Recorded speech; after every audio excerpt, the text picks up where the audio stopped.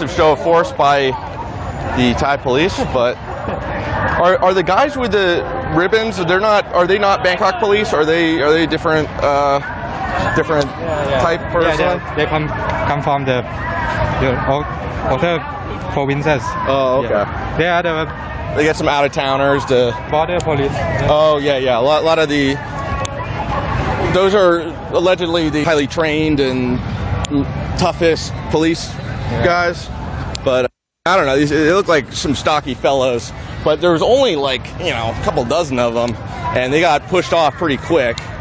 And they do not have riot gear or anything. They just other kind of uniforms, and they are. I mean, occasionally the police do have a line of riot shields and with riot gear, but they did not have that going today because it was off this area. It's just a very wide open space going on right now. There's people running. I don't know what's going on with that. Maybe they. I think that they're walking to the Privy Council office. Oh, okay. Okay, so we're back on track. We're going to the Privy Council office.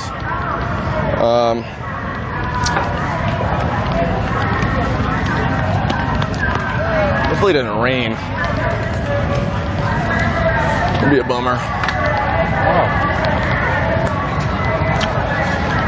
Let's see. So the police had a pretty weak line set up, and they have been overrun. There's a lot of people. I'd say I was lowballing with 2,000 because it goes all the way up and then back. I don't know.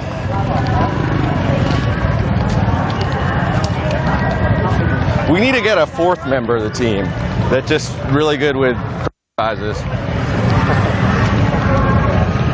They like won that game to pick how many jelly beans are in.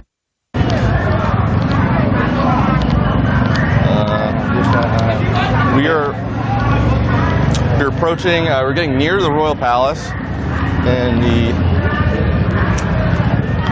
but the protesters were ordered to not get within 150 meters. And the police said it was like the demonstration is legal unless you get within 150 meters of the Royal Palace. Okay, well, I don't think you're going to get this crowd to listen to rules right now. As always, it's a very peaceful crowd. People seem pretty chill right now.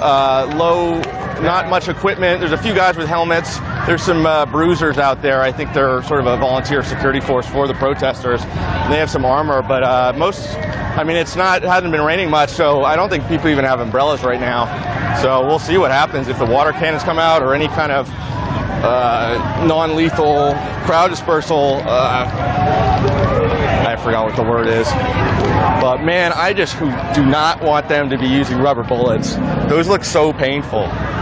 Like in America, they're just firing them off willy-nilly, like at everybody. And then one guy got hit in the eye. Like if you get hit in the eye, your eye is gone.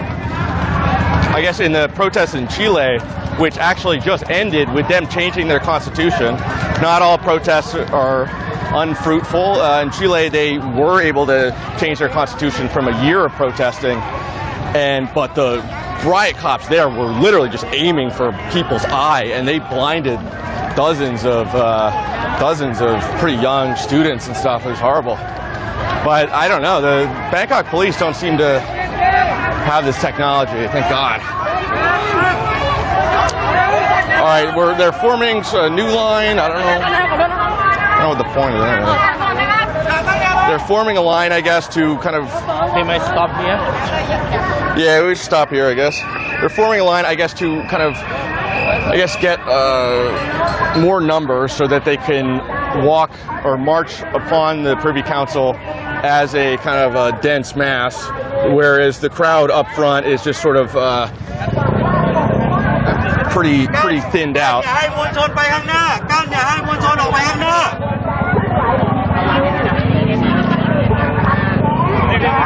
So they are definitely prepared to begin marching on the Privy Council office. I lost track of what happened to the letter boxes, but they're carrying official Thai Post letter boxes in order to deliver the letters to the king through the Privy Council. And we will see how this goes. Oh, okay, here we go. The police have sent municipal buses to block the road. Oh, wait, here, get the buses. The leader said, don't let the people come inside. Don't let the people come inside here? Right here. Yeah. Oh, okay. Well, all right, well, we're not protesters. We're media. We get to go wherever we want.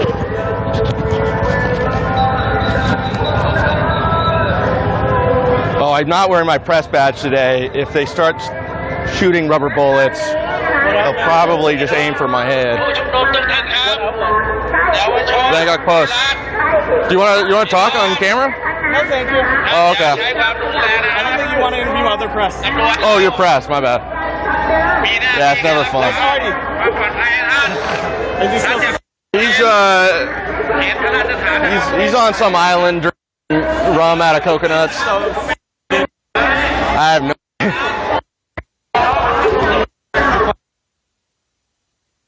What's that? They don't tell.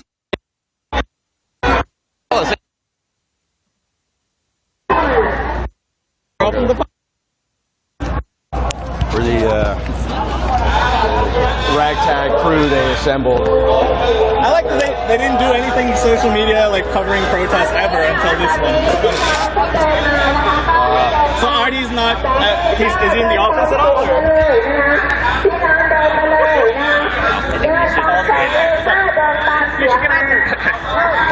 Keep this on the down.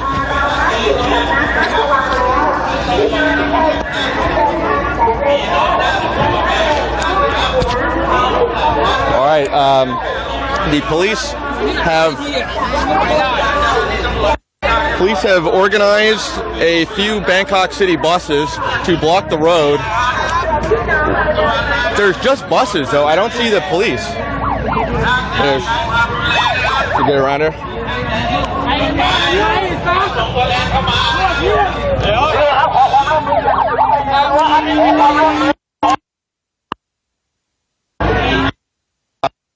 Oh, there's riot police on top.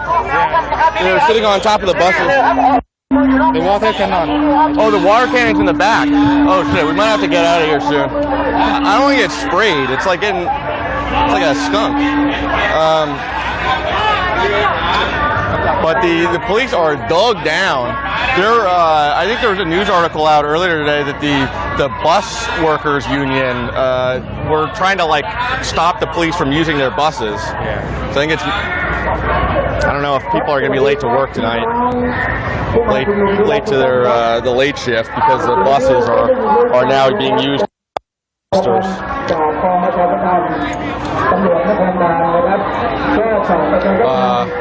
Let's see what's going on.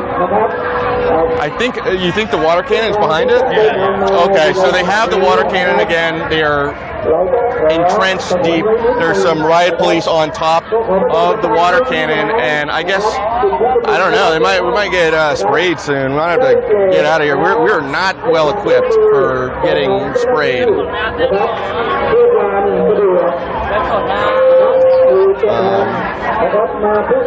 The protesters have formed a line in front of the buses. It might be a repeat of the other water cannon incident at Siam Square in mid-October, where the protesters kind of just formed a block and they had umbrellas and helmets and stuff up front. They kind of used the Hong Kong supply line technique of getting all the protesters to send their umbrellas or any kind of protective equipment to the front line.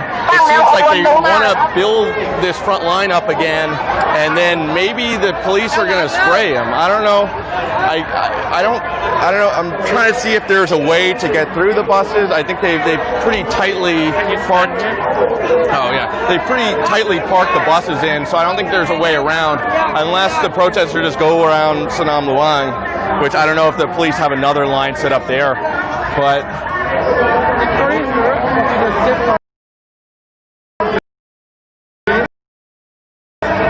Okay. Yeah, whatever. I saw it. We're the media. The water cannon.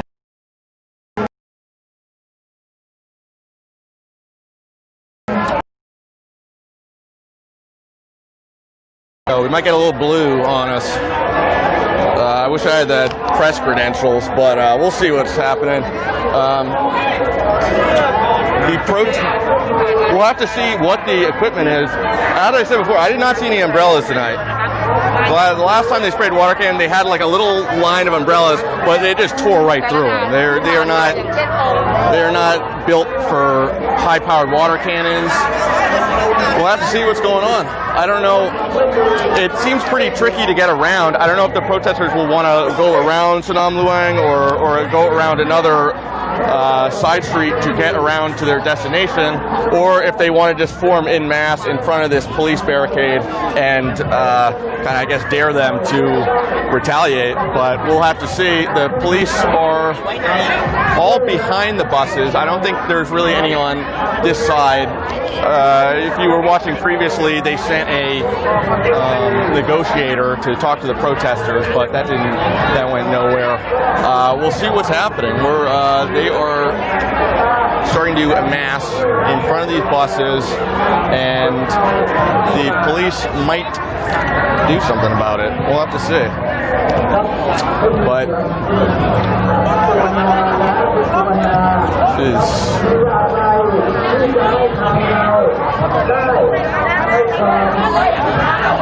I think that guy's from Tisrupt.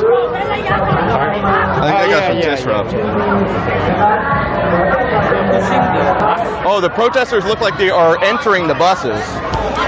They're trying to get in the buses, I guess. I don't think there's a way. I guess there would be a way out through the other doors. There's some shouting. Oh, they are moving the buses. Oh, the protesters are moving the buses. Somebody did not.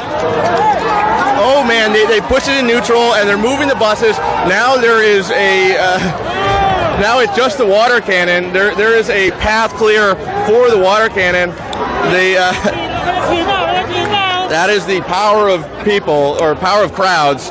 They were able to move that bus in neutral, and I'm assuming that's not too easy to do. The police have some sort of barricade thing, or some pedestal or whatever they're standing on, and then there's the water cannons.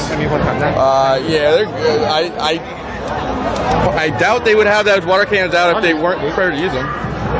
หรือว่าม็อบขึ้นมากดเกียร์ว่างไม่รู้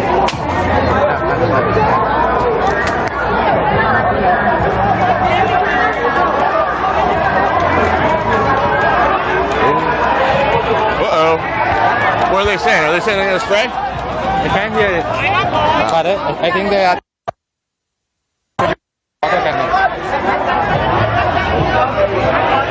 We're going to stand a little back. We're cowards. I don't want to get sprayed. But we'll have to see. The police, I don't know what the chemical is, but they put some chemical and blue dye in it.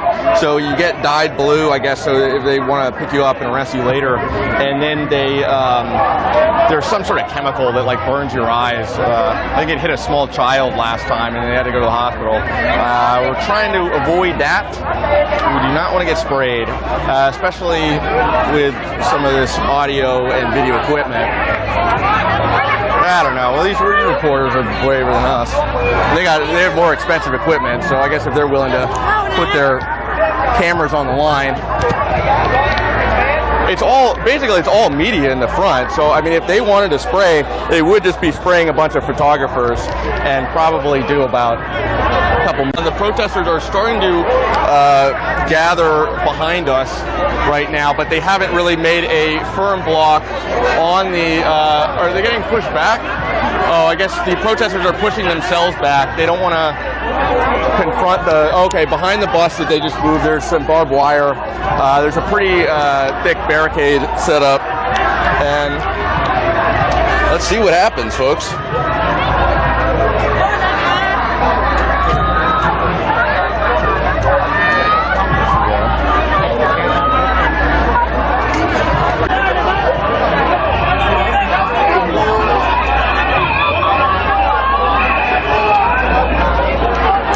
protesters seem reluctant to engage the barricade directly. I think they're waiting for maybe their numbers as well. It seems like the leaders are trying to push people back away from the cannon and away from the police line. A few brave protesters are right up there at the barbed wire. I don't know what they're saying. They are maybe police.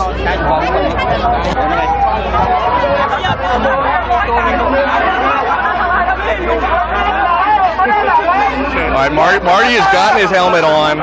Things are about to get serious. Uh-oh. มั่นใจว่าตรงนี้เนี่ย Here, should we just go over here by the bus station?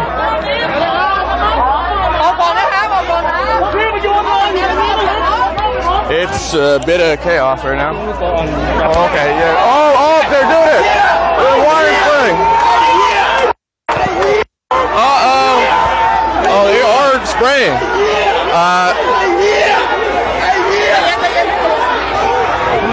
Hopefully they don't turn it our way. The protesters are yelling the F word.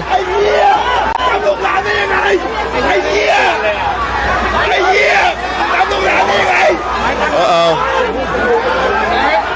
Alright, the protesters are moving to the side. Oh, we're getting sprayed. Oh shit, we're gonna get sprayed. Get the fuck out, it's water!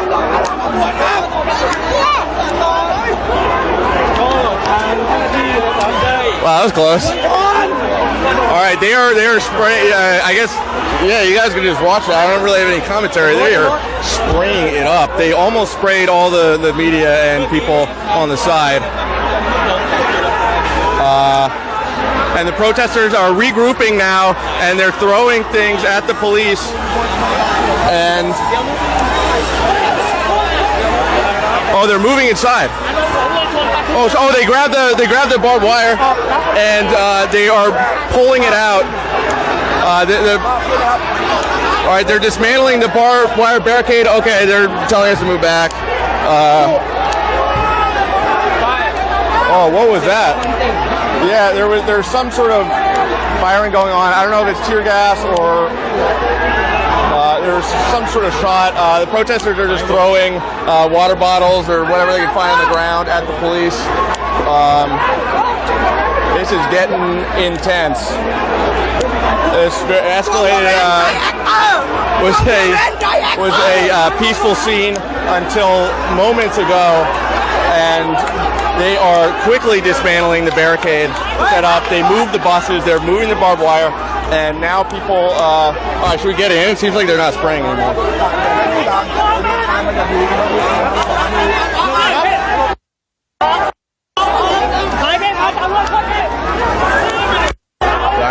All right.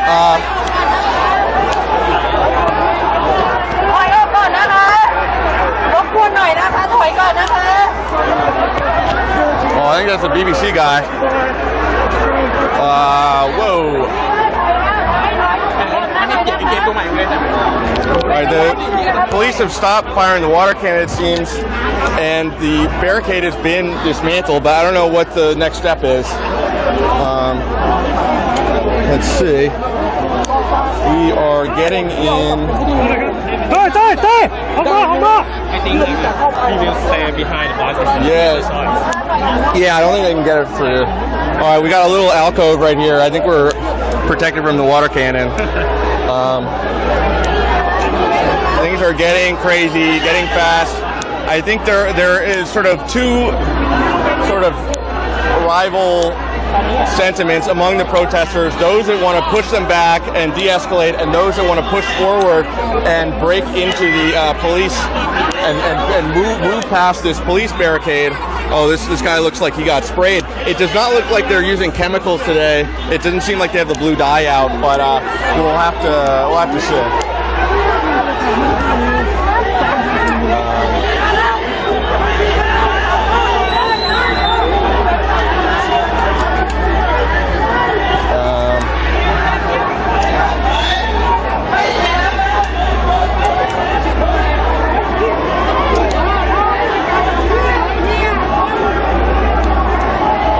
let's see if we can look over the buses. I have no idea what's going on back there. I have no idea how many police. I guess the estimate that was on Twitter earlier was 400. Yeah, who knows what's going on behind that bus? I guess the chat knows. Let's see.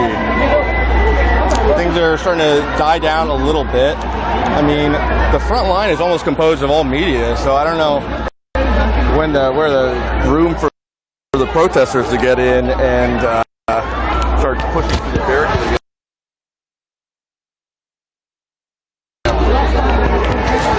But we'll have to see. This is getting hairy.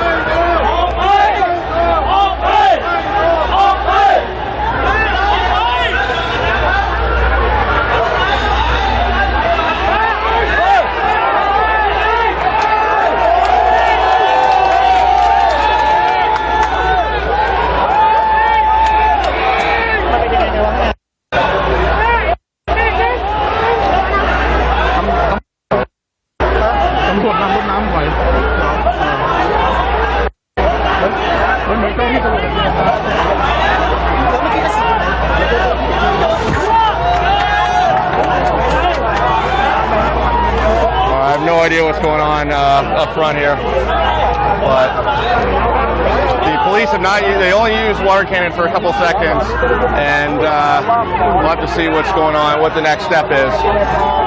If you're just tuning in, we are right next to Sanam Luang Field in Bangkok, where police have just tussled with protesters as the protesters attempt to march to the Privy Council, which is very close to the Royal Palace. The police negotiator earlier said they considered the demonstration illegal if the protesters got within 150 meters of the Royal Palace, and their intended location to march is the Privy Council, which is right next to the palace. And let's see. I can't hear what the police are saying, but there is some sort of standoff. The protesters are making significant strides of getting through the police barricade, which is made of a bunch of city buses and barbed wire, and we will have to see. We'll have to see what's going to happen next.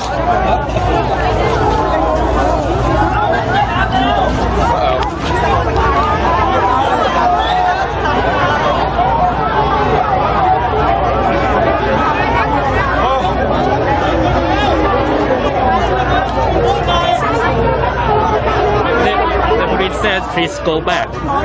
Okay. Police are telling protesters to back up. The crowd is just getting thicker and thicker. More and more protesters are arriving from the original start location, the Democracy Monument, and now it's a very densely packed crowd of protesters. A lot of media, but I think it's some protesters are trying to push people back. Others are trying to escalate and start taking the barricade apart, but we'll have to see which side prevails. They have made significant progress. They moved one of the buses. The police said they won't shoot the water anymore, but they asked the protesters to back off. Oh, okay. Is it like we won't use it if you back off, or we won't use it unless? So I guess the water before was a warning shot. We almost got hit. I don't think they have chemicals today. It didn't seem like they had the blue stuff in it. I think it's just a normal water. Yeah. So I mean, it wouldn't be fun to get hit by it, but it wouldn't really be the end of the world either. Okay, the police seem to be advancing in a big truck and to kind of fill in the gap that the protesters have made.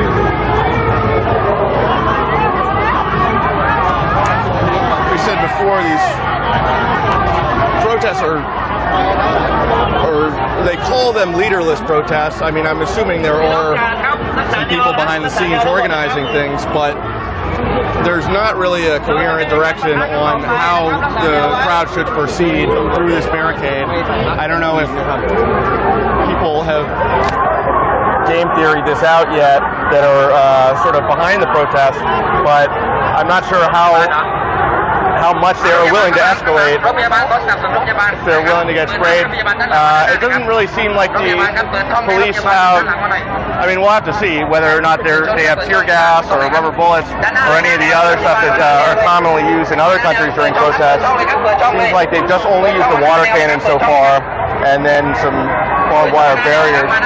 But they are getting... Oh, there's an ambulance coming out? The protesters are gathering umbrellas. I don't think they are listening to the police's demands to back up. I think they will stay here and are afraid again. I think they're trying to move the umbrellas to the front. I don't know what the ambulance is doing here. I don't think it's going to be able to get through. Someone might get injured. Oh, okay. An ambulance. Yeah. I guess they're preparing for the unfortunate likelihood of someone gets sprayed in the face. These are pretty high-powered cannons, so it would not be fun to get hit.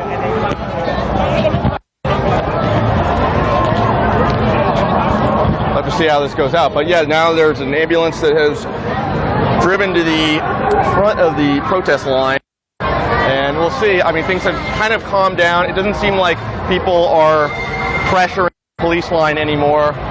Let me try and get a better look. Where'd Marty go? Oh, there he is.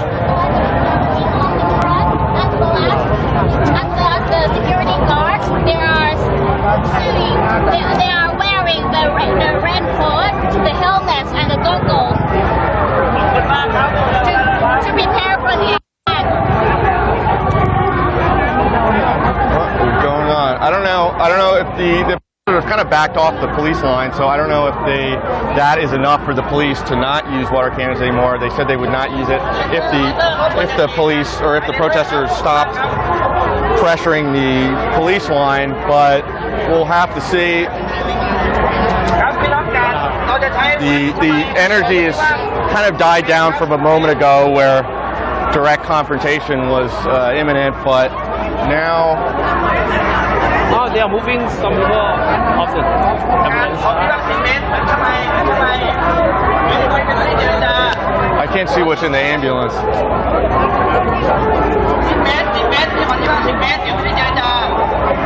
Police are asking people to back up, and I guess the protests to back up. They do not want to further provoke the police.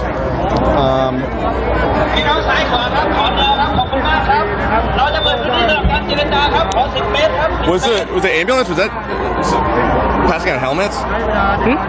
Did they have helmets in the ambulance? I don't see anything. Oh, okay. I think it's, I don't know what's going on there.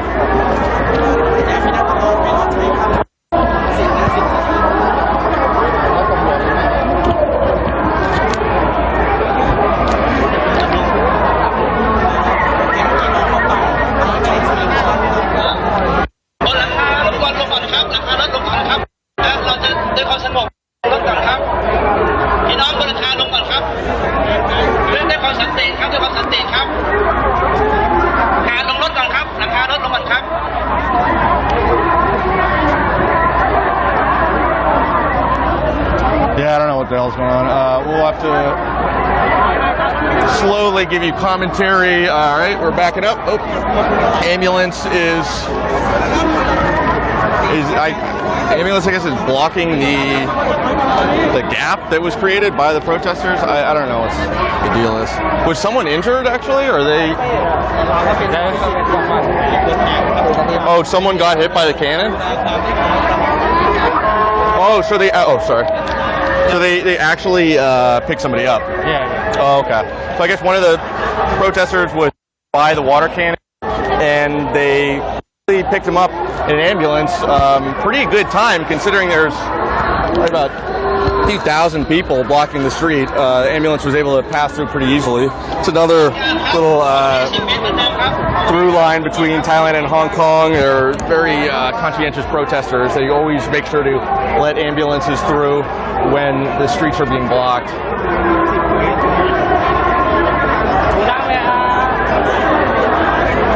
Alright, the protesters are backing up again. Backing it up.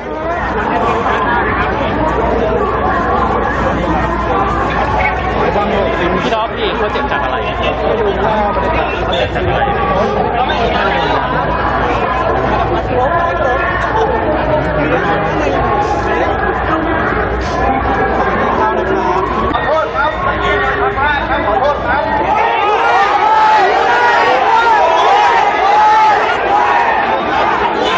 I hear. The police said they want to apologize for the water cannon using. Wow, really? Yeah. So the protester is now booing them. Oh my God. You would never see that in America. Yeah, they said it was a mistake. Really? Yeah. Wow. Wild stuff. I guess, yeah, the police are apologizing. The protesters are not happy about it. And I guess, I mean, maybe someone was injured. Did you see somebody get in okay, yeah, so somebody was picked up by the ambulance. I guess they were injured by the water cannon. And now the police are apologizing. Wow, that's crazy. As an American, I would never see that in my life. They were like punched this Australian news reporter guy in the face when they were clearing people out from in front of the White House. They didn't apologize for that one. But all right, the cops seem to be trying to win the hearts and minds of the protesters. You know, a little tough love with a cannon, a little, I guess, good cop, bad cop. You know, they're on the good cop kick now. But we'll see if that lasts. We'll see how long good cop lasts. อยากให้เข้าไปยังบริเวณพื้นที่ด้านในหากบริเวณจุดนี้มีความคืบหน้าอะไรเดี๋ยวทีมข่าวช่อง8จะรายงานกลับไปให้ทราบอีกครั้งครับ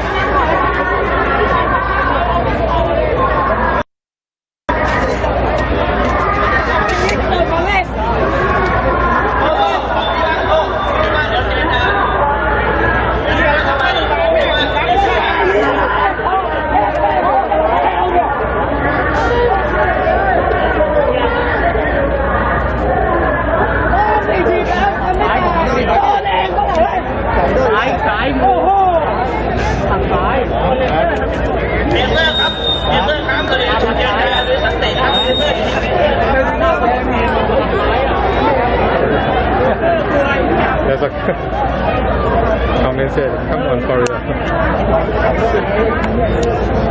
Well, in reference to what? I think that maybe to Oh, the police? what the police said. I still don't understand Thai police at all. They're so much different than the ones you have in America. Yeah. In America, you cannot reason with the police. Yeah, They're- compromise. They are brick walls. Yeah, Thailand is the land of compromise, right? Yeah, it's the land of compromise. Or yeah, I guess maybe there could be a peaceful end to tonight. The police are already apologizing for using force, and the protesters themselves have seemed to calm down. They no longer. Oh yeah, sorry. They no longer want to. They're no longer trying to move the barricade anymore. They already moved a bus and some barbed wire, but I think behind that is some police trucks that they won't be able to move. But the police, yeah, they said they won't use the water cannons anymore, and the crowd seems to be getting calmer, but I don't know what will happen because there's thousands of people out in the street and they want to go that way, and it seems like they can't. Maybe they will try and find another route to their destination, but we'll have to see. They want to go to the Privy Council to deliver some letters that the protesters have written, probably hundreds of letters to the king, to give them, I guess, their grievances or whatnot. We haven't read any of the letters. I guess they're for. Okay. Let's go over there. That's activity over there. Walk faster, please. walk slowly please slippery yeah walk with the medic วันนี้ห่วงไหมครับเดี๋ยวมันจะปะทะกันนะกับข่าวสดนะดูแล้วเป็นไงฮะห่วงไหมไม่ห่วง Okay well the medic said he's not worried at least he talked to me well nobody know why don't you translate what his more yellow shirt officers being deployed as you can see. Okay, let's get to that side and we will switch the camera. Why don't you prepare the switching of the camera while I hold this camera? Okay? Well, I need to end that first. Okay, but prepare whatever you can without the main camera. It's just attaching that on to the tripod. Okay, we will have to switch the camera in order to be sure that we will have enough battery to cover the next hour or so, and that might even be an underestimate because there could be this thing could drag on well into the night, and it's just shortly before 7 p.m. Yeah, Tapanai begged them. The more officers are being deployed, as you can see, with shield. I'm going to take a photo while Tapanai is more concerned about getting to the other side of the protest. Yeah. Okay, why don't you change? We'll sign off? Or what? Yeah. Okay, so again, we're just going to sign off for 10 minutes to change the camera, and we will be back to stay tuned. What looked like a possible showdown is brewing. The police have used a water cannon half an hour ago, and I am wet. Tapanai is getting dry. And the demonstrators are here at the Loyal Lawn with the backdrop of the Grand Palace and the Emerald Buddha Temple. So we don't know how the night will pan. Police said just send someone to negotiate, but there seems to be no one to be who will be dispatched or represent the demonstrator to submit a letter to demand the reform of the monarchy institution. Yet this is close to 7 p.m. and we will be back within no more than 15 minutes when Tapanai change the camera and get a new battery. So stay tuned. This is Pravit Rojanaprit and Tapanai Bunbandit from behind the camera reporting live for Khalsot English. Stay tuned and see you very soon.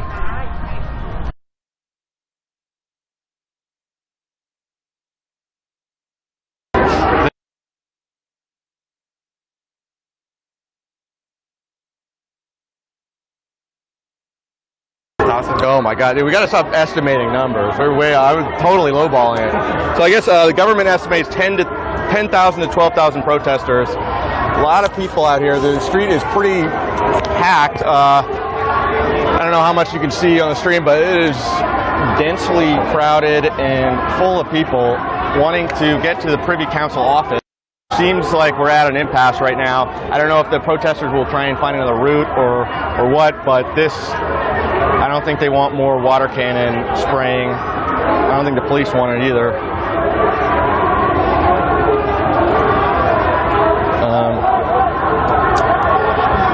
Yep. Just got some downtime. They're trying to check the police van. Oh, okay. The protesters are moving over here. They're trying to get a new path forward.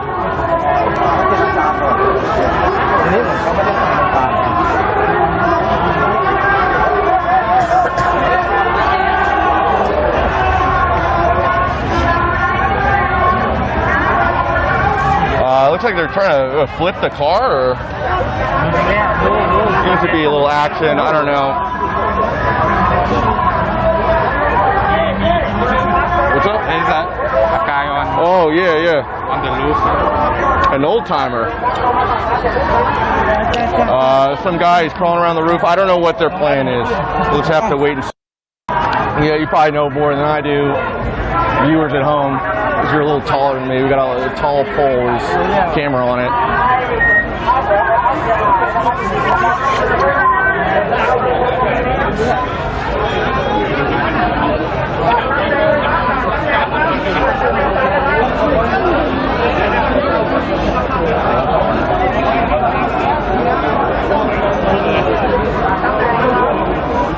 The protesters are kind of testing the strength, the weak points of this wall here, which is mostly just a bunch of parked cars and buses. They already removed all the barbed wire.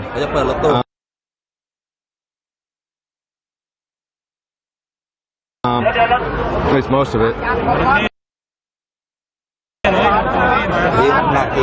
Oh, they're trying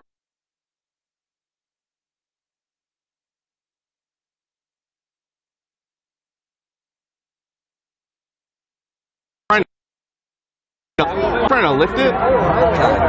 Wow.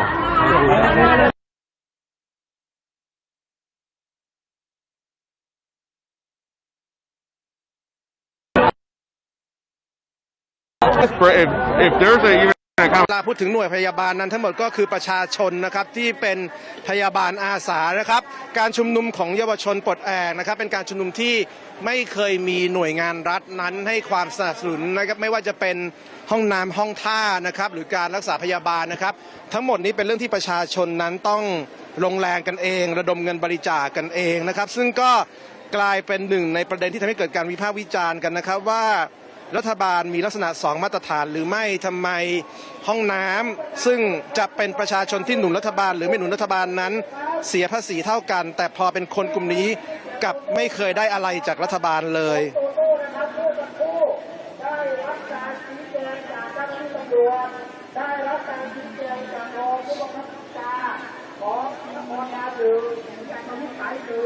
ได้แจ้งว่าขณะนี้ผบ.ตร.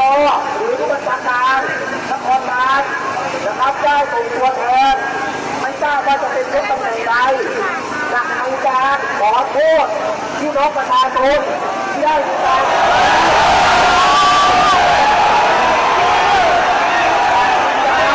ขอโทษพี่น้องประชาชนผ่านเครื่องขยายเสียงของเจ้าหน้าที่ตำรวจหลังจากนั้นเขาจะเปิด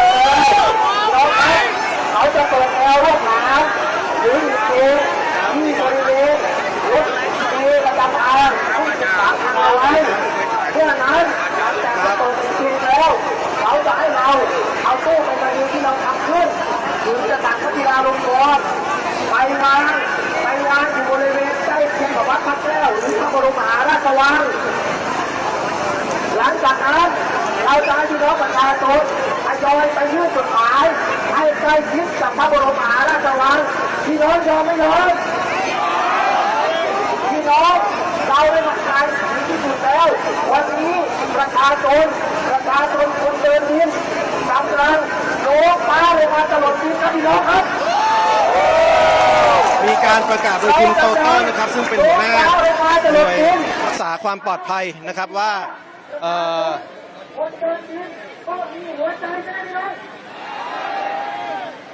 นะครับมีการประกาศโดยคุณโตโต้นะครับว่าจะมีการส่งตัวแทนของผู้บัญชาการตำรวจนครบาลมาขอโทษประชาชนนะครับซึ่งหลังจากที่มีการฉีดน้ำใส่ประชาชนนะครับทางคุณโตโต้ซึ่งเป็นฝ่ายรักษาความปลอดภัยบอกว่าทางผู้บัญชาการตำรวจนครบาลกำลังจะมีการส่งตัวแทนมาขอโทษนะครับในช่วงแรกผู้ชุมนุมมีอาการไม่พอใจแต่ตอนนี้เหมือนกับผู้ชุมนุมก็ใจเย็นลงนะครับเช่นเดียวกับมีการประกาศนะครับว่าเดี๋ยวจะมีการเปิดทางให้กลุ่มผู้ชุมนุมนั้นนะครับ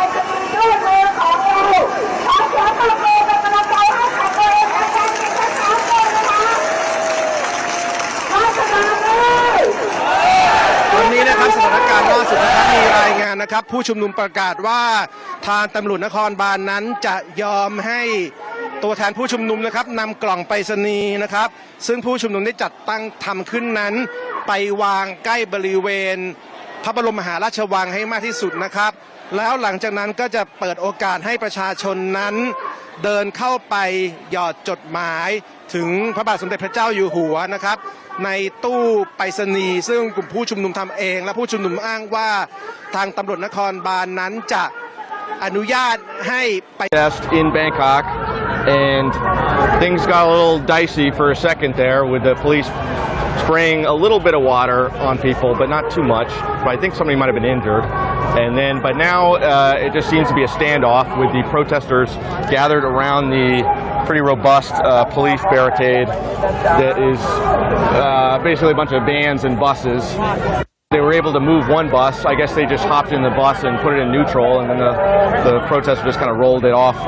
So they were able to make a gap, and they were moving the barbed wire, and that's when the water cannons came out. So, but now it seems like both sides have kind of chilled out. The cops apologized for using some force, and the protesters are now holding a big sign up that says "Calm down." So I guess getting people to chill. But I don't know. We'll see what happens.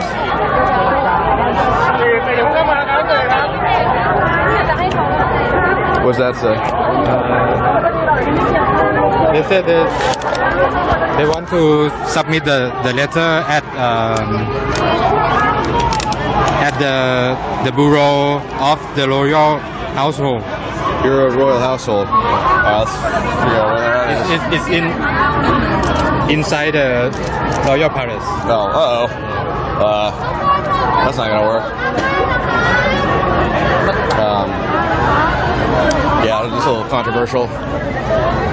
Wait, so was the Privy Council right earlier, or was This one is the new update. okay? But that one's even harder to get to, right? Yeah. Wait, let me look at it on Google Maps. What's the office of what's it called? I don't know if they will send someone else. Royal Bureau? Yeah, to receive the letter or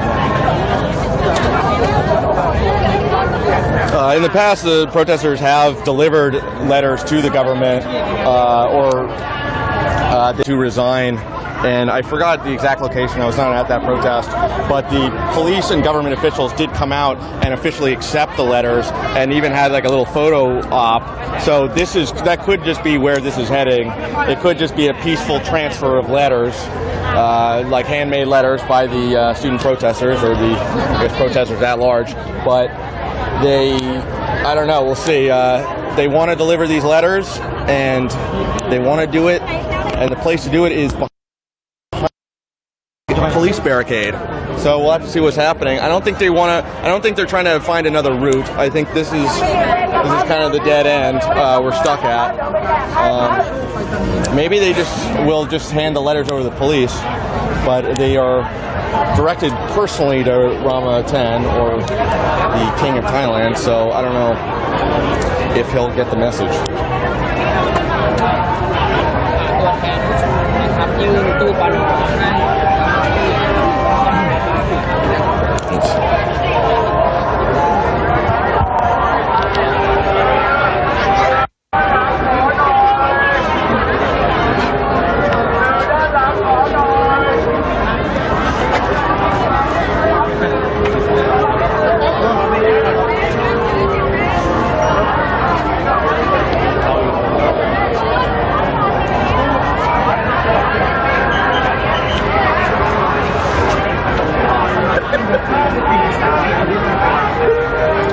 Things seem to be pretty calm right now after a brief bit of excitement earlier. But we shall see. It does not seem like there's many protesters trying to escalate things. It seems like there's a lot bigger contingent that are trying to push people back away from the police and calm things down. They even have a giant calm down sticker. They are now trying to move the big crowd of people within a healthy distance of the police barricade. Now it's mostly just media people behind the line they're forming. Let's see. There's a new scrum.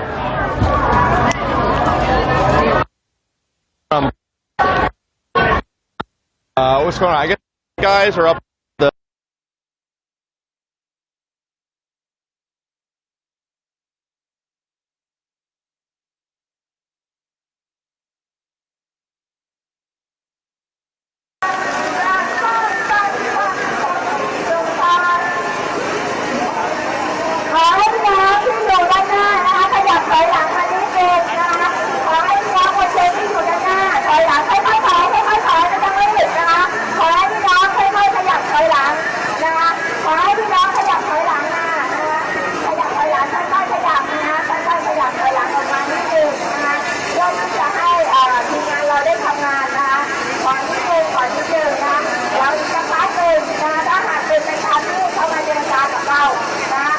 ก็จะเป็นการภารกิจของเราต่อไปนะคะและตอนนี้ขอให้น้องๆขยับออกมานิดนึงนะคะขยับออกมานิดนึง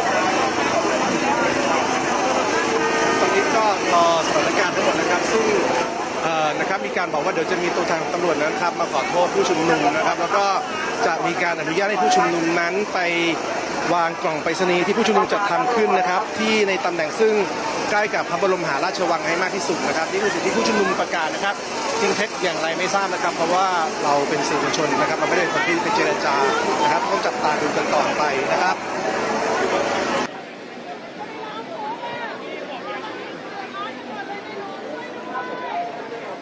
หลบรถด้วยนะคะหลบรถด้วยหลบรถด้วย ครับครับผมขอบคุณครับขอบคุณมากครับ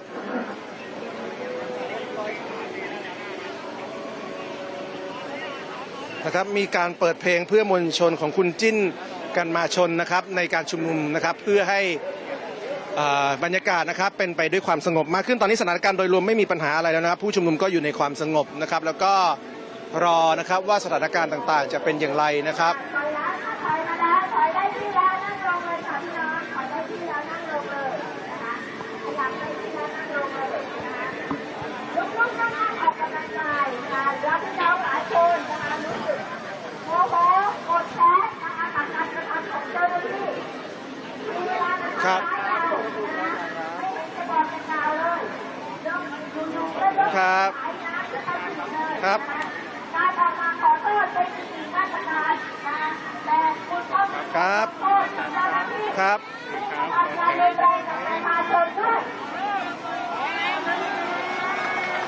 ครับขอบคุณครับ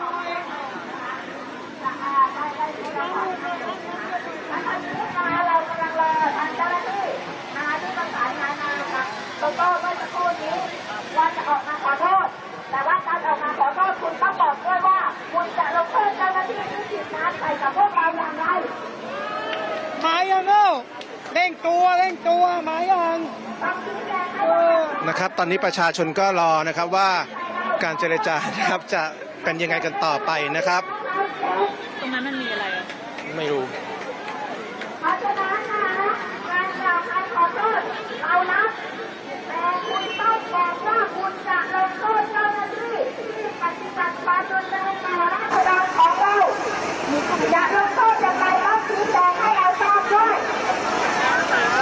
โอเคนะครับเดี๋ยวเราจะเข้าไปข้างในกันนะครับเพื่อดูเหตุการณ์ให้ใกล้ชิดมากขึ้นนะครับ ใจเลิกกันใช้ได้เป็นบางครั้งบางครั้งมันก็ใช้ไม่ได้เพราะคุณมีภาษี เราเดินไปที่บริเวณหน้าศาลหลักเมืองกันนะครับ เพื่อดูสถานการณ์ทั้งหมดกันนะครับ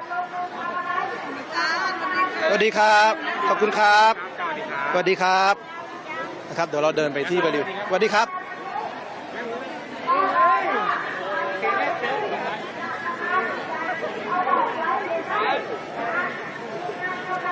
จาน PSI ช่อง5ทำไมมันรับไม่ได้ ไม่รู้เลยครับผมไม่รู้ครับแป๊บนึงก่อนครับ ฝ่ายนิติการฝ่ายและที่ประชาการอยู่บนดาวอังคารเรารู้นะว่าใครบ้างที่ฉีดน้ำใส่พวกเรา เพราะฉะนั้นนะคะคุณต้อง โทษนะครับ มาขอโทษและบอก เรากำลังเดินเข้าไปในจุดซึ่ง Danger to the job. Almost got a bopped in the head. We're trying our best to keep safe. It seems like things are about.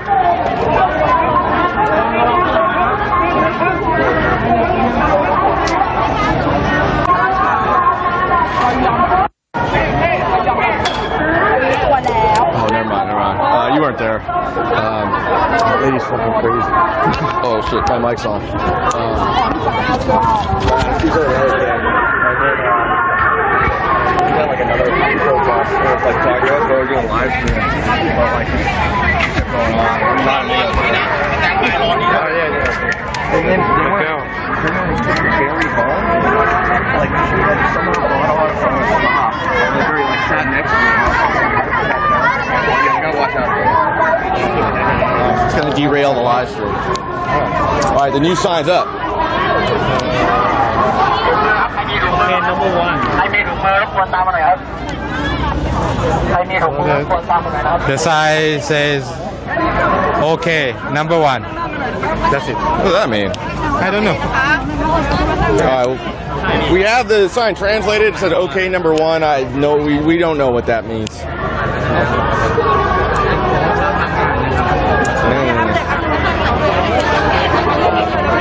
Okay, number one. Is that do protesters have a code? Is one they speaking in? Maybe something of the signal for the processor.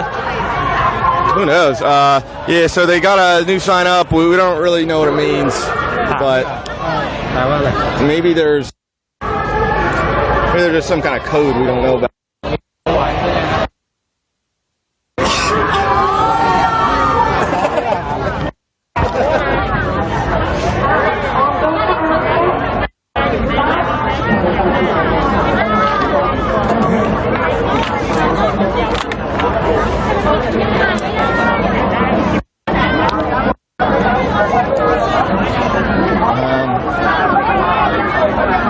We said before, these are leaderless protests, so the only leader now is this multicolored sign they keep raising.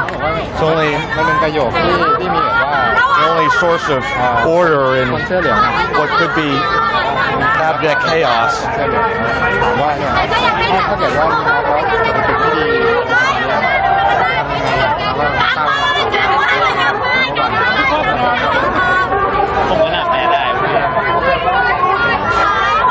Trying to get you the most exciting footage of what's going on right now, but things have kind of died down. So right now, all we can film is people making a sign. That seems to be the highlight of the frontline protest area. Uh-oh, they got a new the black one. Ominous. Let's see that one. It's death. Just kidding. I don't know what it is. Oh.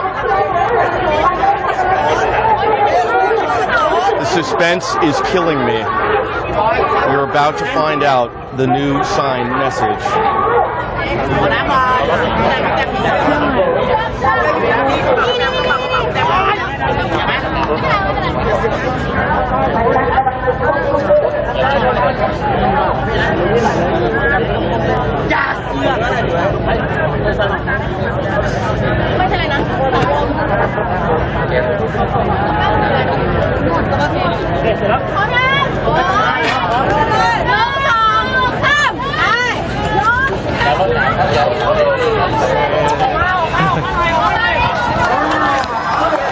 Reform the monarchy. Uh-oh. All right, the new one says reform the monarchy in black. It's a potential computer crime violation. See it on this live stream, but we shall see.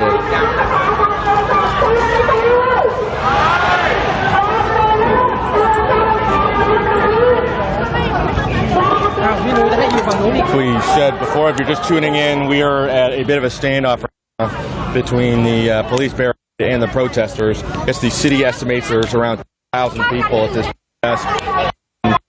They are blocked by city buses, some barbed wire, and some police vans, and the protesters are unable to fully break through the barricade. So now it's just kind of hanging out to see what happens next.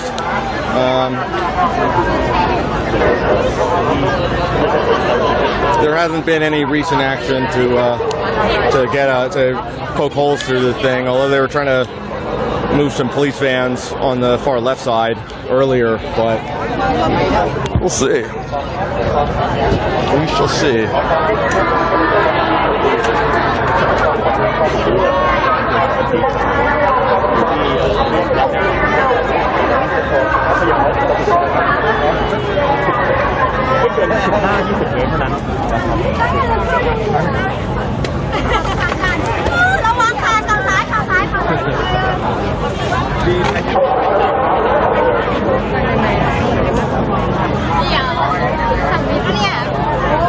Yeah. anywhere I can go to. Should we take a break? Take a piece. I got it too. That's This is there's a Hongnam issue, or not a bathroom in sight. Should we take like a quick break? I don't think anything exciting is going to happen. They want us to.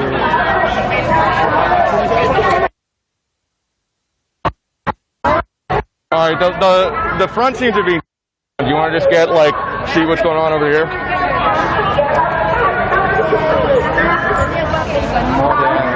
Okay, people are sitting down on the wet.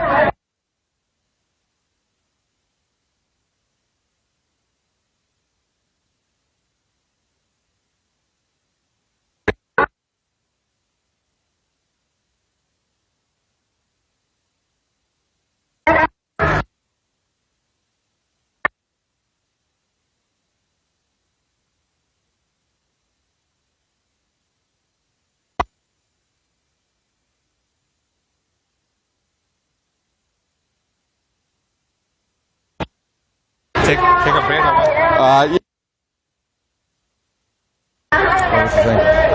We're going to take a short break. Things seem to be kind of dying down now. Hopefully we don't miss anything too important, but we got to rest our tired legs for a short break, but we will be back. Stay tuned. Going to be more live streams coming up.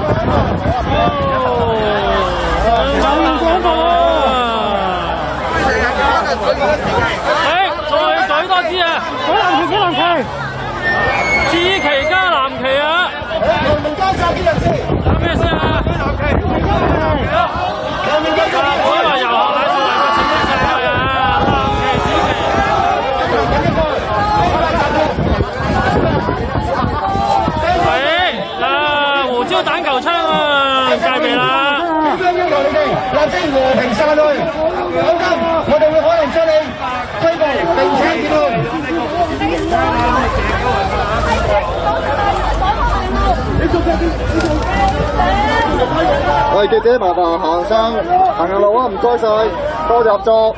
聽到㗎。唔該，佢就唔該集結人士，呢個係警方對你作出嘅警告。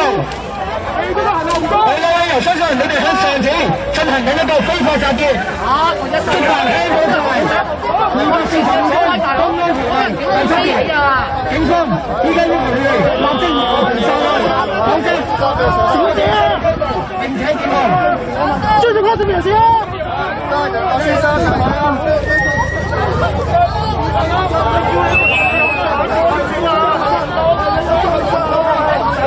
小心啲啊！唔好落嚟啊！嗰啲明顯係唔尊重跨性人士啊！你明唔明？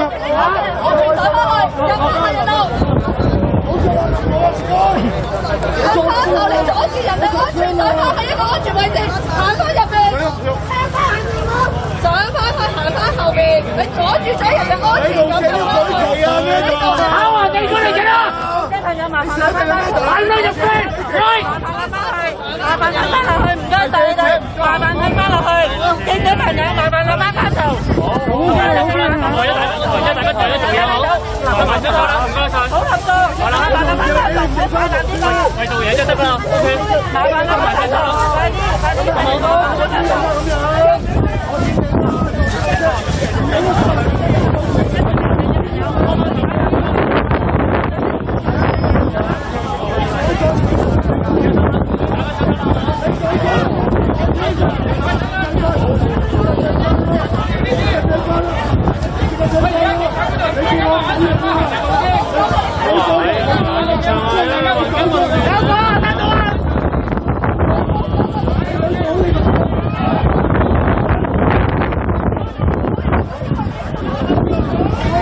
，sorry。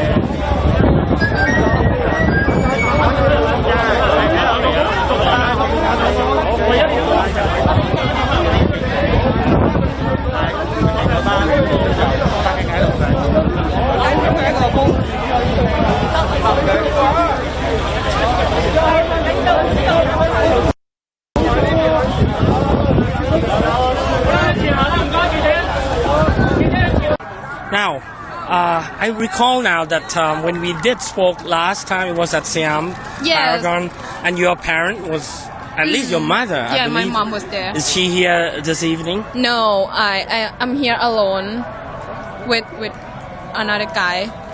And don't you think she would be worried because well, it had turned slightly or briefly violent an hour ago. I think she is worried because she called me like not so long ago, but she is not too worried because she kind of used to it now. I'm not sure, but yeah, she would like keep checking on me. What did you tell her exactly? I told her that I will go to the protest. I just told her that, and she was like, "Yeah, fine." Okay, but I'm here. okay. Yeah. So no curfew, or what time do you have to be at home? No.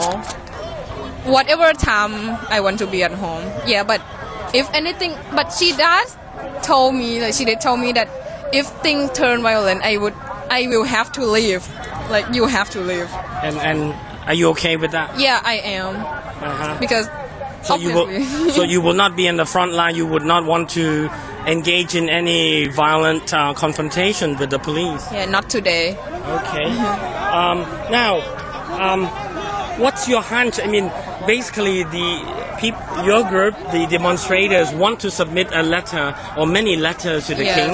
Yes. And what are they waiting for? What's going on here? It's 7:20, and the police line has been erected for over an hour now. What are you or they waiting for?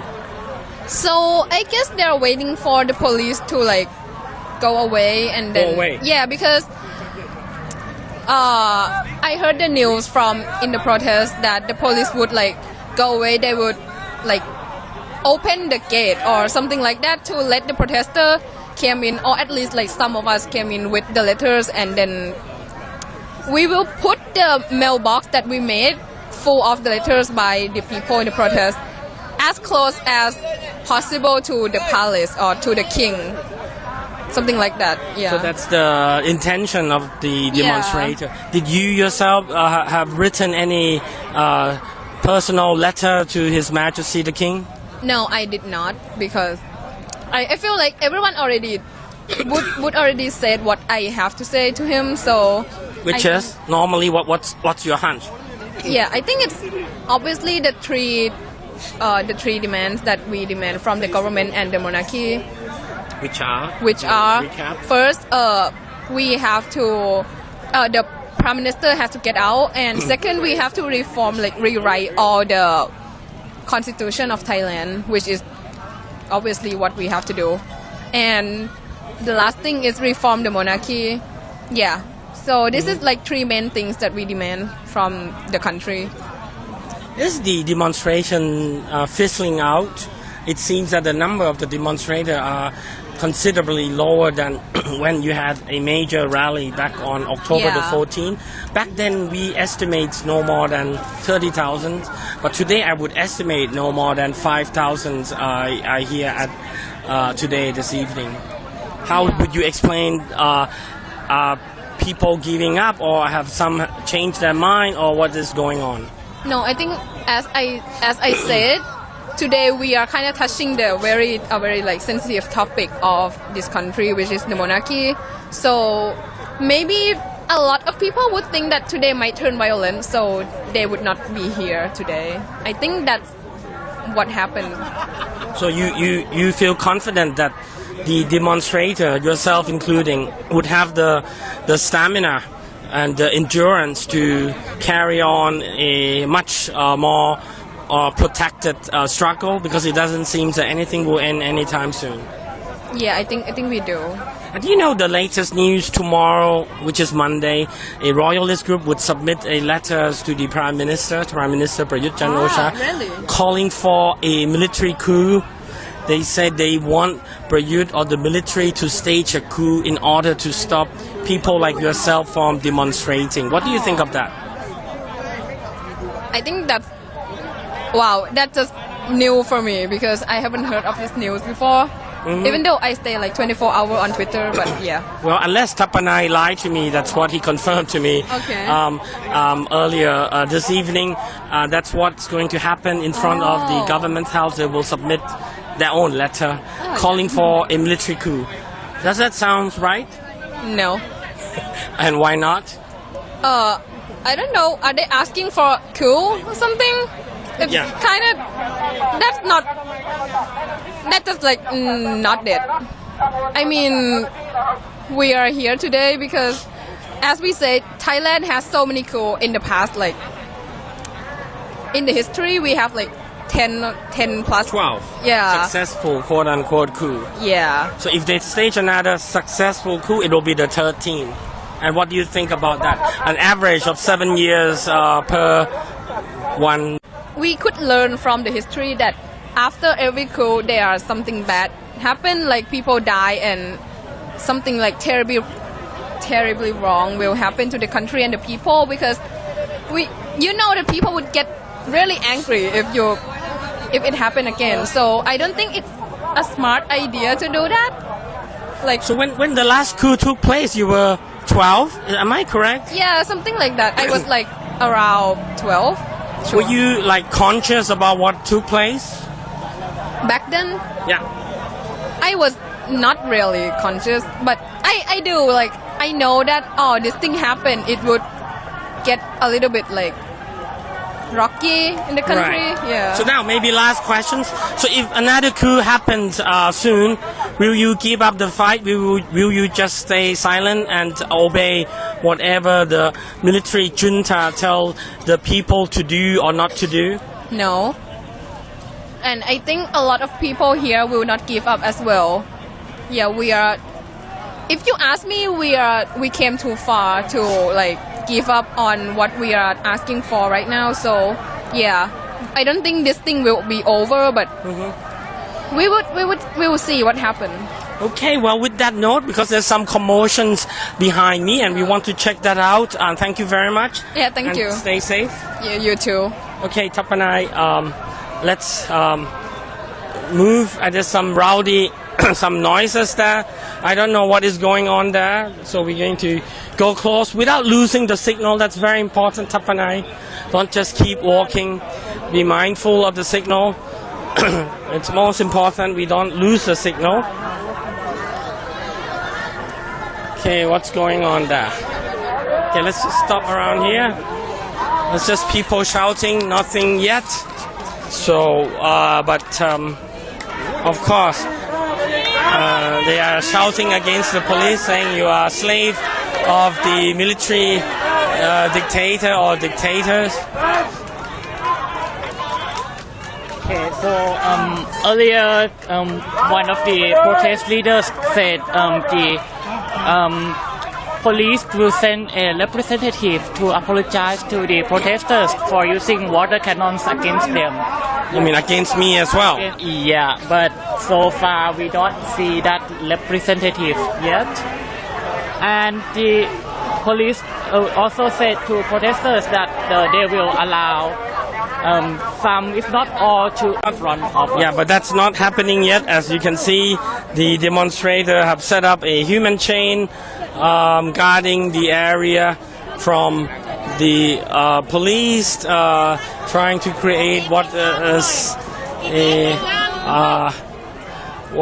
a safe zone. Fellow demonstrator to cover her face because the guard will be prosecuted or persecuted.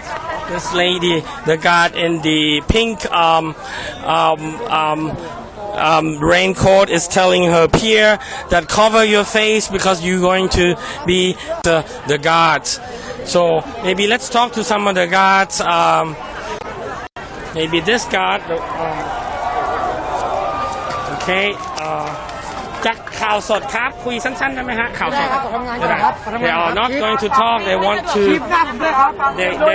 They want to work first. They said so. It's getting a little tense.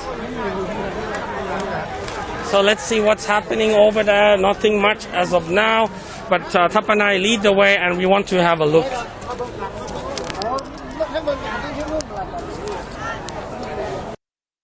Again, I don't know why this bottleneck.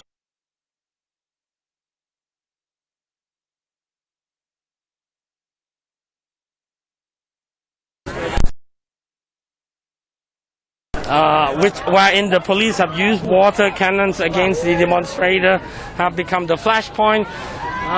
People are emotional, they're shouting and trying to listen as to what they're saying.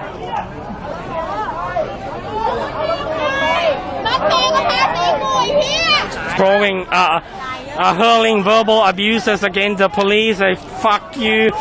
This is our taxes that you are using. For some angry crowd, why don't you use the money that was used to buy the anti-riot vehicles to buy more public buses instead? Shouted one. You animal, can you hear me? Fuck you.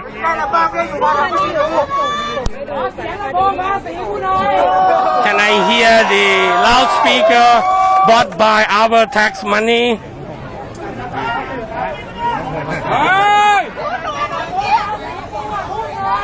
So they're not happy because they're seeing anti-riot officers on top of one of the truck. So emotion runs high here.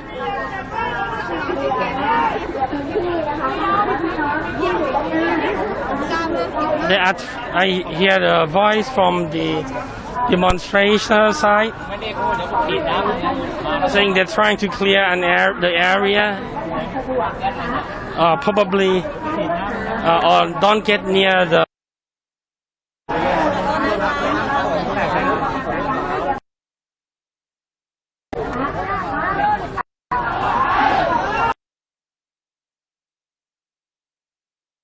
Behind me, they're shouting, "Get out! Out!"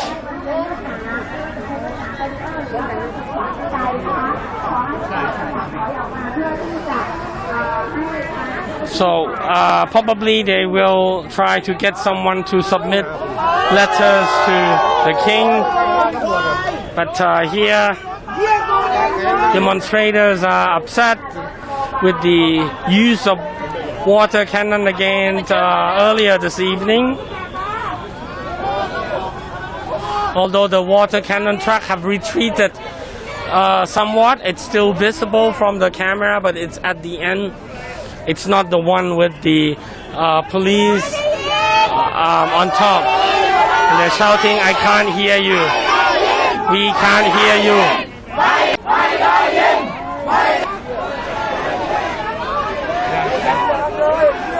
We have the signal. We're going to stay here for a while and maybe move a little and see what's happening at the middle of the barricade.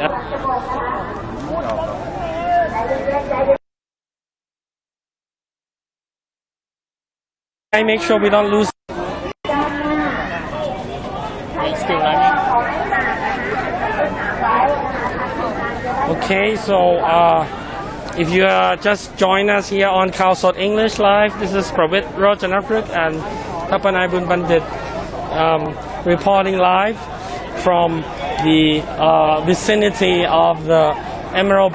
Demonstrators are trying to submit letters to the king or a representative, slave or minions or lackey of dictators or ขี้ข้าเผด็จการ and flashing tree.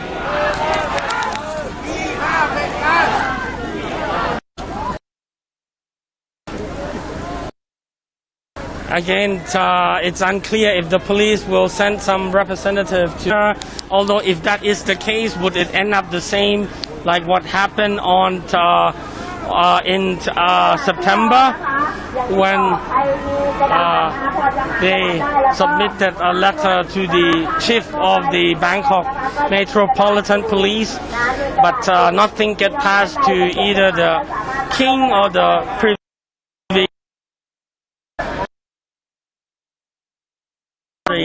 body of the king. ปรบมือให้กับเจ้าหน้าที่หน่วยพยาบาลนะคะที่ตอนนี้ทำหน้าที่ในการดูแลพี่น้องเรานะคะแล้วก็ Just announcing someone clapping their hand to the medic, the first responder, the medical emergency unit, assisting some who are in need of medical assistance or attention.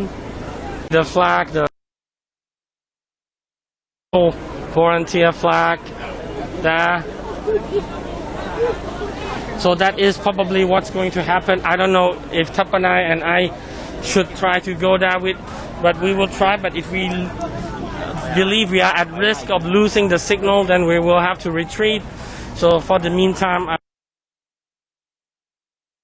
to get closer, but making sure that we don't lose the signal. Carefully and keep watching the signal, the Wi-Fi. ขยับถอยหลังนิดนึงนะคะรบกวนต้องขอแรงนะคะต้องขอแรงช่วยกันขยับอีกนิดนึงนะคะเพื่อให้ด้านหน้าได้ทำงานได้อย่างสะดวกนะคะ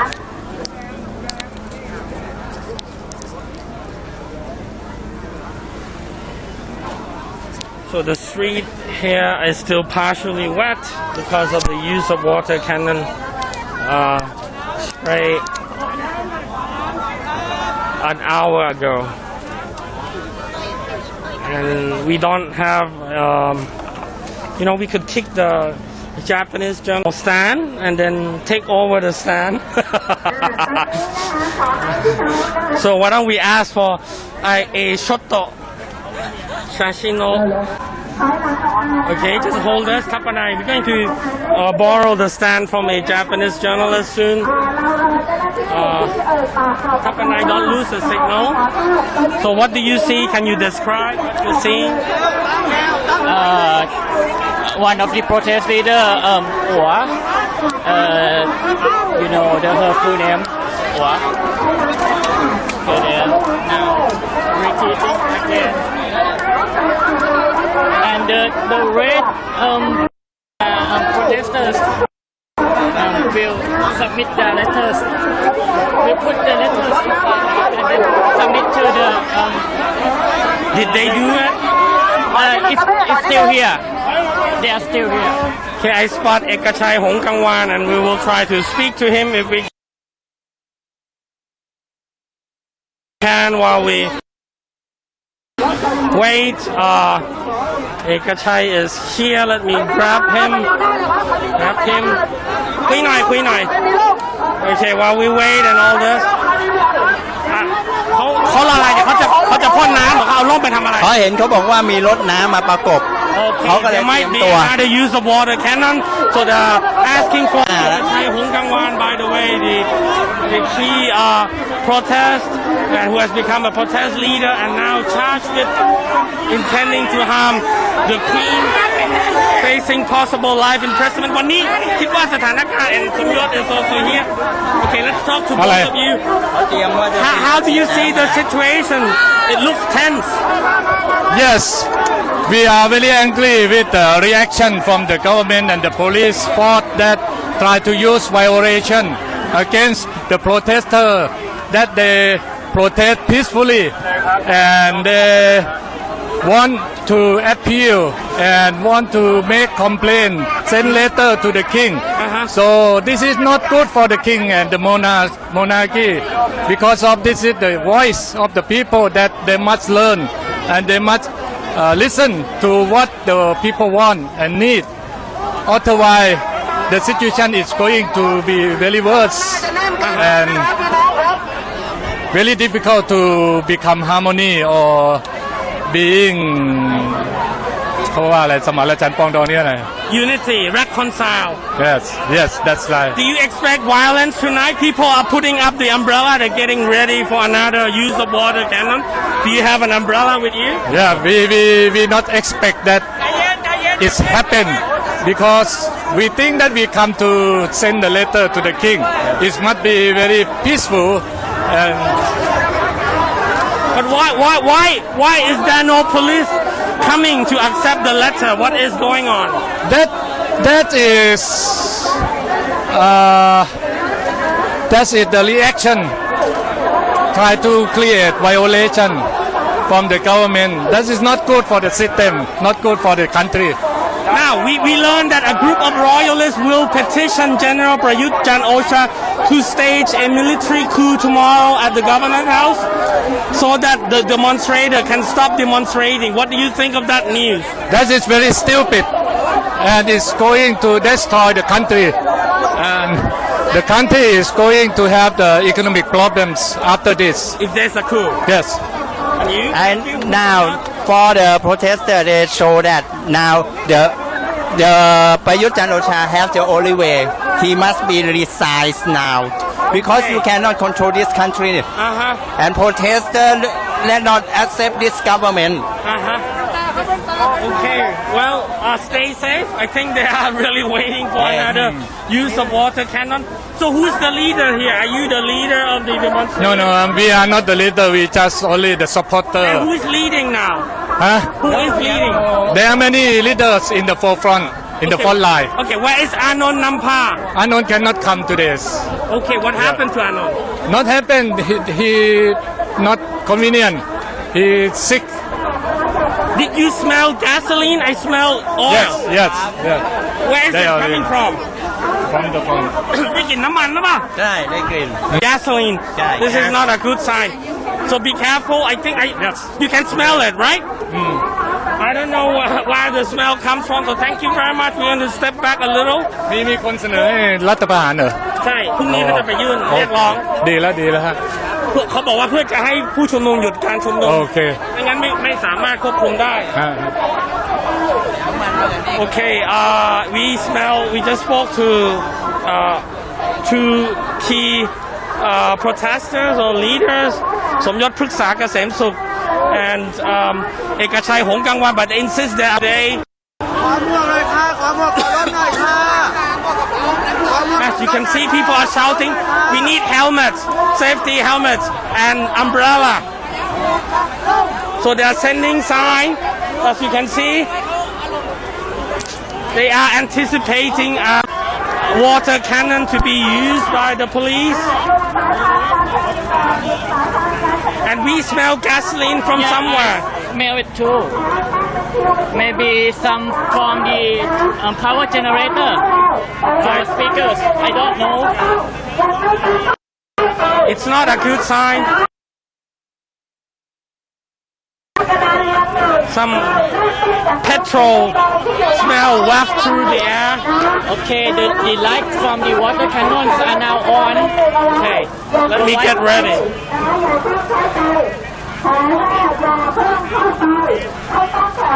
And the voice from speakers don't go inside yet for now.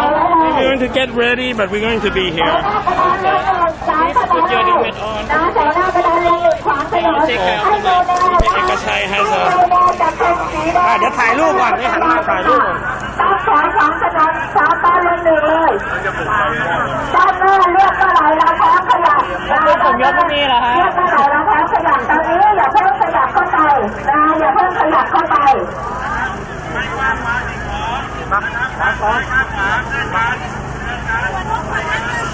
Okay, put that on. I will take care of the mic.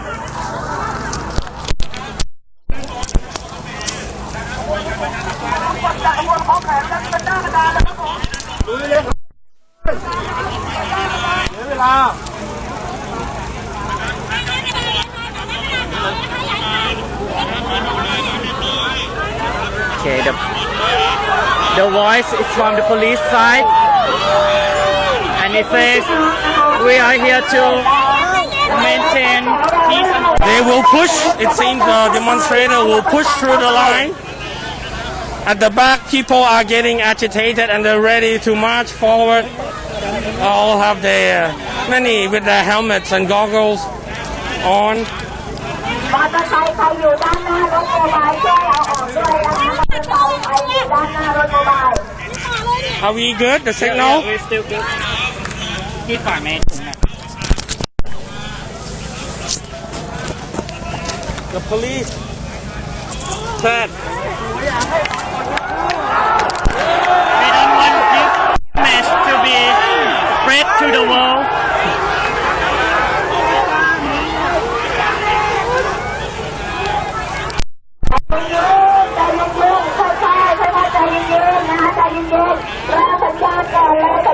I said wait for the signal.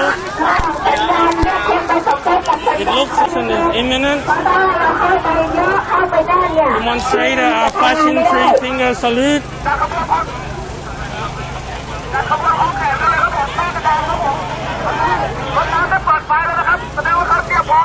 They said the water truck has the lights on. They are getting ready. Form the line. A protest guard said through the loudspeaker. They are having the lights on. They are getting ready.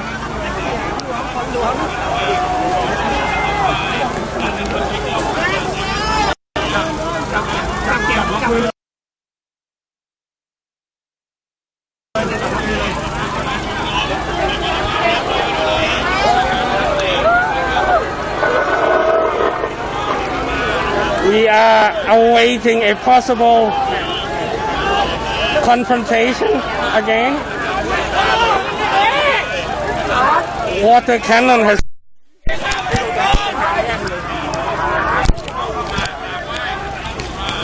an hour ago, and it looks like that's another possibility right now. And it's unclear if the protesters will try through the line to get close to the Grand Palace or not.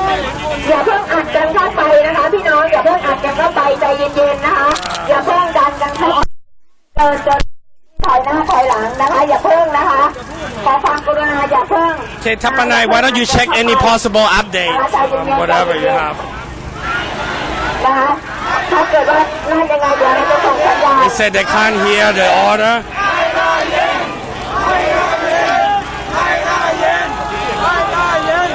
นะคะตอนนี้ให้ฟังสัญญาณนะคะให้ฟังสัญญาณนะคะ Said listen to the order, to the signal. ไปจนแน่นเกิน Do not squeeze, do not push yet. ด้านหน้านะคะให้ดูว่าถ้าตัวเองยังไม่มีอุปกรณ์ในการป้อง If กัน you are not ที่ properly ให้ถอยออกมา equipped, step back. Said the voice on the megaphone. They are pushing now. They are pushing forward. เลยนะคะใครที่มีอุปกรณ์นะคะก็เตรียมไม่พร้อมแต่ส่วนใครที่รู้สึกว่าตัวเองยังไม่พร้อมก็ส่งต่ออุปกรณ์ให้เพื่อนได้เลยนะคะอย่าเพิ่งเข้าไปอัดกันข้างหน้า We really can't hear the police. I think the police are trying to calm the crowd down, telling them not to break the law, but we can't really hear what they're saying. And although we're not very far away from the police, อย่าเพิ่งอัดกันเข้าไปนะคะอย่าเพิ่งอัด they're shouting, slave to dictators, slave to dictators, slave to dictator, slave to dictators, slave to dictator, slave to dictator, slave to dictator, slave to dictator. ขี้ข้าวประเด็จการขี้ข้าวประเด็จการขี้ข้าวประเด็จการขี้ข้าวประเด็จการไอ้เฮียยศไอ้เฮียย Fuck ศ for you.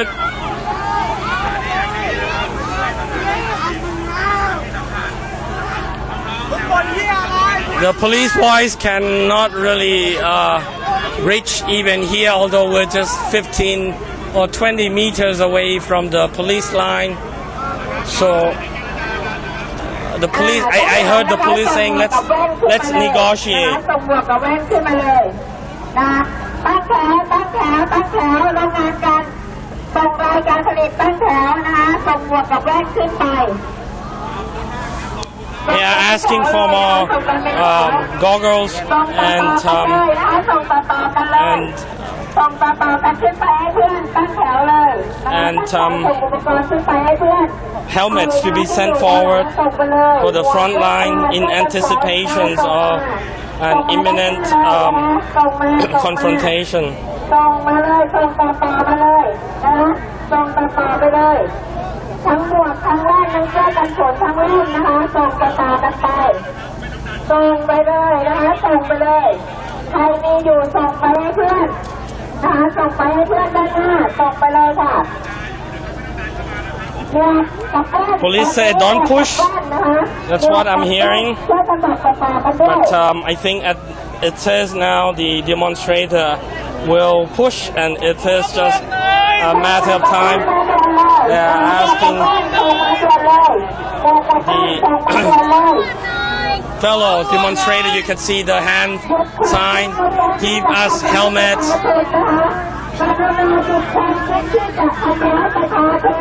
And the loud voice from the demonstrators said, do not hurt the demonstrator, they're telling police.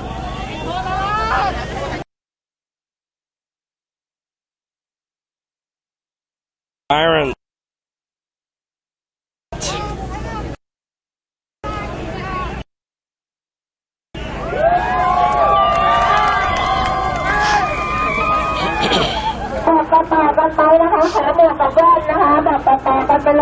Again, for those who have just joined us here on Khalsat English Live, this is Pravit Rochanaprik and Tapanai Punbantit near the Grand Palace, where demonstrators insist they want to submit a letter to His Majesty the King calling for reform of the monarchy institution. Police are not letting in, but no representative from the government is on site, as far as we know, to accept any such letter.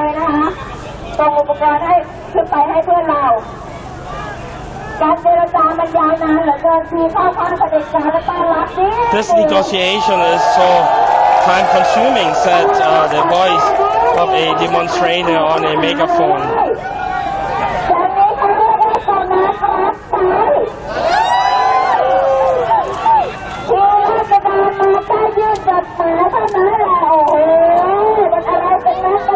What's the big deal? Said we are just wanting to submit a letter.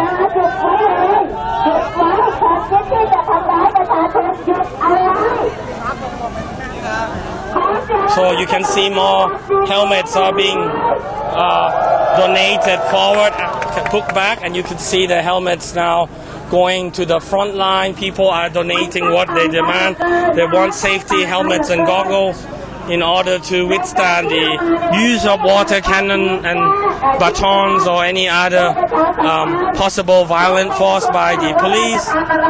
So we are here amidst the demonstrators are using hand fingers again, asking for more helmets and goggles.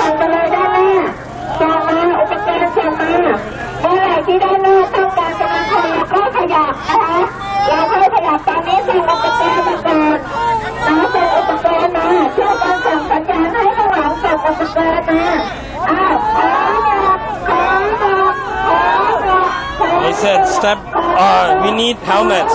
We need helmets.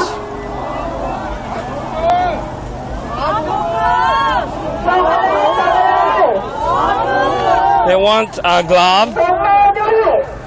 I think that means they might try to pull whatever remains of the barbed wires or the razor wires.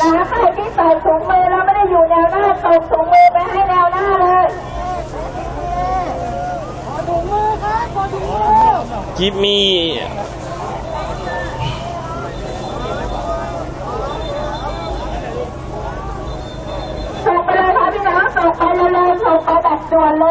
quickly, said the voice.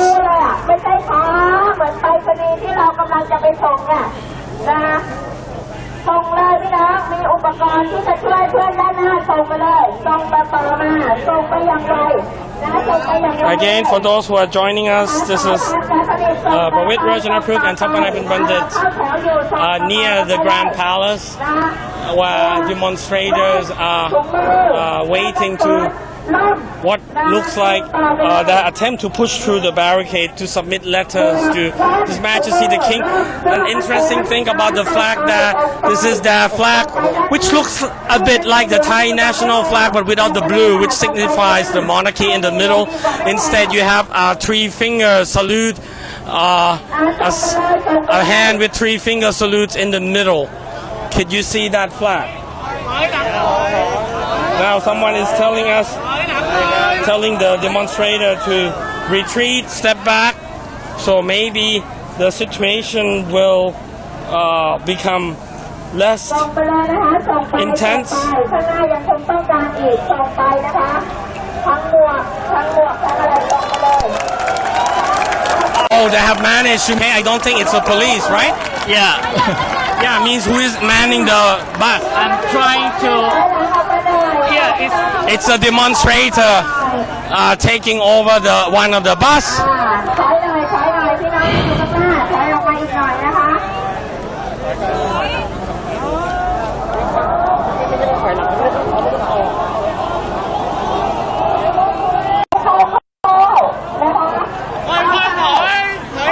So they are removing another obstacle. Let's cut the line and be a little to the front.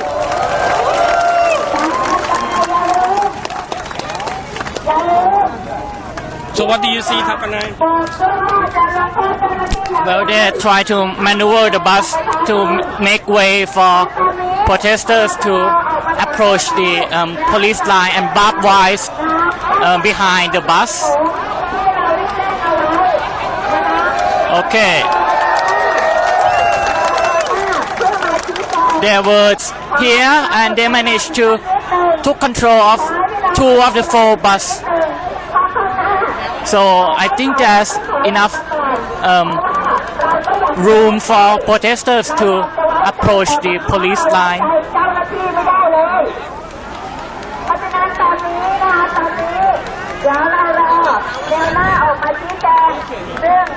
The engine is not running and they are simply pushing the bus with their, and someone behind the steering wheel just,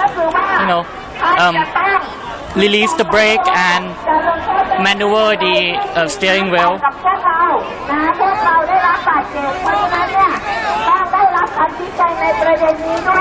Okay, they are now moving in.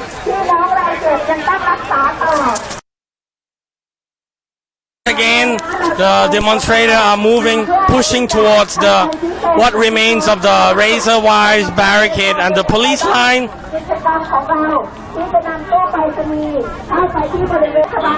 Screen. The what? Makeshift post box where letters to His Majesty the King are inside. So they plan to mailbox in front of the Grand Palace complex.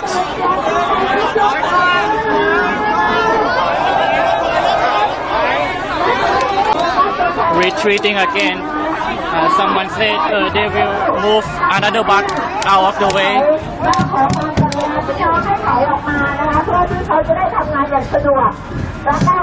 And behind the police bus are smaller police vans, multiple of them, as a second layer of.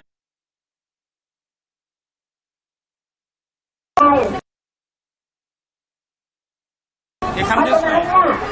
เราเองนะคะต้องดูจากแนวหน้าเป็นหลักนะดูแนวหน้าดูการคอนโทรลจากแนวหน้าเป็นหลัก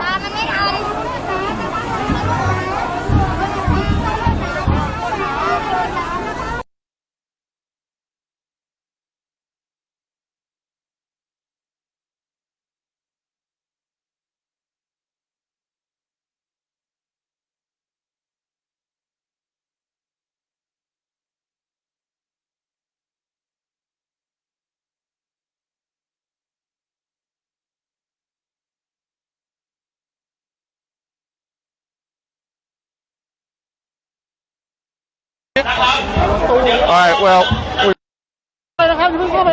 we are in it. There is a group of police. There's a pretty large line of police. They do not have, I don't think they have riot shields. They don't have riot shields, so this might just be a pushing match. I think they're having everyone sit down. I think it's like a de-escalation tactic. If you have a bunch of people sitting, the cops are probably not going to wail on you as hard. Maybe, I don't know. Thai police, again, I'm a dummy from America. Oh, okay, no, they do have riot shields. There is I think these are border police, which are allegedly the toughest of the Thai police force. I'll just get over here. Damn, we're up and close. Hopefully Top can make it through. There's a, oh yeah, they're moving the bus again. People are just jumping over the police vans. Yeah, they have successfully crossed the, seems like the protest leaders or whatever, the guys who seem in charge, again, it's the leaderless protest. So take that what you will.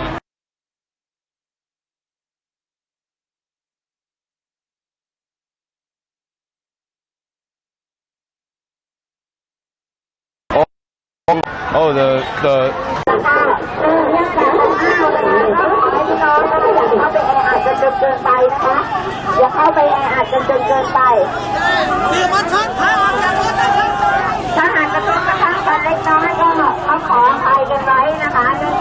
You want to go to that side, Top 9? I think we get a better view. It's near the loudspeaker. I don't want to get close. This side then. เขียนจดหมายเลยนะคะตอนนี้หลายคนยังไม่ได้เขียนจดหมายก็ใช้เวลาตรงนี้เขียนจดหมายไว้ก่อนนะคะเรียบร้อยเดินทางที่จะนำไปหยอดตู้ไปรษณีย์นะคะเพื่อไปหยอดตู้ไปรษณีย์ตอนนี้ As you can see, they're taking over the bus and trying to drive it. If all intent, they will try to breach through the police line soon. เขาจะเอารถเมล์ออกแล้วใช่ไหมรถเมล์ด้วยค่ะไปไม่ใช่ไปไม่ใช่รถเมล์จะไปไม่ใช่อ้าวในเมื่อเขาเอารถเมล์ออกเราก็ต้องตบมือให้กับตัวเราสิลงรถเมล์หน่อยลงรถเมล์หน่อยเราจะขับรถขับรถเข้าจะตรงนี้ Again, for those who have just joined us, we are near the Grand Palace complex where the demonstrator insists letters to the king calling for reform of the monarchy institutions. One obstacle after another, in which is the public bus. It's a selfie moment for some, as you can see.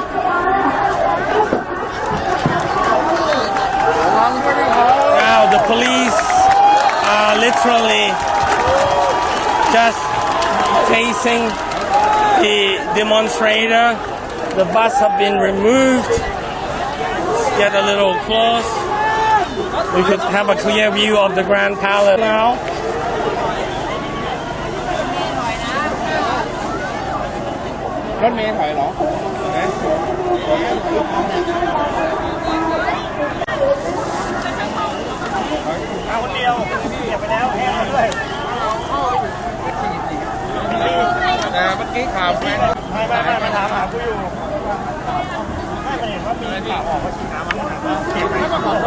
So let's see, let's get closer to the front line and see what's going on.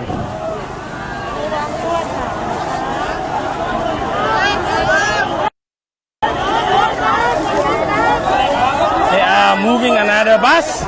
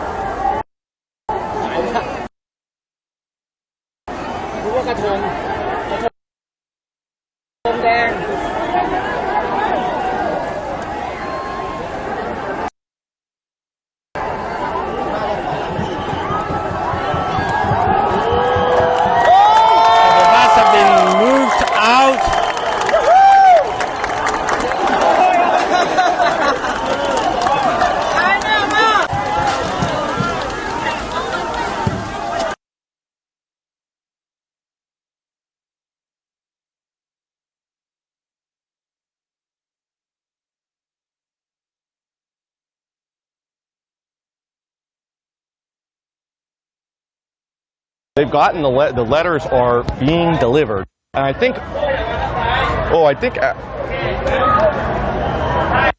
as we said earlier, they might just be delivered directly to the police, but we'll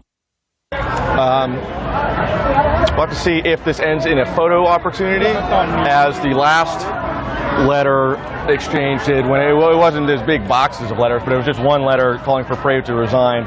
It was somewhere in this area, but they actually met with government officials and the police to hand off the letter, and that kind of, I guess, diffused the situation. But now the letter boxes are here. They are front and center. They have been moved maybe a couple kilometers from Democracy Monument, and we are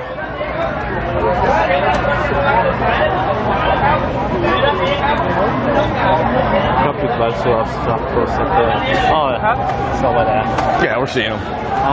I think it's just what we're seeing. But now we are. The reporters, the press scrum, they're moving in.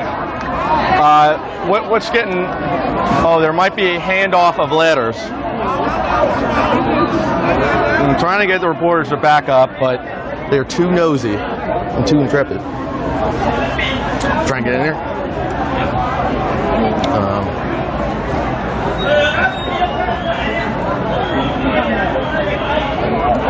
Pretty dramatic moments right now at Central Bangkok.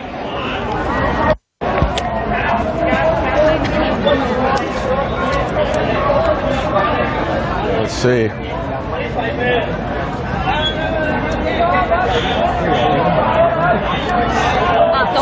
Not sure exactly what's happening. I can't see. I'm not tall enough to understand the situation. I mean, you guys are probably seeing a better view than I am. Maybe you could just text me and explain what's going on, because I have no idea.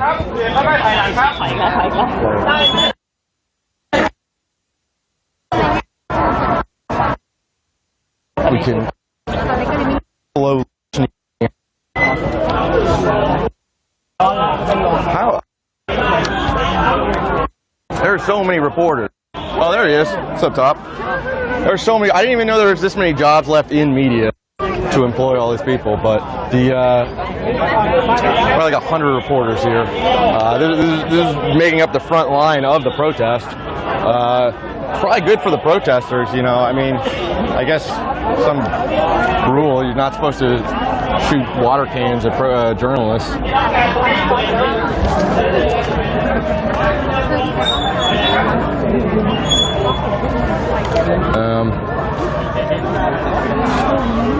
Yeah.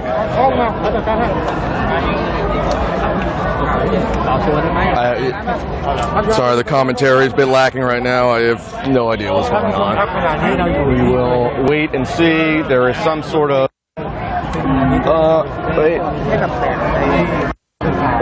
the police seem to be negotiating with the protesters. They have a sort of a negotiation team. The letter boxes are out front.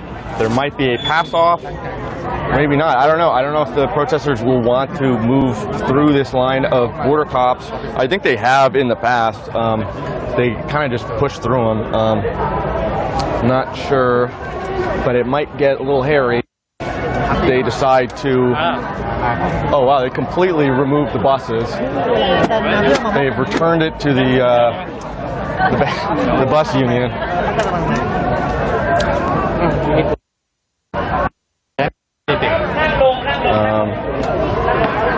Sorry, folks at home, you can't hear or see anything, but once something happens, you will be the first to know.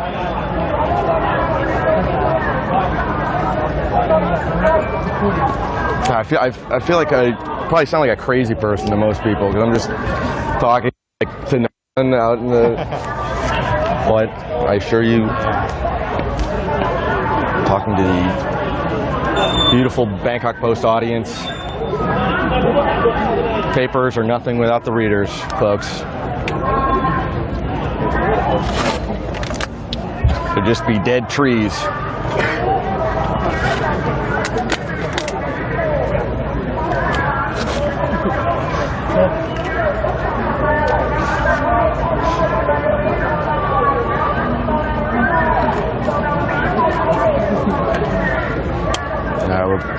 Fixing the camera stuff.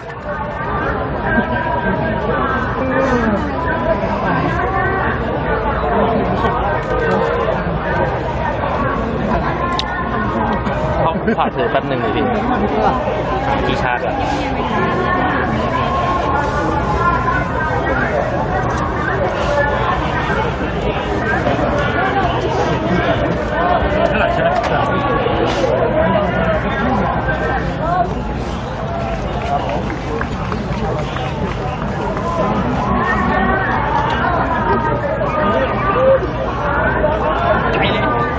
Hey William, do you have a battery charger?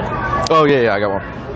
It's Are we running low? 20% battery. Oh, okay. Can we hook up the battery charger onto the mount? But I have a power bank. We have it just like this. I don't have Just the cable. yeah, Okay. cable.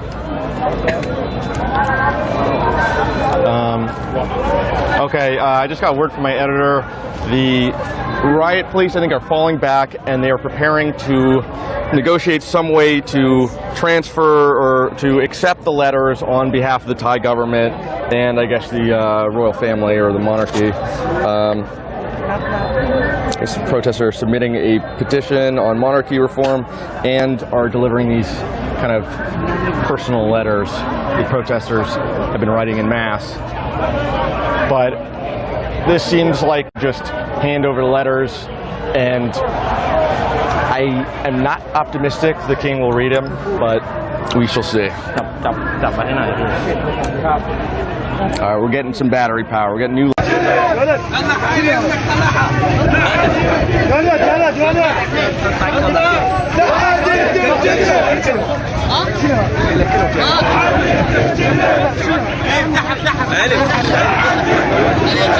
الله يرحمه الشهيد عاش مظلوم. هاي تفضلوا هاي البدله مالتي. الله اكبر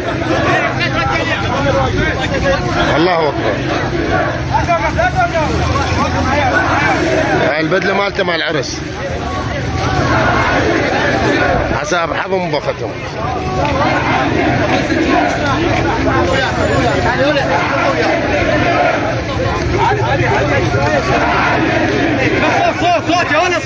صوت تشاركونا البث بالبيجات.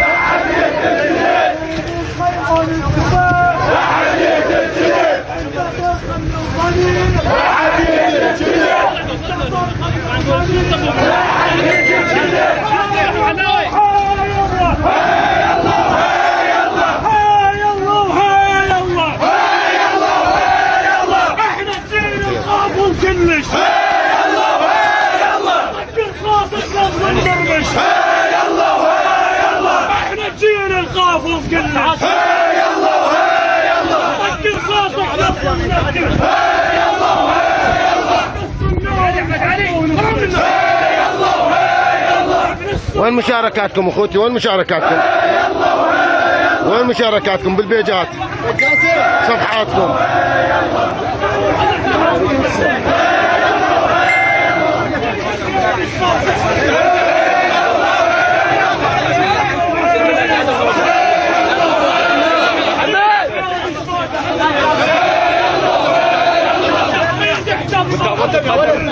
We should probably get an attachment for this. But I mean, they got pretty close, so maybe they are okay with just doing a little exchange. 59? They're executing Order 59. Or something like that. What? Hasib go? Is it to step back 10 steps? Oh, okay. 10 step back and then please don't follow. Oh, the reporter. These These kooky journalists. Okay.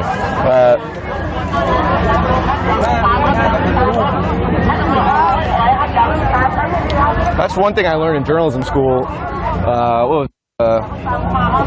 It's easier to ask for forgiveness than permission, which I don't think really works in factors of life, but in journalism you kind of just get in there. Sort of the best way to do it. Get in here.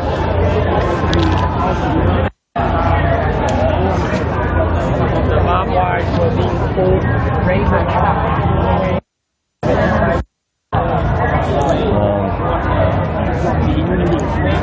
all right. I think we got a nice looking angle for you.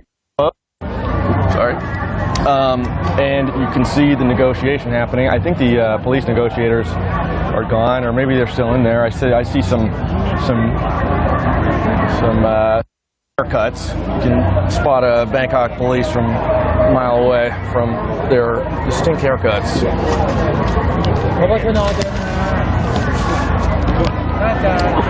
I guess they're discussing with the leaders of the quote-unquote leaderless protests. I guess there are some leaders today, and they are dealing with these letters that so desperately want to get in the hands of the highest levels of power in Thailand. But we'll see what the deal is.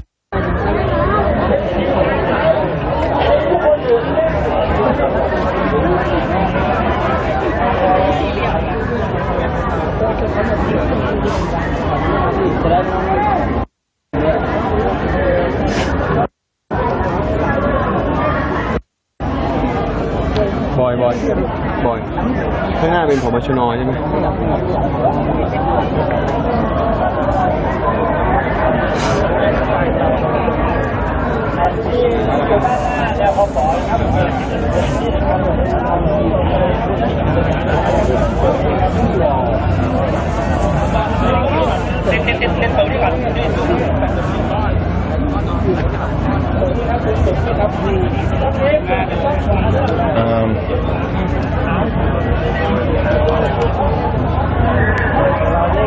So I'm a little sleepy, but the energy is not what it was in that first broadcast.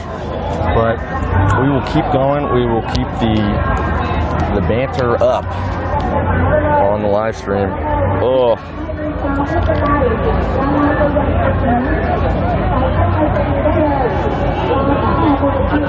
I don't know what they're trying to negotiate. I'm sure the police are happy to take the letters and end this, but I don't know. I don't know if the protesters want to keep moving, keep going to their original destination.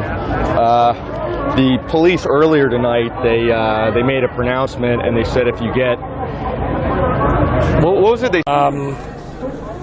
cordially.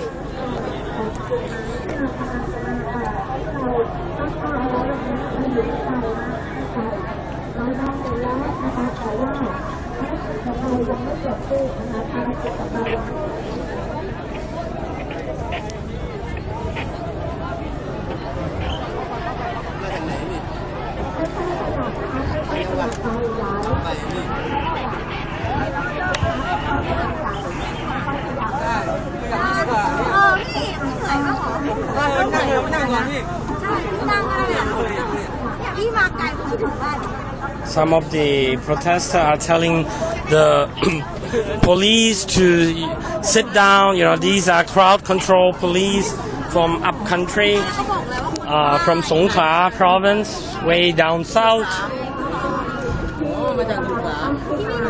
He said, the lady that said, "Are you not camera, please?" The lady said, "Oh, are you not tired?" This female guard. They're trying to, engender a relaxing environment.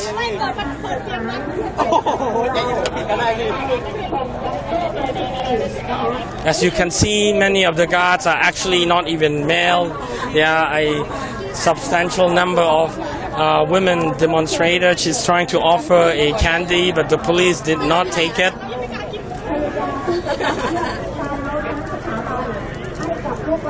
I'm going to ask one of the guys ตกลงทางตำรวจนี่เขาจะส่งใครมารับทราบหรือเปล่าฮะเราต้นแบบนี้ค่ะเป็นตู้ไปรษณีย์ไปเฉยๆ ใช่แล้วทางนู้นใครเขารับเป็นตัวแทน ยังไม่แน่ใจอะค่ะ ก็คือถ้าส่งเสร็จก็ไม่น่าจะมีอะไรคืนนี้ถูกไหมฮะ ก็คือตามหลักแล้วเราก็เหมือนพอยื่นจดหมายเสร็จทุกครั้งอะค่ะ ครับ ใช่ค่ะ โอเคแล้ววันนี้ไอตอนฉีดปืนฉีดน้ำไปนี่ตกลงฝ่ายไหนเข้าใจผิดหรือคิดว่ามันเกิดอะไรขึ้นครับจึงมีการฉีดน้ำกันฮะ ก็คือตอนหนูก็ไม่ทราบเหมือนกันนะคะ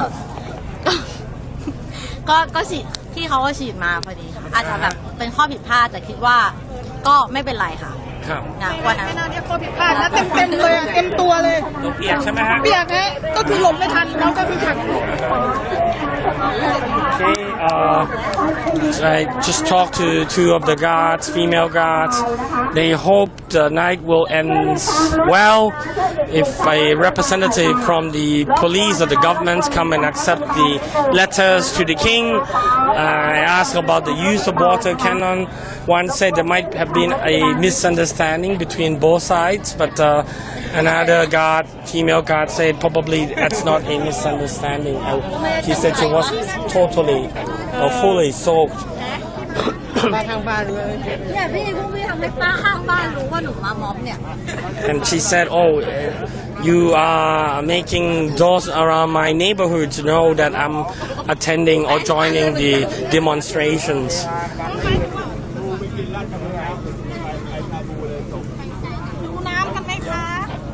Are you thirsty? Asked one of the female guard. Now the guard are trying to clear the way and telling the demonstrators.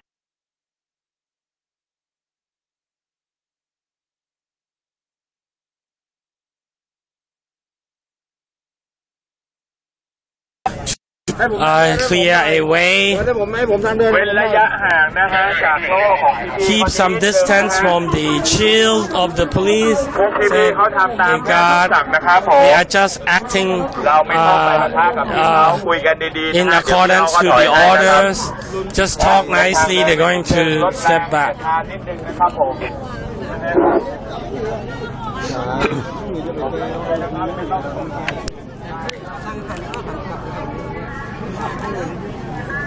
So any update, Tapana? You've been busy with your mobile phone. I don't know what you've been doing, but why don't you take over the mic and say something for 5 minutes? Okay, so as you can see, they are now trying to negotiate with the police of what to do next. In the meantime, the Thammasat University opened their gates to protesters in case they need a safe refuge from danger. So the Thammasat University Thapachart campus is just over there. On the other side of the Sanam Luang.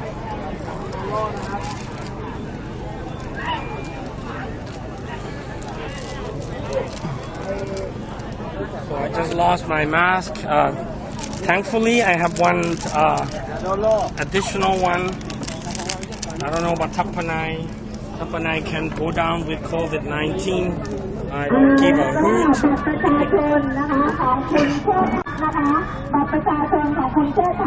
Someone's ID card has been lost and not found.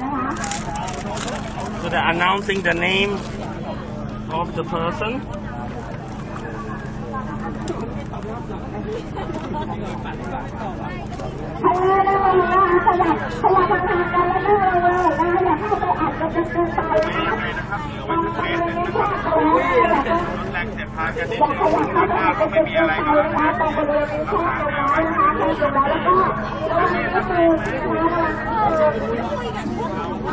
Demonstrators are complaining, demonstrator guard complaining why the police do not want to talk with her. She's laughing.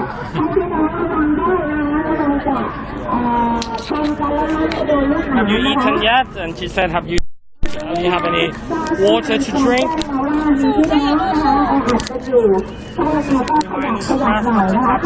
Shield. Is it hot? Speak to them. ตอนนี้นะ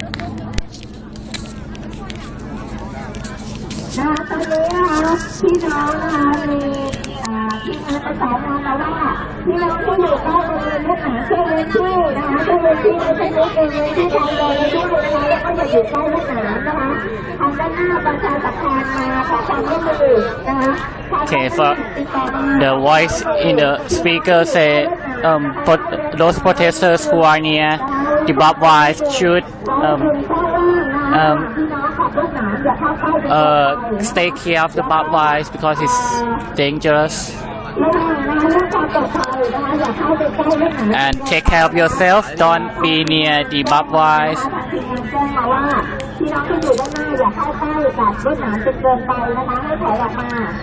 But so far, no updates from the protester side of what will happen next. It's been like nearly 30 minutes now. They reach the final police line before they will reach the Grand Palace complex. So behind the police line, two water trucks appears to be idle. They are, I believe the engines are not running. And police said earlier that it was a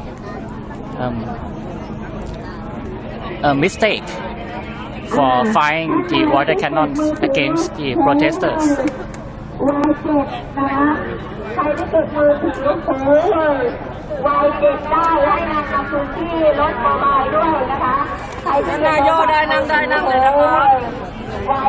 Okay.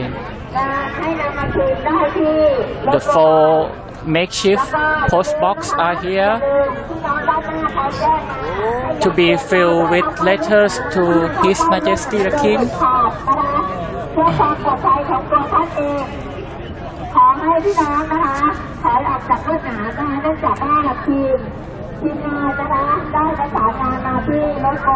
Okay. บอกว่าอย่าเข้าใกล้เลือดหนาห้ามเข้าใกล้โดยเด็ดขาดนี่มีพอชั่วโมงมีตอนนี้นะคะเลือดหนาที่ถูกฟ้องถ้าไม่มีมันก็ไม่มีsecond phone เตรียม second phone ถือไว้ก่อน ถ่ายรูปได้นะถ่ายรูปได้แต่อย่าเข้าใกล้นะคะภารกิจยังไม่สิ้นสุดเราอีกสักนิดนึงนะคะอีกสักนิดนึงอีกคาดว่าบุรุษไปรษณีย์นะคะจะนำตู้ไปรษณีย์ And the voice in the speaker said the protesters postal man will deliver the mailbox to the Royal Household Bureau, which is located inside the Grand Palace complex.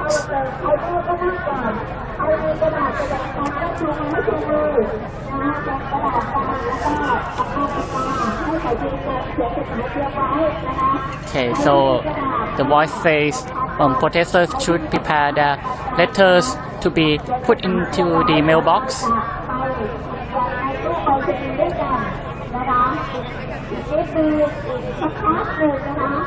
Please hold on.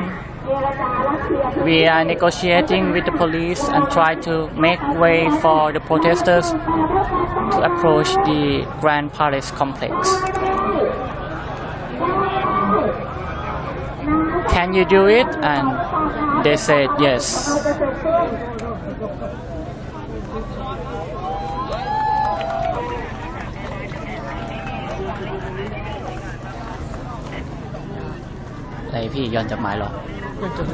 Okay, so one of the a letter was put into the box, the mailbox.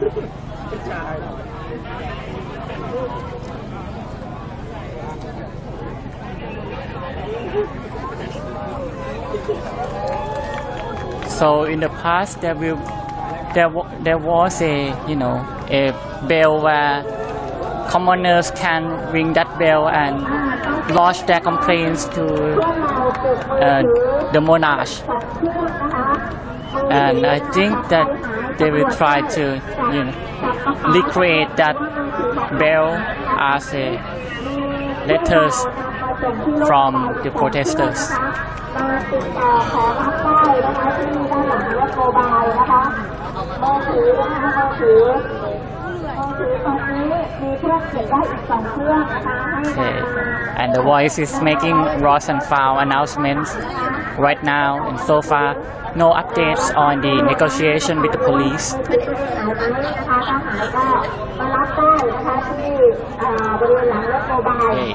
So protesters are putting the letter in.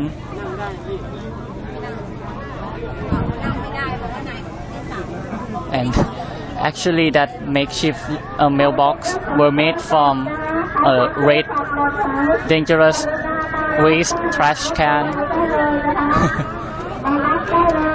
So it's basically a trash can ที่ว่าเป็นหลักฐานว่าเป็นเครื่องของตัวเองนะคะมารับได้เลยด้านหลังรถโมบาย with a mailbox like hood. ตอนนี้นะคะทีมประสานงานมาว่าด้านหน้ามีพี่น้องเข้าไปนั่งอย่างหนาแน่นนะคะพวกเราอย่าเพิ่มเติมเข้าไปนะคะเดี๋ยวรอด้านหน้านะคะด้านหน้าวางตู้ไปรษณีย์บุรุษไปรษณีย์วางตู้ไปรษณีย์ได้เมื่อไหร่นะคะเราก็จะให้พี่น้องนะคะถือจดหมายที่เขียนด้วยลายมือตัวเองนะคะไปใส่กล่องไปรษณีย์ทันทีแล้วอีกตรงนี้เองนะคะแล้วก็ยังคงย้ำคำเดิมนะคะทีมงานด้านหน้ายังคงมีความเป็นห่วง So protesters are urged to write a Latsan or the people's letter and put it into the mailbox. It's a word play to Rajasan or the royal's letter.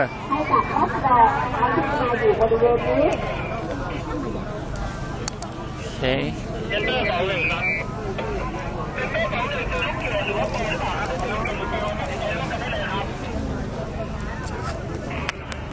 กับตั้งเลยครับขณะนี้ลูกเกดกับปออยู่ตรงกลางใช่ไหมครับ50ตรงกลางใช่ไหมครับ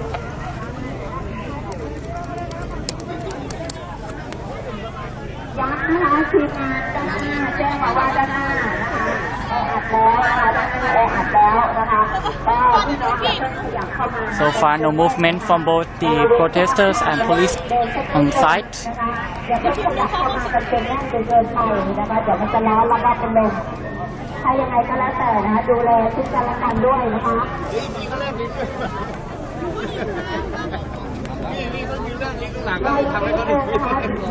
Only people dropping the mail. And we can see Hua, one of the student protest leaders, posting with the mailbox.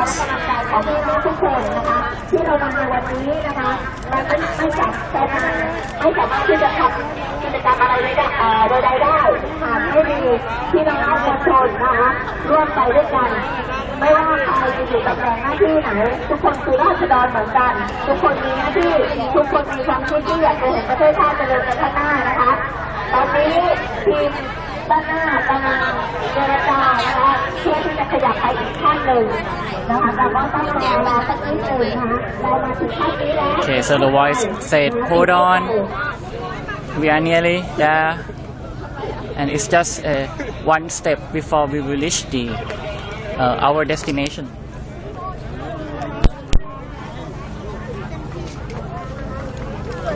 So what's happening?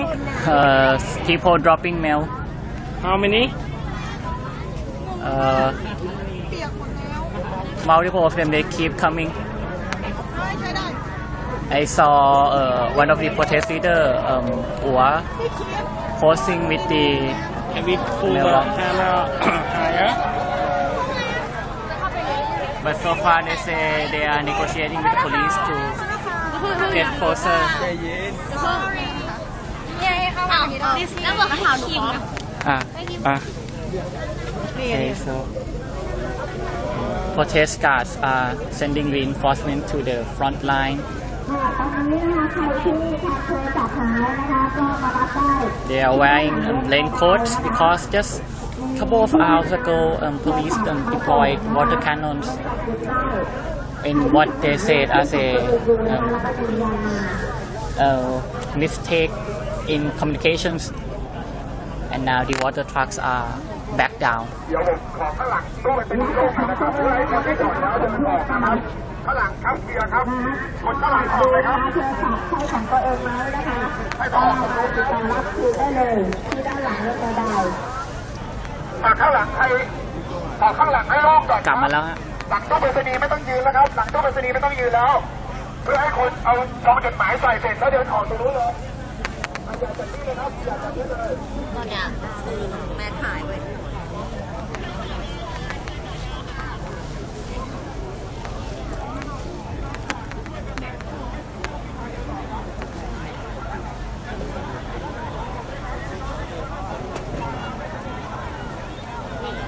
เดี๋ยวหาแท่นทางก่อนครับแท่นทางก่อน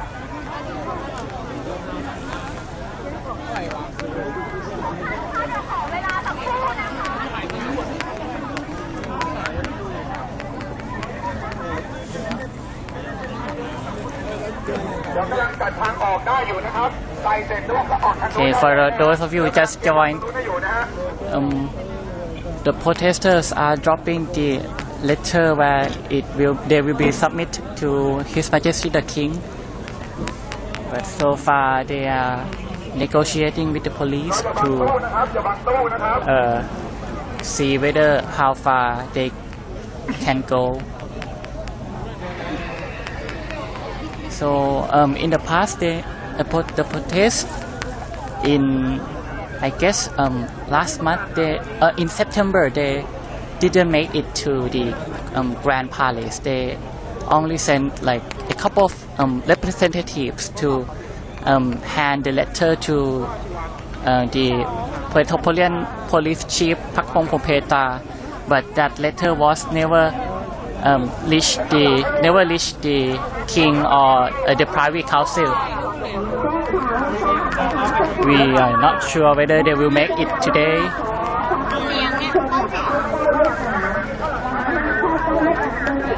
มันอยู่แถวๆหน้าป้ายรถเมล์ ขอโทษนะครับ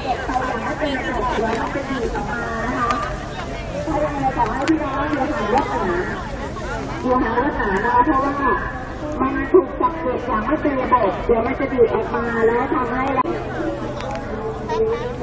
โซทับปนาย Nothing so far.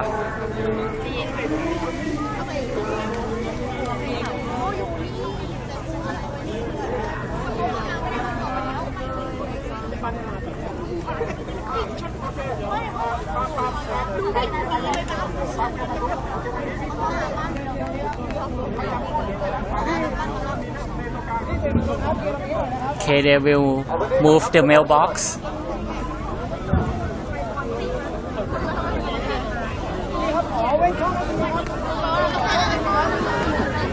Okay, what's happening? They are moving the mailbox.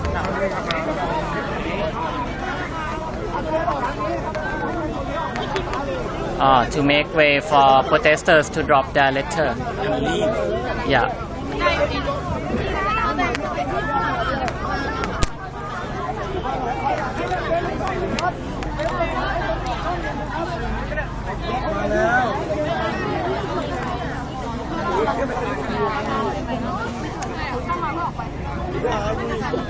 So today's rally doesn't go as many speculate that they will march to the Royal Plaza to submit the letter to the king.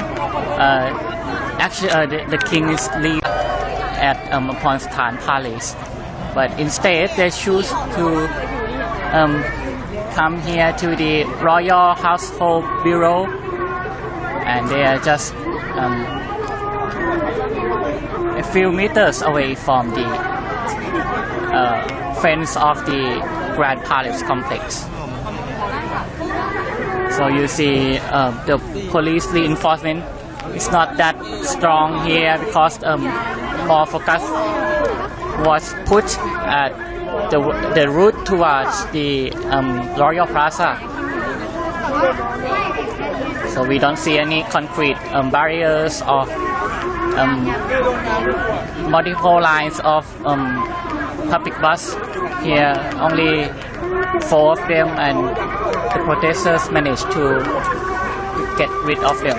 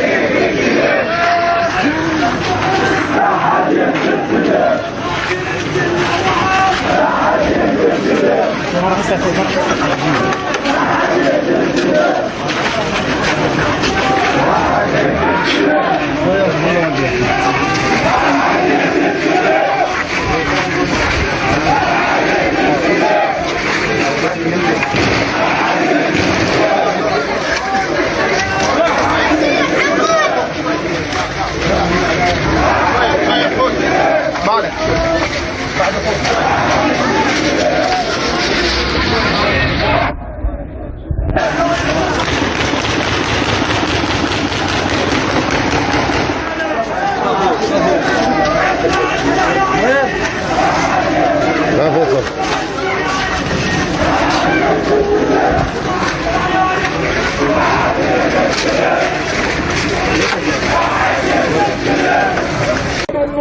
And we will never forget what the police officer did to the protesters.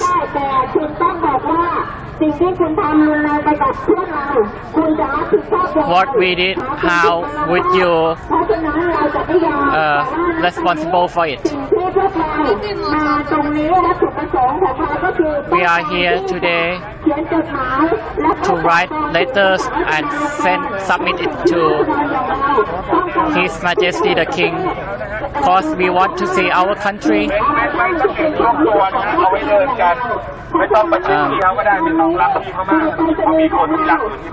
now. Our mailbox will try to deliver the letters to the Royal Household Bureau.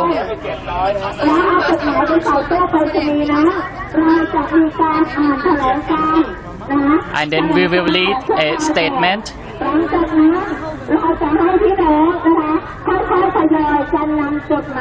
And then we will allow fellow protesters to drop the letter here at the mailbox.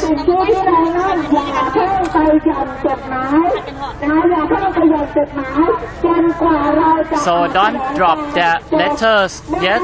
We will read the statement first. Then we will allow you guys to drop the letters.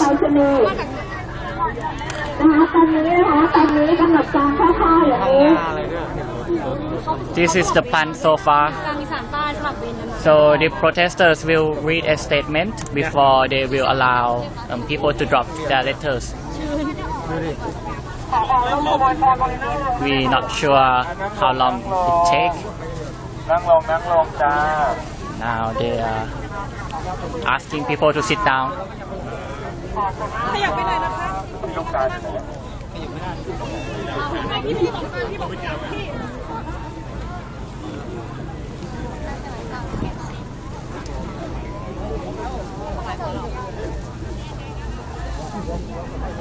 Say any words? No? Okay.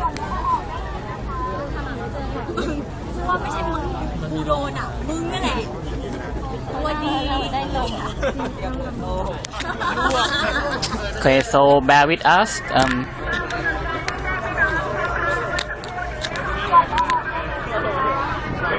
They will shortly read a statement. เราจะมีการอ่านแถลงการณ์ก่อนแต่ณตอนนี้นะคะเดี๋ยวทางเครื่องเสียงนะคะจะหยุดเครื่องเสียงนิดนึงเพื่อเติมน้ำมันแล้วก็ให้พวกเราได้ฟังแถลงการณ์อย่างชัดเจน Okay, so they will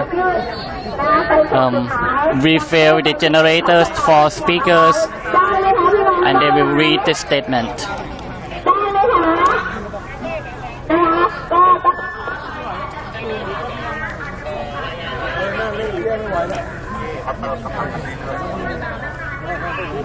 ไม่มีอะไรแล้วครับด้านหลังไม่มีอะไรครับไปดูมาแล้วครับผมด้านหลังมีแต่เพื่อนเขาแค่เปลี่ยนเวรนะครับเขาแค่เปลี่ยนเวรด้านหลังไม่มีอะไรแล้วครับไปดูมาแล้วนะครับวันนี้เราทำกิจกรรมของเราไปนะครับไม่มีอะไรแล้วครับ And one of the protesters got say, "Don't worry, police movement is just police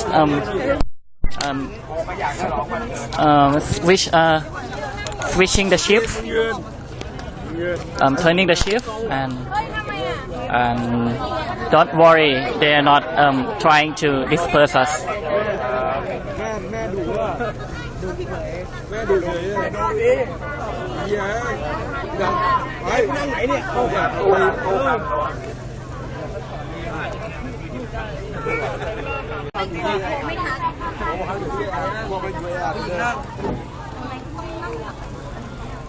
Okay, that's the police line with the iconic Grand Palace at the Temple of the Emerald Buddha in the background.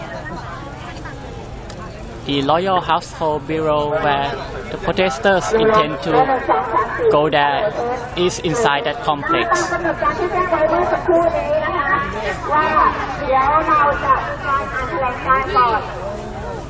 หลังจากนั้นเราจะให้พี่น้องนะคะเดินไปกับจดหมายที่ตู้ไปรษณีย์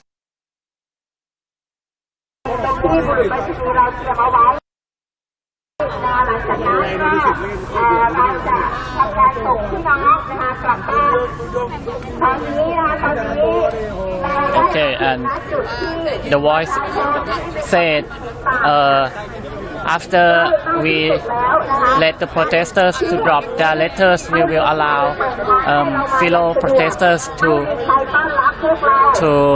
disperse.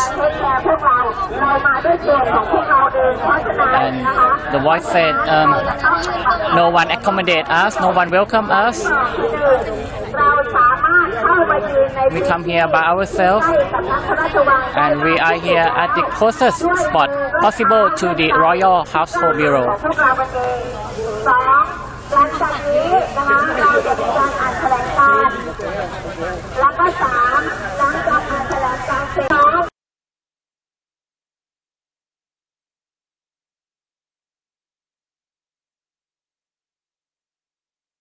หมายอยู่ในมือนำจดหมายของตัวเองนะคะ And she is just repeating the plan. ไปหย่อนในตู้ไปรษณีย์นะคะที่ Again, we are waiting for the leaders to read out a statement or a letter, and then fellow protester would be allowed to post their own letters to the king at the four ad hoc or which has been adapted from rubbish bins. Hazardous waste. That's a rubbish bins, and when I posted it on social media, one demonstrator just wrote to me, "Could I delete the word rubbish bin?" I said, "No, definitely not, because these are the rubbish bins. Although they look new to me, so probably haven't been used yet, but that's the fact. The fact remains that 4 rubbish bins previously unused have been adapted into 4 temporary or L boxes." เรื่องของการที่จะให้พี่น้องนะคะเดินไปส่งจดหมายได้แบบไม่ติดขัดจนเกินไปนะคะรอสักครู่นะคะ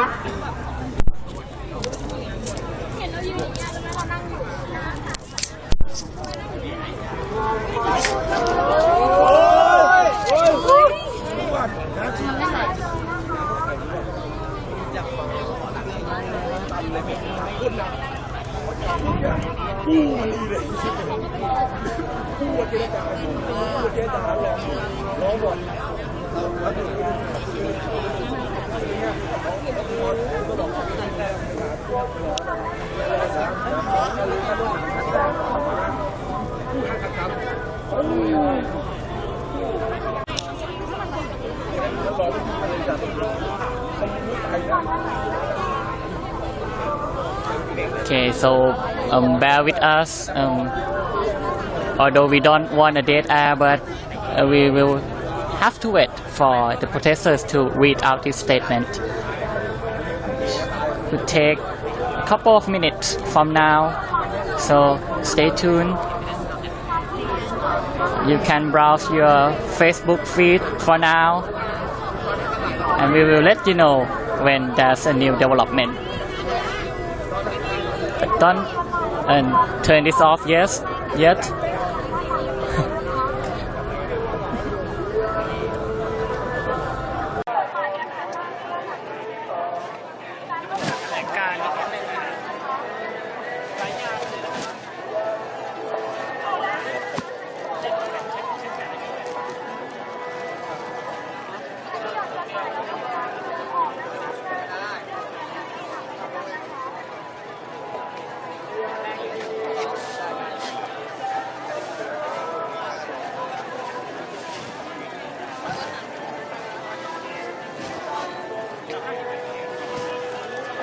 ค่ะตอนนี้ขอให้ทีมงานนะคะปิดเพลงนะคะทีมงานปิดเพลงขอให้ทีมงานปิดเพลงนะแล้วก็ขอให้พี่น้องนะคะต่อจากนี้ไปจะเป็นการอ่านแถลงการณ์นะคะขอให้พี่น้องนะคะฟังแถลงการณ์จากราษฎรหลังจากนั้นเราจะไปส่งจดหมายด้วยกันนะคะ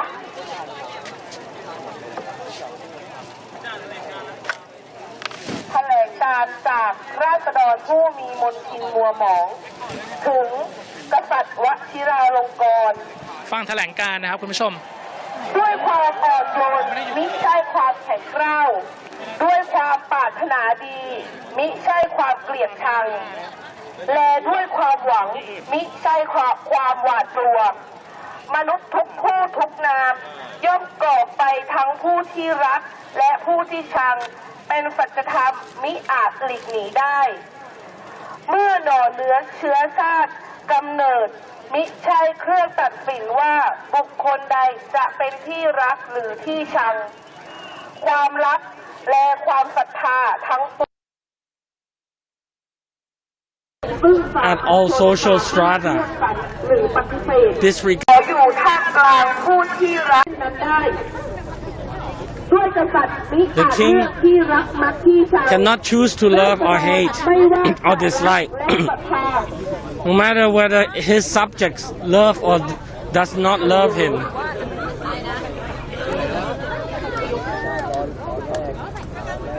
If they made a mistake in reading out, we don't know, but let's stop for the meantime.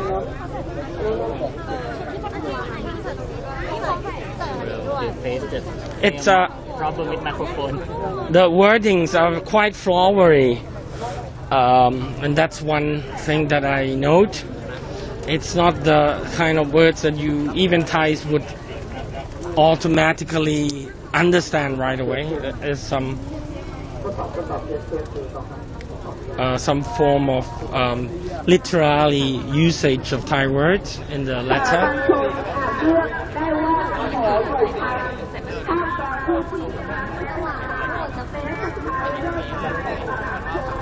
If you are an ordinary person,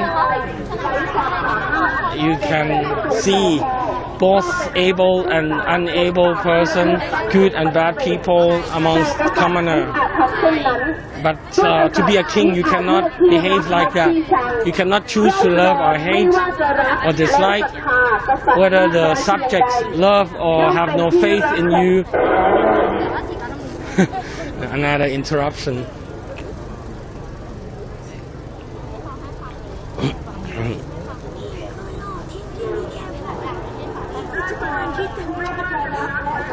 Whether the subjects of the king love or have no respect, the king must love them, and the king must hold on to the principle of liberty and human rights.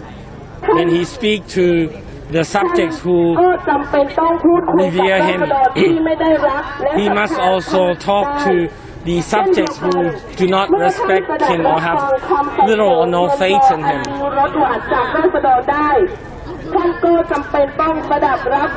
He must listen, heed the warnings, and improve himself. In the end, if the king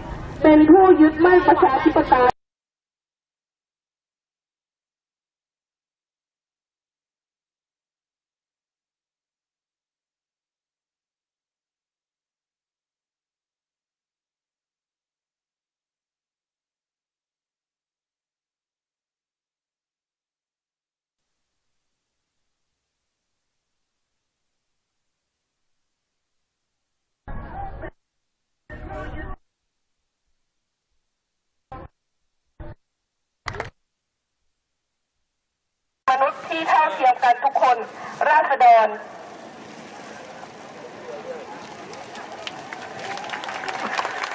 ขอเสียงดังๆขอเสียงปรบมือดังๆจากคณะราษฎรหน่อยค่ะ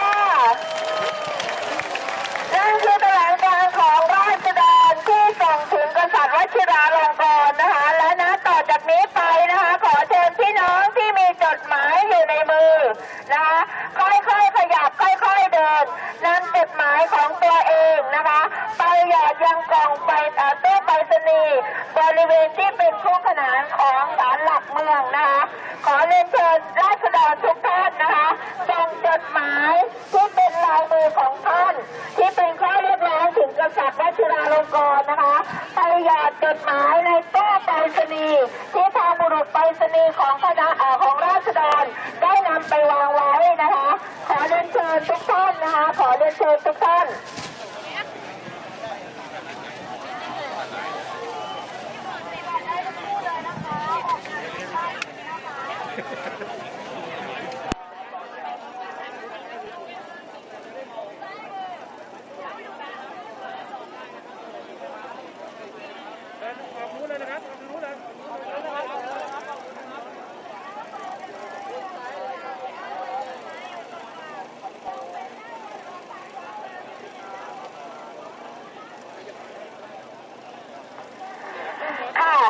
หลังจากนี้นะคะหลังจากที่ราษฎรได้หยอดจดหมายลงตู้ไปรษณีย์เป็นที่เรียบร้อยแล้วนะคะก็ขอให้พี่น้องนะคะเดินทางกลับบ้านโดยสวัสดิภาพนะคะจะมีพี่น้องเรานะคะที่เป็นกาดมวลชนอาสาเป็นกาดของวิวนะคะได้ส่งพี่น้องเรากลับบ้านโดยปลอดภัยและเราคอยติดตามกันอีกทีหนึ่งว่าราษฎรจะมาตามจดหมายอีกทีเมื่อไหร่นะคะ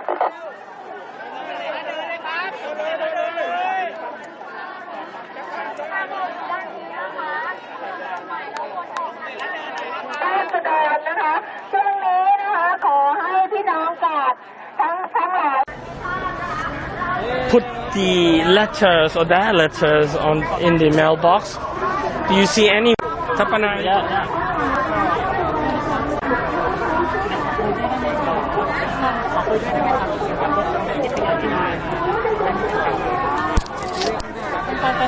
Okay.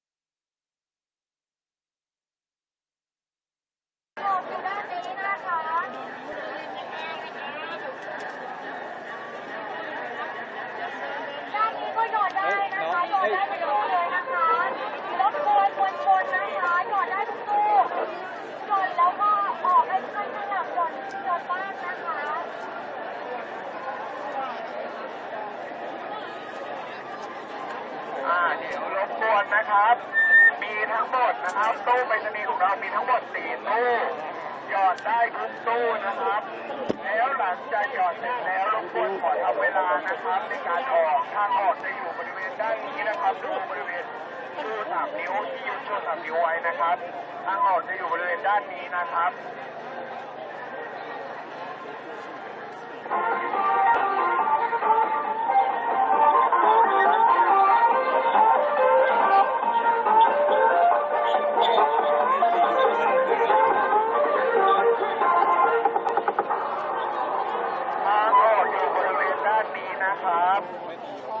รบกวนนะครับหลังจากหยอดเสร็จแล้วรบกวนเปิดทางให้เพื่อนคนต่อไปด้วยนะครับมีไหมหรือไม่มี มีค่ะแต่ว่าไม่กล้าบอก อ๋อเอาบอกเท่าที่บอกได้ไหม คือก็เขียน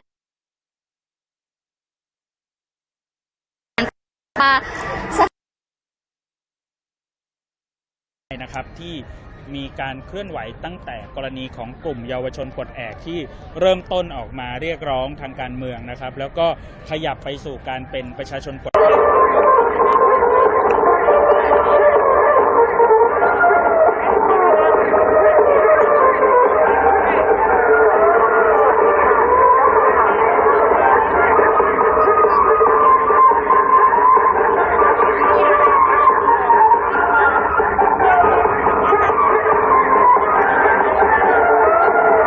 ได้ครับคืออยากให้เขาไม่ยก It's in English? Yeah, because I'm from Hong Kong. แต่พูดภาษาไทยได้นิดนึง okay. We got speak English. I'm from Hong Kong. I live in here. Yeah, I just want to let the king know we don't want the Northern one too, because like everyone have the freedom of speech. So you're from Hong Kong, actually? Yeah, I'm from Hong Kong, actually. Yeah. Very interesting. So it said, please consider to revoke the law, the lèse majesté law. Yes. Most of the citizens agree it's time. It is a tough decision, but it is also a brave one. Citizens will appreciate your determination. Thank you very much, Majesty. Thank you very 多 much. 謝多謝 I watch your live. 好啦，多謝。Okay, surprisingly, even a Hong Kong resident who is here in Bangkok have written a letter to the king asking him to take a brave step to end or abolish the lèse majesté law. But of course, technically, the king cannot abolish any law. Of course, he can say that he believes the law should be abolished, but it will be up to the legislative body or the legislator. So that's not something that the king could do himself, but definitely he can express his will. And actually he did earlier this year express his intention or his wish that the lèse majesté law not be used. And it has not been used for a while now, for months now. So people are carrying letter to the king. Let's just walk through and see what's happening around here. So people collecting trash. As you can see, this lady has a plastic bag with trash.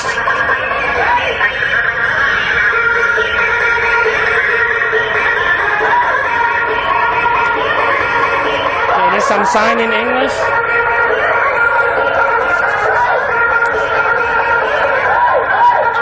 Okay, you can read it by yourself. Tapanai make a good focus.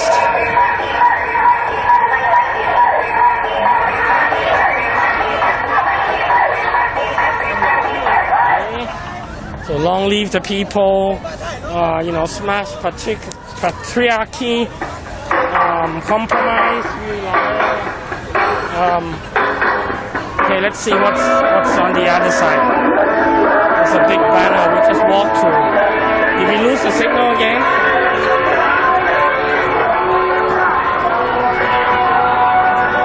So this is like a big letter, envelope. And the receiver is Vajiralongkorn, or the king, at the Ampon Satan Throne Hall, Dusit District of Bangkok, postal code 00300. And the sender is Ratsadon, or the people.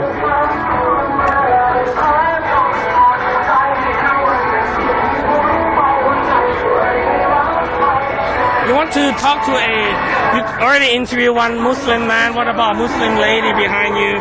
Why don't you give it a shot? Tapanai.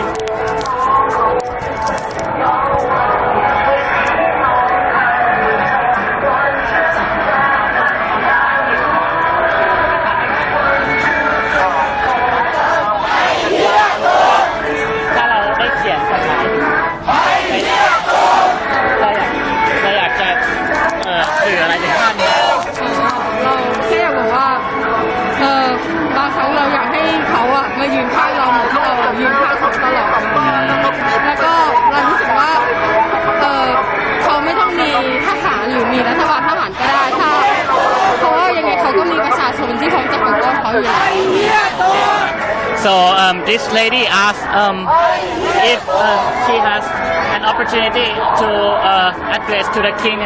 She said she will ask His Majesty the King to be on the people's side, because the people have always been on his side, and he doesn't need a big army of guards or police or whatever, because people will always stand on his side.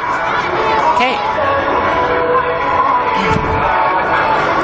โอเคครับแล้ววันนี้ถือว่าเรามาตั้งแต่ต้นเลยหรือเปล่าตั้งแต่ที่อนุสาวรีย์หรือเปล่าใช่ค่ะ แล้ววันนี้เรารู้สึกยังไงก็มีการฉีดน้ำจากเจ้าหน้าที่ตำรวจด้วย เรารู้สึกว่าเขาใจร้ายกับเรามากเลยค่ะเรารู้สึกว่าทำไมต้องทำร้ายเราด้วยเรารู้สึกว่าเราสิ่งที่เราทำเราไม่ได้จะทำร้ายเขาเลย เราตั้งใจจะปกป้องเขาด้วยซ้ำแต่ว่าทำไมสิ่งที่เราปกป้องไปมันถึงได้รับความใจร้ายตอบแทนมา เราไม่เข้าใจตรงนี้ว่าทำไมเขาต้องทำร้ายเราเขาใจร้ายกับเรามากๆเลย I asked her what she think about today's event and she said she doesn't understand why the police are cruel to the protesters. Like the police meant no harm, but the police replied with violence by using the water cannon.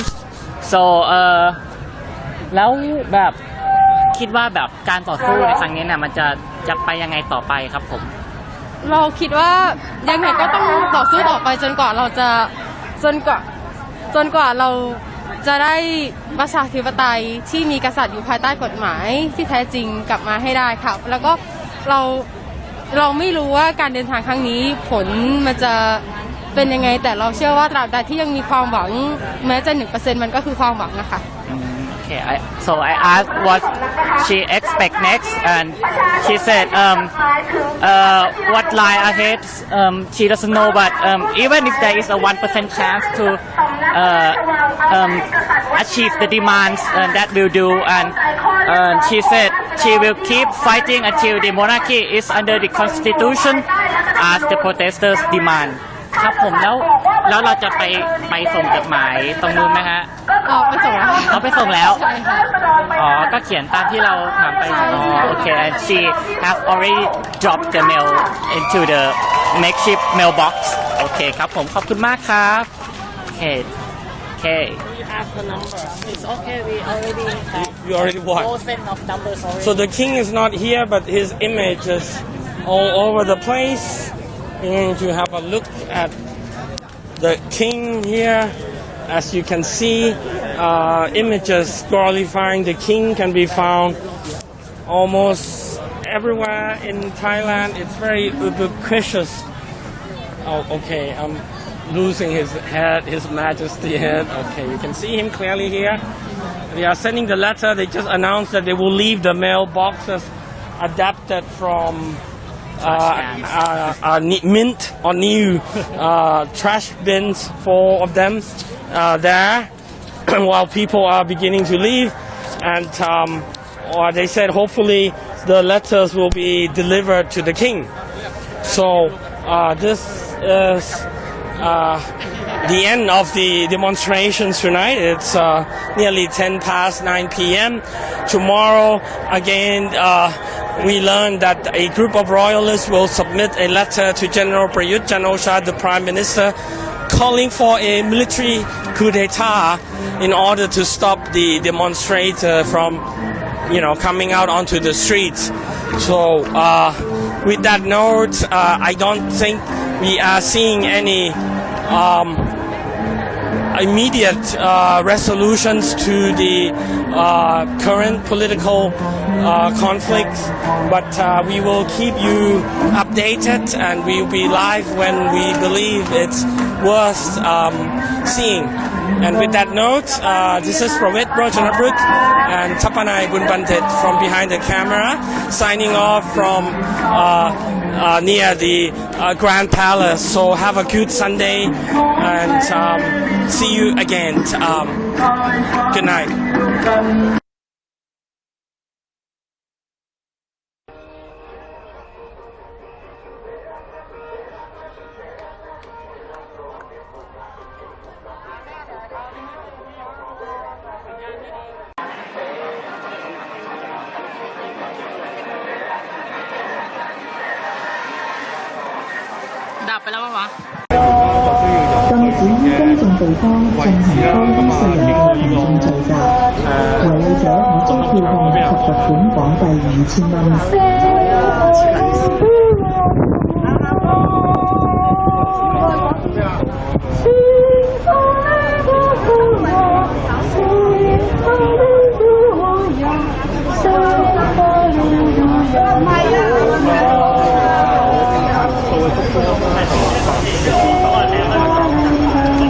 禁止於公眾地方進行多於4人嘅群眾聚集，違例者可遭票控及罰款港幣5000蚊。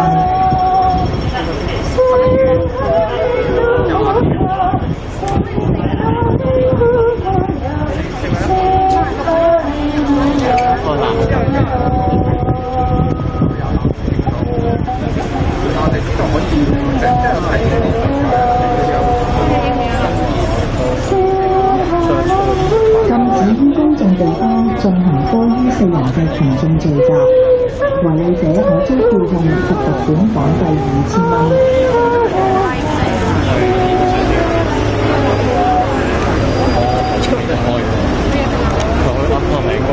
即係我同咗好多人講車，我過嚟嘅時候，因為我講開啦，叫人買一部，因為我年紀已經未得開車。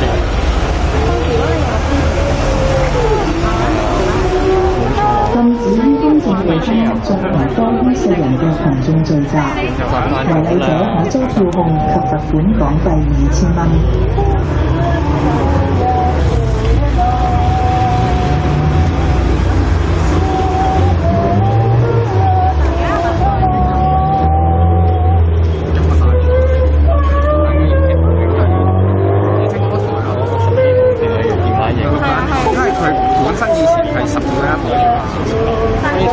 禁止於公眾地方進行多於4人嘅群眾聚集，違例者可遭票控及罰款港幣5000蚊。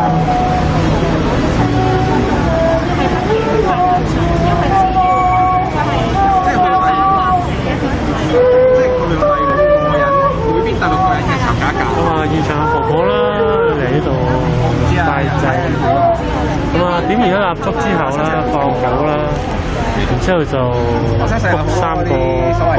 禁止於公眾地方進行多於4人嘅群眾聚集，違例者可遭票控及罰款港幣5000蚊。應該就我得將一束白菊花咁啊放喺周子樂嘅祭壇前。禁止於公眾地方進行多於4人嘅群眾聚集，今晚可遭票控及罰款港幣5000蚊。咁啊 ，Flow Object 嗰邊啊比較克制嘅，因為我哋好少傾嘅，但係我覺得我話後生嗰啲。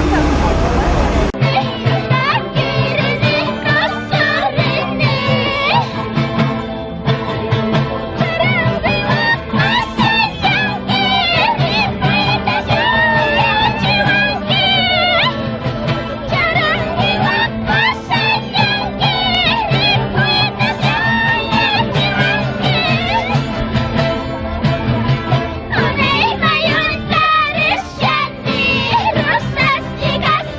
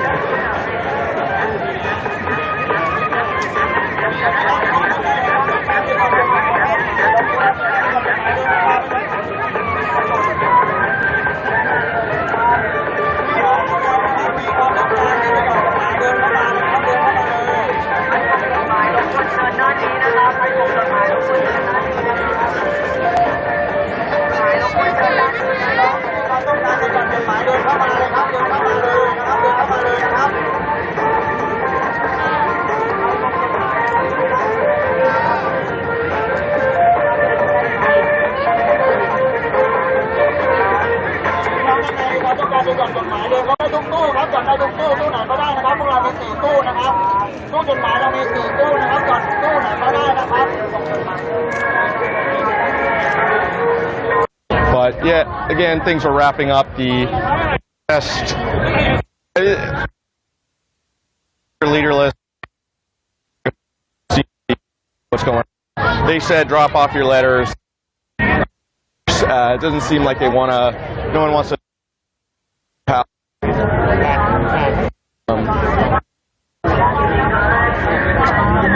But yeah, you could see behind us, the whole street used to be pretty packed, and now empty. The gate has been completely moved out of the way. I think someone was slashing police tires. I just saw that on Twitter. I don't know if it's the ones in the barricade, but some trickster was out there slashing police tires. Oops, sorry. Let's see.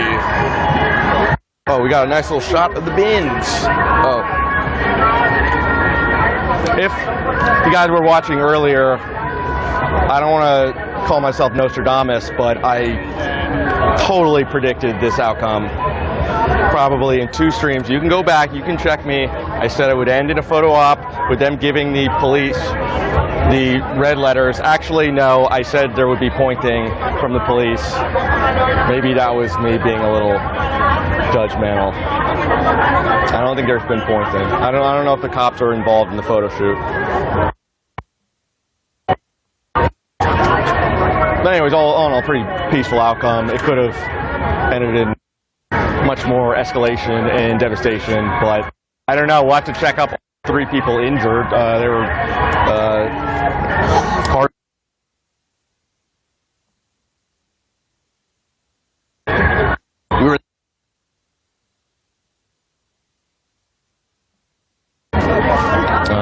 yeah, things are starting to resolve.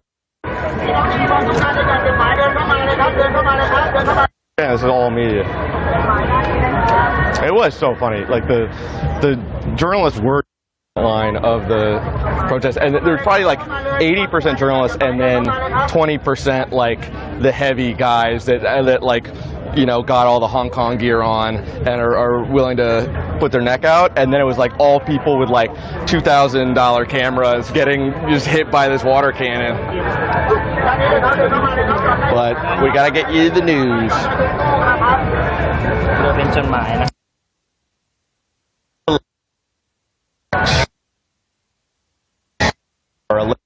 Address to Rama 10.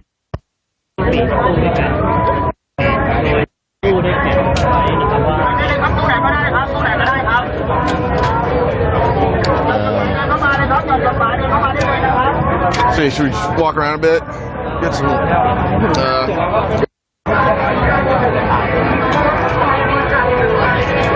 little sense of where the crowd's going.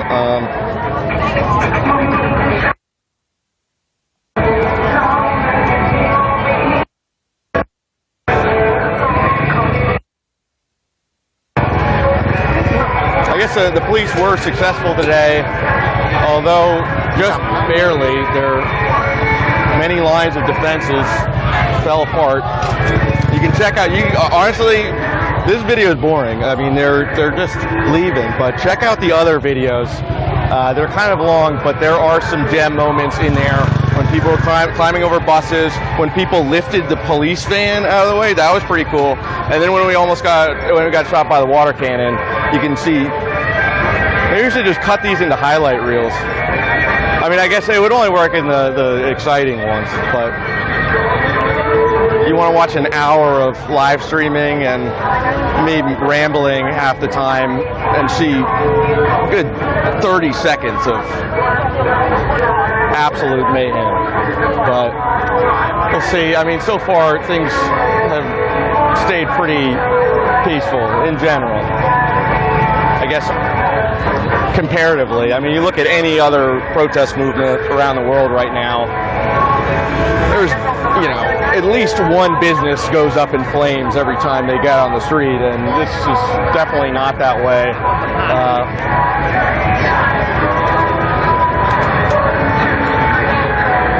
We'll have to see where it goes. I guess there were counter-protesters here today earlier, not very many of them, and they dispersed quickly, but I guess they were calling for another coup.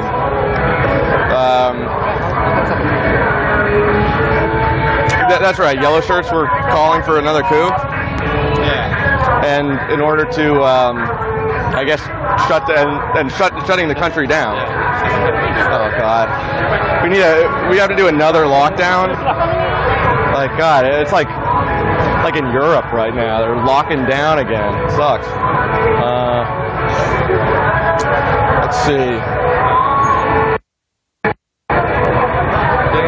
There's a lot of motorcycle taxi, you know. Oh, they're lining up. They love these things. Yeah, they're waiting to pick people. They have blood on their teeth or whatever. I don't know. Please go out in the field.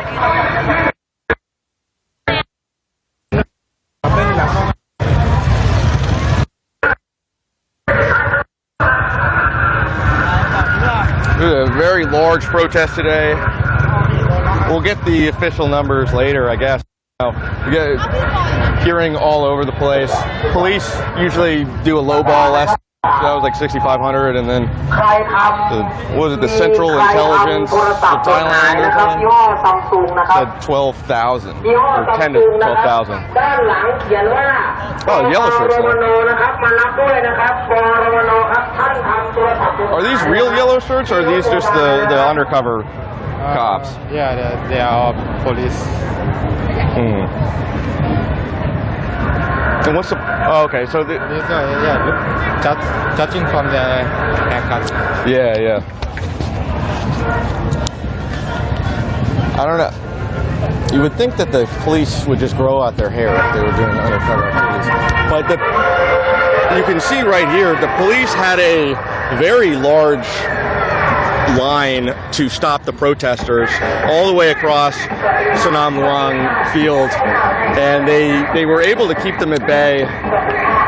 It was a tight squeeze though. Protesters almost got by, but they were able to hold their ground across the whole field and the street here, and only needed a few bursts of water cannon to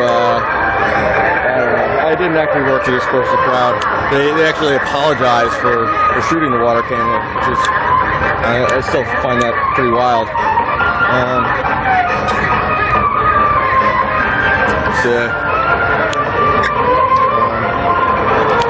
So do we know if there's any other protests planned this week?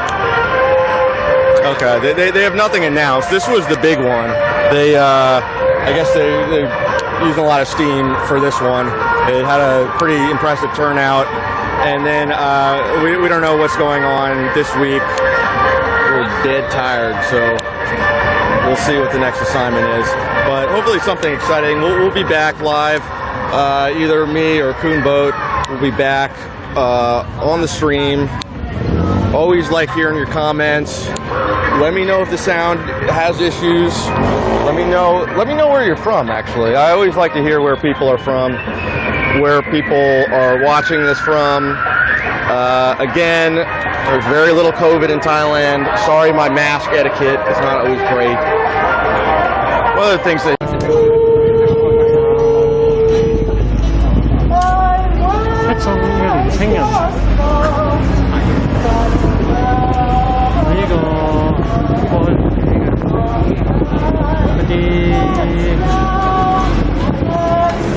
止於公眾地方進行多於4人嘅群眾聚集，違例者可遭票控及罰款港幣2000蚊。被監禁嗰啲來海外嘅一啲嘅年青人，我哋唔會忘記佢哋喺為香港喺過去嘅所有嘅付出。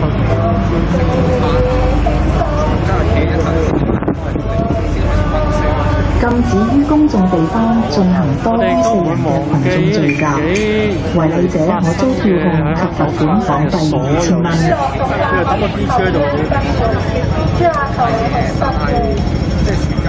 冇人知將來會點，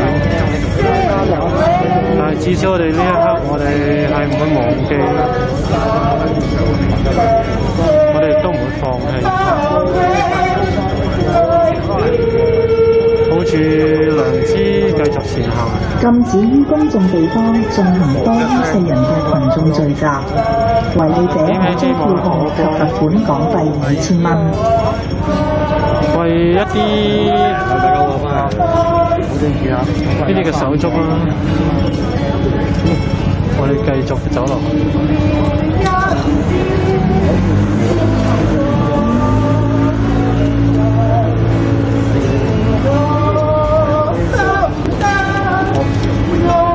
禁止於公眾地方進行多於4人嘅群眾聚集，違例者可遭票控及罰款港幣2000蚊。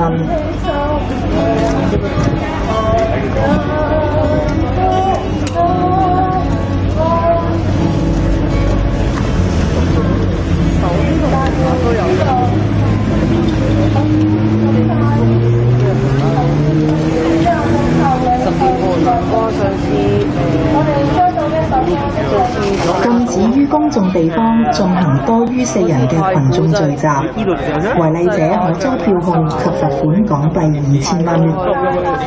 咁啊，除咗之外啦，咁亦都有市民啊，接咗啲星星啦，同埋一啲嘅白絲帶喺地下。你就見到啲燒糊嗰啲咧就預燒喎。即係如果你唔係做嗰啲好嚴肅嘅嘢，因為市民好有心啊，禁止於公眾地方進行多於4人嘅群眾聚集，違例者可遭票控及罰款港幣2000蚊。跟住再點翻一啲蠟燭，要補充翻，等呢啲嘅燭光可以繼續。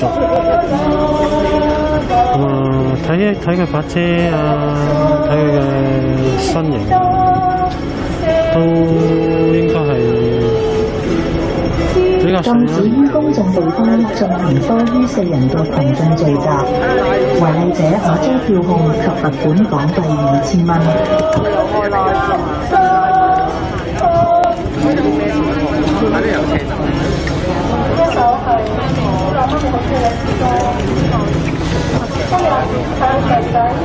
梗係啦，級喎而家。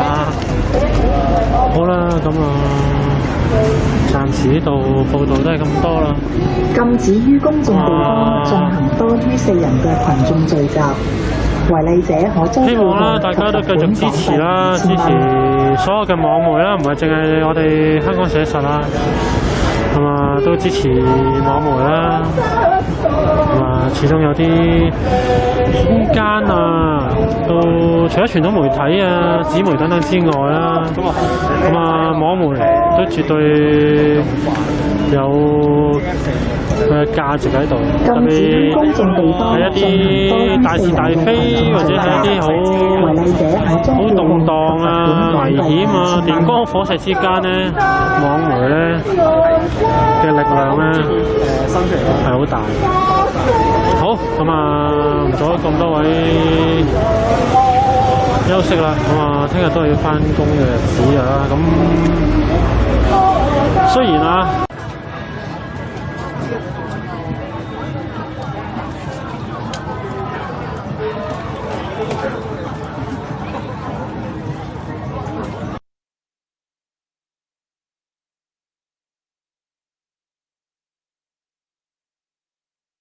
幫嘅เนี่ย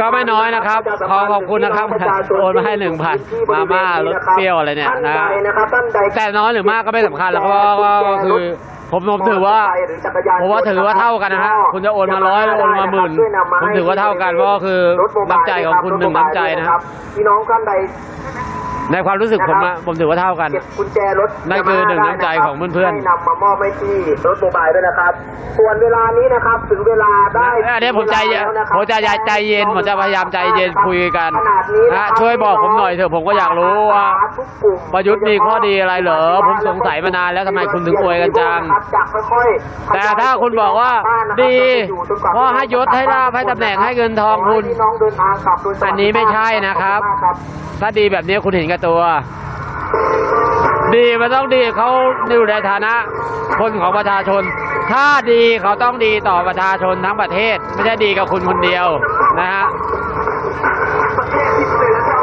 ไหนลองบอกมาสิว่าเขาดียังไงต่อประเทศเนี้ย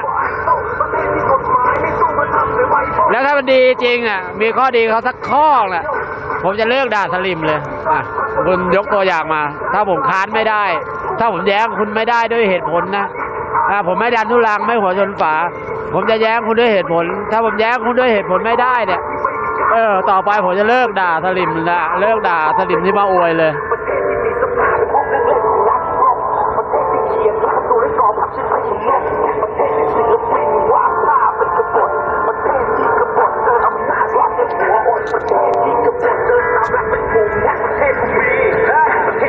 เขาอยู่ในตำแหน่งผู้นำของประเทศถ้าเขาดีเขาต้องดีต่อประชาชนดีต่อประเทศชาตินะถึงจะนับว่าเป็นความดี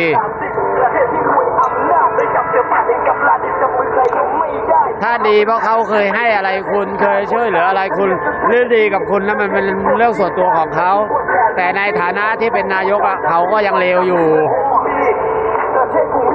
ถึงประยุทธ์ให้เงินผมเป็นล้านผมก็ไม่บอกว่าประยุทธ์ดีเพราะเขาดีแค่กับผมใช่เขาดีกับผมแต่เขาไม่ใช่คนดีเขาไม่ใช่นายกที่ดีเขาให้เงินผม10 ล้านผมก็จะชมว่าประยุทธ์ดีกับผมแต่ประยุทธ์ไม่ใช่คนดีของประชาชนประยุทธ์ไม่ใช่นายกที่ดีตราบใดนี้ก็ยังโกงยังกินยังทำประเทศนี้ชิบหายเขาไม่ใช่คนดีแน่นอนไม่ใช่นายกที่ดีแน่นอน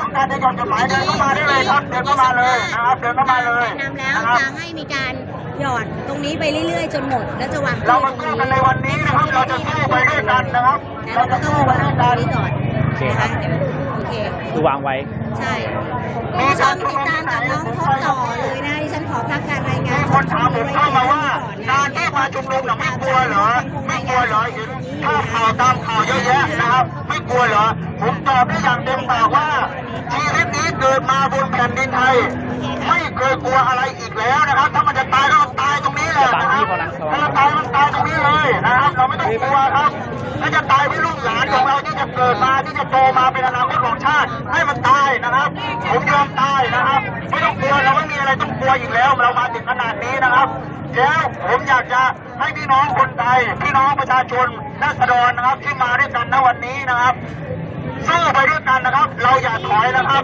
เราสู้ไปด้วยกันนะครับเราอย่าคิดท้อถอยนะครับถ้าเราสู้เราก็เป็นไทยถ้าเราถอยเราก็เป็นทาสไม่ได้เป็นทาสอย่างเดียวถ้าเราถอยเราเป็นหมาเองเราจะไม่ถอยนะครับเราจะสู้ไปด้วยกันนะครับพี่น้องราษฎรปี63นะครับการชุมนุมนะครับผมเกิดมาจนอายุ25 ปีผมผ่านการรัฐประหารมาทั้งหมด2 ครั้งนะครับผมผ่านตั้งแต่ยุคของทักษิณแล้วก็มายุคของยิ่งลักษณ์นะครับผมผ่านมา2 ครั้งแล้วนะครับอายุ25 ปีผ่านรัฐประหารมา2 ครั้งนี่เป็นการชุมนุมของผมครั้งแรกในชีวิตนะครับเป็นนายกที่ตู่คนแรกที่ผมออกมาชุมนุมนะครับนายกที่ผ่านมาผมไม่เคยออกมาชุมนุมเลยนะครับเป็นตู่เป็นคนแรกเลยที่ผมออกมาชุมนุมเป็นครั้งแรกในชีวิตนะครับเพราะอะไรครับที่จริงผมไม่เคยคิดจะออกมาชุมนุมผมเห็นพี่น้องตามข่าวตามสื่อโซเชียลต่างๆนะครับผมไม่ได้แค่ดูแต่ถามว่าผมให้กำลังใจตลอดแต่เมื่อผมได้เห็นเหตุการณ์เมื่อวันที่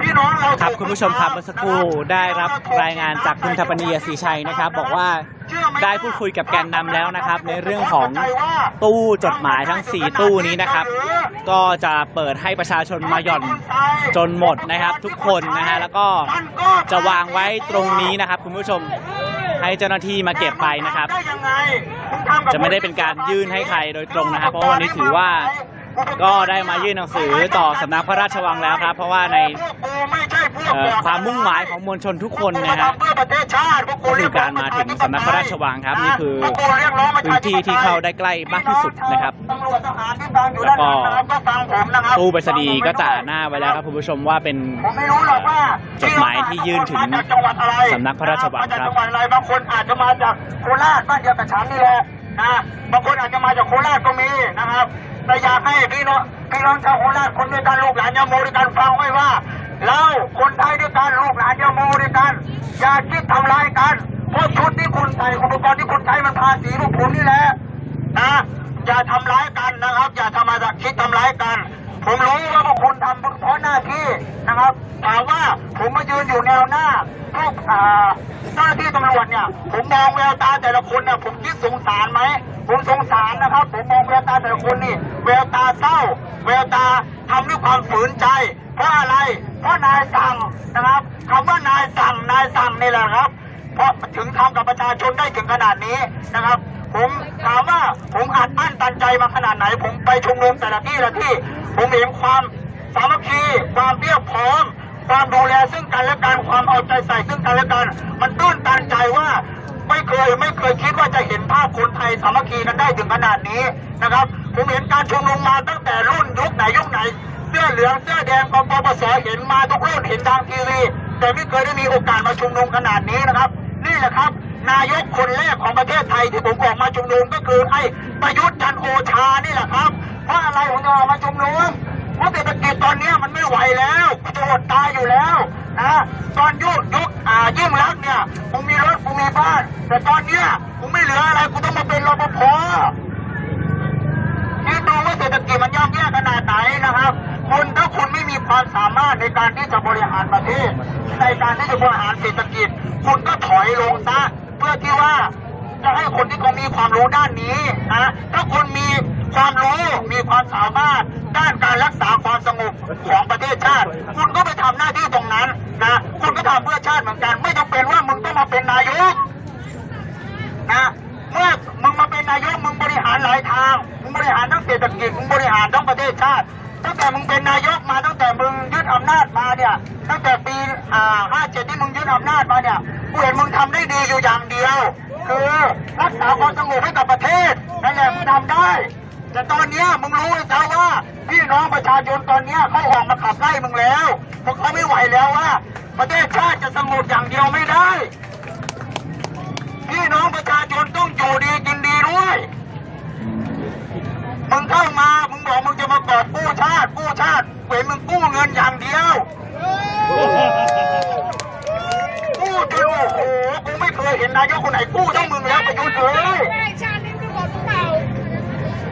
ถ้ากูไม่ออกมาสู้วันนี้ลูกหลานกูรุ่นหลานต้องมาใช้หนี้จนกี่โคตรกี่ยามกี่โคตรกี่ชั่วโคตรก็ไม่รู้จะหมดกูไม่รู้เหตุผลมึงว่าอะไรนะดูนะว่าทำไมมึงถึงไม่ลงว่าทำไมมึงถึงไม่ออกนะกูไม่รู้เหตุผลของมึงแต่มึงสมควรเห็นใจพี่น้องประชาชนนะมึงอย่าคิดว่าผมเห็นข้อความเขาพูดคำหนึ่งในรัฐสภาว่าผมก็อย่างน้อยผมก็เป็นนายกที่ประชาชนเลือกออกมาเยอะผมไม่ได้เสียงจากสวทุกคนกูถามหน่อยที่มันเดินลุกขึ้นแล้วบอกประยุทธ์จันทร์โอชาเขาประยุทธ์จันทร์โอชาหมาเหรอกูถามหน่อยมันบอกว่าที่มันเป็นนายกได้ไม่ได้มาจากสวสักเสียงกูถามหน่อยว่าแล้วที่มันลุกขึ้นบอกว่าพลเอกประยุทธ์จันทร์โอชาครับพลเอกประยุทธ์จันทร์โอชาครับมันหมาเหรอลุกขึ้นมาพูดนะนายองคลักษ์วันนี้องคลักษ์ไปไหนทุกสิ่งทุกอย่างที่มึงเคยพูดไว้ตั้งแต่ก่อนที่มึงจะยึดอำนาจมึงพูดไว้ทุกอย่างผู้นำต้องทำตัวที่มีเกียรติต้องพูดเพราะอย่างนั้นอย่างนี้ชิบหายเวรมึงด่านักข่าวอย่างกับลูกมึงเลยกูถามเลยลูกแฝดมึงอยู่ต่างประเทศมึงเคยด่าแบบนักข่าวไหมกูเห็นมึงเป็นนายกมาเนี่ย6-7 ปีแล้วเนี่ยมึงด่าตลอดมึงด่าไปสื่อมวลชนอย่างกับลูกมึงเลยชิบหาย มึงด่าอย่างเดียวเลย มึงเกิดมาเนี่ยลูกช่างด่าจริงๆเลยมึงเนี่ยพี่น้องประชาชนนะครับที่ได้ยินเสียงผมนะครับแล้วก็สื่อมวลชนทุกคนนะครับผมฝากไปถึงท่านประยุทธ์จันทร์โอชานะครับที่ผมเรียกเพราะที่สุดแล้วนะครับท่านออกเลยนะครับผมขอร้องนะครับถ้าท่านลาออกนะครับถ้าท่านลาออกนะถ้าที่ผมกราบตีนท่านงามๆผมก็จะยอมกราบครับเพราะท่านคือฮีโร่นะครับถ้าท่านลาออกตอนนี้นะครับอย่าดื้อดึงนะครับอย่าดื้อดึงนะครับเพราะท่านรู้ไหมว่าตอนนี้เศรษฐกิจมันไม่ไหวแล้วท่านอย่าคิดว่าท่านบริหารดีท่านบริหารเก่งท่านเป็นนายกที่ซื่อสัตย์ที่สุดแล้วที่เป็นนายกมานะครับคุณอย่าคิดว่าผมไม่ยอมออกเพราะว่าคนที่จะมาทำหน้าที่แทนผมไม่มีใครดีเท่าผมไม่มีใครซื่อสัตย์เท่าผมกูถามหน่อยว่าในประเทศไทยมีมึงดีอยู่คนเดียวหรือไงอะหัวกะลามึงเลี้ยงทองหรือไงกูถามมึงหน่อยดิมึงเหาะเหินเดินอากาศมึงกินข้าวเหมือนกูไหมมึงก็กินข้าวเหมือนกูมึงกินแล้วมึงเข้าน้ำเหมือนกูไหมมึงก็เข้าเหมือนกูนะแล้วมึงดีกว่าพวกกูตอนไหนแล้วมึงดีกว่าคนที่เขามีความสามารถของมึงตรงไหนแล้วกูถามมึงหน่อยประเทศไทยมีแต่หนี้ไม่รู้จะหนี้ถึงไหนแล้วจะกู้ชาติอีชิบหายเดี๋ยวมึงกู้เงินอย่างเดียวเลยนะเดี๋ยวมึงกู้เงินอย่างเดียวอะไรพวกกูออกชุมนุมก็ประกาศแต่ว่าเสี่ยงต่อโควิดกูไม่กลัวแล้วโควิดแล้วกูกลัวอดตายอย่างเดียวไอ้ชิบหายกลัวอดตายอย่างเดียวกูแค่จะกินข้าวกับเกลืออยู่แล้วประยุทธ์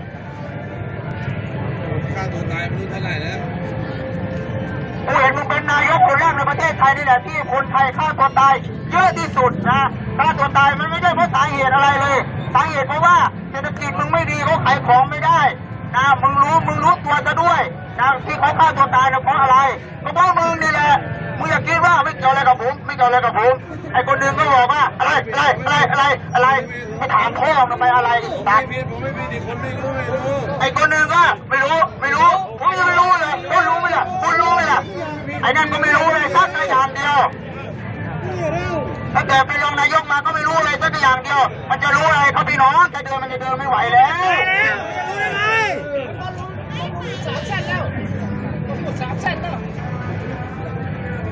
ตอนนี้เพราะอะไรพอทำหน้าที่ตอนแรกที่เข้ามาเริ่มแรกก็เป็นรัฐมนตรีกระทรวงกลาโหมตอนนี้เพราะอะไรเพราะสังขารทำงานไม่ไหวถึงไม่ประยุทธ์ขั้วทั้งสองตำแหน่งเป็นทั้งนายกเป็นทั้งรัฐมนตรีกระทรวงกลาโหม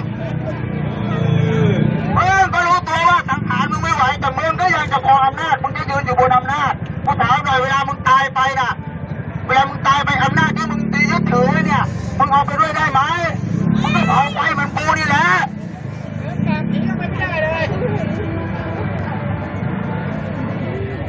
ผมฝากให้มึงได้ยินด้วยนะประยุทธ์นะมึงรีบลาออกไปได้แล้วนะตอนนี้รีบลาออกไปได้แล้วและรัฐธรรมนูญเนี่ยก็รีบแก้ซะอย่าเขียนเพื่ออำนาจให้กับตัวเองนะรัฐธรรมนูญเนี่ยมันแน่ชัดอยู่แล้วนะครับถามว่าผมเรียนจบสูงไหมผมไม่ได้จบสูงแล้วผมเรียนแค่ม.6 นี่แหละผมจบแค่ม.6 รัฐธรรมนูญผมเคยเห็นหน้าตาไหมผมไม่เคยเห็นแต่ผมไม่เปิดอ่านจากอะไรก็เปิดอ่านจาก Google นี่แหละครับผมเปิดอ่านจาก Google แต่ถามว่าผมรู้ทุกมาตราไหมผมไม่ได้รู้ทุกมาตราหรอกครับผมไม่รู้หรอกว่าพี่น้องราษฎรที่มาร่วมมือร่วมใจที่จะสู้เพื่อเผด็จการตรงนี้ทำลายเผด็จการตรงนี้เขาจะแก้ไขมาตราอะไรบ้างผมไม่รู้เรื่องอะไรกับเขาเลยจะแก้มาตราอะไร265แล้วของเขาเนี่ยผมถามผมรู้เรื่องเขาไหมผมไม่รู้เรื่องหรอกครับแต่ถามว่าสิ่งที่ผมมาสู้เนี่ยแค่คำเดียวคือเพื่อประชาธิปไตยของพี่น้องประชาชนและลูกหลานผ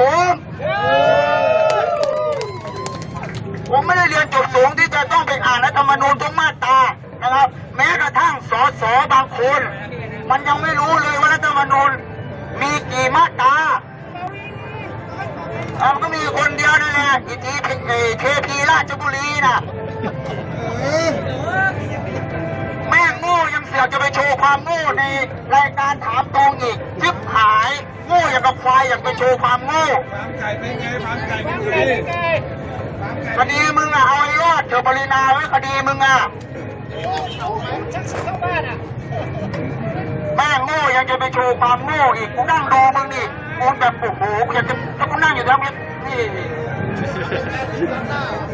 ไม่ได้ทำไม่ได้เราจะไม่ใช้ความรุนแรงเราจะนี่คือจะเข้าไปบอกดีๆว่าถ้าคุณโง่คุณก็อย่ามาโชว์ความโง่เลยนะเสลออยากโชว์ความโง่เขาไม่เชิญไปรายการแต่ทำเป็นผู้แซวนักข่าวว่าทำไมไม่เชิญมันชื่ออะไรนะอีเอ๋จำชื่อไม่ได้จำแต่อีปรีนาใกล้คุกนะทำไมไม่เชิญเอ๋ไปบ้างพอเขาเชิญไปโอ้โหมึงตอบแต่ละคำถามโง่ที่หายสู้ไม้ก็ไม่ได้นะสู้ไม้ก็ไม่ได้อีกคนหนึ่งที่ไปอะไรนะอุหาฤทัยเหรอโอ้โหบอกเชื่อไหมครับพี่น้องวันที่ผมดูอุหาฤทัยกับอะไรนะพี่ไผ่ดาวดินนะวันนั้นผมแทบจะตัดโทรศัพท์ผมเข้ากำแพงเลยโอ้โหจิ๊บหายมึงไม่เล่นนี่พี่ไผ่ได้พูดเลยมึงกินเนื้อพิษบูเข้าไปยังไงพี่ไผ่พูดคำเดียวมึงล่อเป็น10เลยจิ๊บหายวันมันแดกข้าวเป็นโฟแดกแต่สีน้ำมันวันหนึ่ง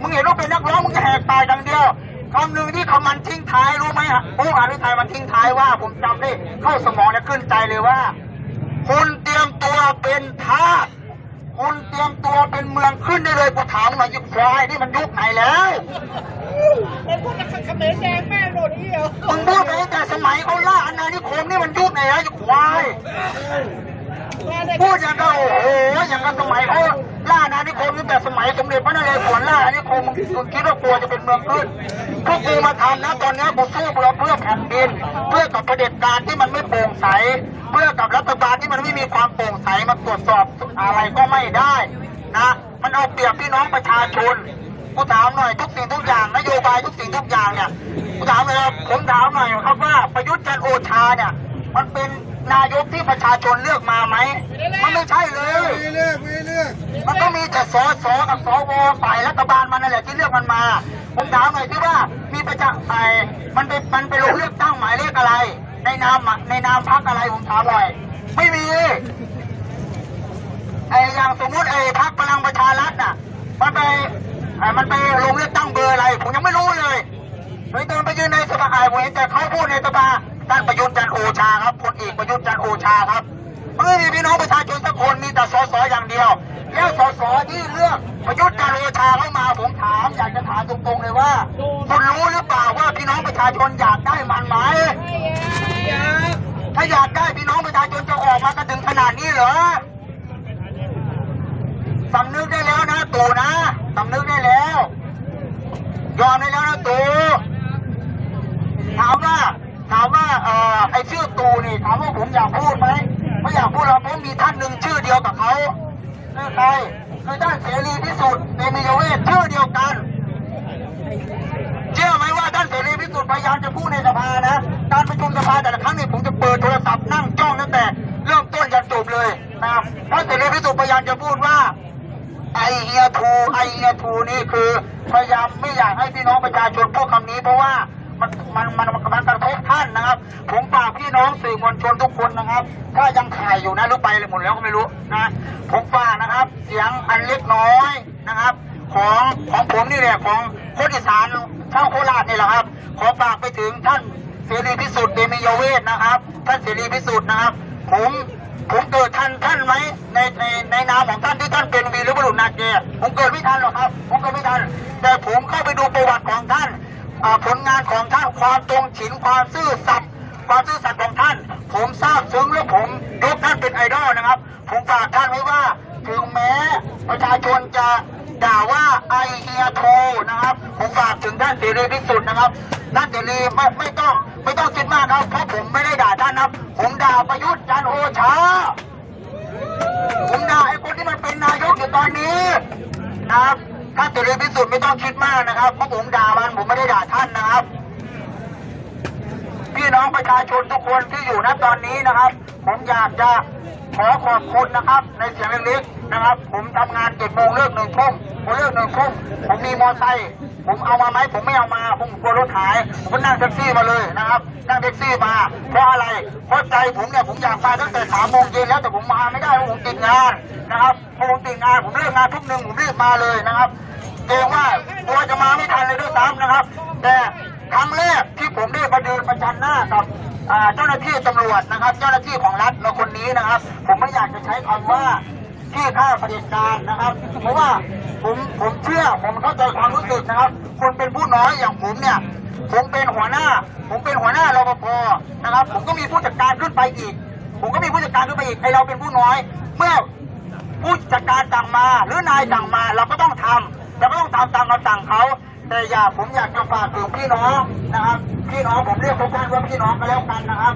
ไม่ว่าจะมาจากอีสานหรือจะอยู่คนภาคกลางหรือภาคเหนือภาคใต้ก็แล้วแต่นะครับเราคนไทยด้วยกันผมรู้ว่าพวกท่านมาทำณวันนี้พวกท่านทำเพราะหน้าที่เพราะคำสั่งของนายถ้าพวกท่านไม่ทำพวกท่านก็เดือดร้อนเพราะพวกท่านเป็นผู้น้อยผมดูแววตาแต่ละคนเนี่ยผมดูแววตาผมยืนอยู่ตรงหน้าเนี่ยผมมองแววตาเจ้าหน้าที่ตำรวจทุกคนเนี่ยผมรู้สึกสะท้อนใจและสงสารนะครับแต่สิ่งที่พวกท่านทำผมเข้าใจว่าพวกท่านไม่ต้องการให้เกิดความรุนแรงนะผมเข้าใจแต่สิ่งที่พวกท่านทำให้พวกท่านสำนึกไว้เสมอว่าคนที่ยืนอยู่ตรงหน้าพวกคุณคือประชาชนคือคนที่เสียภาษีให้พวกคุณทุนที่พวกคุณใส่ไอ้อะไรเนี่ยไอ้โล่ไอ้ตาให้พวกคนที่พวกคุณถือเนี่ยนะมันก็ภาษีพวกผมที่พวกผมเสียพวกคุณจะพูดว่ามันก็ภาษีพวกคุณเหมือนกันแต่ถามว่าภาษีของพวกคุณแค่ไม่กี่นายที่ยืนอยู่เนี่ยคุณสามารถซื้อไอ้รถฉีดน้ำไอ้อุปกรณ์ที่คุณใส่ได้ไหมก็ไม่ใช่ภาษีของพวกผมด้วย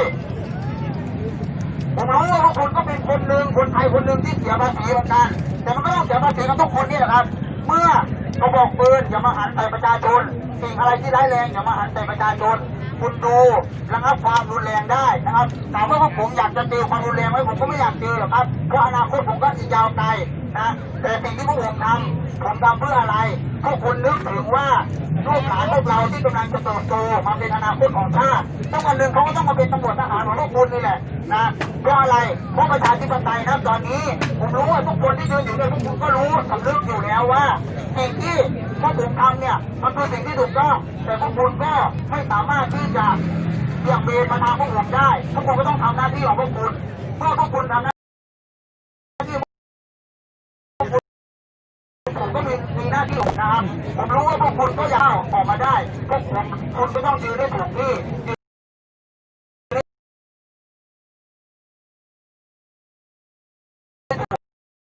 ผมที่กำลังจะโตมานะครับผมก็ฝากไว้พี่น้องตำรวจเจ้าหน้าที่ทุกคนนะครับเพราะว่านายใหญ่ๆนะครับผมก็เรียกไม่ถูกหรอกนายใหญ่ๆของพวกท่านถ้าได้ยินเสียงอะไรเล็กน้อยของผมนะครับจะทำอะไรก็ขอให้นึกถึงพี่น้องประชาชนนะครับผมมาไม่ทันตัวที่เขาฉีดน้ำใส่พี่น้องประชาชนผมยังโอ้โหอะไรเนี่ยพี่น้องประชาชนยังไม่ทันทำอะไรฉีดน้ำใส่แล้วเหรอผมก็ถึงรีบมาอยากมาเห็นเหมือนกันว่าจะทำกันได้ถึงขนาดไหนนะครับแต่สิ่งที่พวกท่านทำพวกท่านกล่าวอ้างว่ามันเป็นความผิดพลาดนะครับพวกท่านขอโทษไปแล้วไปนะครับแต่อยากพวกท่านนึกถึงพี่น้องประชาชนที่ยืนอยู่ตรงหน้าพวกคุณด้วยนะครับผมก็ฝากไว้ส่วนพี่น้องประชาชนนะครับคณะราษฎรทุกคนนะครับสุดท้ายนี้นะครับผมก็ฝากว่าพวกเราจะสู้ไปด้วยกันไม่ว่าจะเกิดอะไรขึ้น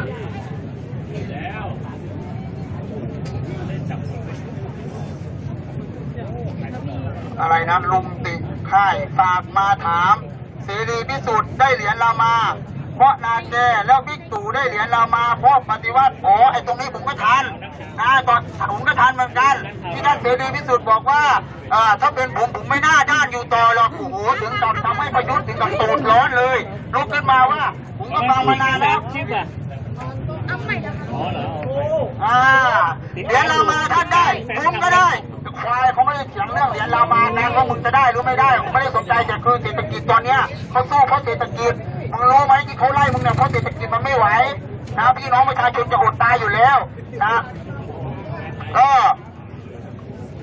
ปฏิวัติแล้วกษัตริย์จะอยู่กับประชาชนจริงไหมแล้วบิ๊กตู่ได้มาเพราะปฏิวัติแล้วกษัตริย์จะอยู่กับประชาชนจริงไหมขอฝากผมหยอดใช่ไหมเดี๋ยวผมหยอดให้นะครับ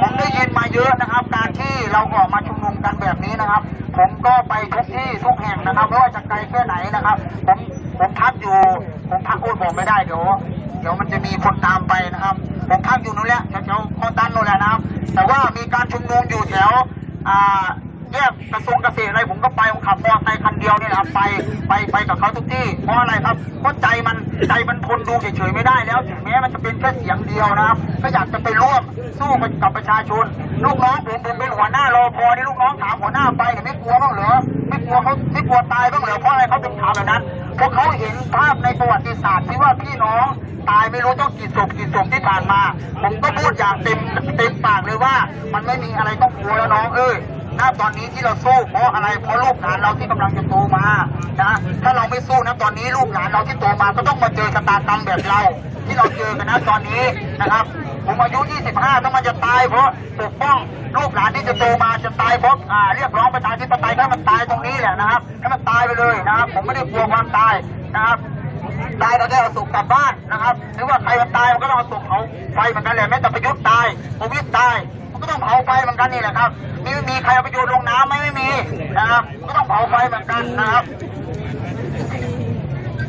มันก็ต้องเข้าไปนอนในอะไรนะเขาเรียกบ้างศอกยาววาเหมือนกันทุกคนนะครับบ้านหลังสุดท้ายของเมืองนะครับและไม่ใช่ของเมืองของทุกคนนะครับเพราะฉะนั้นแล้วนะครับก่อนที่ผมจะตายก็ขอเรียกร้องประชาธิปไตยสู้เพื่อประชาธิปไตยขอให้พี่น้องราษฎรทุกคนที่มาทุกคนทุกแห่งนะครับถ้าได้ยินเสียงผมเราต้องสู้ไปด้วยกันนะครับเราอย่าท้อบางคนเนี่ยผมยืนอยู่บริเวณเนี้ยผมได้ยินบางคนพูดว่าโอ้เสียลมอะไรแป๊บเดียวเลิกแล้วแป๊บเดียวเลิกแล้วแป๊บเดียวเลิกแล้วนะครับเราไม่ต้องการที่จะเจอความรุนแรงนะครับเมื่อเราทำสิ่งที่เราปรารถนาหรือสิ่งที่เราต้องการสำเร็จนะครับแล้วก็แยกย้ายกลับไปพักผ่อนวันหลังเราก็เอาใหม่วันหลังเราก็เอาใหม่บางคนอย่าเพิ่งท้อนะครับผมได้ยินตามโลกโซเชียลบางคนบอกว่าการที่คณะราษฎรหรือว่าขอเคารพคำว่าคณะออกแล้วนะการที่ราษฎร63ออกมาชุมนุมแบบนี้ชุมนุม5 โมง2 ทุ่มเลิก3 ทุ่มเลิก4 ทุ่มเลิกหรือกี่ทุ่มก็แล้วแต่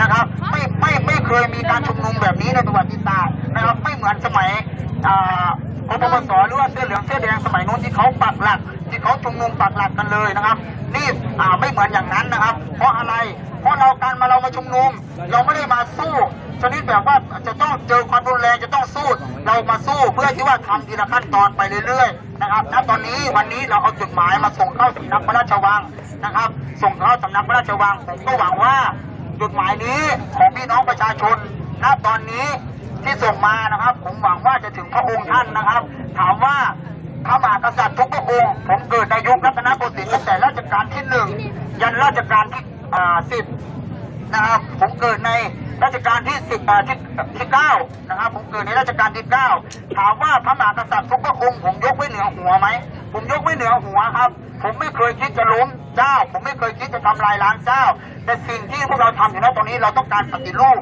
ให้ดูดีขึ้นให้สง่างามเพราะอะไรครับถ้าเราเห็นตามโลกโซเชียลต่างประเทศเขาเอาสถาบันของเราไปล้อเลียน1เอาเราไปล้อเลียน2เอาเราไปว่าต่างๆนานาผมไม่รู้หรอกครับว่าสิ่งที่เขาว่ามามันเป็นความจริงไหมนะครับเพราะผมเกิดไม่ทันนะผมเกิดไม่ทันแต่ที่พวกผมมาสู้ณตอนนี้นะครับผมอยากให้รู้กันไว้ว่าสู้เพื่ออะไรเพื่อสถาบันของเราที่ปฏิบัติกันมาอย่างช้านานให้อยู่อย่างสง่างามให้อยู่อย่างสวยงามเพราะคำว่าปฏิรูปนะครับผมฝากไปถึงนะครับใครก็แล้วแต่ผมอีกท่านหนึ่งผมอยากจะฝากถึงพี่ดินบรรลือฤทธิ์นะครับผมอยากจะฝากถึงว่าพี่ดินบรรลือฤทธิ์รู้ไหมนะครับว่าดินบรรลือฤทธิ์เนี่ยเป็นคนจังหวัดอะไรพี่ดินบรรลือฤทธิ์เป็นคนเกิดที่อำเภออรัญญประเทศจังหวัดสระแก้วนะครับก่อนหน้าที่ผมพูดผมบอกผมเป็นคนโคราชใช่ไหมเพราะทำไมผมถึงบอกเป็นคนโคราช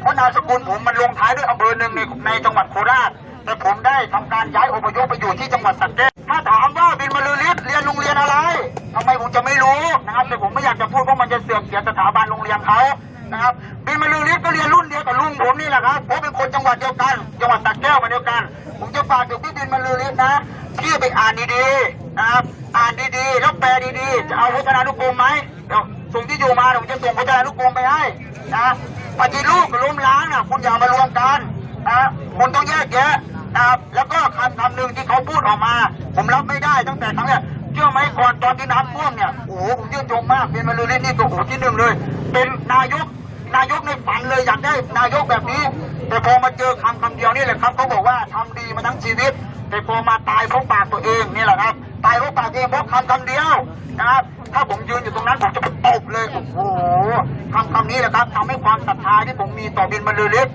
ในฐานะคนบ้านเดียวกัน นะครับในฐานะคนบ้านเดียวกันผมก็ลูกหลานสนอเทียนทองนะครับจังหวัดสระแก้วสนอเทียนทองเป็นคนก่อตั้งนะครับเมื่อปีพศ 2536นะครับก็คนจังหวัดเดียวกันผมเห็นบางคนนะถามว่าผมเห็นในโลกโซเชียลบางคนถามว่าบินบรรลือฤทธิ์เนี่ยจบโรงเรียนอะไรอย่าไปบอกเขานะอายเขาโอ้โหผมดูนี่ผมจะท้อนใจมากเลยที่หายคนจังหวัดเดียวกูอีกคนบ้านเดียวกูอีกที่หายแล้วเกิดอำเภออนัญญประเทศนะครับผมก็เลยรู้สึกว่าอยากจะบอกฝากถึงพี่บินนะครับพี่บินครับสิ่งที่พวกผมทำเนี่ยนะครับผมทำเพื่อประเทศชาติผมไม่ได้มาล้มหรอกครับพระมหากษัตริย์เนี่ยนะครับพระมหากษัตริย์ผมยกไว้เหนือหัวลูกพระมหากษัตริย์ตั้งแต่รัชกาลที่ 9 ถึงรัชกาลที่ 10บ้านผมมีไหมผมก็มีทำไมต้องมีครับสถาบันพระมหากษัตริย์ก็ยกไว้เหนือหัวอยู่แล้วนะครับบางคนถามว่าถ้าคุณรักสถาบันจริงๆถ้าคุณรักสถาบันจริงๆการที่พวกคุณออกมาชุมนุมพวกคุณทำไมไม่เอาลูกพระมหากษัตริย์มาโชว์ในระหว่างที่ชุมนุม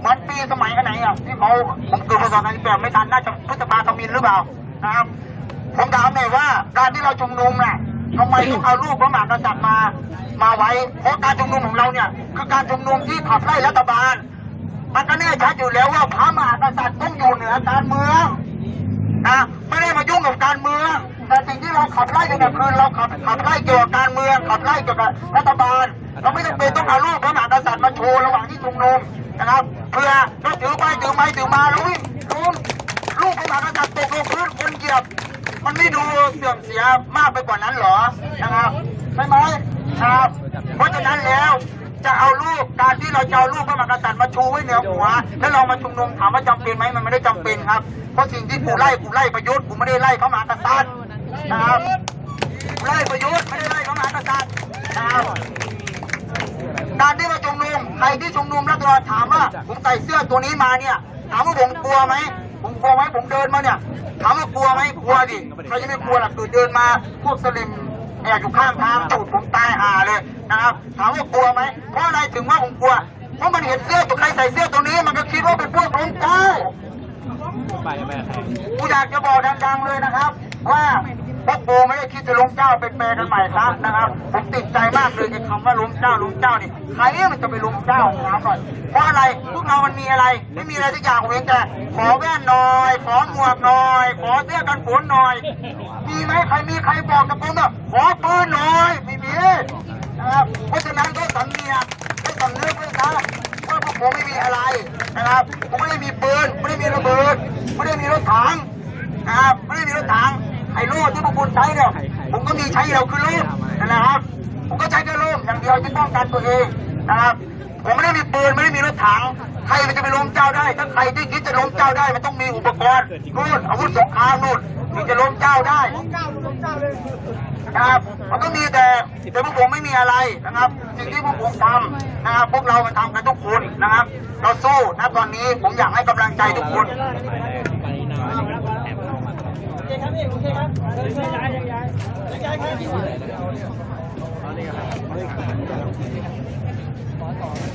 ตรงนี้เอาไปทิ้งใช่ไหมครับ ใช่ครับ ขอบคุณครับท่านเอาไป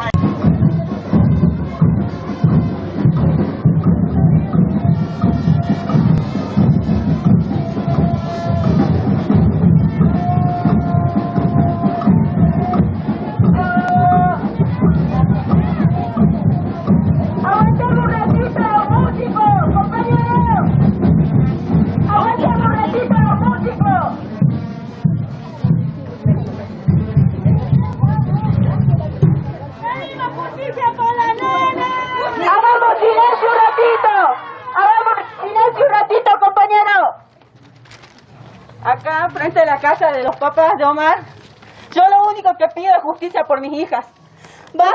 Basta de interferir la causa. Que se haga, como dice el señor intendente, que haga que la justicia actúe, pero que la deje actuar, que ya no dejen. Acá, Martín Ábalos fue una de las personas que es hermano de Omar Ábalos. Fue a mi casa y me dijo, Janina, cuídate de Ariel Machaca, de Mateo Ábalos, porque ellos ya pusieron dos abogados y van a hacer hasta lo imposible por sacar a Omar. Hecho y dicho, tiene dos abogados, está bien custodiado y el intendente tiene las veces que tiene, ¿por qué no sale a dar la cara? ¿Por qué no me mira a los ojos y me dice lo que dicen los medios? Si el día de mañana otros tienen que venir acá a ver quiénes piden disculpas. Yo estoy defendiendo el derecho de mi hija. Nada más, solamente quiero justicia y que dejen de interferir la causa. Que el señor intendente no se meta, que se haga justicia de las personas que fueron. Tu hija de él puede utilizar el patrullero para ir a mi domicilio junto con el sobrino. Pero cuando yo llamaba esa noche, cuando el señor fue a orinarse toda mi pared, cuando el señor fue a tirarme piedras a mi casa, nunca llegó el patrullero, nunca llegó. Pero con la hija del intendente sí fue en la cabina. A nosotros nos cargaron atrás del patrullero para llevarnos al hospital y nosotros tuvimos que ir así. Pero ella no, ella tuvo que ir sentada en la...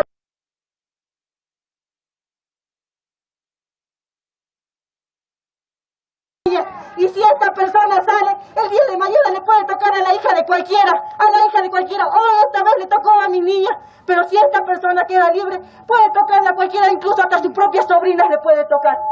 ¡Pedimos justicia! ¡Que detengan a la policía de La Pampa! ¡Que no podemos ni confiar en la policía, porque son los que cuidan a estos oligarcas, a los que tienen plata y a los que tienen poder, son a los únicos que cuidan. Son para lo único que saben usar patrulleros para ir a sus casas y para sus cosas personales. Cuando uno necesita policía no están nunca. Es una vergüenza que le hayan aumentado el sueldo para esto. Son una basura tanto como ellos por cubrirlo y por cuidarlo. Vamos compañeros, no perdamos el tiempo con esta gente. ¡Lo cuidó la policía! ¡Yo sabía!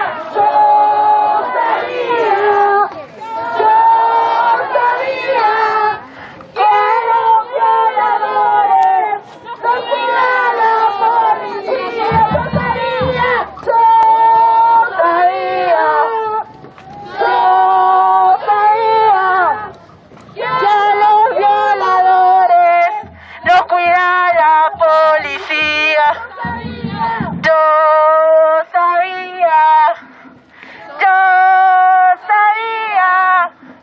Que a los violadores lo cuida la policía. ¡Poder, poder! ¡Poder, poder! ¡Poder popular! ¡Poder popular! ¡Ahora que estamos todos! ¡Ahora que estamos todos! ¡Ahora que sí nos ven! ¡Ahora que sí nos ven! ¡Abajo el municipio que va a caer! ¡Que va a caer! ¡Abajo el municipio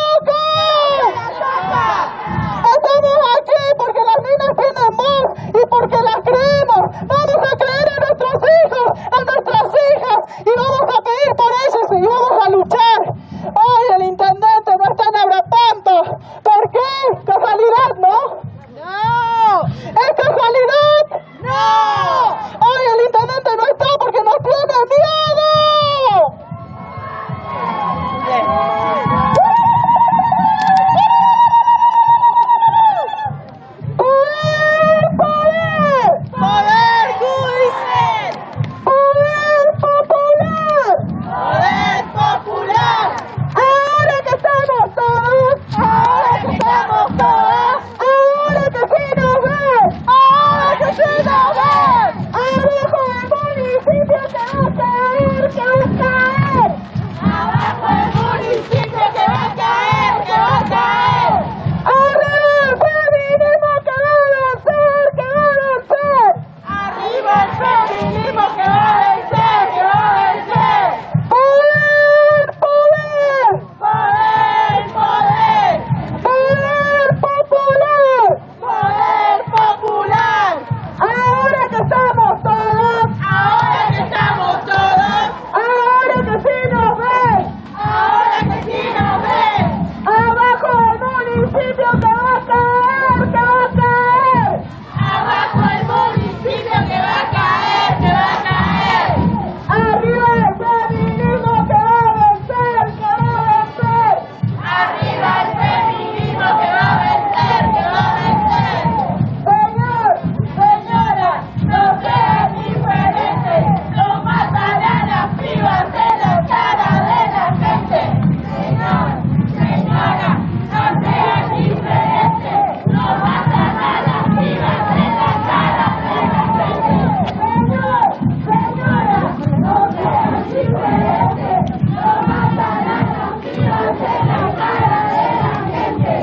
Señor, señora, no sean diferentes. Lo matarán las pibas en la cara de la gente.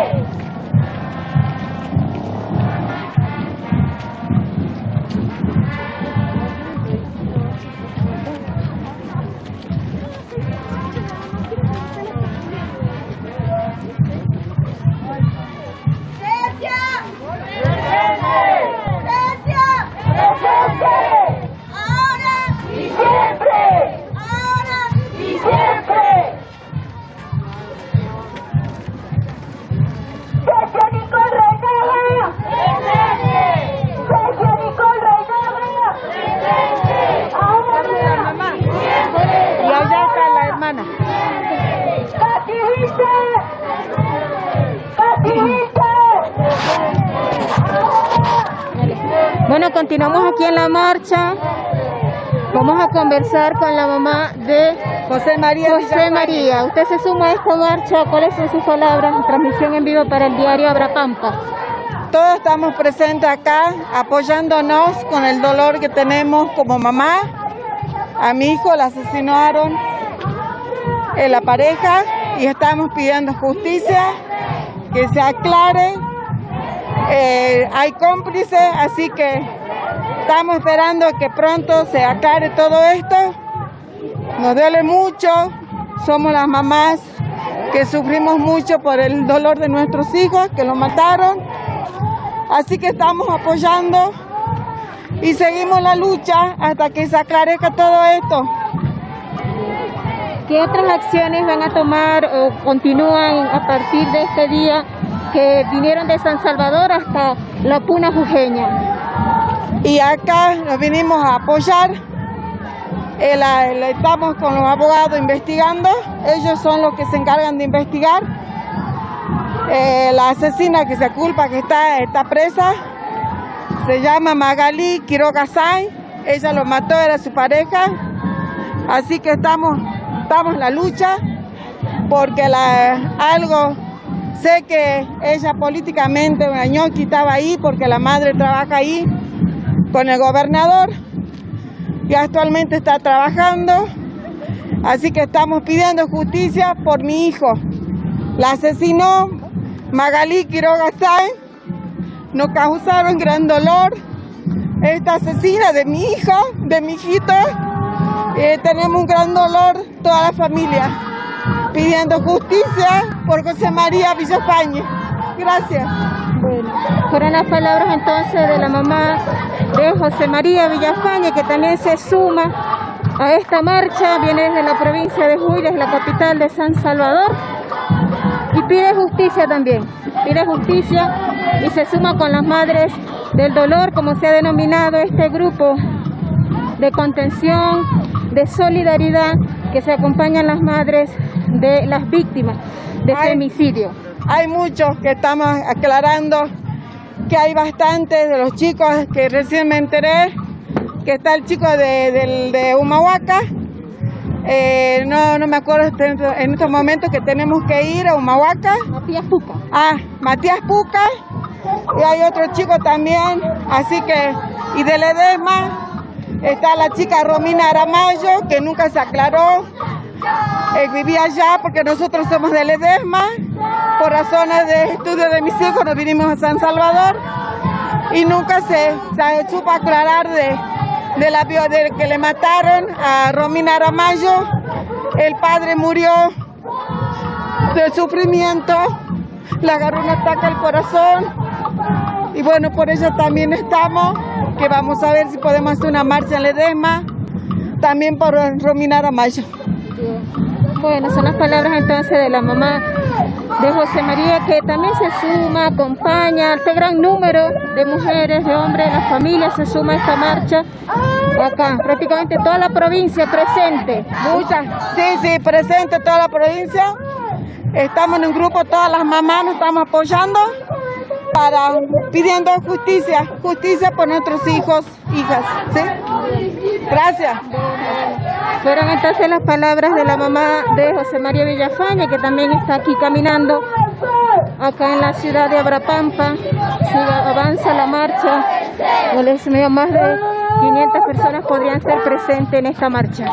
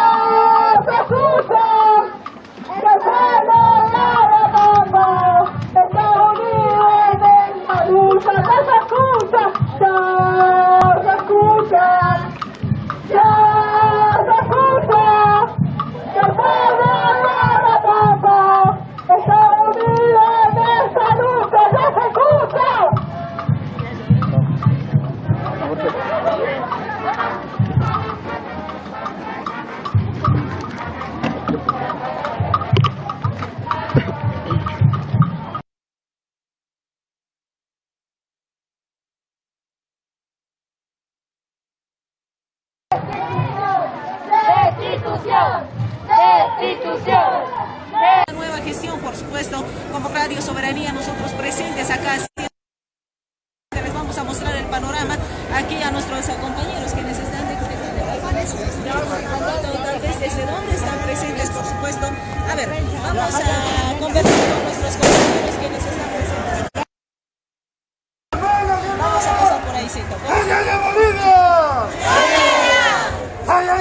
Todos nos encontramos felices y contentos, especialmente la gente que vivimos en las provincias del campo. Nosotros somos de la cuenca Chinchaya Chicani, la zona este de la ciudad de La Paz, provincia de Murillo, casi colindante con los Yungas, ¿no? Y estamos acá presentes, más que todos las tribus originarias, presentes en esta.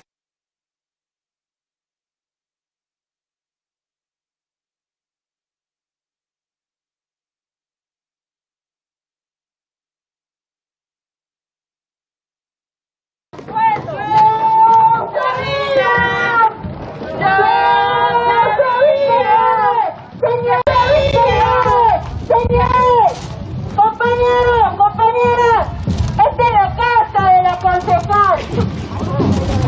Seguramente nos debe estar escuchando. Le pedimos que tenga un poquitito de respeto y que pida la ley y que renuncie directamente.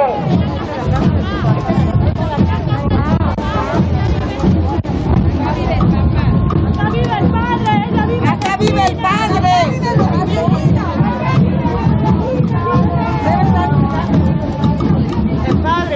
Acá viven los padres.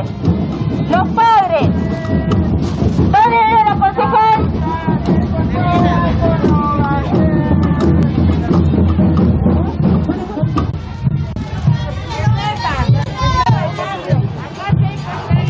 Sabemos muy bien que la familia Mendoza, la familia Huevo, vienen con un registro ya muy importante de lo que está sucediendo acá en la ciudad de Abrapampa. Tenemos el caso Tito, tenemos el caso Bustamante, que fueron olvidados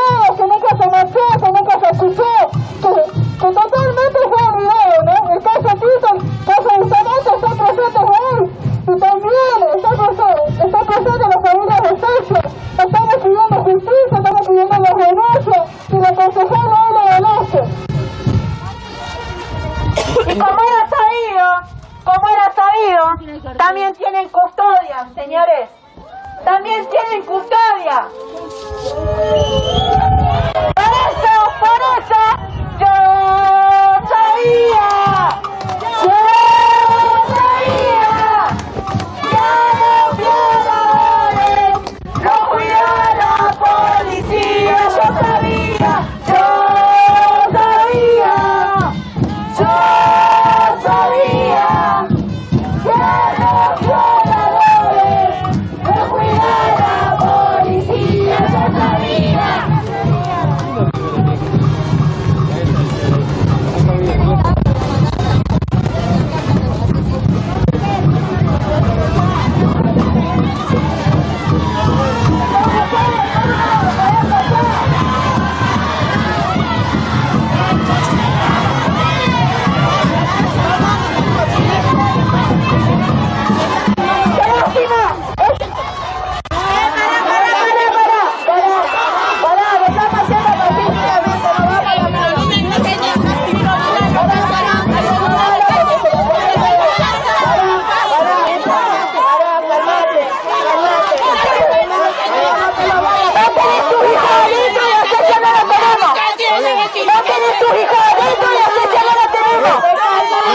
Yo tengo a mis hijos, por favor le pido. Vos tenés tu hijo y nosotros no tenemos acceso. ¿Para qué yo le estoy, no, yo les pido respeto, yo les pido respeto. también pedimos que se te envíe la renuncia? Seamos racionales. Ellos no son culpables de esto. Ellos no son culpables de esto. Mis hijos no son culpables de esto. Allá. Ahí lo tienen el consejo. Tíranlo. Pero a mi hijo no. A mi hijo no. A mi hijo no.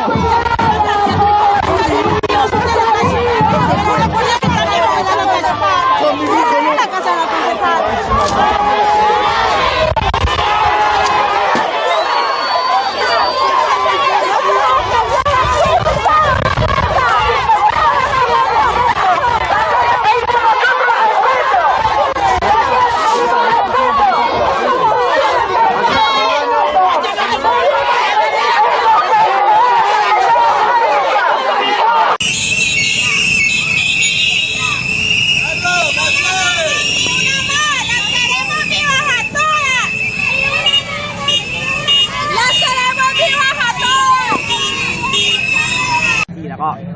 เราก็จะต้องออกจากพื้นที่แล้วเหมือนกันนะครับยังไงวันนี้ขอบคุณคุณผู้ชมที่ติดตาม The Reporters ครับผม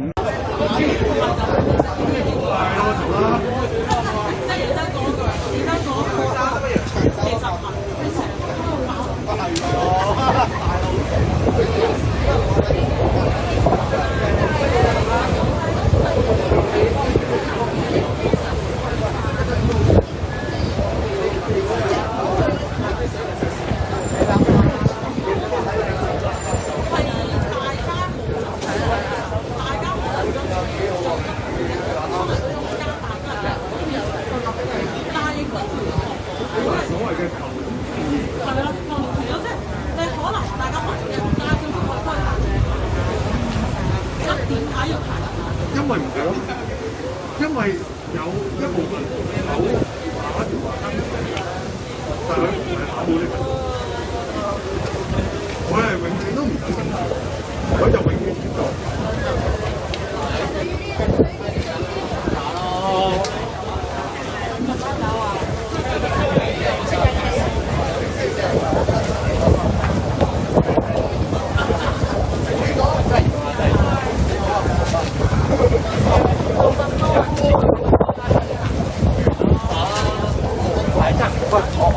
我話嘢嘅就係啦。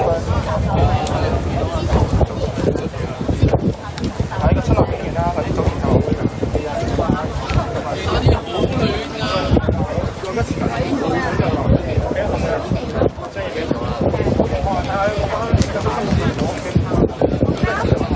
聽唔到。點解做唔到啲乜嘢？因為女仔我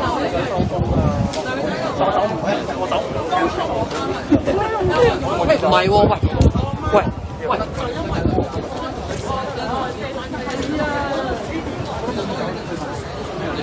細鬼人。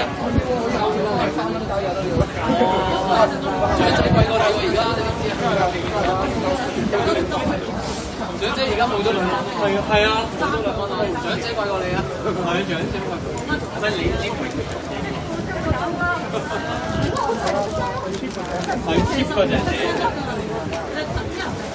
唔係喎，有精神急症家呢邊交租我哋，我哋過去咁多年嘅積累，一份數呢個，即係實賺，即係你一出聲，你入去係啊，反應都唔厲害，係啊，跟住等到啲人嚟真係走嚟，可以過到馬路，你打人哋過嚟，但係之前佢哋而家講曬，咩出嚟？你出嚟食嘢啊？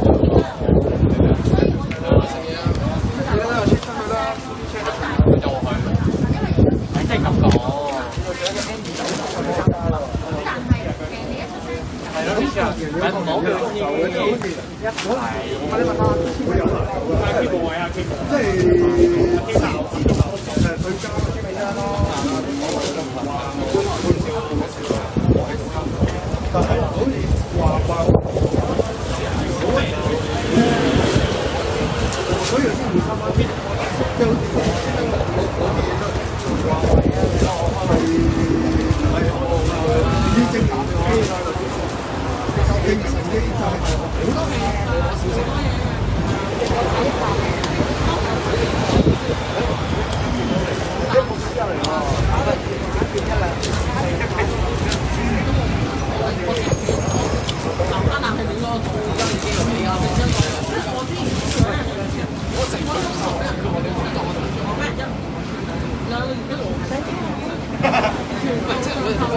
我食咗一餐嘅，但佢請我食，嗰時大家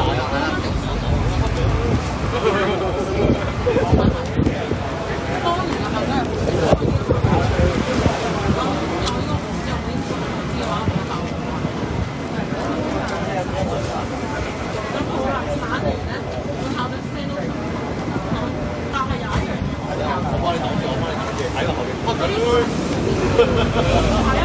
佢成車落車指住佢啦。邊個啊？上次旺角係咪嗰排啦？阿小夫定邊個？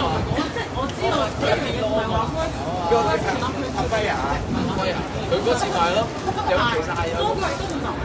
之後咧，因為佢企嗰度咧，佢咁我落到最後啦。你唔講過俾人咧？但我會有一日就係嗰條係我係全一個黑口罩，咁就係你啊！其實好簡單，係你兩個。如果佢講咗，因為而家大依家遮咗咧，好難。但係如果佢講咗一定嘅話，委屈，會委屈咯。哦，中文好啦，好啦。因為我同我係啊，紅底啊，我話先咧，咁然之後你哋又要諗，律師都覺得委屈，警察都覺得委屈，你要明白呢樣嘢，你先可以。其實好簡單一樣嘢，我嗰陣時係點咧？我俾人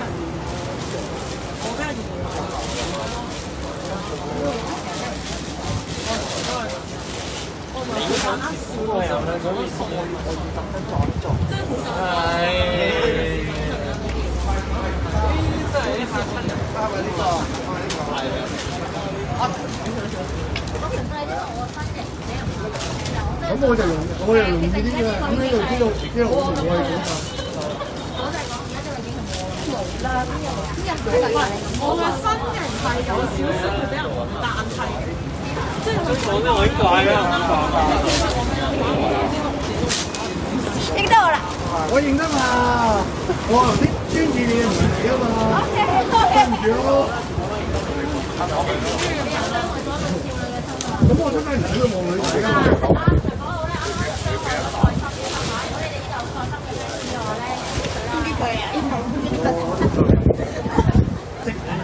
充電。係石啊！好真係好啊！你明唔明啊？你有冇安全心？講啫，我哋唔係呢樣。嚇？你知唔知我第一日上次我尋日見到佢第一次見到佢啊嘛？跟住我話我幾時食你食嘅？跟住我話嘅 day。What？咁你係啊嘛？咪問呢啲問題。用腦諗多嘢嘅，咁就點去答？嗱，好搭半啦，而家搭唔得咯喎，佢哋都淨係上車落翻車啫喎。你做咩咁急？其實1年啊，你仲唔慣啊？唔係唔慣，即係你諗下喎，即係。你頭先講咗咪係咯。我推翻咗後面。其實我咁樣錄都錄咗成個鐘。係咯。都冇人嚟搞。唔係，我見佢哋喺嗰邊都好奇咗咁耐啦。我見佢哋，唔係我見到琴晚打係咁樣指嚟指去，好鬼開心，笑口咁樣噶嘛。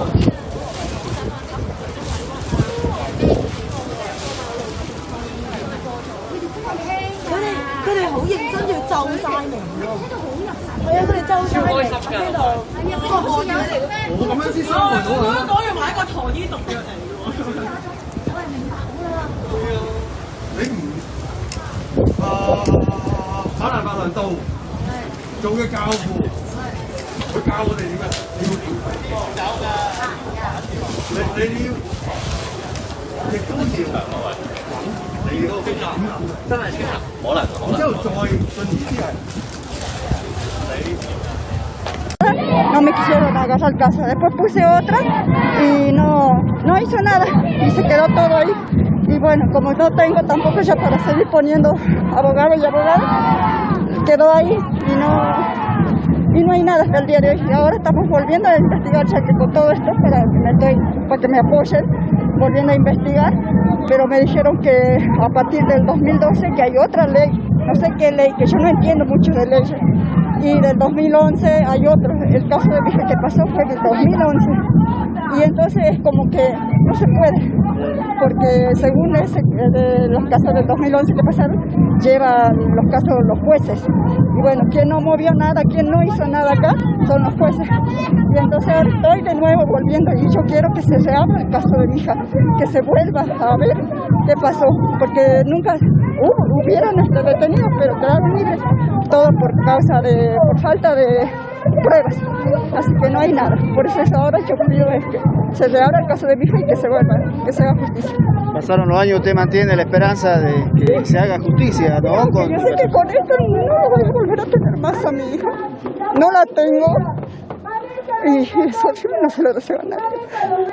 Pero bueno, pasan los años y sigo pidiendo justicia y voy a seguir así, adelante, sí, pedir justicia hasta el día que me vaya, el día que muera. Muchas gracias. No, nada, gracias a ustedes. Ahí está la madre, ¿no? También de Katy Benítez, quien manifestaba, ¿no? su dolor y bueno, participando también de esta marcha que hoy se hace presente acá en la ciudad de Abrapampa. A ver, vamos a ver qué es lo que... A ver, acá estamos, sobre la avenida Güemes Heridas, claro, donde funciona también otro de los medios acá de nuestra ciudad. Pedimos justicia por Cecia, por la nena que violaron. Información de Cecia. Yo decía que se pedía, nunca dieron información. Ahí la tenían. Hasta piensan que porque amenazan, señores, piensan que porque Abrapampa es una ciudad callada, piensan que nos vamos a callar. Y no, señores, porque todo Jujuy los va a apoyar. Y vamos a hacer, si es necesario, que toda la Argentina nos apoye y sepa todo lo que está pasando. Hay que empezar a silenciar a los dueños del poder. Y una de las formas, compañeros, es no escuchando la radio, es no escuchando las mentiras que nos dicen, e informarnos bien nosotros, fijarnos bien de qué lineamiento vienen las noticias y los medios de comunicación. No puede ser posible que todo esté en las manos de unos cuantos y se cuente y se diga lo que ellos quieren, compañeros. Así que no deberían prender el dial de la radio. Hay que dejarlo que se caiga. No hay que pagarle las pautas publicitarias a ver cuánto tiempo duran. ¡Que se vayan de Abrapampa! ¡Que se vayan de Abrapampa! ¡No queremos más impunidad en Abrapampa! Y no vamos a esperar. Siempre nos dicen que la justicia tiene su tiempo y que no son los mismos tiempos que nosotros. Pero no,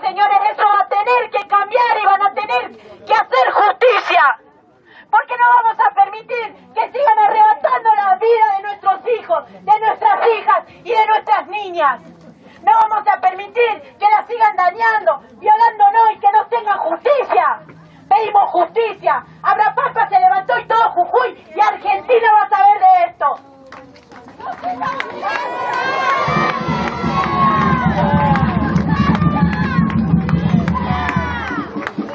¡Qué contradicción, ¿no? Nos dicen que el referente Zampa de Canal 7 del Pueblo nunca se acercó a las marchas del pueblo que pide justicia. ¿Cómo es que a través de los medios nos engañan y esconden la verdad? Gracias a Dios existe el Facebook y otros medios de comunicación que son manejados de forma independiente, que no están ligados al poder.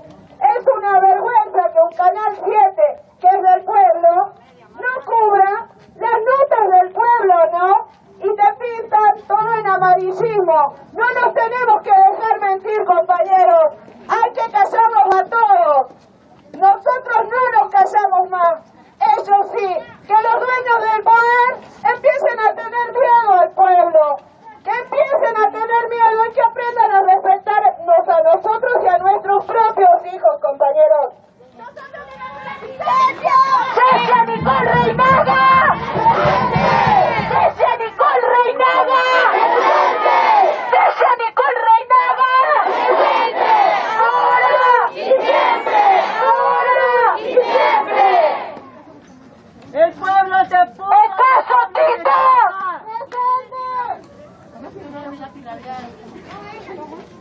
También estamos acá por el caso Tito y el caso Bustamante.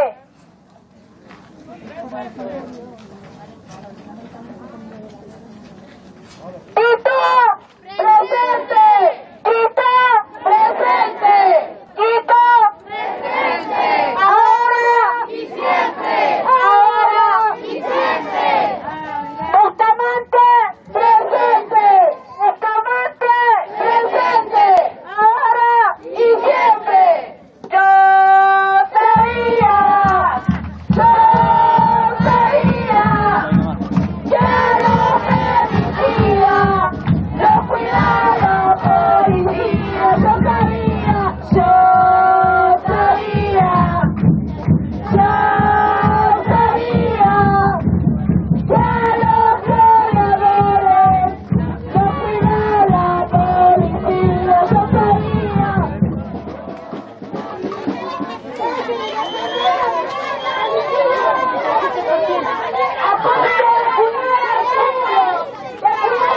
A los que tienen plata, también le cuida la pintura y las propiedades.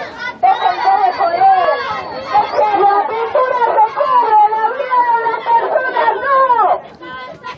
Ojalá salieran con esta rapidez a buscar a nuestras hijas. Ojalá salieran con esa puta rapidez que vienen a cuidar el culo a los que tienen plata.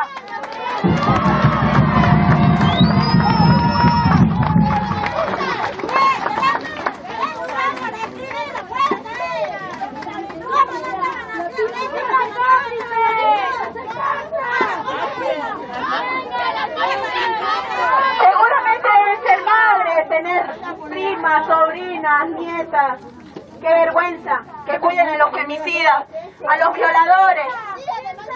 Es una vergüenza, pero el día de mañana que les pase también vamos a estar ahí. Ojalá nunca les pase.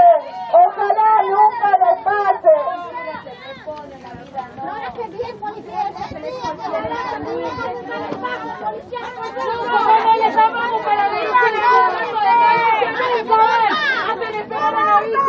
Y tenemos miedo de ir a denunciar que ustedes mismos nos tratan mal. ¿Dónde está la empatía? Trabajen entonces, pero trabajen para todos. Si tanto defienden su puesto de trabajo, trabajen para todos. Defienden a todos, no solo a los que tienen plata. Ustedes tendrían que estar con el pueblo, pidiendo justicia, porque a ustedes también les puede pasar. El pueblo mismo les paga a ustedes. Pero sin embargo cuidan a los que más tienen, a los ricos, y los pobres nos cagamos. Los pobres nos cagamos. Porque ustedes piensan que porque ustedes están cuidando en el culo de estos que tienen plata, la radio, la pintura, cuando desaparezca tu hija van a hacer algo. Es la misma mierda, para ustedes y para nosotros. Esa es la realidad. Si a tu hijo lo toca un hijo del poder, ¿a quién te vas a ir a quejar? Si no es del pueblo aquel el que se une y saca justicia. Ojalá nunca les pase. Ojalá no tengan que derramar una lágrima por la pérdida de un ser querido en manos de un hijo del poder. Ojalá nunca les pase. Y si les llegara a pasar, nosotros vamos a estar presentes y vamos a acompañar, porque nosotros conocemos de empatía, señores. Cuando ustedes hicieron la marcha capital, nadie del pueblo salió a decirles que no lo hagan. Nadie del pueblo estuvo en contra de ustedes, al contrario, estuvimos a favor, porque sabemos que desde su lado también están sin ropa, sin protección, sin armas. Nosotros tenemos las comisarías en Palpará vacías. Sabemos que a la policía no se le dan los insumos para trabajar como tiene que ser, no tienen combustible, no tienen nada. Nosotros también estamos del lado de ustedes. A ustedes les pagan un sueldo para cuidar al pueblo, no para cuidar a los funcionarios, no para cuidar una radio. ¿Qué le podemos hacer nosotros a la radio? Ellos son cómplices, callan las verdades, ellos esconden las pruebas y esconden un montón de cosas, no le informan a la gente la verdad. Nos están matando, están tirando los cuerpos como si fueran cualquier cosa. Nosotros estamos expuestos, los asesinos siguen libres y siguen matando con total impunidad. Ustedes también son el pueblo, ustedes también son hermanos, ustedes también tienen que estar apoyando esta lucha, porque a ustedes también les puede pasar, hermano. No es así, policía, por favor, no es en contra de ustedes, es en contra de este sistema que no hace nada y que deja libre los asesinos. No le busquen que no y esto viene a cubrir, esto viene a cuidar. No cuidan a nosotras, nos ignoran. También sabemos, personalmente sé, que en la fuerza también hay jerarquías que las toman por putitas a las mujeres y sabemos que muchas se callan porque no tienen un trabajo. Sabemos que también sufren ese tipo de violaciones y violencias de género. Y sin embargo hoy las tenemos acá en contra de nosotras. Cuando mataron a una hija del pueblo. A una tuvimos que buscar nosotros. A varias cosas que están ocurriendo. Compañeros, vamos a la policía a ver si ahí nos escuchan. Ya que cuidan tanto la propiedad privada, vamos nosotros a la policía. ¡Poder!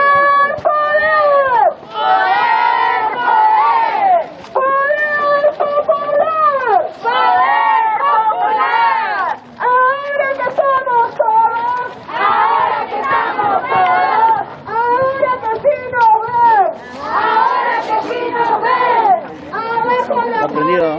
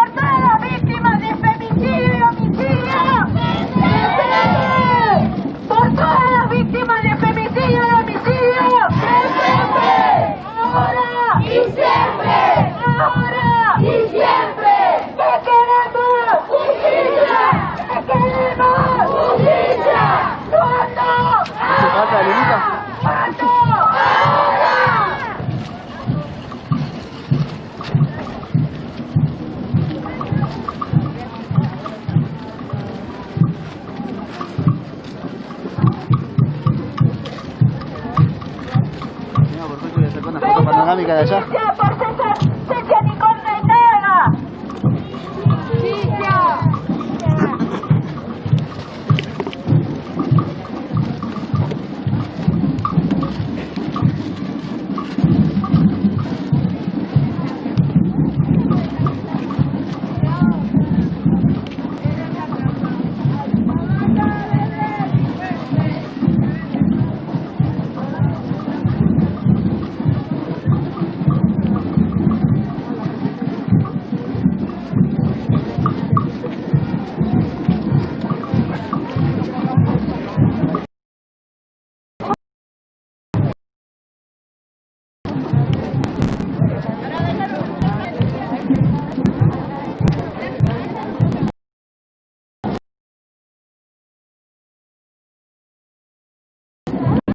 Latina va a ser toda feminista.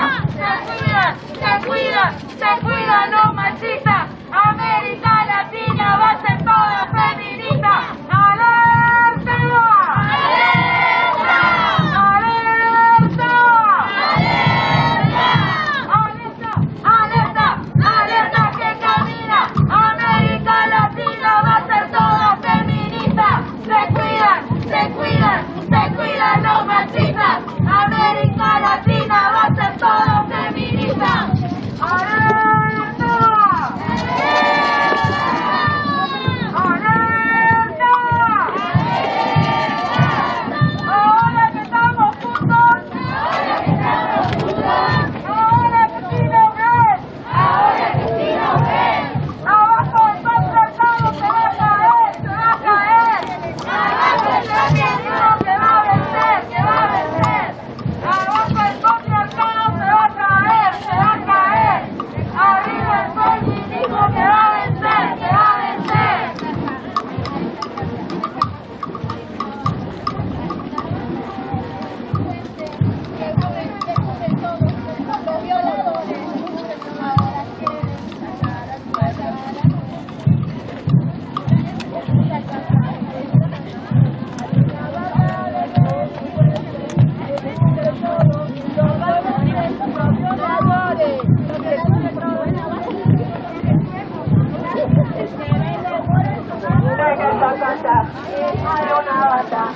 Hay una banda de delincuentes que cubren todos a violadores. Ahora quieren sacar al pueblo de esa casa.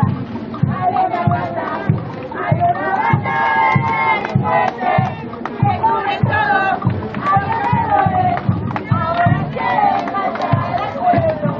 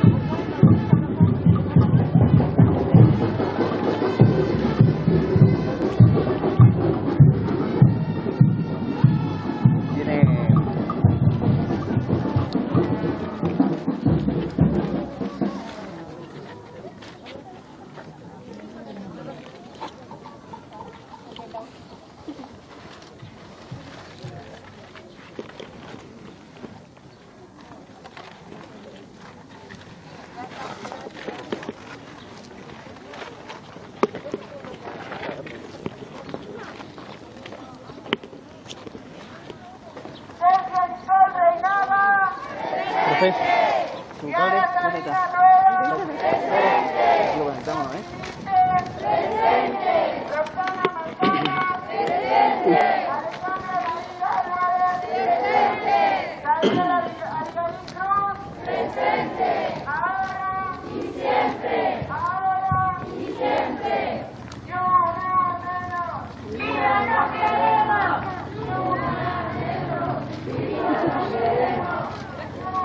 Ustedes después van a mandar por Facebook.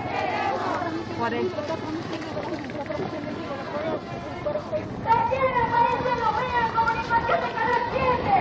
una vergüenza que recién vengan a cubrir. ¡Vaya aquí a la puta madre! Agarra el micrófono.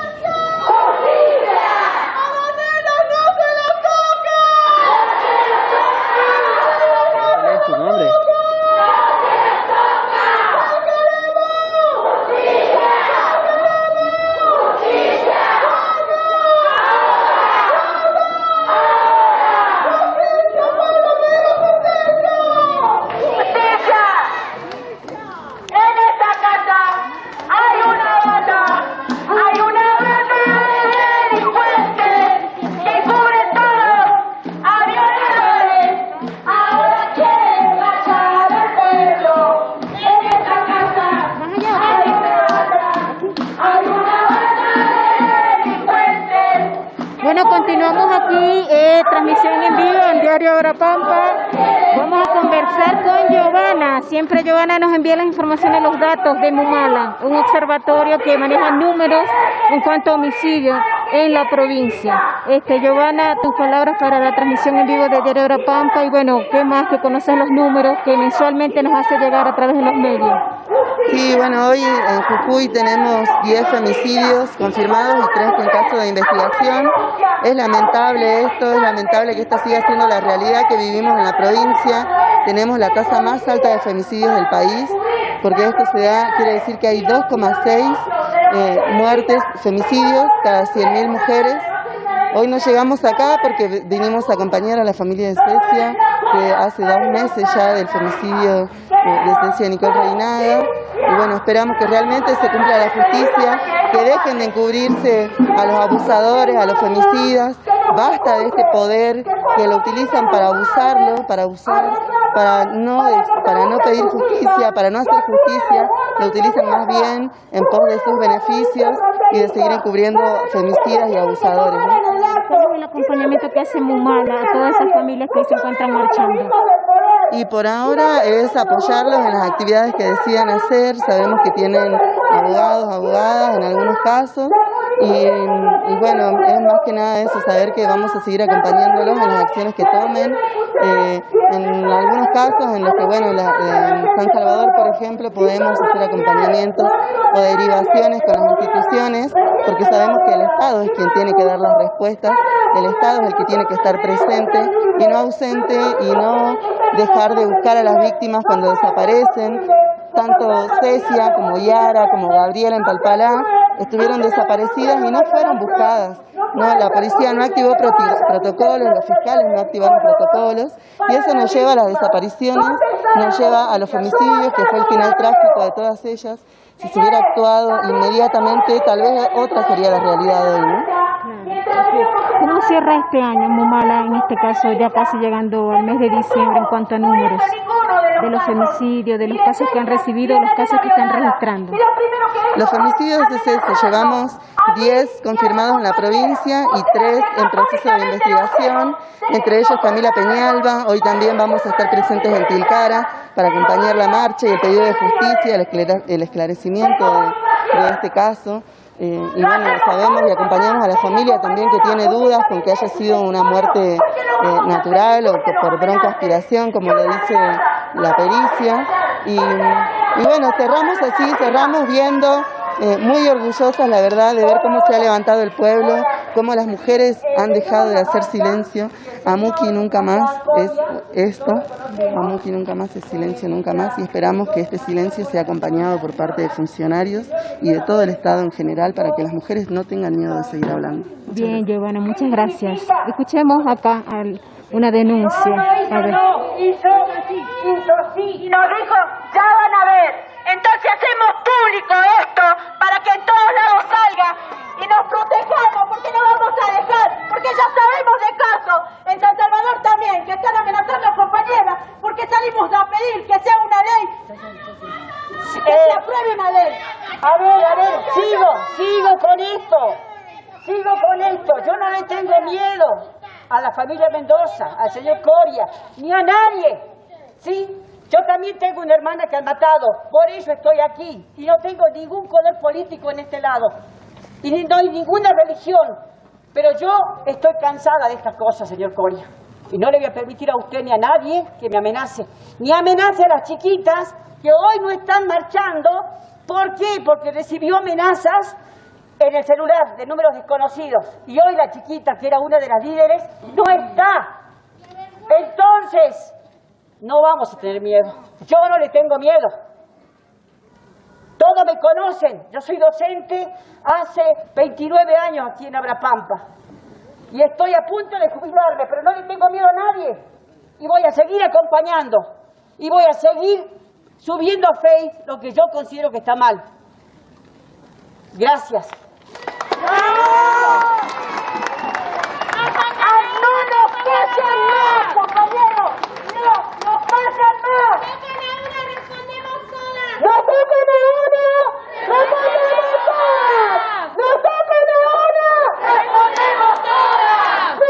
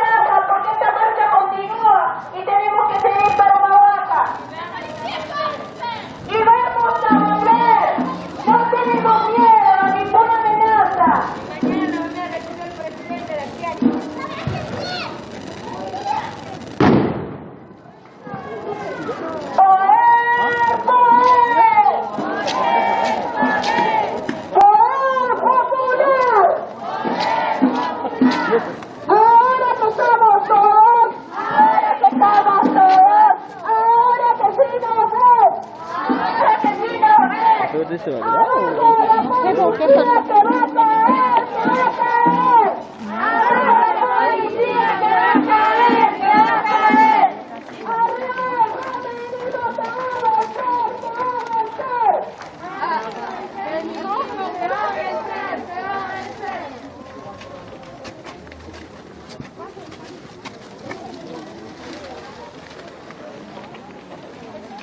Compañeros, por favor, todos firmen la nota, ¿sí? Por favor, si no nos paga la nota pidiendo justicia.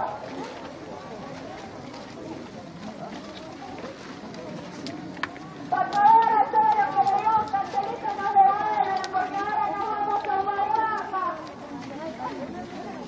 A seguir con la marcha. Mañana lunes vamos a estar en Alto Comedero, sobre la colectora, cerca del Yuri, para movilizar por Alejandro David Álvarez. De Alto Comedero.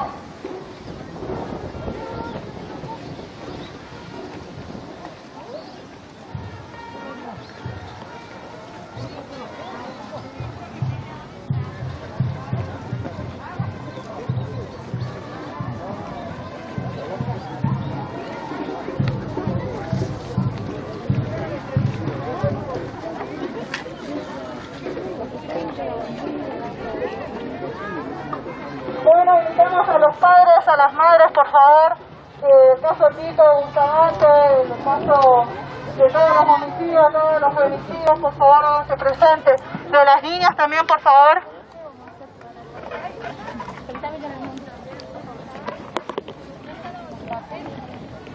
Los familiares de José María Villafañe, de Katy Vinte, de Matías Tuca, por favor, suban.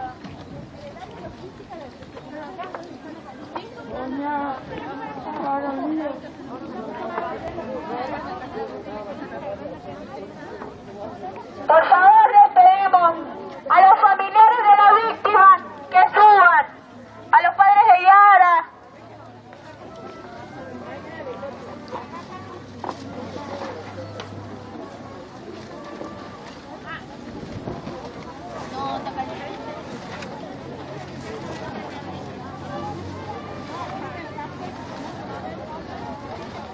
¿De qué canal somos? Diario Digital Agrapampa. Diario Digital, listo.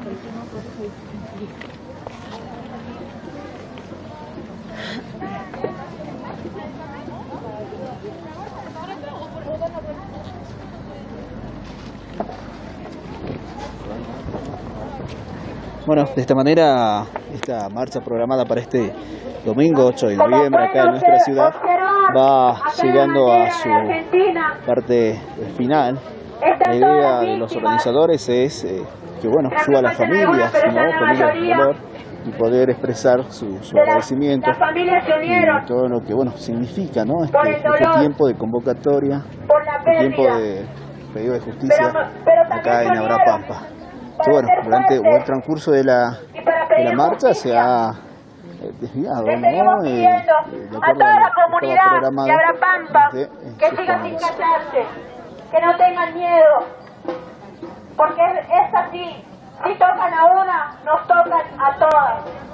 Y vamos a seguir movilizando acá en todo San Salvador, pidiendo justicia.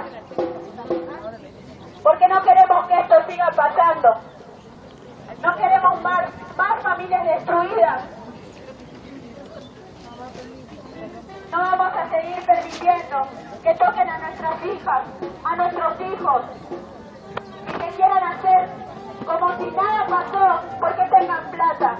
No vamos a seguir permitiendo eso.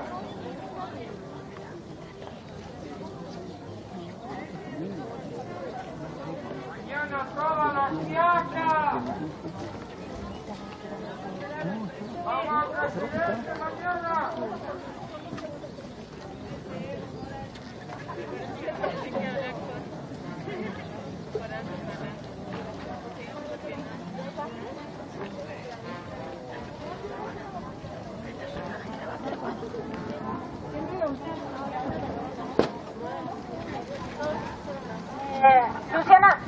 tiene la foto de todas las personas, todas las víctimas. Ahora van a hablar los familiares, ¿no es verdad? Primero van a hablar los familiares, van a dar una exposición y después se pueden acercar los medios a hacerle 2 preguntas por net, para que no se hagan hablar porque si tienen que... ¿Vale? Gracias. Mamá, voy a pedir la bolsa.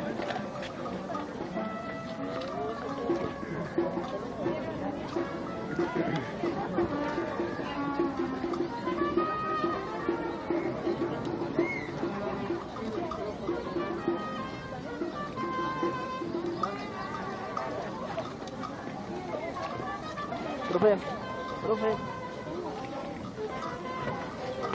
Familia, la familia.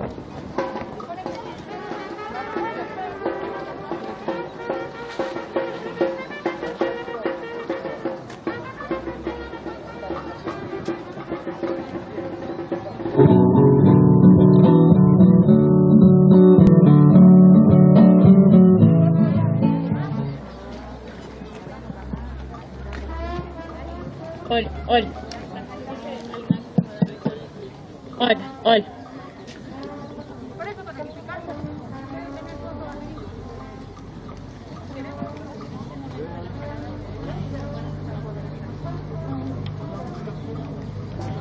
Hola.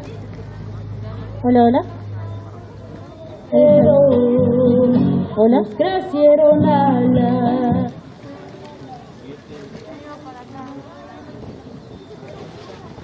Hola. No olviden Hola. sus nombres, por favor, el estado ausente. Bueno, a continuación vamos a tener un lugar para la prensa en el cual cada familia va a exponer todo lo sucedido y después de ahí el medio local y el medio provincial se pueden acercar y hacer 2 preguntas por medio. Cantamos sin miedo, pedimos justicia, gritamos por cada desaparecido. Yo soy la mamá de José María Villafañe, pidiendo justicia por mi hijo y apoyando a todas las mamás del dolor.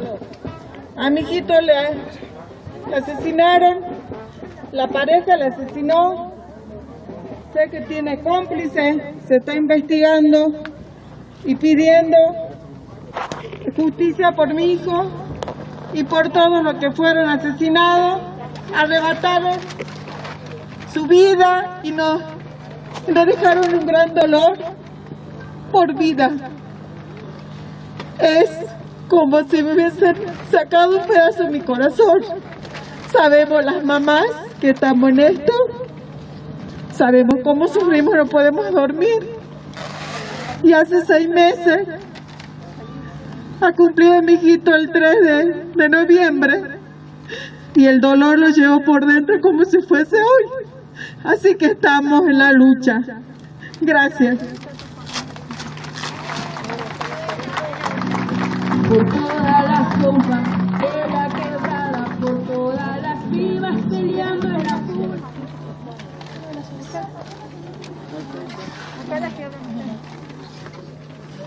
Buenas tardes, yo soy la hermana de José María Villafañe. Estoy acá con todas las chicas pidiendo justicia, ¿sí?, por los feminicidios, y también estoy pidiendo por mi hermano, porque como pasó con Cecia, ¿sí?, le arrebató la vida una hija del poder. Así que estoy pidiendo justicia, y justicia es perpetua. Perpetua para los asesinos, las asesinas, los violadores. Quiero justicia por mi hermano y quiero justicia por todas las chicas. No quiero ser el día de mañana otra desaparecida, otra violada. No quiero otro sufrimiento para mi mamá. Pido justicia, por favor, que nos escuchen. Basta de censurarnos, basta de hacernos así con el dedito, ya no nos tenemos miedo, ya no nos callamos más. Basta. Muchas gracias.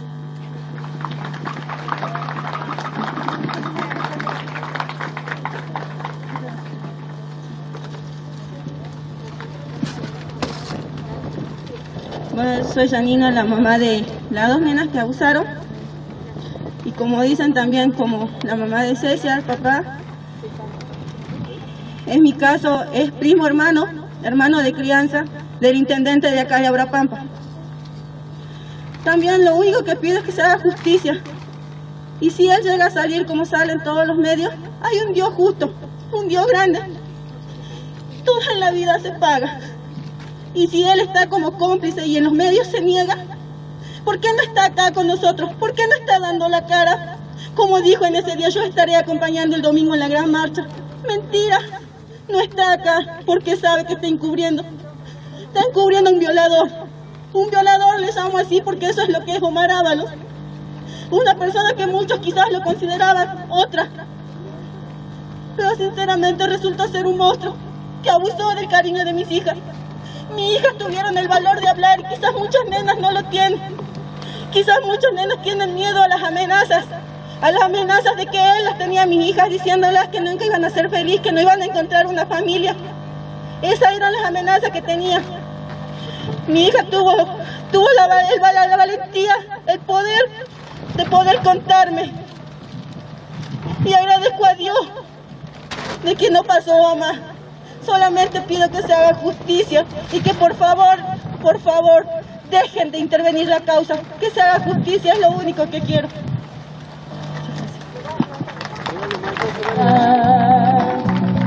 Y soy esta que te hará pagar las cuentas. Hola, buenas tardes. Yo soy Roxana. Muchos verán mi cartel que yo hablo de la violencia laboral y del abuso. Lamentablemente a mí me pasó, me quisieron callar violentándome en mi trabajo y yo decidí denunciar. Y acá estoy, soy de San Salvador y voy a ir por todos lados. Que me vean, señor intendente, porque ya me ha visto, yo me encadené en la intendencia con mucho valor y fuerza, porque me costó mucho, porque dije, ¿qué dirán? Muchos me indicarán de muchas maneras, hablarán de mí, pero no importa, porque lo más importante ya sabe mi familia, ellos son lo más importante. Por eso decidí, porque me siento muy mal y yo quiero justicia, eso es lo que quiero. Porque estos, porque tienen poder, pueden hacer lo que quieran. Pueden decirme y gritarme las veces que ellos quieran, que mi voz no vale, la de ellos sí. Pero yo voy a hacer que ellos me escuchen. Y a todas las mujeres, no tengan miedo, denuncien. Es momento de que levantemos la voz, que no nos dejemos usar como nos hacen. A cambio de un trabajo quieren sacarnos la dignidad. Somos mujeres, señoras. Tenemos que dar el ejemplo a nuestros hijos, enseñarle a nuestros hijos que el trabajo no viene del sueldo, viene de todos los impuestos que nos pagan, que pagamos. De ahí sale, no que los que tienen poder quieran venir y decidir qué van a hacer con nuestros cuerpos. No es así. Justicia, justicia por todos los que estamos acá, justicia por los desaparecidos, justicia por las niñas violadas, justicia por los que perdieron la vida, justicia por todo, no nos callemos, ni una menos.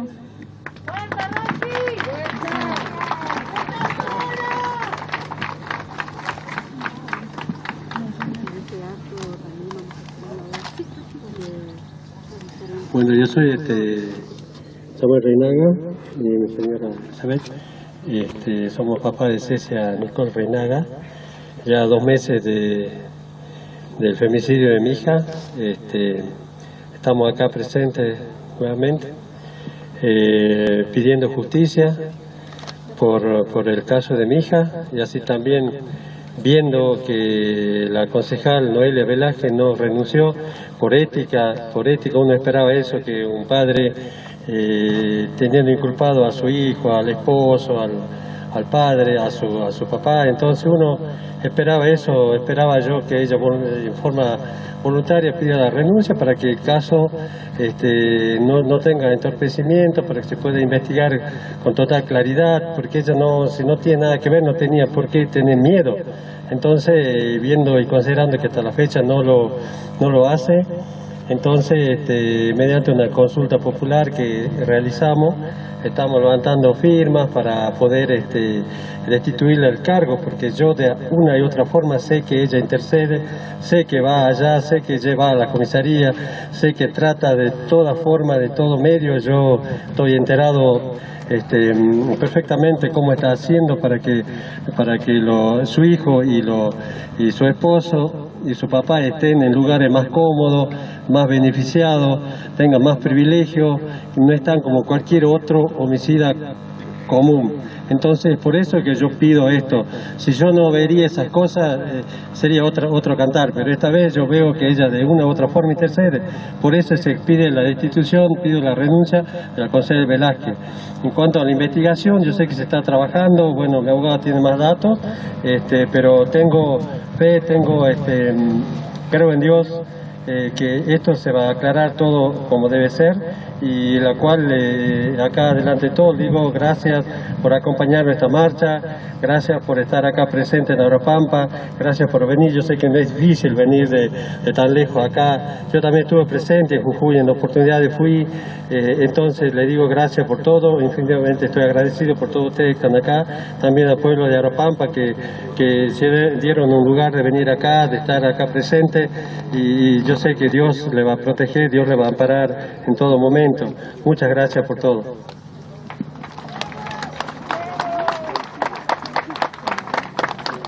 Bueno, yo quisiera decirles que hoy ustedes son testigos de la clase de personas que están involucradas en este. Cuando salió la chica y el muchacho, ustedes vieron cómo reaccionan ellos. Bueno, esa clase de personas no queremos aquí. Así que otra cosa, agradecerles por su presencia, como dijo mi esposo, por cada uno de ustedes que están aquí, y que esta nueva generación que viene van a saber que cada uno de ustedes de este día, cómo estuvieron aquí, y por el apoyo. Esto va a quedar como un legado. Yo agradezco con todo mi corazón y que se haga justicia por Ceci y por cada una de las chicas que están del femicidio de esos días y de los que se hacen, por Yara, por Roxana, por todos, por todos. Muchas gracias, disculpen, no me salen las palabras para agradecerles. Muchas gracias.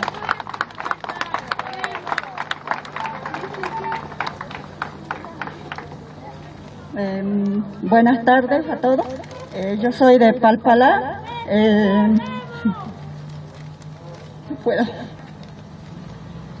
Mi hija fue asesinada hace 9 años, en el 2011.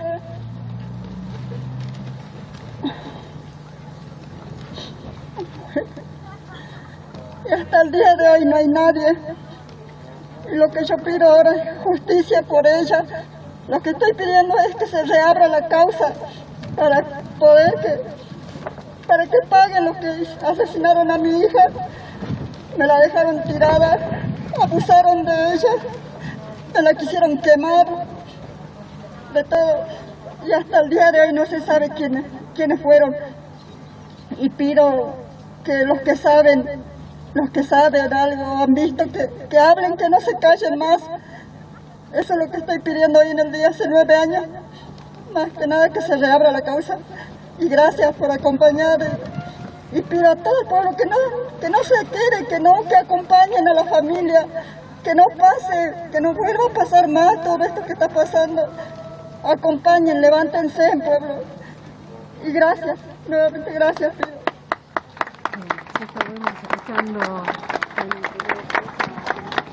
Bueno, buenas tardes a todos. Vine a acompañar acá a todas las madres del femicidio. Yo soy la tía de Catherine Macarena Vilte. Vengo de la ciudad de Palpalá. Vengo a pedir justicia con todas las mamás para que ya no pase más esto. Yo hace 9 años estamos pidiendo justicia por mi sobrina. Nunca no sabemos nada de ella. ¿Quiénes fueron los responsables? ¿Quién le quitó la vida? No sabemos nada. Esta justicia nunca hicieron nada, nunca nos demostraron nada. ¿Quiénes fueron los responsables?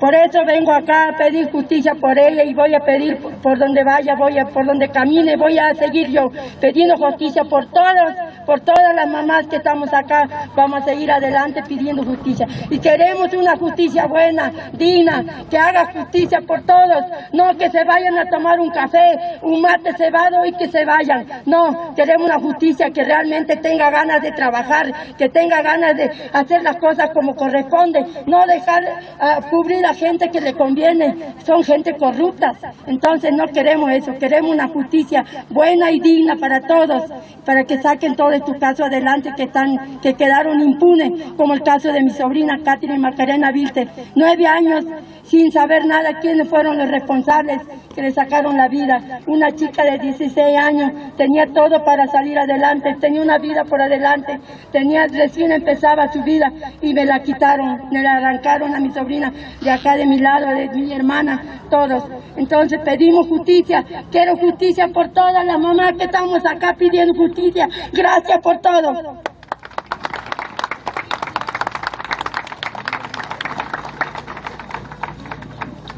Buenas tardes, yo soy mamá de Yara Sabrina Rueda de Palpalá.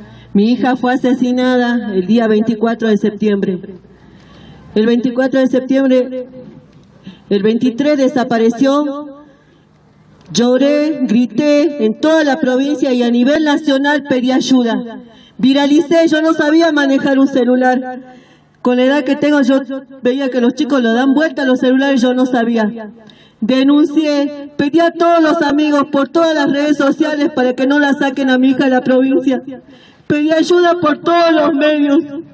Y la policía, que tenía las herramientas para salvarle la vida a mi hija, no hizo nada. El día 28 de septiembre, en un rastrillaje me encuentro el semienterrado a mi hija.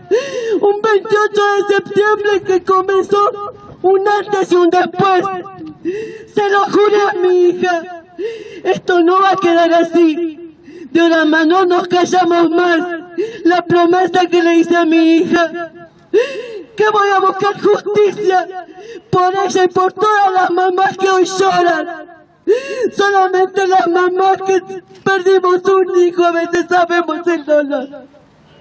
Sabiendo que la policía tenía las herramientas, sabía que había un código rojo hace 4 años, que se tiene que dar vuelta una provincia para buscar un menor de edad y no hicieron nada. No vamos a dejar que eso suceda más. Nosotros pagamos sus sueldos para que ellos nos cuiden. A mi hija nadie la cuidó, ni a ninguno de ellos. Y yo no me voy a callar. A nivel nacional se tiene que saber esto. Y en toda la provincia, si es necesario, vamos a empezar a recorrer con las madres del dolor. Y que no digan que esto es político como vienen diciendo. ¿Qué hacen? Nos dan un subsidio de 20.000 pesos y piensa que con eso te podés quedar callada. No, mi hija no valía 20.000 pesos, ni ninguno de los hijos de nadie. Los hijos no tienen precio y no nos lo devuelven más. Ahora nos queda llorar toda la vida su ausencia, pero no va a pasar más. Se lo juro, si tengo que recorrer toda la provincia yo sola haciendo marcha. Yo sé que es difícil, nos vamos a cansar, no es fácil. Hicimos un fondo y algunos ahorramos, chicas que de la batucada vendiendo empanadas, todo para poder venir acá a apoyar a la familia de Cecia. Y vamos a seguir apoyándola, y así todos los casos, para que se vuelvan a reabrir los casos que están dormidos, porque ellos tienen que trabajar, tienen que dar una respuesta a Katy Vilte. 9 años, una mamá que no tiene una respuesta. ¿Qué pasó con su hija? Empiecen a trabajar, porque para eso están. Nosotros, como dijimos, las madres del dolor, vamos a recorrer la provincia y nos vamos a empezar a juntar con todas las mamás de la provincia. Y así va a ser. Esto es un antes y un después. No nos callamos más. No quiero que hayan más Yara Sabina Rueda. Yara Sabina Rueda. Yara Sabina Rueda. Ahora. Ahora. ¡Vamos, Moni, Cuya! ¡Fortaleza con ustedes!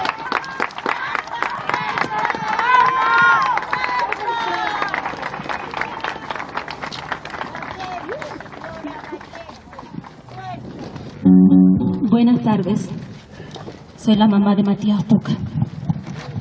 Por más que el caso ya esté casi cerrado, y yo siempre voy a sostener que sin verdad no hay justicia.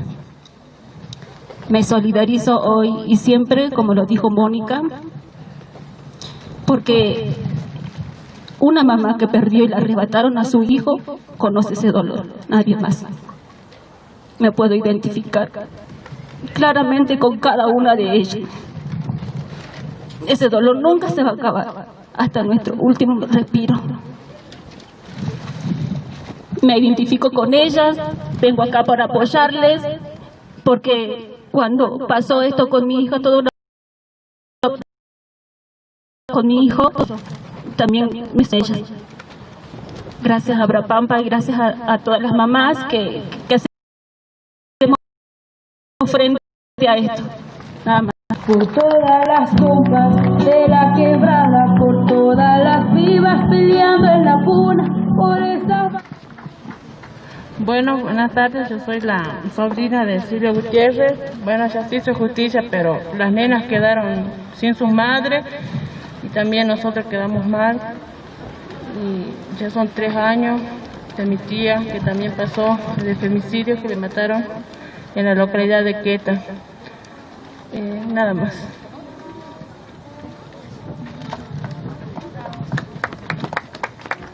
Pues un día algún fulano te apaga los ojos, ya nada me calla, ya todo me sobra. Si tocan a una, respondemos todas. Soy Katy, Maricel y soy Cecia. Soy Ara, soy Roxana y soy Gabriela. Soy la niña que subiste por la puerta. Soy la madre que ahora llora por sus muertas. Y soy esta que te hará pagar las cuentas. Por todas las compas de la quebrada, por todas las pibas peleando en la puna, por esas valientes luchando en la sombra, por todas las madres buscando en los valles, cantamos sin miedo, pedimos justicia, gritamos por cada desaparecida, que resuene fuerte, nos queremos vivas, que caiga con fuerza el feminicida, que caiga con fuerza el feminicida.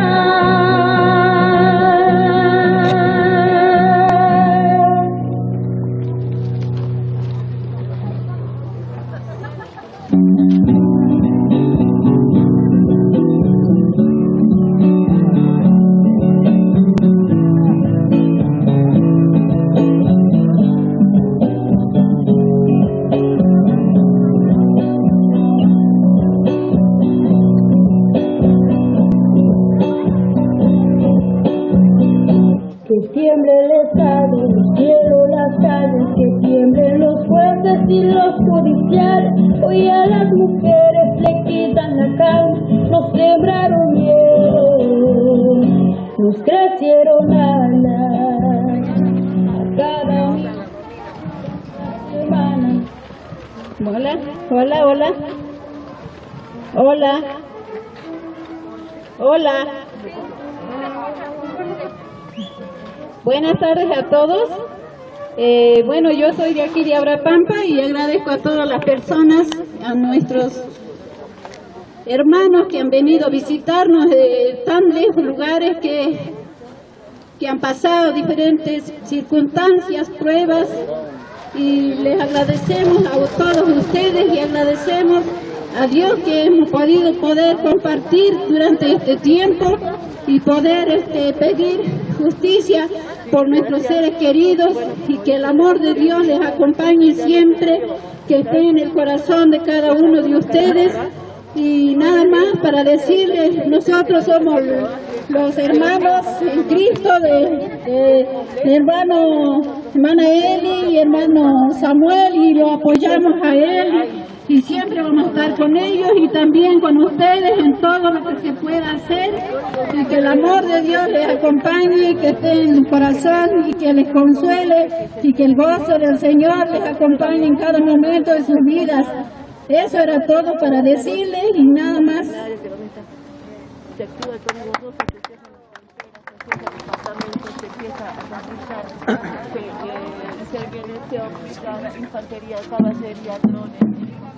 Vamos a hacer una intervención artística, arte por las que ya no están, justicia para ellas y por todos.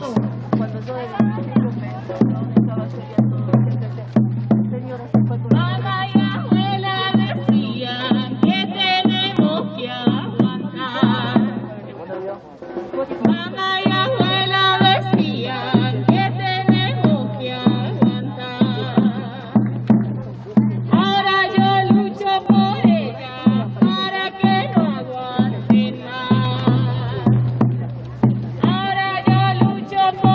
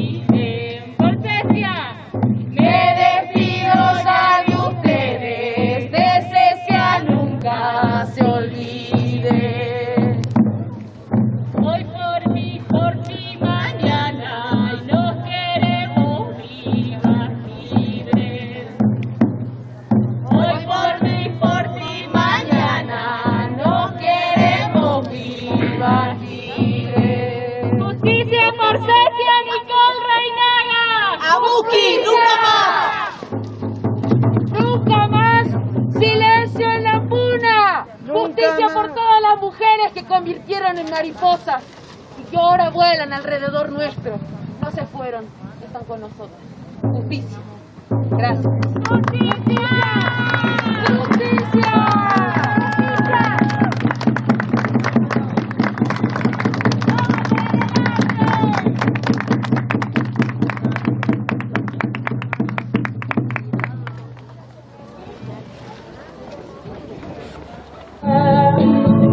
Soy la madre que ahora llora por tus muertas y soy esta que te hará pagar las cuentas por todas las cuentas. Vamos a intentar dialogar también con los padres de Cecia, porque bueno, vamos a ir cerrando ya con nuestra transmisión. La verdad que se nos devoró el tiempo. Vamos, mientras ellos dan una rueda de prensa también a los medios de nuestra provincia, bueno, también vamos a pedirle algunas palabras para con nuestros medios una vez finalizado esta marcha acá en la ciudad de Arapampa, jornada de tarde nublada con viento acá en nuestra ciudad. Y bueno, también con algunos referentes, ¿no?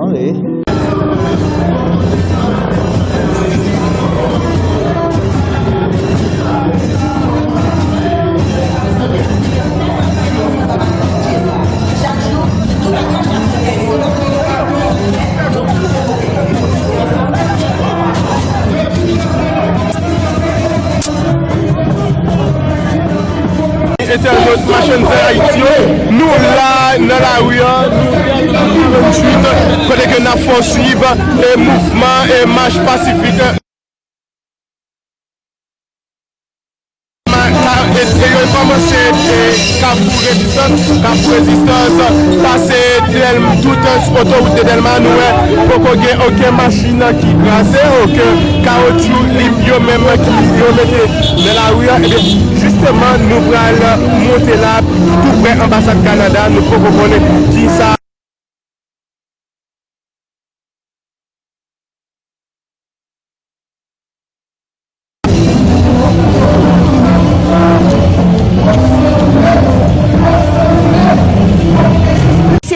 Justicia, que le den perpetua a esta mujer. ¿Cómo que no, es su caso actualmente? Su caso actualmente está en investigación, como le dije, en base al celular de él. ¿Sí? Después no tiene nada más, por eso desapareció el arma, desapareció el celular de ella. Desapareció todo menos, bueno, el celular y todas esas cosas. ¿Cuándo se produjo esto? ¿Cuánto tiempo ya de...? A ver, me levanto. A ver, sí, se levanta. ¿Cuánto tiempo pasó ya?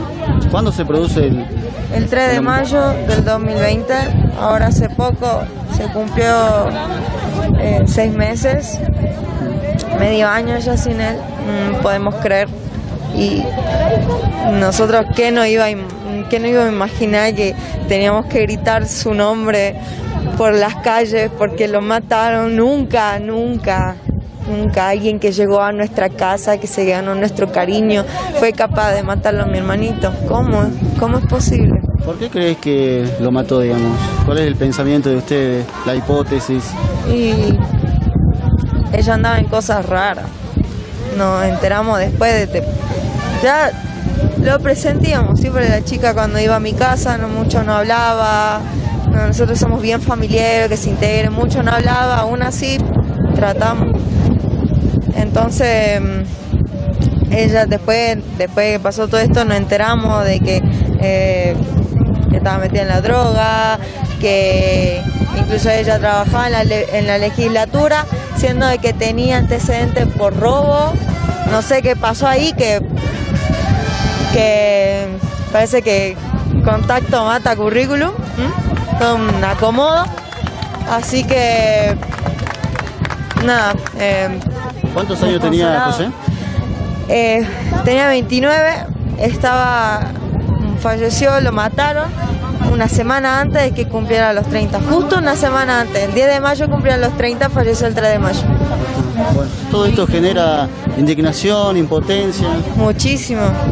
Indignación, a lo mismo que pasó con esta chica Cecia, que hay gente del poder involucrado y tenemos miedo de que entorpezca la causa. Solamente queremos justicia, ¿ah? No queremos nada más y que no le pase a nadie más. Que porque esta chica, sí, la que mató a mi hermano, ¿ah? Se cree impune, estaba en la cárcel, decía, no saben ustedes no saben quién soy yo, se hizo la loca, se quiso matar, sobornó a policías para que le den un celular, ahora nos enteramos de que tiene un celular adentro de la cárcel. Así que eso, muy indignados, ¿eh? Muy indignados, muy enojados, porque se pudo haber evitado. Dale. Muchas gracias por tu tiempo, por la información. Muchísimas gracias y nada, quiero justicia por él, justicia por las chicas, que no pase más. ¿Qué pasó con Jujuy? ¿Qué pasó con mi Jujuy? Antes no era así. ¿Por qué?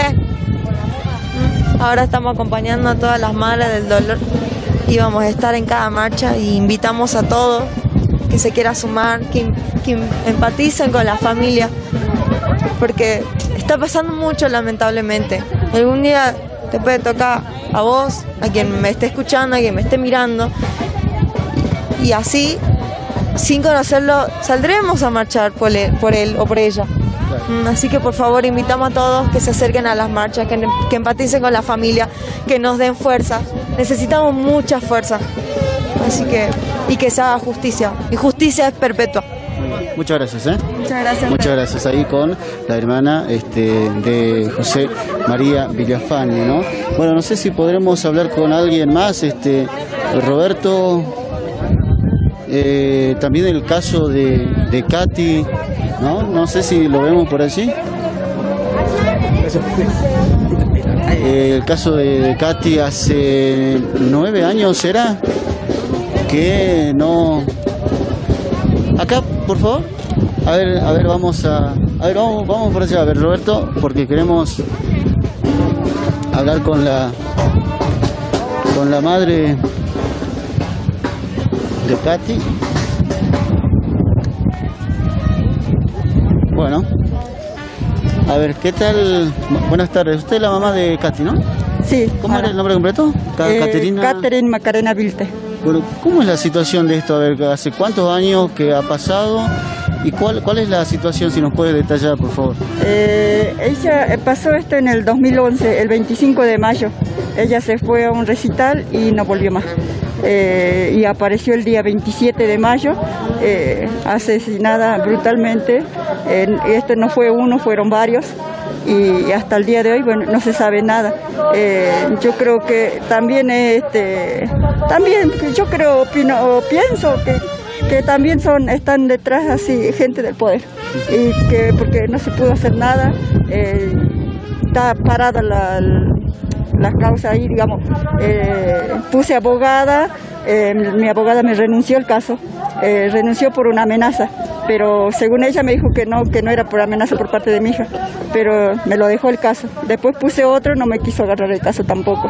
Y bueno, así, después puse otra abogada, me perdió todos los papeles, todo lo que yo tenía, lo que me había dado la primera abogada. Y bueno, y hoy en el día estoy acá también pidiendo justicia, y no puede ser que quede esto. Hace 9 años que ella ya fue asesinada y yo no tengo ninguna novedad, nadie está pagando por ella. ¿Dónde ocurrió esto? En Palpalá. En Palpalá, yo soy del 18 de noviembre y a ella la encontraron en Martigena. ¿Nunca se detuvo a nadie? Sí, hubo detenidos, tres detenidos hubo, pero le soltaron por falta de pruebas. Lo soltaron por falta de pruebas, así que están sueltos. Pero no, yo sé que ellos saben, ellos fueron. Más la amiga que estaba con ella sabe y lo tiene callado, porque también sé que son familias de poder. ¿Por qué cree que le mataron a su hija? No sé, la verdad que no sé, porque mi hija era una niña buena, amorosa, era sonriente, feliz. Ella todo era felicidad. Y esa sonrisa no la escucho hoy en el día. 9 años que no la tengo conmigo. 9 años que vivo con dolor, con un dolor que lo va a llevar hasta la muerte. Se supone que los hijos entierran a los padres, no los padres a los hijos. Y ahora por eso estoy pidiendo justicia. Quiero que se mueva el caso, que vuelvan a reabrir el caso. A los señores jueces que vuelvan a ver su caso de mi hija. ¿Está cerrado el caso ahora? Mira, hace poco hay alguien que se ofreció ir a ver, no le dejaron ver y no sé por qué. Pero así que no sé qué más puedo hacer, no sé. Por eso es que me estoy uniendo a esta marcha. Bien, pero actualmente no tienen un abogado entonces. Como te digo, es que se ofreció un abogado, voluntariamente se ofreció, pero hace poquito, no fue días nomás recién, viendo todo este caso que está, y fue por ver, dice que no le dejaron ver, pero ahora ya me hizo firmar, creo que es para el poder, algo así. Como te digo, yo no entiendo nada de estas cosas, no entiendo de ley, quizás por eso es que está ahí parado, porque uno no sabe nada, y así está. Han pasado 9 años, usted sigue recordándolo, sigue sufriendo como el primer momento. Sí, cada momento, cada minuto, cada día, todos los días especiales, ya no son días especiales para mí. Hace 9 años que yo no tengo una Navidad, hace 9 años que no tengo un día de la madre, un día del padre. ¿Por qué? Porque le llevo este dolor adentro, muy adentro mío, y sin ella no es lo mismo, ya nada es lo mismo ya. ¿Por qué? Porque te falta algo en la vida. Claro, un día festivo se convierte en un día de dolor para usted. De dolor, sí, de dolor, es verdad eso, un día festivo. ¿Cuántos años tenía Catherine? 16 años tenía mi niña. Tenía todo para vivir por delante. Quizás hoy en el día, tendría que tener 25 años mi hija, 25 años, quizás yo hubiera sido abuela. Me quitaron todo eso, me quitó todo. Estos asesinos me quitaron todo, me explotaron mi hija, me quitaron los brazos, me quitaron todo. Estoy muerta en viva yo también. Pero sigo adelante por mis otros hijos. Y lo peor que no hay un culpable, digamos, ¿no? Sí, eso es lo peor, no saber quiénes fueron. No hay ni un culpable, no hay nadie quien esté pagando por ella, nadie. Yo sé que cuando pido justicia, pero con esto yo sé que no me lo van a devolver a mi hija, pero para que me sienta un poquito más tranquila yo también, para no ver. Hoy en el día yo veo a los asesinos, todos son asesinos para mí por las calles. Digo, este será. O a todo joven veo a mi hija, a todos jóvenes veo a mi hija. ¿Tiene miedo usted? No, ¿miedo de qué voy a tener? ¿Por qué puedo tener miedo? Lo que tengo es un dolor. Eso es lo que llevo, miedo no, dolor, solo dolor tengo, eso es lo que tengo. Bueno, muchas gracias, seguramente como todos pidiendo justicia. Sí, justicia y que se reabra la causa. Justicia por mi hija, por Katy. Muchas gracias. No, gracias a ustedes. Muchas gracias. Bueno, allí está la madre. Qué bárbaro, increíble, ¿no? Este hecho. 9 años y todavía sin un culpable, ¿no? Bueno, amigos, estamos cerrando ya, estamos quedándonos sin batería. Hasta acá llegamos con esta cobertura. La verdad que han sido 2 horas, casi 3 horas. Un día histórico acá, el 8N en Abrapampa. Muchas gracias, amigos. Volvemos en cualquier momento. Nous pas nos politiques, nous venons là parce qu'il y a kidnappé nous pas de sécurité, sous sécurité d'État planifiée, pour que la police a seule, nous disons non, nous bouquons cette formation et nous disons toute population pour nous lever camper parce que Jotia, c'est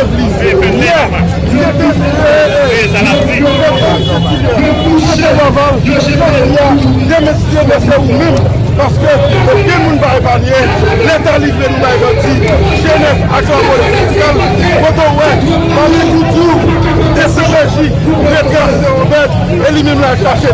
Ça montre que il y a un mariage en bas de tout, pour de mener à marcher, toute population. Mais nous-mêmes, nous terminons l'information. Ok, nous disons que c'est nous les décamper. Nous disons les décamper. C'est pas parce qu'on a une côté support à tout le monde victime, mais on a une support de tête. On a une support de tête parce que pas de monde qui peut pallier notre cas de kidnapping généralisé ça. Pas de monde qui peut pallier notre cas d'insécurité organisée et orchestrée par l'État. Pas de monde qui peut pallier notre cas d'assassinat, vol, pillage, dilapidation. Donc si on parle de décamper, en face de l'ensemble des terribles le pays a foutu cette propagande, eh bien, vous complices, vous êtes complices par omission, même que pas complices activement, vous complices par omission. Donc nous-mêmes, nous disons seuls, nous avons seul devoir de résistance, de révolte, d'indignation. Si on va étudier, nous faisons des capacités encore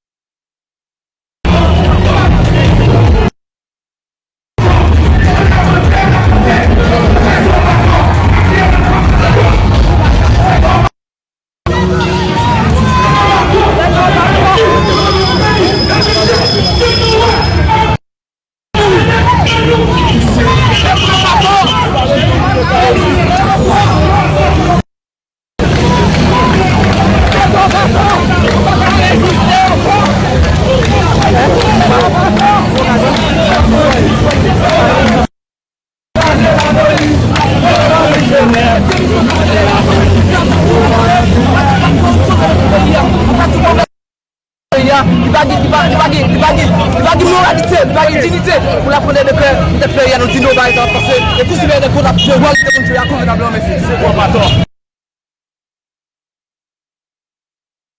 Clair, ça toute autorité pour dire anormal pour chaque jour qui glisse.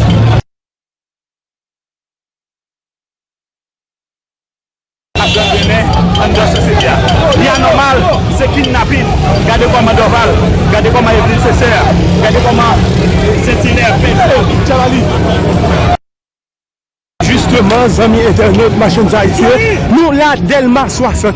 Eh bien, Delma 60, nous connaissons manifestation, pas jamais privé, et dernier temps, ça, la manifestation, pas jamais privé, plus loin, Delma, plus loin que ça. Eh bien, nous, quand on constate 10 qui est en prêt, et au niveau de Delma 60, nous, une machine de l'eau, gratter déjà présent, et nous avons regardé, backup, police, nous avons immatriculation. Nous allons essayer de regarder. Mais qui fait ça, les amis internautes, machin c'est Haïti.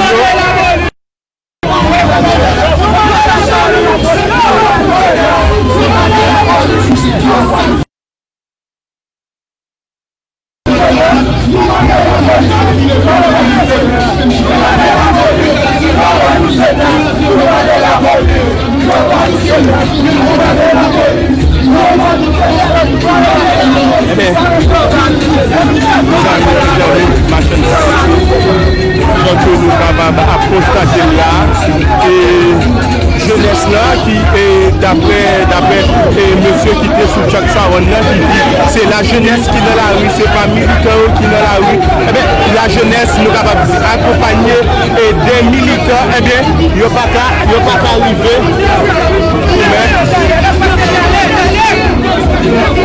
C'est un journaliste qui on parle en pile ensemble avec c'est un journaliste qui parle en pile ensemble avec un militaire. Eh bien, ils ont viré, ils ont passé de l'autre côté.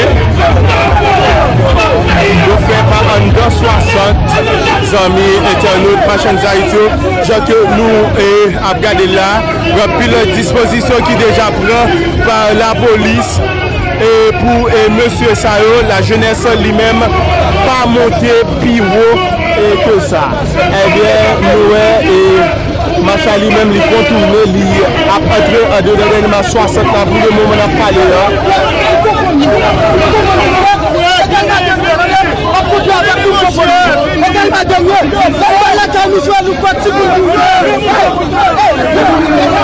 Un pile parole, piment bouc à lancer à l'égard de policiers Zao qui là.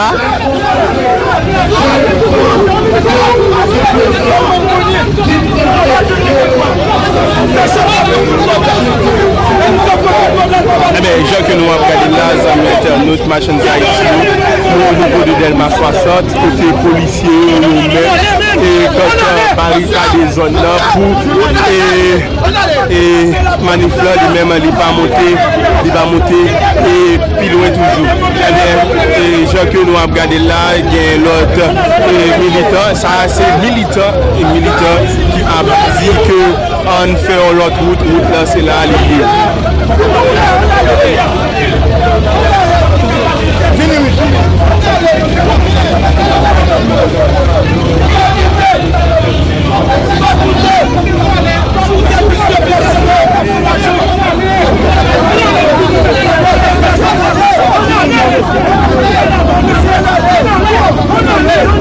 Pas oublier que la prière lui-même est toujours en train de ça va dire que les militaires eux-mêmes toujours continuer parcours. Ouais, ok. Et c'est fait, et militaires contourner, la jeunesse accompagnée de militaires politiques eux-mêmes contourner au fait par Delma. Ça montre une disposition qui est déjà prise par la police.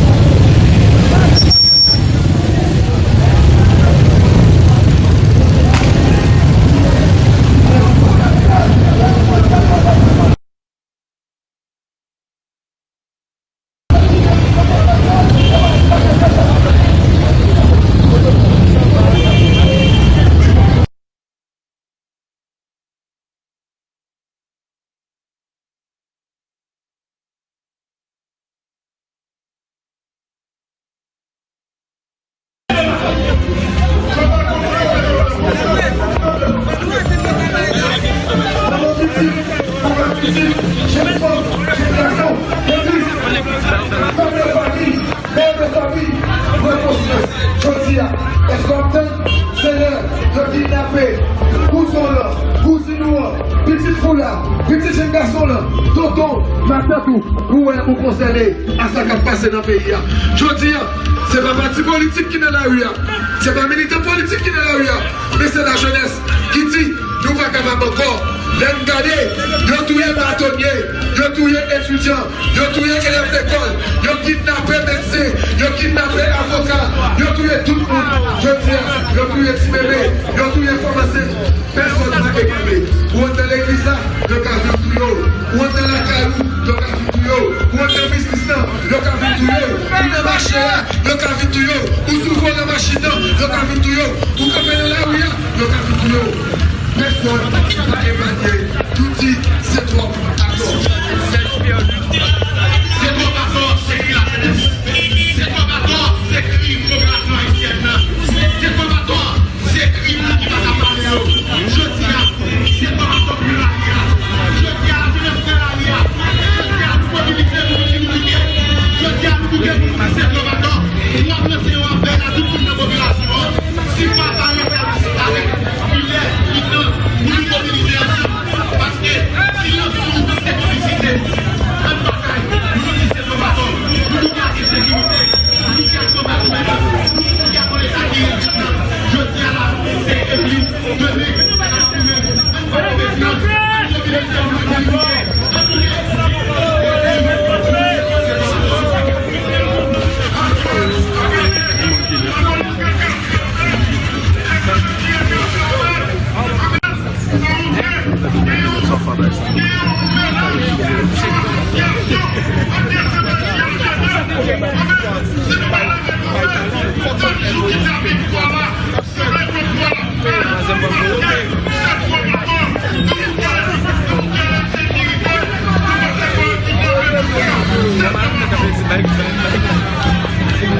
Voilà, amis internautes, là, nous, dans Delma 60. Nous, dans Delma 60, la manifestation qui a continué à faire chemin. Et il va prendre un boudon, il descend dans le chaîne.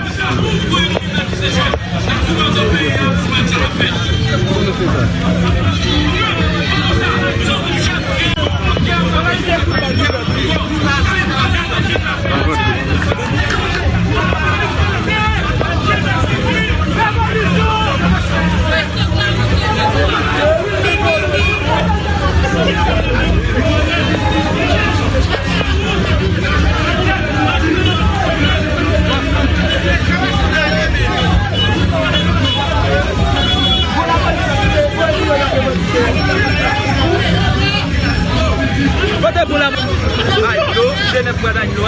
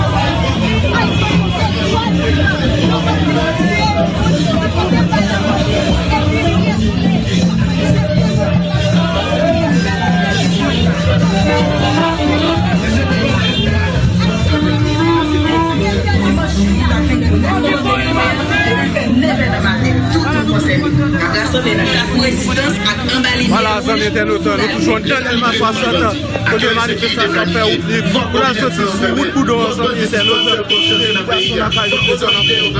comme manifestation lui-même, il y a déroulé.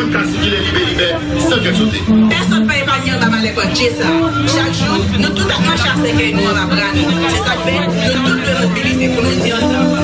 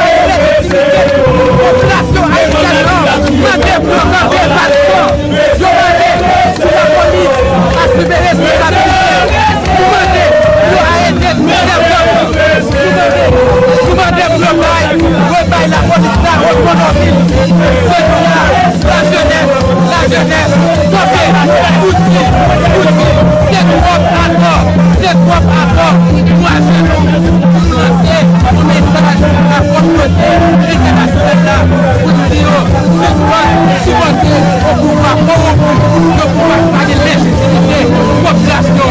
Je dis à maintenant, quand les suspendent pour les tout dit, c'est trop rapport. Et message à nous, surtout pour tout paysan du pays d'Haïti qui kébé Jovenel Moïse sous pouvoir. Nous voyons combien Haïtiens qui sont victimes chaque jour, on va pas le dire. Donc je dis à nous, non, c'est trop pas fort pour ça changer. Il faut que Jovenel baille ballon avant cette février 2021. Mettez-nous devant le ministère des Affaires étrangères. Nous saluons, mais nous demandons pour faire travail de travail au Baroua. C'est trop maintenant.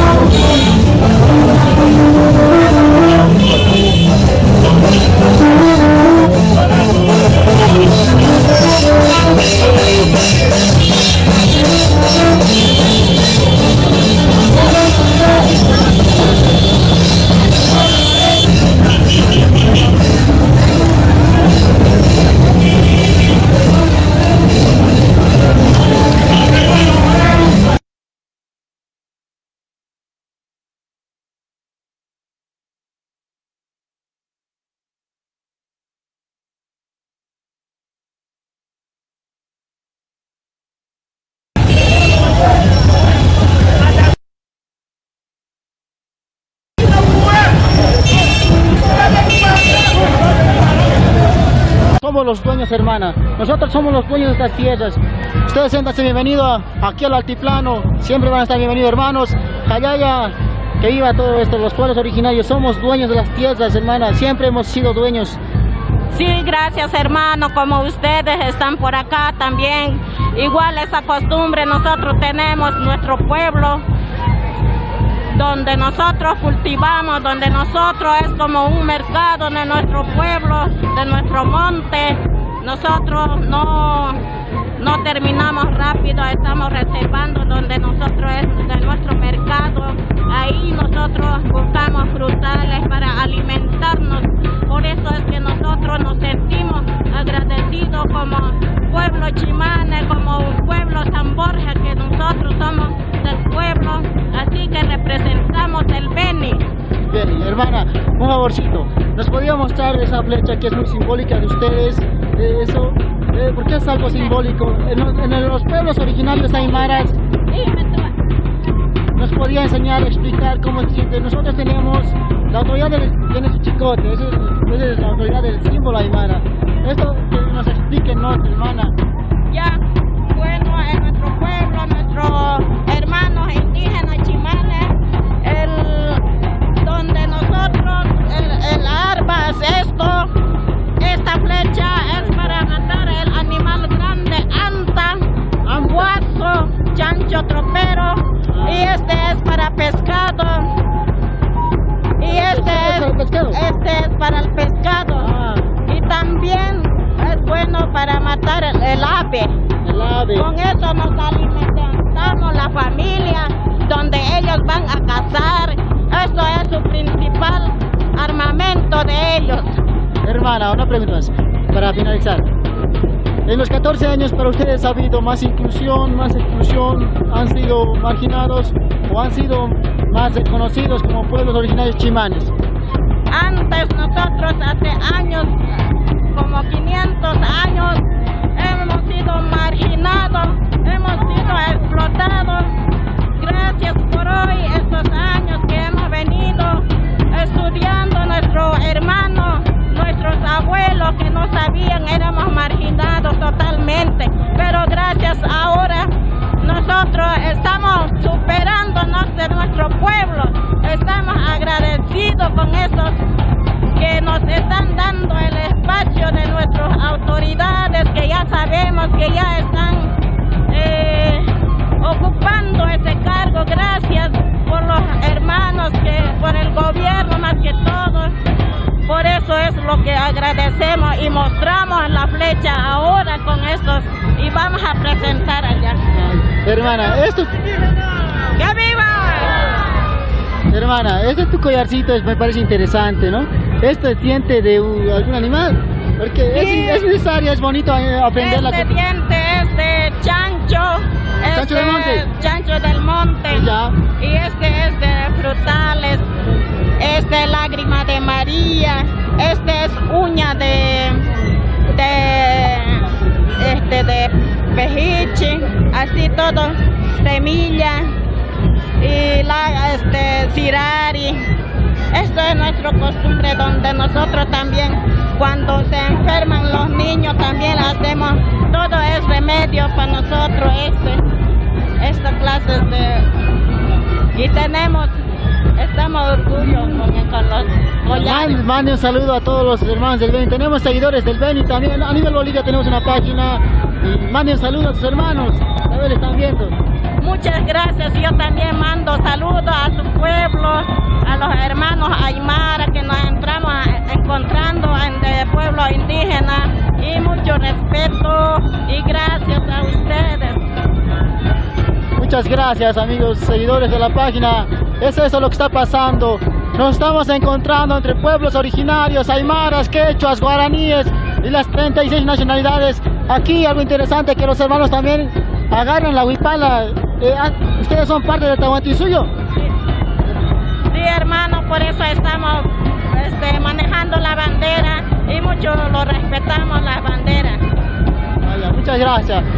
Eso es el panorama, amigos. Muchas gracias por seguirnos. Estaremos transmitiendo en cualquier momento. Vamos a estar en el palco oficial transmitiendo toda la entrada cultural, la fiesta de la democracia. Hemos ganado, somos mayoría, carajo. Hemos ganado con el 55%. Esto es Bolivia. Esto es Bolivia, somos mayoría. Gracias y hasta la próxima transmisión.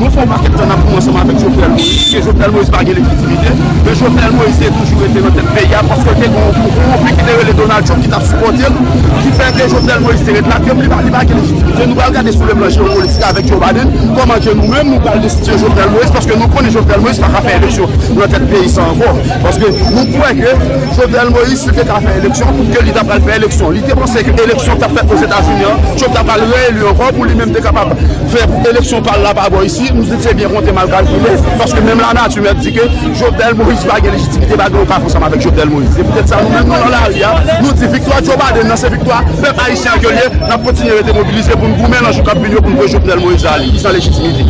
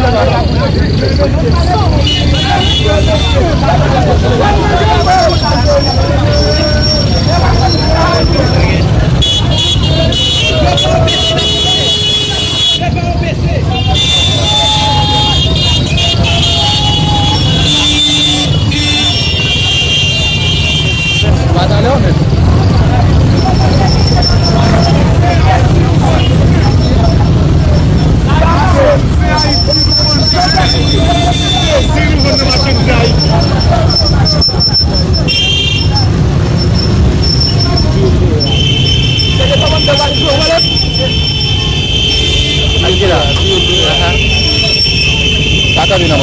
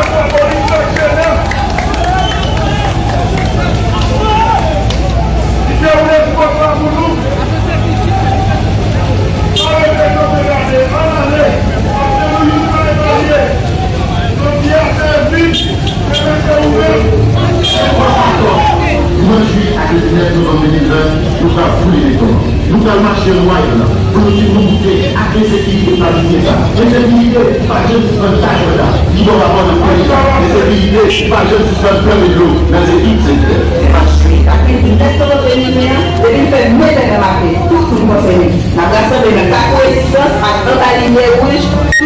L'État livré par l'insécurité planifiée. Faut qu'on vienne se l'enfermer. Faut que le suspendre c'est pour chanter dans le pays. Faut qu'on donne les responsabilités. Ou bien ça c'est. Faut qu'on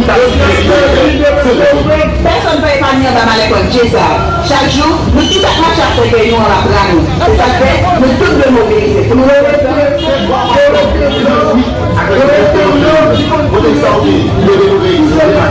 parce que c'est pas le ou bien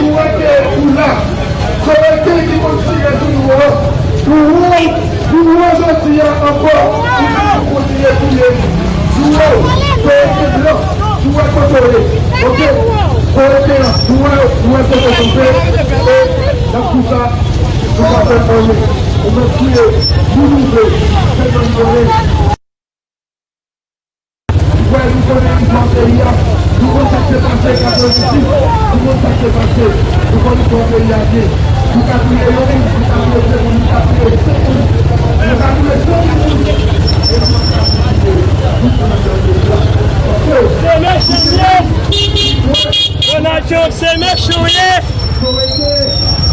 Madame Laline, c'est méchant, Fatima Moïse, c'est méchant,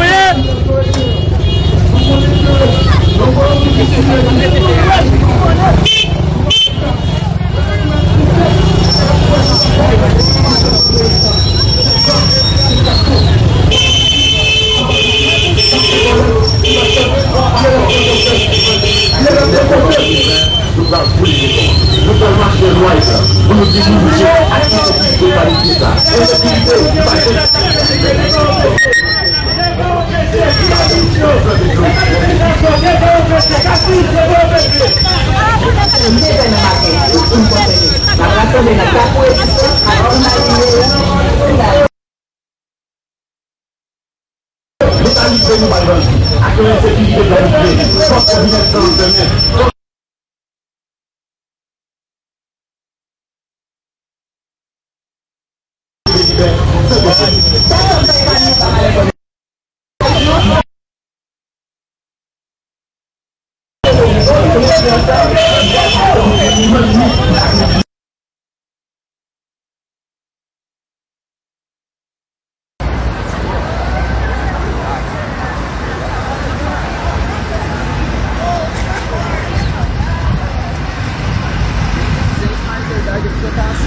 Mas não viu. Um copinho de 50. E água, Lina?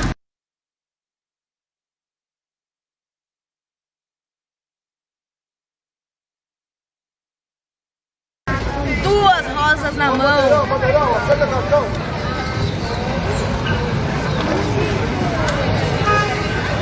Manda um salve aí, galera. Manda um salve, militância. Fala, galera. Tabata Gang, hein? 12.321. Ciência e tecnologia. É Tabata Gang, hein? É Tabata Gang, hein? Vamos! Nem tem. É 2, é 3, 2, 1. Pelas mulheres. Consegue falar um pouquinho pra lá? Tá. Fala com o microfone.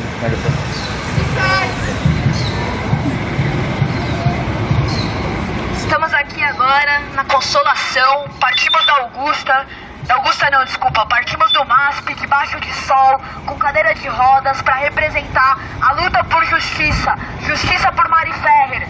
A cada dia... Justiça pour protection citoyen.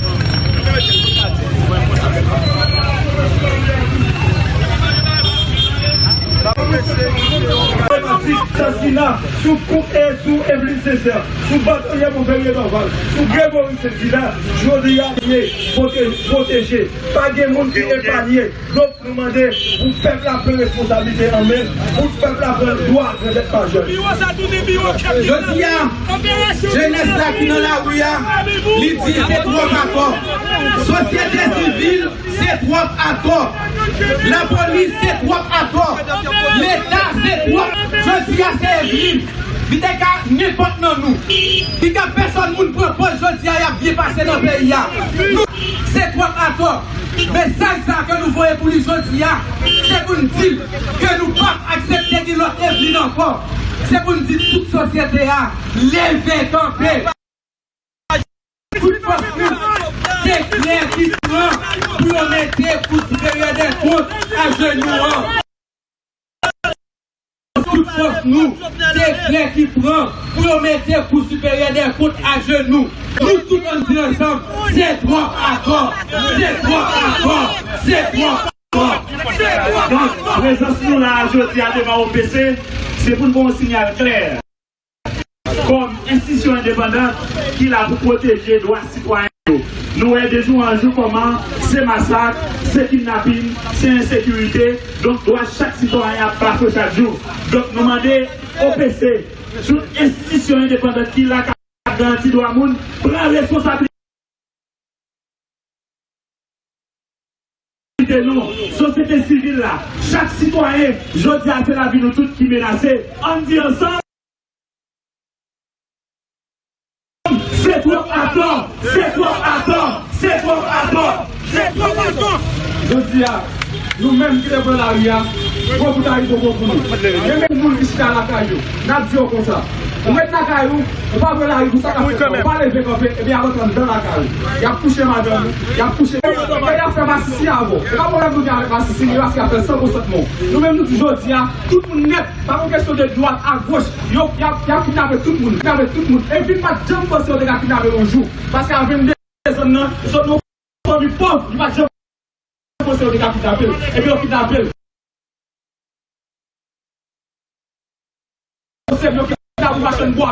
Donc, c'est tout le monde dans la société qui vous dit c'est trop pardon. Ils s'en ont dit, c'est trop pardon. Ils s'en ont dit, c'est trop pardon. C'est nous dit, nous ne sommes pas capables encore.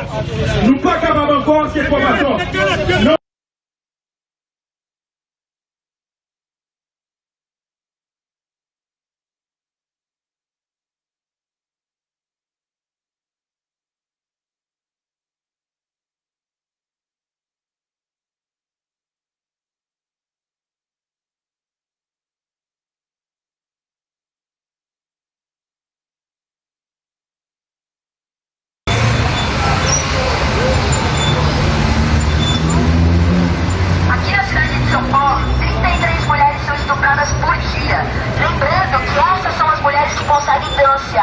Precisamos mudar essa cultura de estupro que tem no Brasil e na cidade de São Paulo.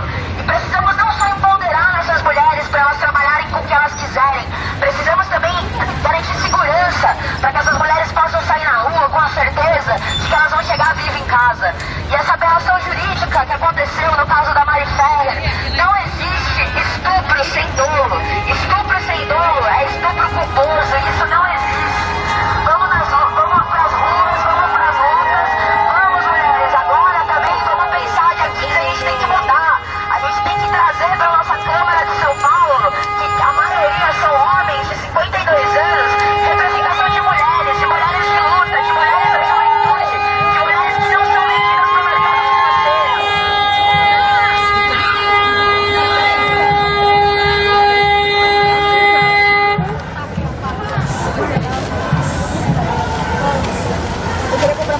Ó, mãe, cuidado.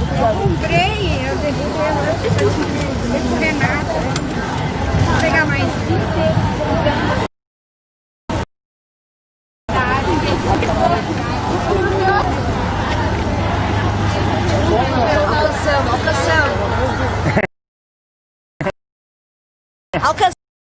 Alcançamos, galera.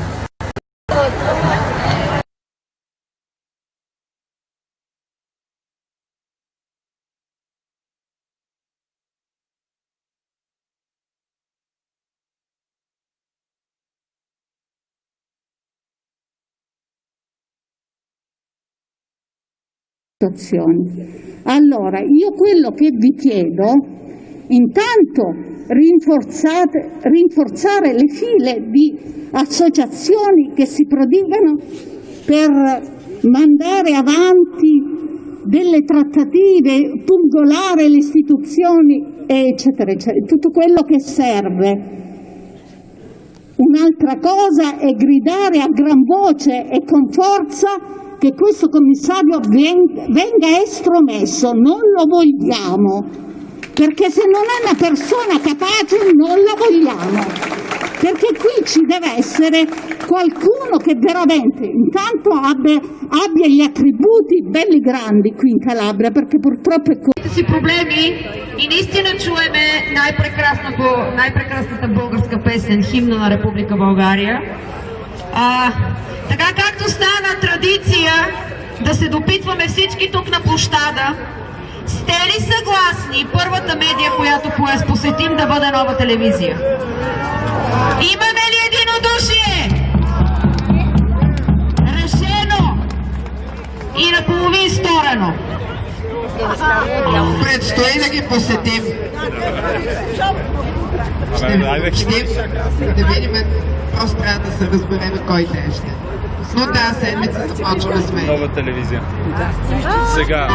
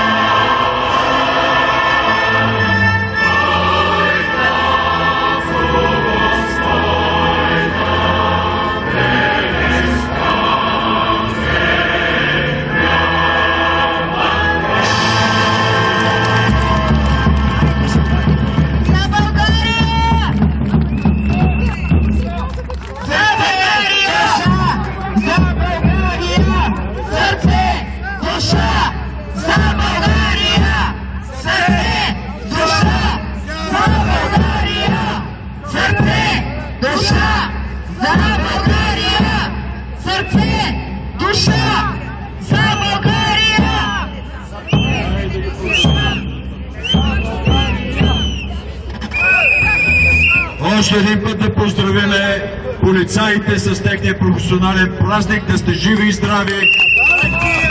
Само успехи в службата и в живота. Бъдете живи и здрави. Ние сме с вас.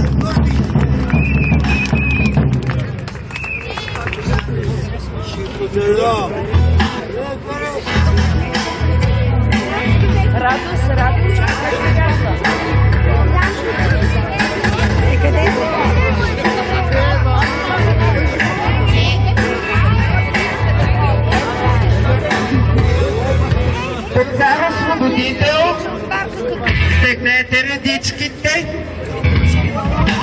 Кордона, стегнете го кордона и потегнеме.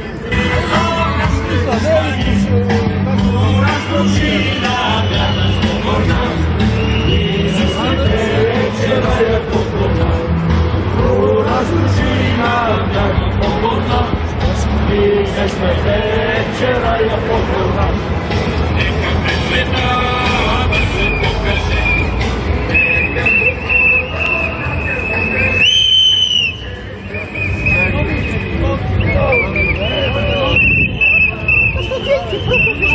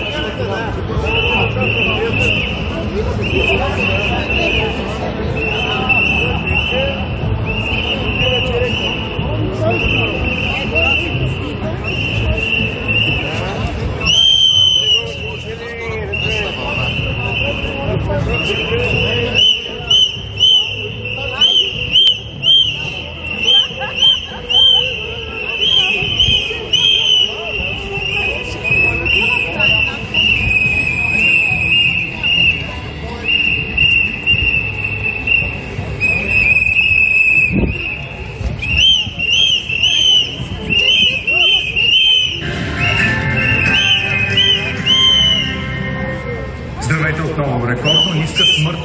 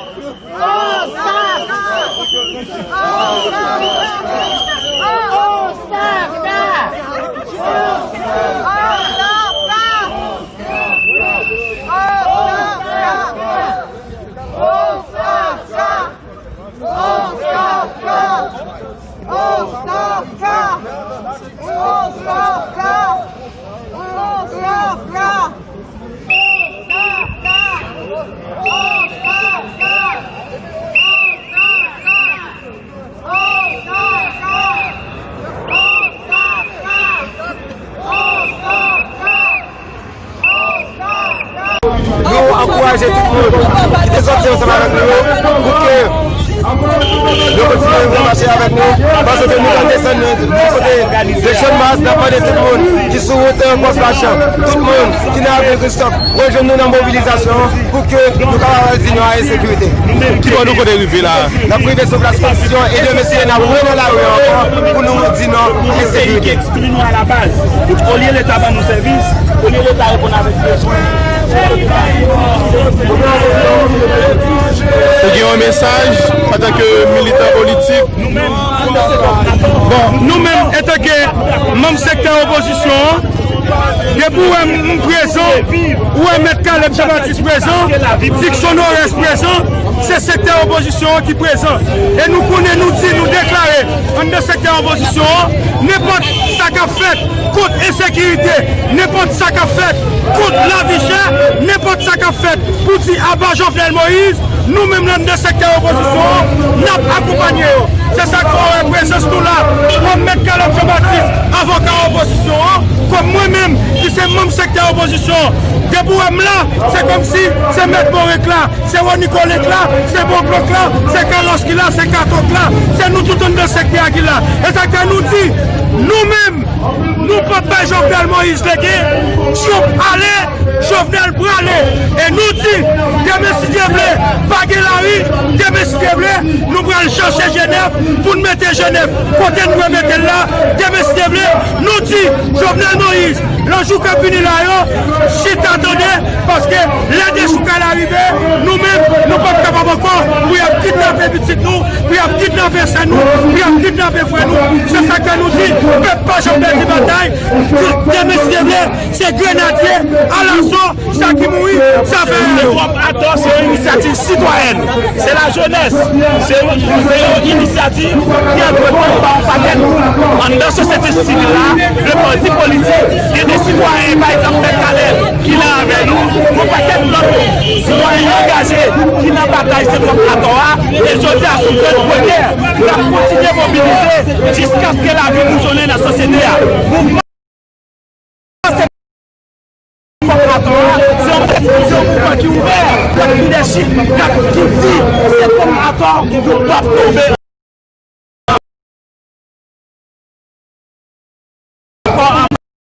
Ça a changé, il faut qu'on l'autre l'État, il faut que l'État qu'on l'autre de la relation de développement société.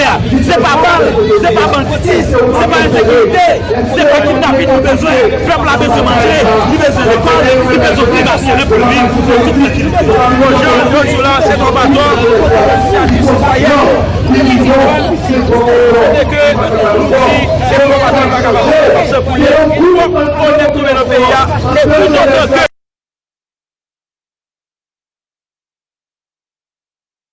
nous disons vraiment Haïti nous Haïti.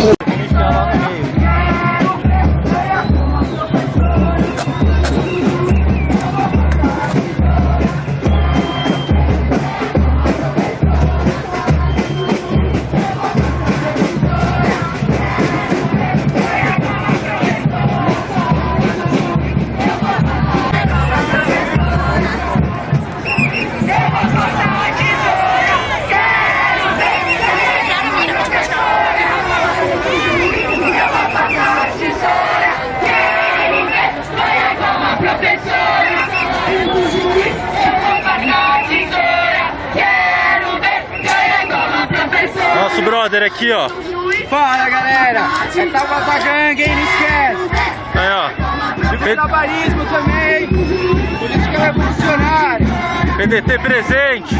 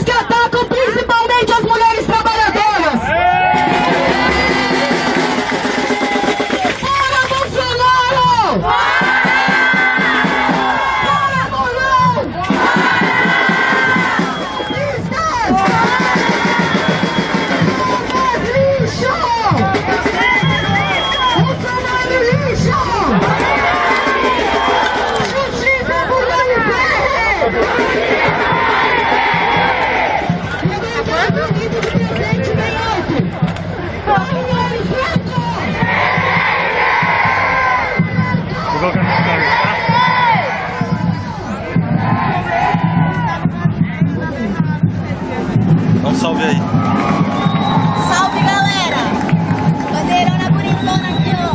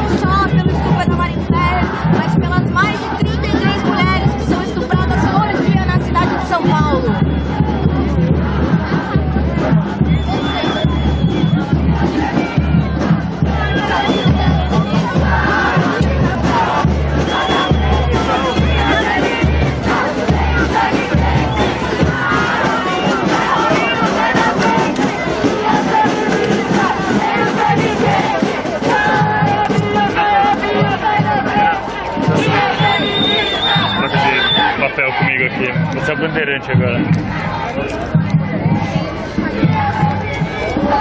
E aí, Tabata, o que você tá achando aí do ato? Cara, o ato tá muito bonito, a galera tá respeitando bem a questão do distanciamento.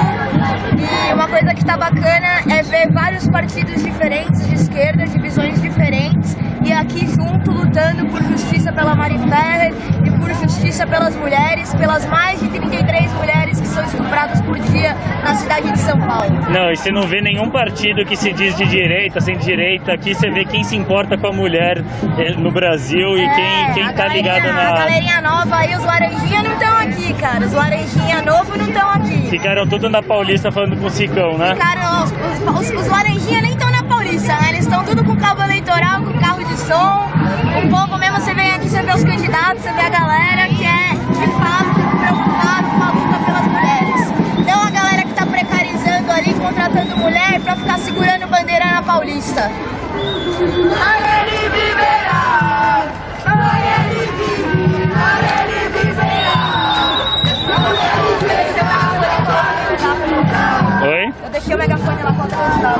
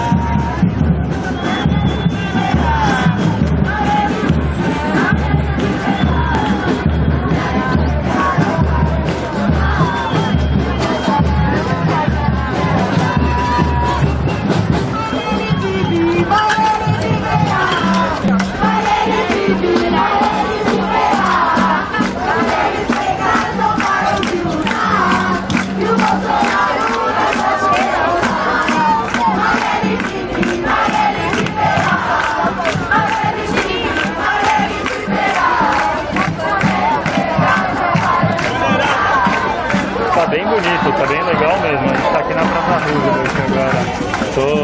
Tá bem bonito mesmo.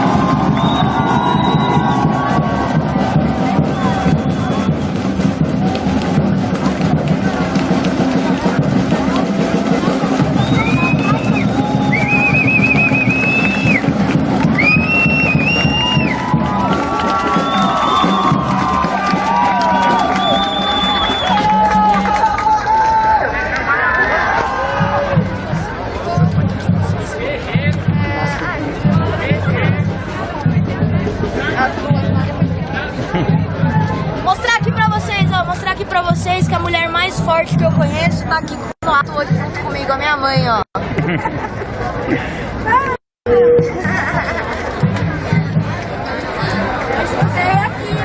Minha mãe ensinou a gente. Ah, é? Caraca, a gente não... Muita manifestação aqui, ó. Todo lugar que a gente vai em São Paulo você conhece, você... A minha mãe morou, você não morou? Ela é de São Paulo inteira. Você não é de nenhuma região, você é de São Paulo inteira. Vai curtir aqui, ó, Praça Rússia.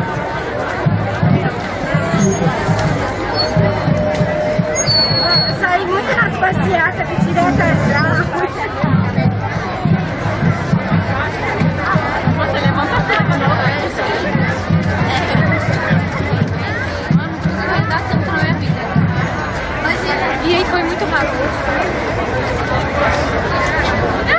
Praça Roosevelt era você foi pra escola da palestra no passado. Verdade.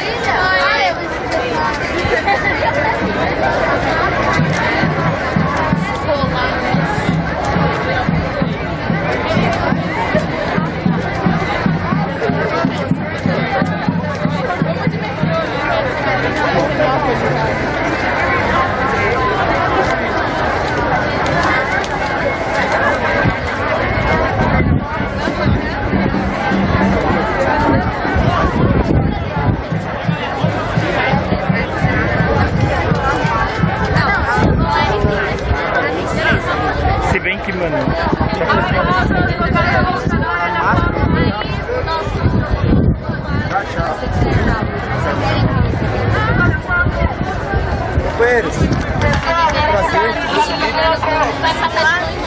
Falou, velho. Obrigadão. Obrigado, viu? Tem que pegar o megafone que tá pra outra. É, Dina. Ah, gente, tá em casa. Falou, gente.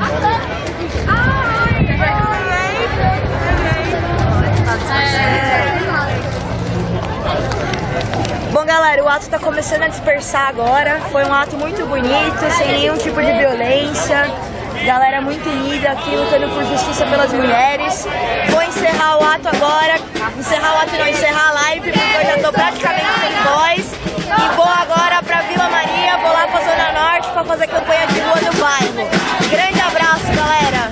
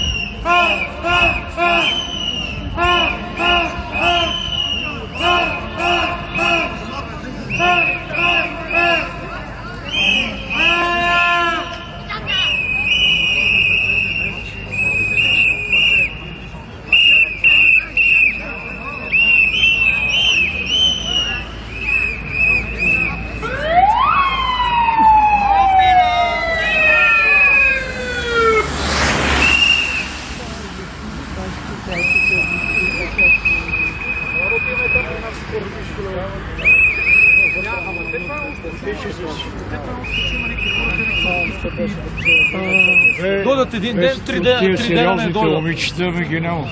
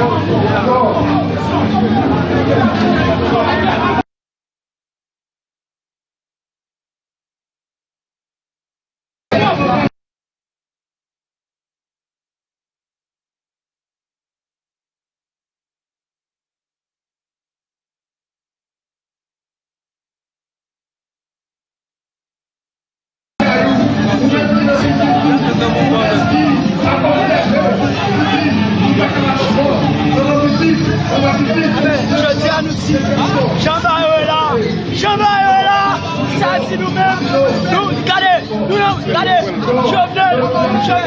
Jovenel, non, regardez, ouais, Jovenel est non, bouche, fenêtre là, ouais, pour peut-être si, c'est un temps pour de Biobral, il va passer dans la fenêtre là, Jovenel non, bouche, fenêtre là. Et nous-mêmes nous disons, on fait de ma vie, avant 7 février, Jovenel, nous garder son époque, pénitence c'est cette loi. Et là, toujours dit, aider ses blés, bataille, tout le mois net, toute semaine de bataille.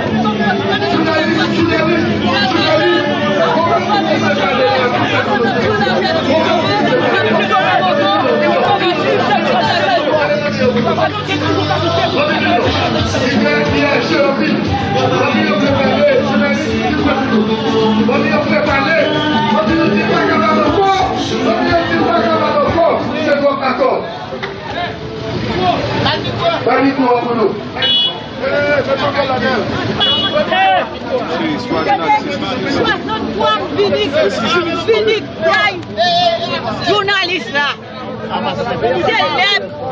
élève vina journaliste finile filoli et puis parti la petite journaliste là. Les petites journalistes là. Faut avancer maman chérie. Faut avancer là.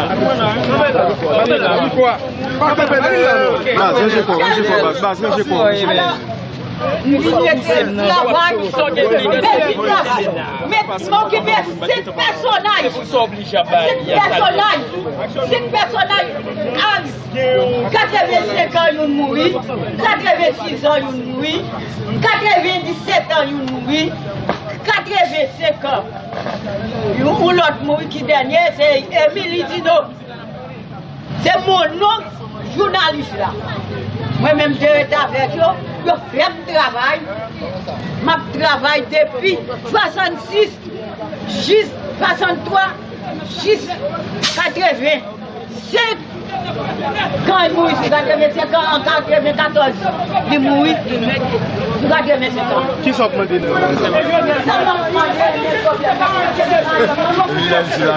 C'est pas sérieux, vous avez la fou. 66, 63, journaliste occupé, 95 ans.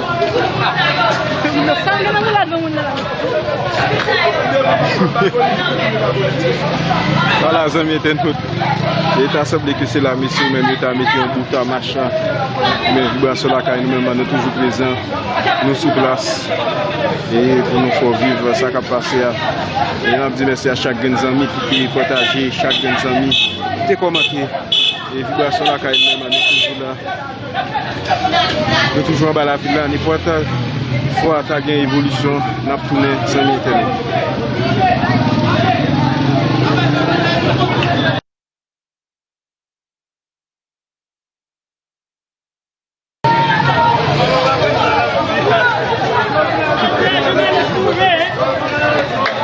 La jeunesse dit, il faut nous qu'on l'autre système dans le pays. Il faut qu'on l'autre système. Il faut qu'on l'autre système. L'autre système. Passez des forestiers. Oui, je dis, nous sommes conscients que le pays a comme une sécurité généralisée. Une sécurité généralisée. Et sécurité pour garder ça. Je dis là. Les champions, arrêter pour réfléchir. Qui va réfléchir? Vous devez connaître qui ça réfléchir. Vous devez connaître qui ça réfléchir. Vous devez connaître qui ça fait la fête de ce pays-là. Vous devez connaître on a le système qui est apporté pour nos territoires, qui est apporté pour une population.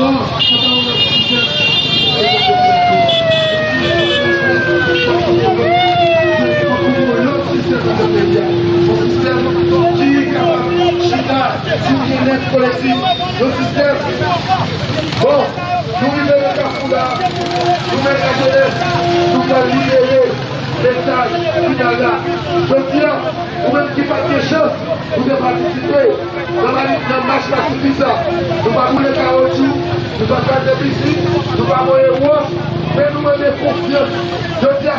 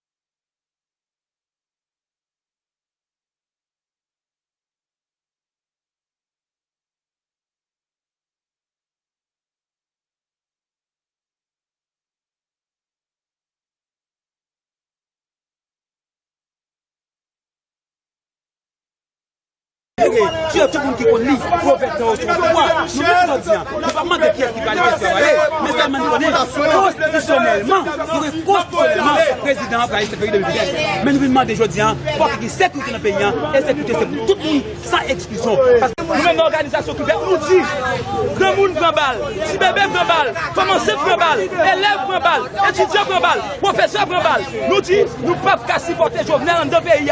Et nous dit tout petit groupe bourgeois qui bien informé, petit groupe mesquin, qui connaît qu'à venir à bataille ça, le système n'a pas régénéré. Nous-mêmes, comme jeunes qui ont à l'université, nous-mêmes, comme jeunes qui ont une organisation qui même, nous dit, toute sorte communale, toute commune, tout département, c'est levé copé, si nous ne pas lever copé, kidnapping a copé sous nous, si nous ne pas lever copé. Je prends le bon, ils ont passé sous nous, tout le monde dit, comment nous la police, moun qui a vidé recherche comme gang, t'as pas arrêté moun, gang pareil pour la police. Moi, Ramo, comment sens-tu? À qui sentiment est dans place ça? Jovenel Moïse, comment sens-tu? À qui sentiment? Comment sens-tu? Tout pour lever copé, et ça va souffrir pour le faire système. Et nous continuons pour nous dire que nos pays, côté nous, a kidnappé dans l'illégalité. Parce que ces chefs de police là, qui c'est déjà Genève Kounia, nous constatons que nous pays là où machine policière Kounia, nous obligés à prendre les boundons derrière parce que chef gang il y a un uniforme police ou pas qu'on sac femelle sac mal les mains doivent voler la nuit. Et bien nous clair supposition nous. Je ne dis pas, nous connaissons madame la ligne qui est l'ambassade américaine. Nous pas arrêter Madame la Lune. Des pays nous Haïti, nous pas les États-Unis comme pays. Nous pas arrêter avec Madame la Lune. Comme Madame la Lune sont corrompus, là manger quoi avec Jovenel Moïse. Et bien, notre communauté internationale là, où il y a une enquête sur Madame la Lune, qui est complice avec Jovenel Moïse, qui a mangé quoi, qui a fait malversation en dans le pays. Et bien, je te dis, nous clés là, sous position nous demandons de pas Jovenel Moïse, nous pas dans cette nouvelle vivre bien. Pays n'a pas pour Jovenel Moïse, pays n'a pas pour Martin Moïse, nous avons cap voler, tout ça nous gagne, et nous comprenons bien, l'État américain pas dans nous. Même les peuples américains sont pour peuple, mais l'État américain, c'est l'État corrompu, c'est l'État même avec ça nous gagne ici, qui veut se soucier, c'est tout petit peuple qui pille moi. Et bien nous devons changer le système politique là.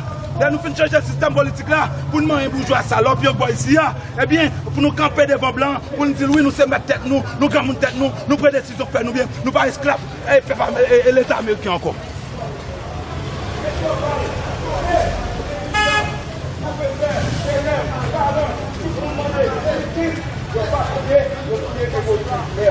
Nous demandons justice pour que nous ne pardonner notre tuer le nécessaire. Il y a continué à demander justice, il y a continué à kidnapper les gens. Dans ce sens, nous disons peuple haïtien, nous ne pouvons pas demander justice avec Jovenel Moïse. Notre seule façon pour nous joindre justice, c'est la mobilisation pour nous chavirer Jovenel Moïse à tout régime PHTK. Les fins chavirer régime PHTK, ou même jeunes garçons, jeunes femmes, pas courir à l'entrée dans le ministère, pas courir à l'entrée dans la direction générale, c'est camper comme gardien de la révolution jeunesse là, populaire, organisation de base là, pour nous dire, pour voir que Palvin là, pas même déjà privé, puis pas même déjà Boniface, les ça, nous prenons justice réellement pour moun la Saligno, les ça procès Pétro-Caribé pral fait, les ça procès massacre la Saline pral fait. Nous dit, c'est batailler sans camper. Demain matin, nous apprenons l'arrière encore. Nous ne pouvons pas mettre petit chef de fleurs comme hypocrite devant la statue Evelyne Saint-Flair pour nous ne pas prendre l'arrière. Nous disons tout le monde. Evelyne Saint-Flair, sous Saint-Flair avec le vrai, prenez l'arrière. Sous Saint-Flair avec Evelyne Saint-Flair vrai, sous Saint-Flair avec Evelyne Saint-Flair vrai. Aujourd'hui, nous venons sur place Constitution. Nous parlons devant le ministère de la Justice et de la Sécurité publique parce que nous tous conscients sur une sécurité d'État. L'État n'a pas gagné volonté pour nous sécurité. Mais nous-mêmes la jeunesse, avec toute organisation.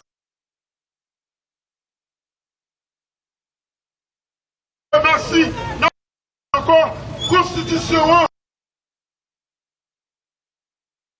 dit c'est un droit fondamental pour l'État de sécurité. Si l'État n'a pas capable de sécurité, quel bac Boundali. Merci. Moi, je remercie tout le monde qui est venu dans la marche là. Et nous avons un remerciement spécial pour la police qui accompagne nous depuis 4 mois au bord jusqu'à ce que nous arrivions là. La marche là fait pacifiquement sans violence. Nous remercions tout le monde qui est venu participer. Nous remercions toute l'organisation qui est supportée. Nous activons. Je dis à c'est Evelyne Sincère. Demain, capable de porter pied dans nous.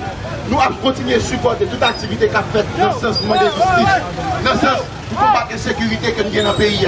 Et c'est ça que fait. Nous-mêmes, nous demandons pour tout le monde, toute couche sociale, mobiliser. Parce que quand Evelyne Sincère n'a pas un cas isolé, nous crions pour mettre Montferrier d'Orval, nous crions pour l'assassinat au Skip Pétion, nous crions pour l'assassinat de Glory Saint-Hilaire, nous crions pour l'ensemble des actes qu'a fait déjà dans le pays. Il est temps pour nous dire, c'est droit pas tort. Je dis à Evelyne, demain, si nous parlons de camper, si nous parlons de droit pas tort, c'est à nous-mêmes. Et fanatique événement inaperçu, et c'est un grand plaisir pour nous aujourd'hui pour nous être présents, pour nous faire vivre l'image dans le cadre de marche pour demander justice pour Evelyne Sincère. Et c'est comme ça qu'on a clôturé et nous remercié tout le monde qui était présent dans le live événement inaperçu, qui était collaboré avec événement inaperçu. J'en ai toujours fait là, avec événement inaperçu. Nous remercions nous et Petit et Jas et Stevenson Nicolas.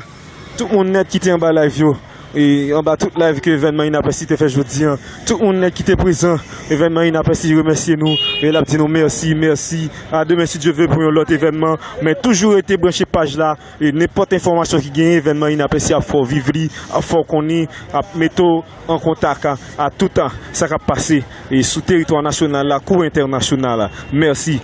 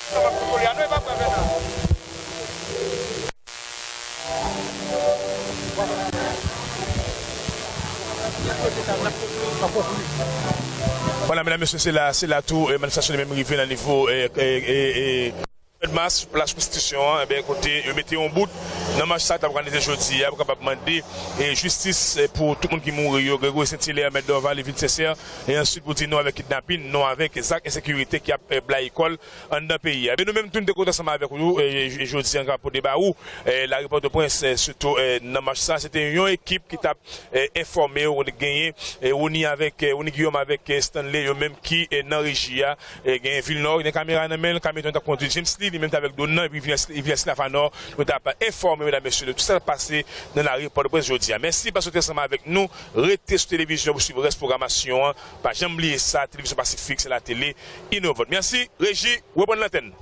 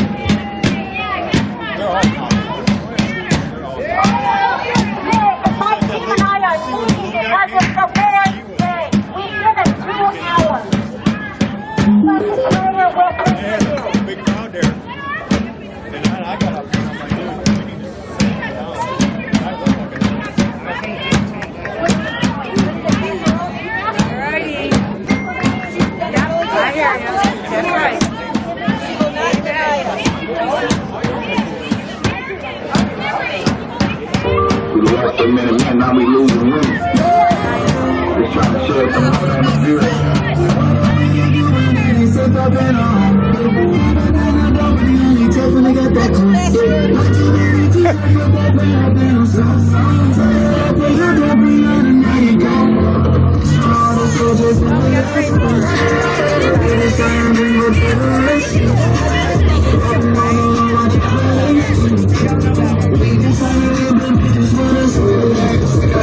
Say your name if you want change. Say your name if you feel the pain.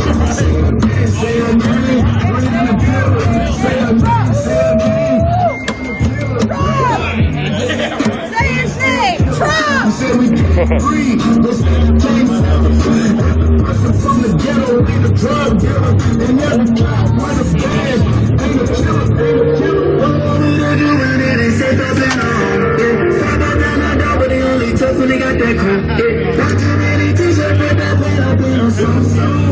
After you been beyond, now you go. All the soldiers in the house. We just trying to bring the fear.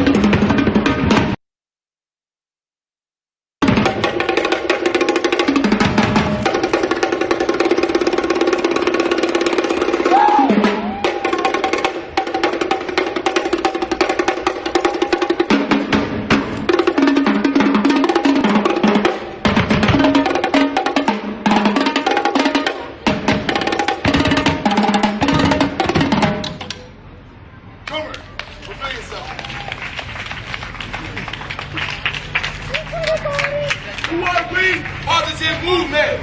Who are we? Positive movement. And besides the fact that we promote put down the guns and pick up some drugs for a better community, what do? We strive to keep positive minds and decrease negative reactions, to bring unity to our community, and enjoy life abundantly, avoiding negativity. And why do we do this? To bring smiles to the hearts of our neighbors and to be role models to others. Ready? Arms down. Ready? Arms down.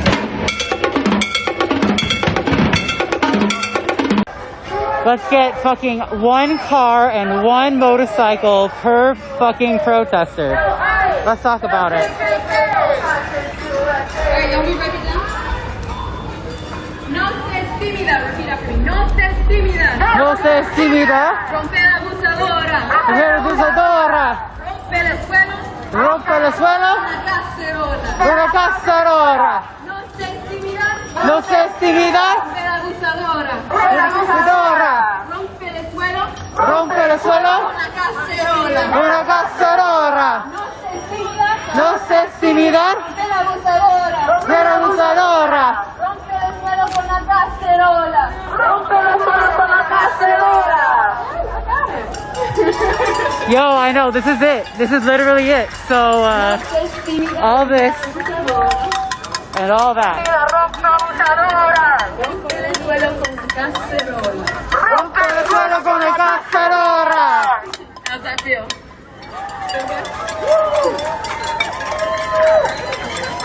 ¿Qué queremos? Justicia. ¿Cuándo? Ahora. ¿Qué queremos? Justicia. ¿Cuándo? Ahora. ¿Cuándo? Ahora. We don't get it. Shut down. We don't get it. Shut down. We don't get it. Shut it down. If we don't get it. Shut it down. La misma porquería, la migra, la policía, la misma porquería, la misma policía, la misma porquería, la migra, la policía, la misma porquería, la migra, la policía, la misma porquería, misma, la policía, la misma porquería, la policía, la misma porquería.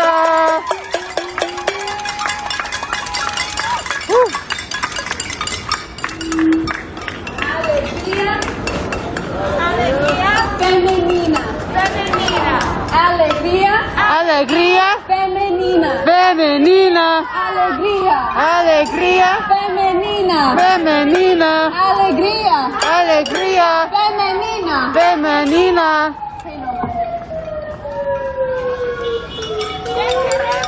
Justicia.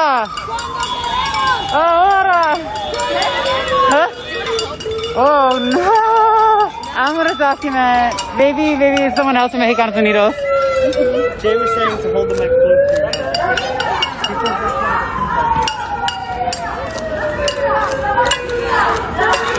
I mean, if your voice is too tired, I'll help for sure. La misma porquería.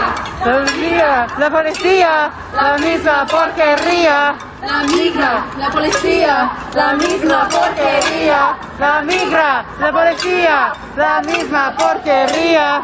La migra, la policía, la misma porquería. La migra, la policía, la misma porquería. La policía, la misma porquería. La migra, la policía, la misma porquería. La policía. la misma porquería. La migra, la policía, la misma porquería. La migra, la policía, la misma porquería. Mic check.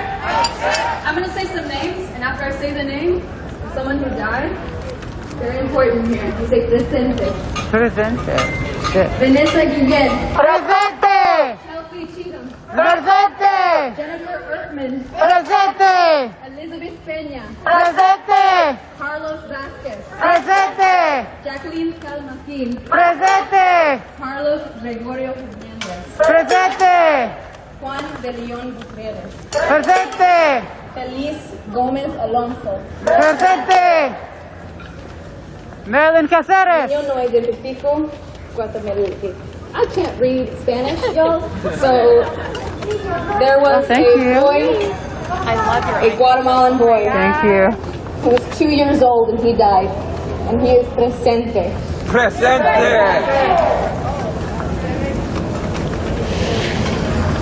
Just sit with silence for a minute on these names because they died for who they are, for where they come from, for the culture they represent, for the richness that emboldens them.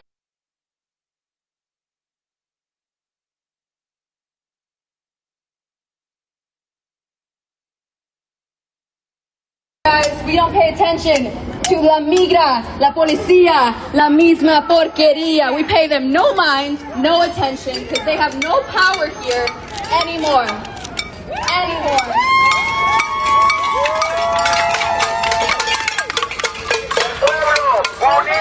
Jamás será vencido, el pueblo unido. Jamás será vencido, el pueblo unido. Y'all should go home. Your dad lost his job, so did you, bitch. Jamás será vencido, el pueblo unido. Jamás será vencido, el pueblo unido. Jamás será vencido. Unido, jamás será vencido. El pueblo unido, jamás será vencido. All right, y'all, we're starting. Unido, jamás será vencido. El pueblo unido, jamás será vencido. All right, starting a GoFundMe for this police officer's baton. He's sporting some 1920s fucking wooden shit. Like what your fucking grandfather handed that down to you? La lucha sigue. ¡Ya sigue! ¡El pueblo vive! La lucha sigue. El pueblo vive. La lucha sigue. El pueblo vive. La lucha sigue. El pueblo vive.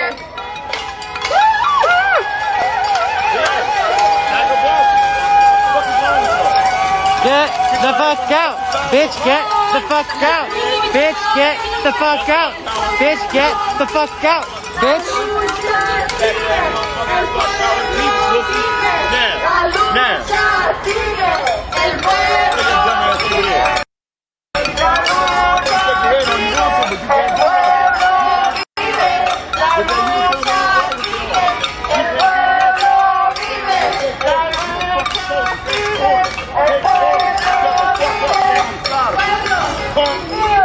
Jamás será vencido. El pueblo unido jamás será vencido. El pueblo unido jamás será vencido. El pueblo unido jamás será vencido. El pueblo unido jamás será vencido. What I need is like cállate la boca, cállate la boca. La policía loca, cállate la boca. You know what I'm saying?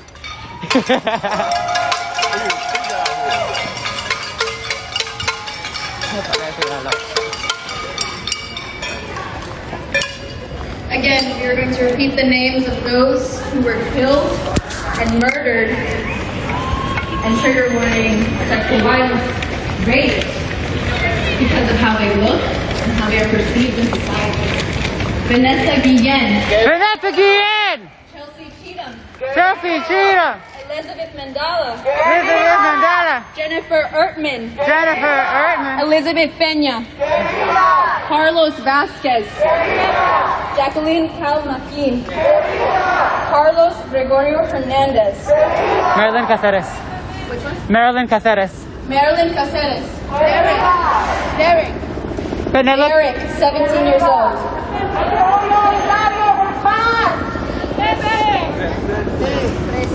Presente. Presente. Presente. Yes, Ernesto Guzman. Yes. To everyone else who died as an essential worker during COVID. That was last week. Ernesto Guzman, last week.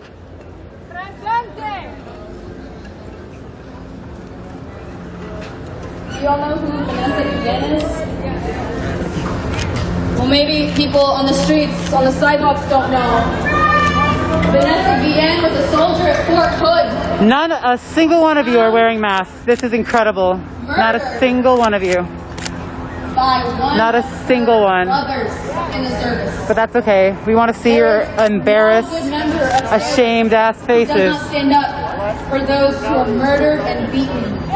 This goes for NYPD. If your friends are murdering people, do not support them. Quit your job, because no change came from a good cop. No change came from a good cop. I'll say it one more time. Now please smile. I like to see your face now that it's not wearing a mask. You seem very proud. I want to know how long you think your job is going to last now that Trump's getting voted out of office. I want to know.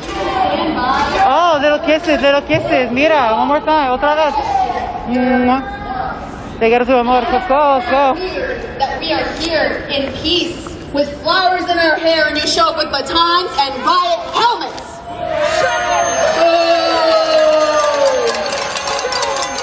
I am feminine joy.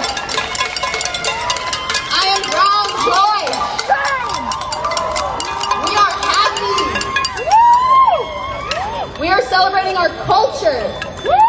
And yet here you are in riot gear. Riot helmets, batons. It's kind of weird. You got a gun on your hip and you feel in danger. Kind of weird. Not a single one of them is wearing a mask during the pandemic. What do you call racist? NYPD. What do you call murderer? NYPD. What do you call fascist? NYPD. What do you call murderer? NYPD. What do you call racist? What do you call racist? Yo, tuck him in bed. He should be out here. Take it to the streets and fuck the police. Yo, she's crying though. Take it to the streets and fuck the police. Take it to the streets and fuck the police. No justice. Yo, girl, you didn't ask for this, did you? You said, I just need something for my family. You're crying. You're crying. You don't need to be here. I can tell, baby girl, you don't want to do this. Just leave your job. We'll protect you. I know you don't want to be here. I can see the tears running down your face right now. Yes, I know. See, this is what I would call a good cop, showing empathy, ready to defect, ready to drop her job. Not a good cop until you put down that badge, though. Put down your badge.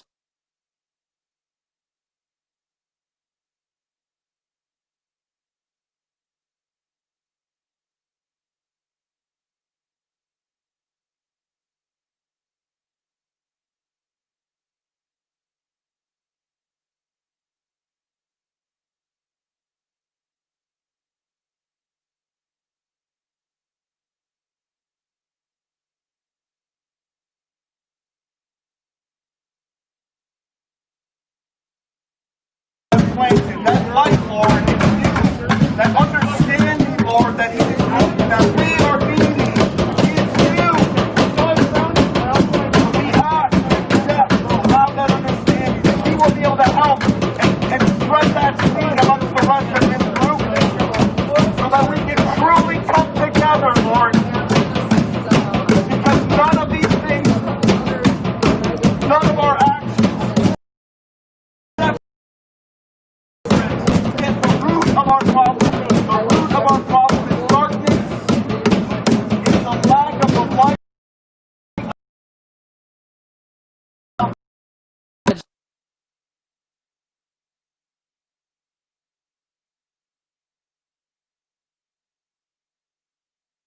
We are the people who process payroll for student workers. We are the people who process grades. We are the people who put the information, the course syllabi up. We are the people who work in the bookstores. We are the people who have the most direct interaction with students on campus. And we're also the people who look most like students of color, working class students, and all of the students who come onto this campus and feel like they don't belong, right? And you look every day to see how you can belong on this huge institution that you thought you were going to be a part of, and you get here as a freshman, and I know this because I felt this way when I came as a freshman. As a white working class student from rural Minnesota, I got here and I thought, this isn't my university. This isn't my system.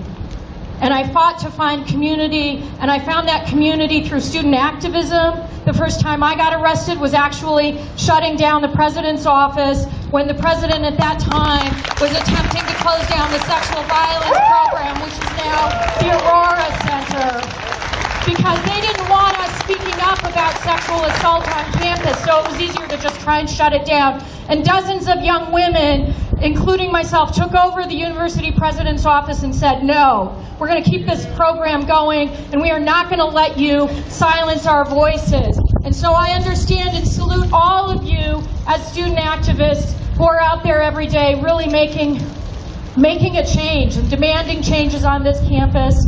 And we stand in solidarity with you in demanding that the charges be dropped, in demanding that Joan Gable stop with the rhetoric that makes her look good but not put in place actual policies that do anything and create real change.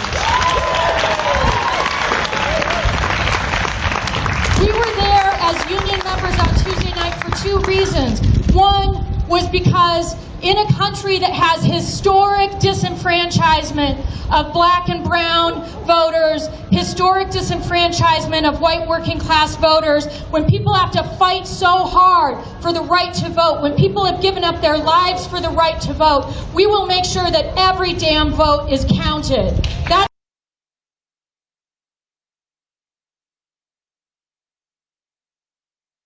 politics. What matters is a change in policies. We have hundreds of our members who live in the neighborhoods that were most impacted by the uprising after George Floyd was murdered. I live just 6 blocks from where he was killed. We have so many union members who we know struggle each day to be safe at work, to be respected at work, and then they worry about whether or not they or their loved ones are going to get home at the end of the day, whether or not they have to worry about a loved one being killed by the police.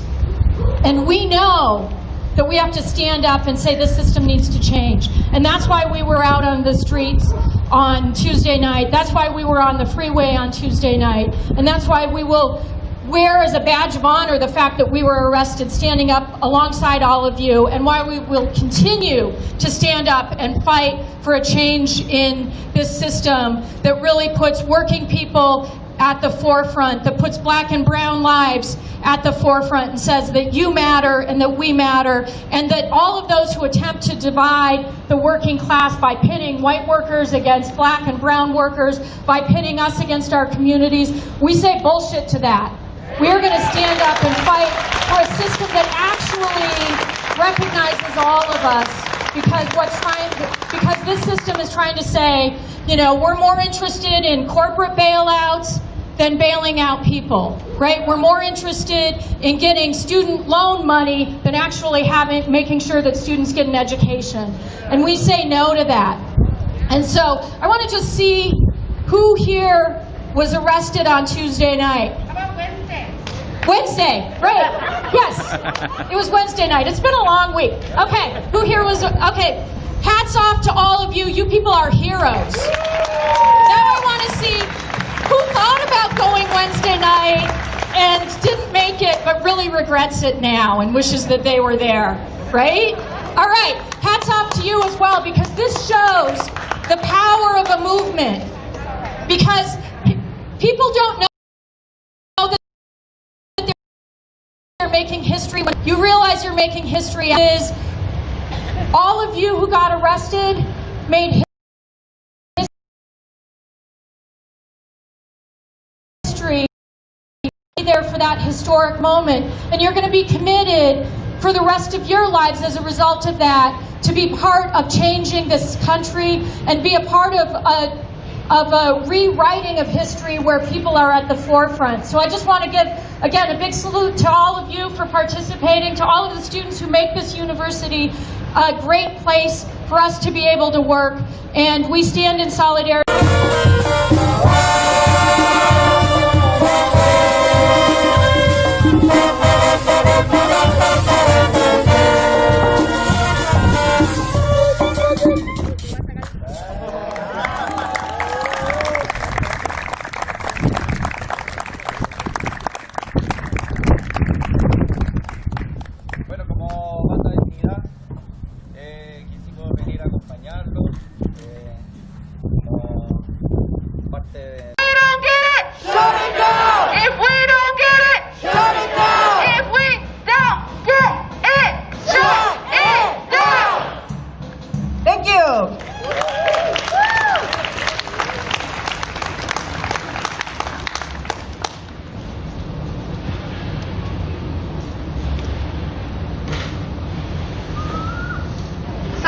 Speaker is Jesse from UMN Climate Strike. Please give them a hand.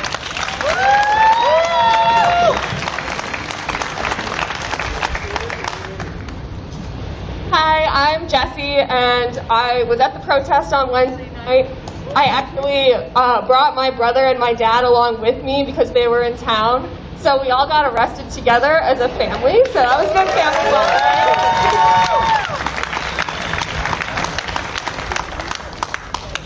We ended up sort of towards the back of the march. I think most of SDS was up in the front, and so right away when we got on the freeway, we noticed that there was a line of cops coming up behind us, slowly encroaching, and we were wondering, why aren't we moving? Like, the crowd had kind of stopped, but we didn't know what was going in front. It turns out the cops were blocking us off on front, so we couldn't leave off of the exit. They were lining up on the side so that people that were climbing over the fence were getting pushed back down. And then they blocked off the other side of the exit. And once we were fully surrounded, that was when they announced that we were all under arrest and we all needed to sit down immediately. And as other people have emphasized, there was no dispersal warning. So this was not a lawful arrest.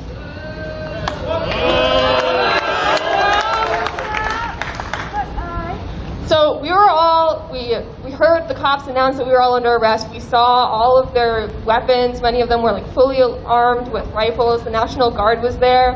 And you could just like feel the fear and the uncertainty in the crowd. We didn't know if the cops were going to get violent. We didn't know what was going to happen. And at this point, I was a few yards away from a family that had 2 young kids, maybe like 7 years old and 9 years old. And those kids were so terrified. And like they're never going to forget that night because it probably traumatized them, but also they're never going to forget that night. Like the cops just made 2 more cop abolitionists out of those little kids, and they're going to come back stronger.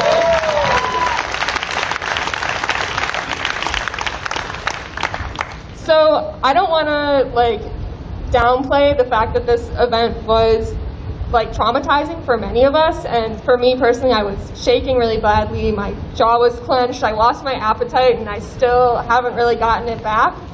But it was also really like a bonding event that made all of us stronger and made the community stronger. And that's how I left the event feeling. I was angry, but I knew that we had a strong community that had been built that night on I-94.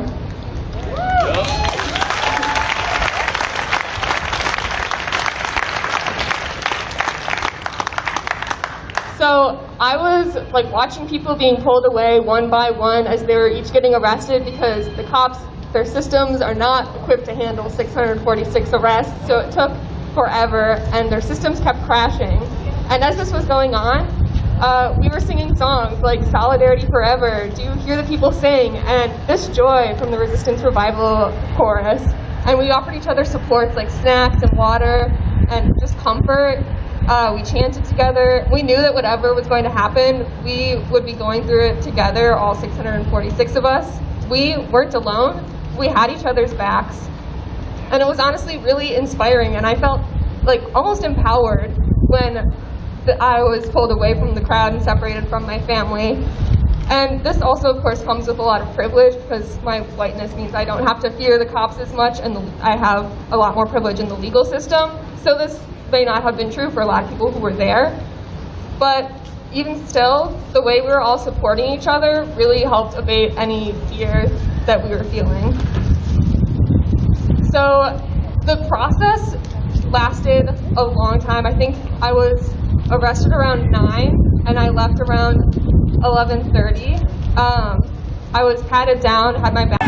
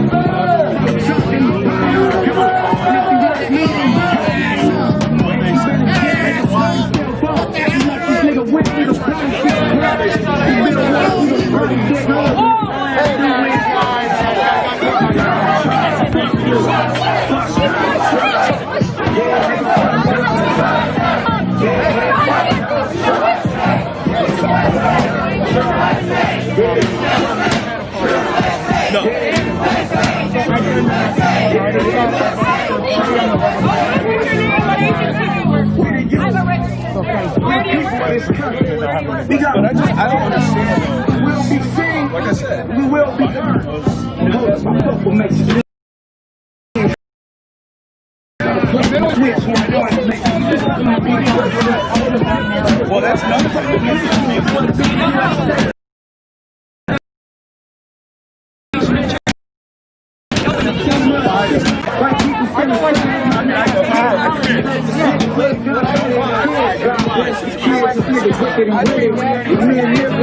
On behalf of indigenous people of Michigan, I want to tell all Americans that I love you all, whether they're for Trump or Black Lives Matter.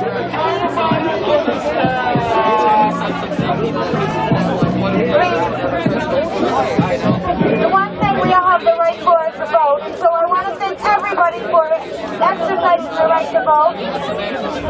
2020 was a big year for women, 100-year anniversary for women to vote.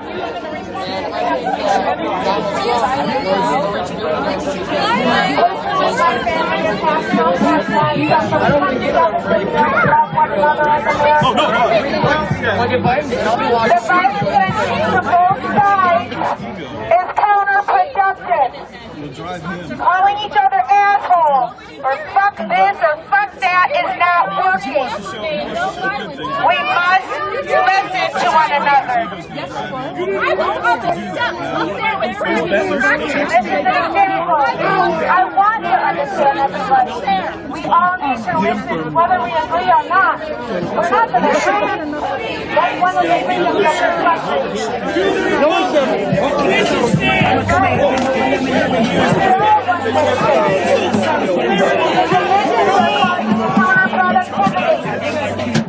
And we need to come together and respect each other regardless of our differences, including at rallies like this. No more violence. We know each other's faces, if not anyone listening. Now, I stand there and tell all the Americans that I ask everyone to please do the same. If you see somebody that's Black Lives Matter, don't assume that they're a looter. If you see somebody that's a Trump supporter, don't assume that they hate white people. You need to understand this from each other. These assumptions and hate and division are causing more problems than good. Thank you.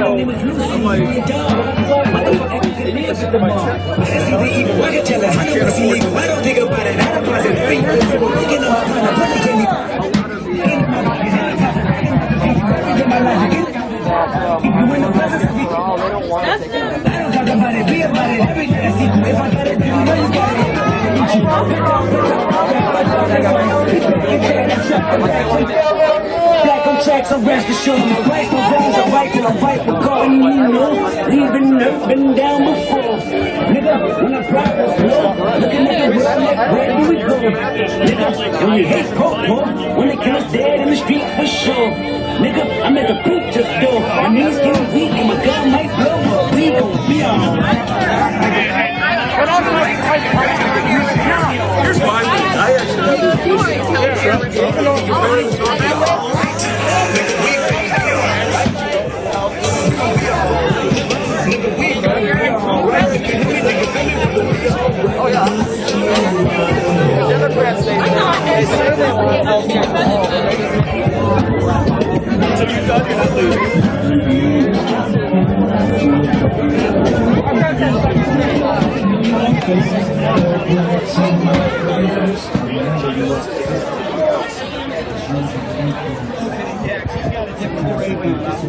What are the other two? It's their costumes.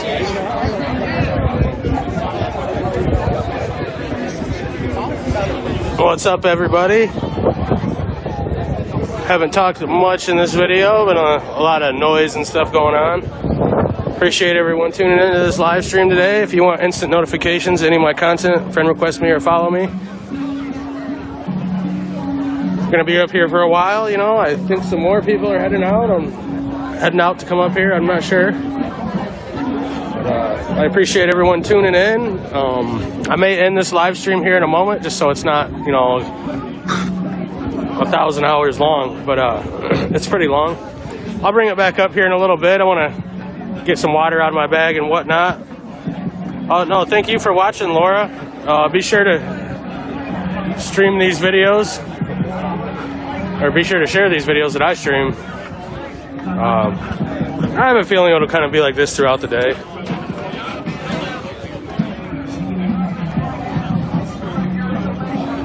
Oh, just a second. This guy don't look happy.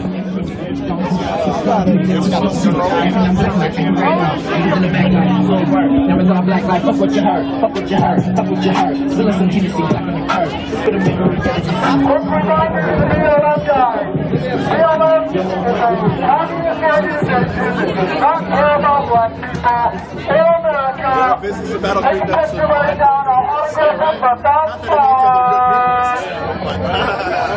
I know how that. I just know from being there.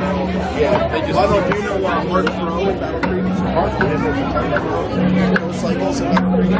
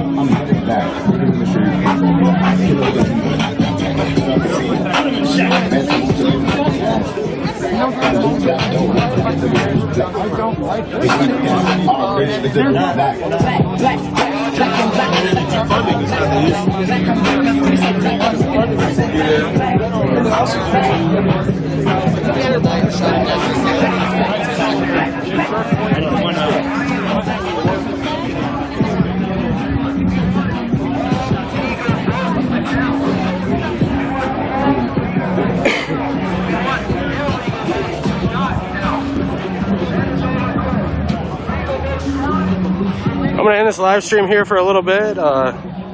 Stay tuned. I'm going to bring it back up here shortly. Man, every time I'm about to end it.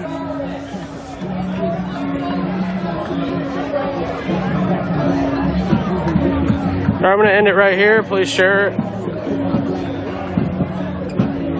I'll bring it back up here in a second. I got to get some water. Thanks, everybody. Stay tuned.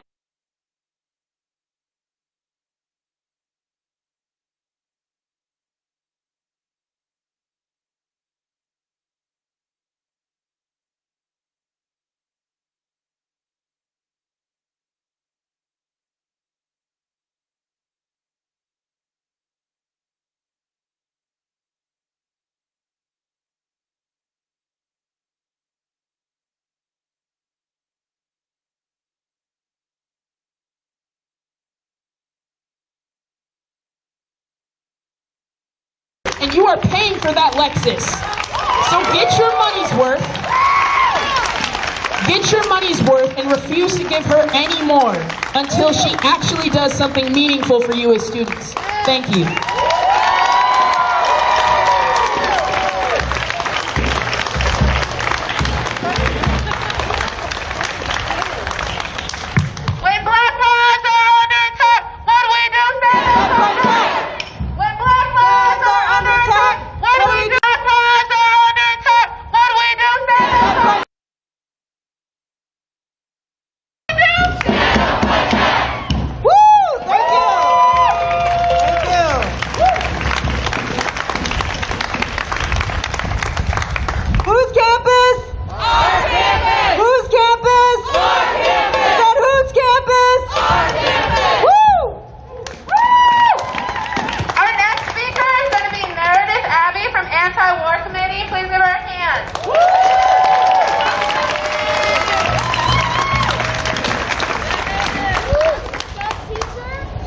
I'm super happy to be here. I was one of the people who was arrested on Wednesday night. And I'm super happy that I got to be arrested with some of my former students. So I'm with the Anti-War Committee, and I think it's important to recognize that it was a large coalition of different groups that were a part of Wednesday night's action.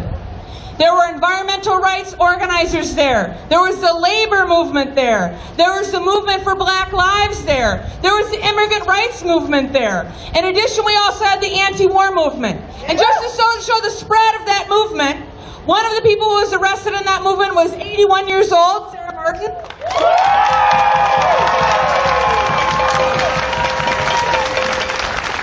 And the Anti-War Committee also had a whole family who was arrested. Both parents as well as both kids, and one kid was 10 and one kid was 5. Not right! That is not right.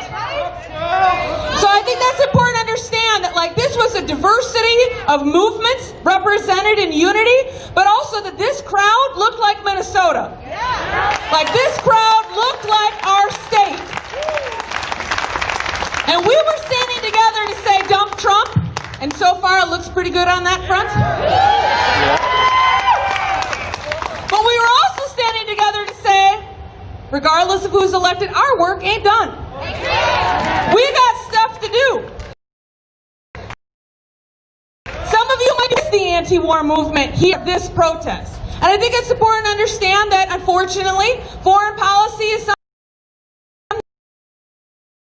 that unites bombs. They both love to use imperialism. They both love to use oil and steal it from other countries. They both also love to tell other countries that they don't know how to run their elections and who should get to be their leaders.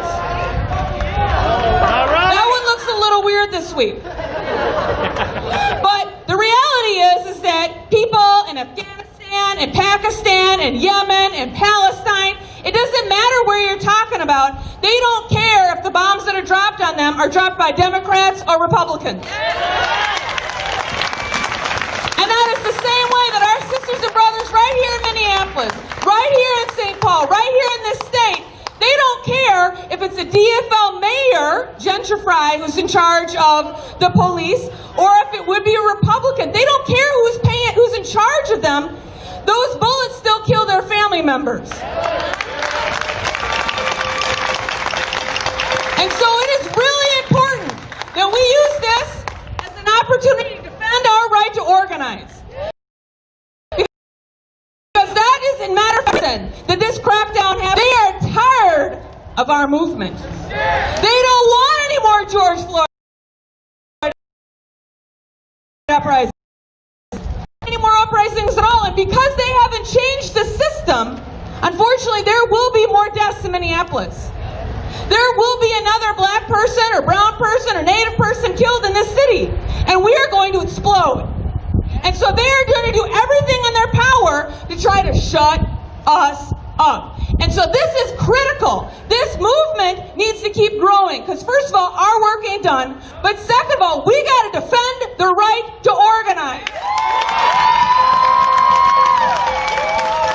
And so it is imperative that we have more people come out. We cannot have at this time people say, "Ooh, I don't know, that looks a little risky." No. This is not the time to say that looks risky. This is the time to say, wow, it took you 5 hours to arrest all those people. Let's send out twice as many.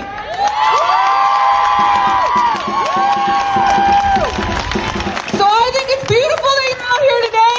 The fact of the matter is this system was broken before COVID, but it's super double broken now. And like this justice system doesn't have the ability to deal with 646 people saying fuck you to those charges. So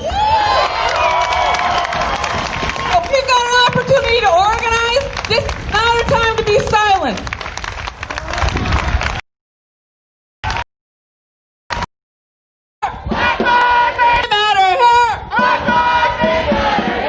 Thank you.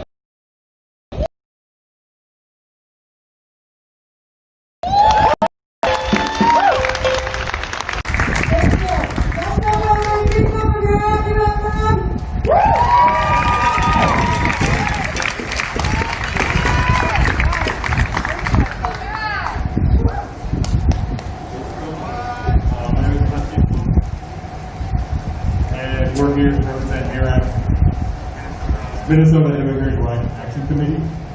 And,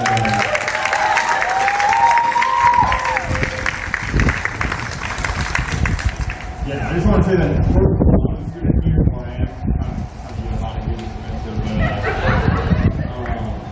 literally every day people would look at me sideways. I feel this happened to many of the other minority students. Just a bunch of white folks, mostly faculty, looking at us sideways like, man, how did they get into our institution, you know? How did they breach our walls? So I just want to say to all of y'all, we're here and we need to take up space here. Because this is our campus. Also, Book Kaufman, it's called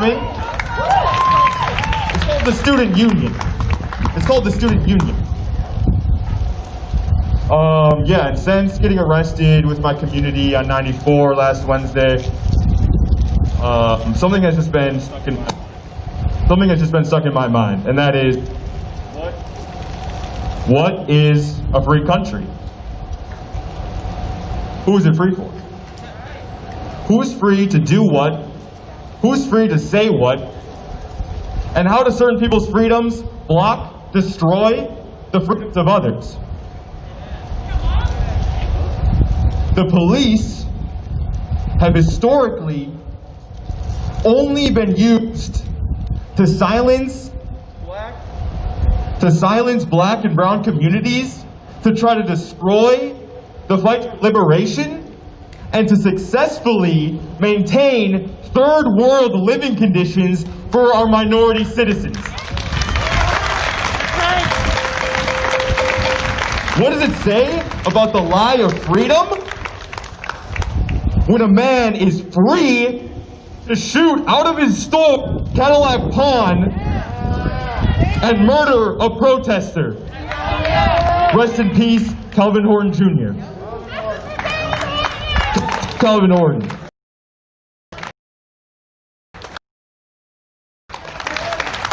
What does it say when people can't even take to the streets to call sisters and brothers without fearing for their lives? What does it say about the lie of freedom when we can't even take to the streets, following the families of those who have lost their family members to police violence, followed by school teachers, students, mothers and their children? What does it say when we are met by police, by federal agents, by armed military members, wielding clubs, weapons, countless mustaches?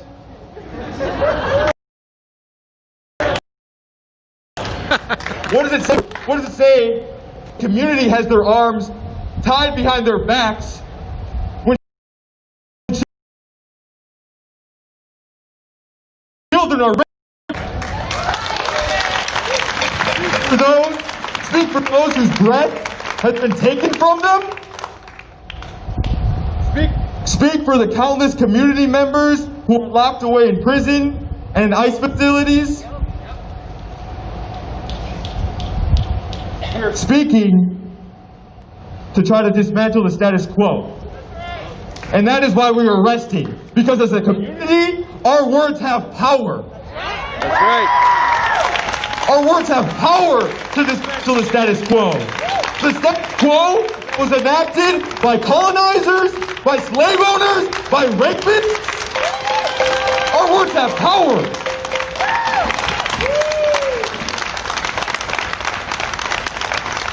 And Tim Walz is a servant of the status quo.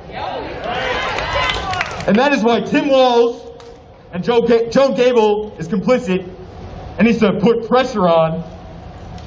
But Tim Walz needs to apologize. He needs to drop the charges. He needs to apologize for his poor leadership and for his blatant racism.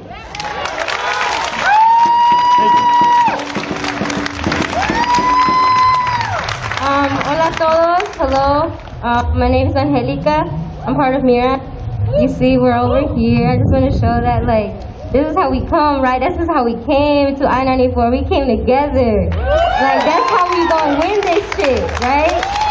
And so, I guess I just really want to say, like, I want to thank everybody that was arrested, and I want to thank everybody that's fighting these charges, and I want us to remember and remind ourselves that we have to keep this shit going, right?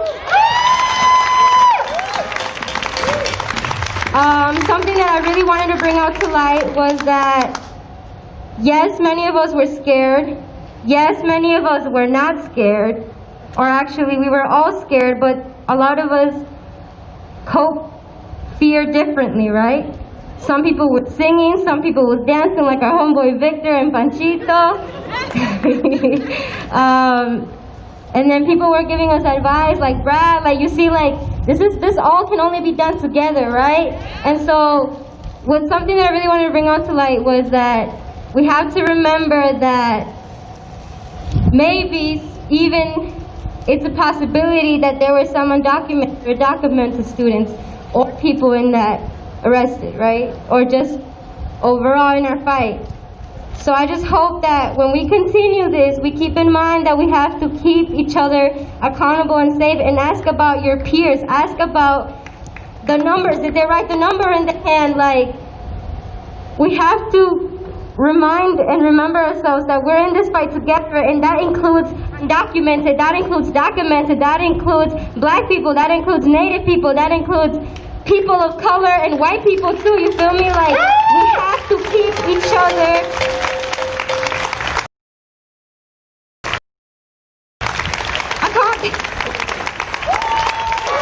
and I guess, like, as I stand here, I just want to say thank you. They need to drop these fucking charges, and they need to give us our land back. They need to give Native people their land back, and they need to fucking give our repercussions back, because this is reclamation. We're gonna take our shit back. And fuck.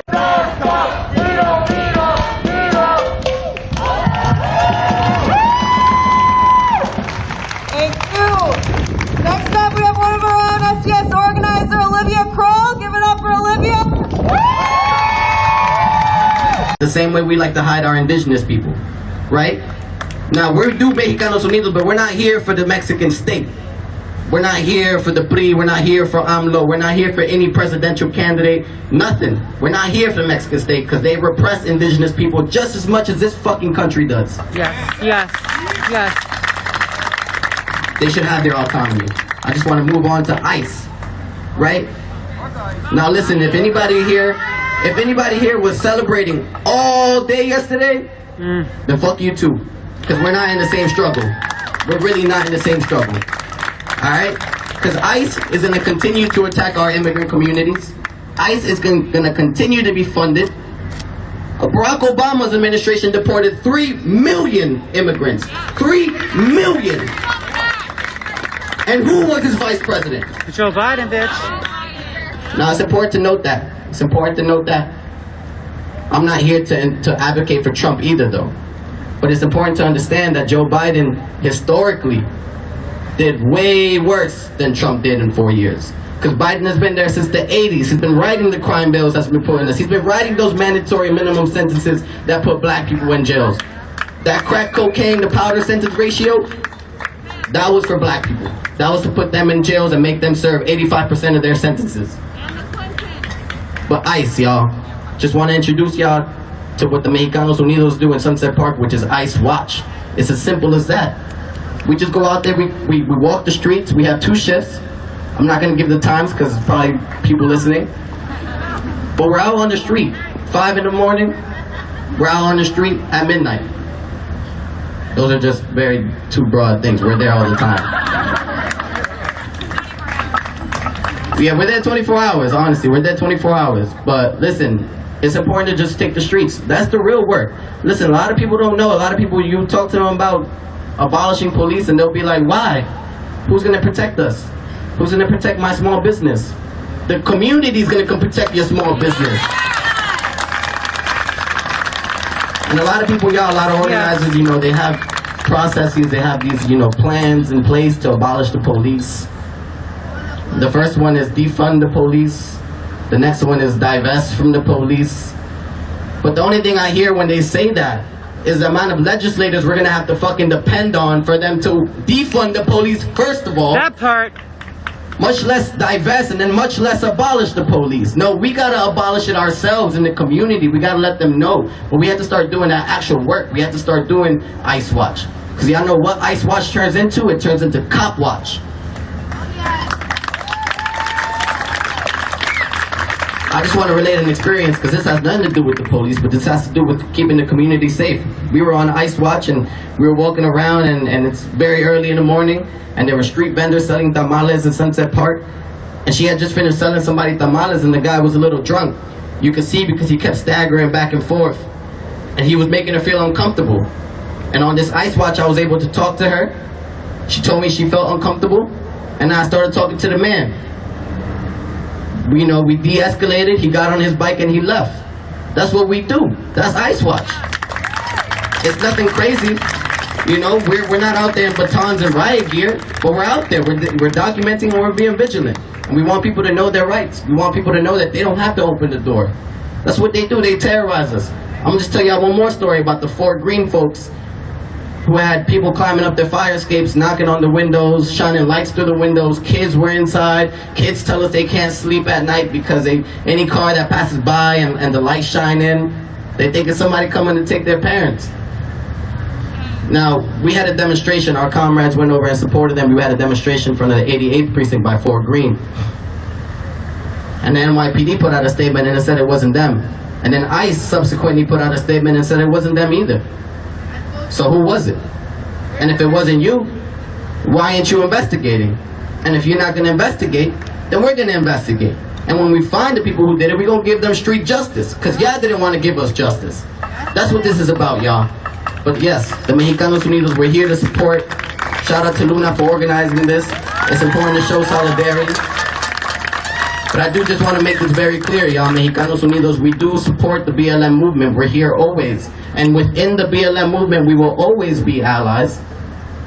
But we're trying to transcend that. And that's why we come out here. We want to talk to the BLM activists, the BLM organizers who are really, really frustrated with the way this shit is going. Because it seems like we're not going to get any fucking change. Right? I mean, y'all saw the people celebrating yesterday. Joe Biden is in. How many people are going to start dropping out of those ranks? How many people are going to stop marching?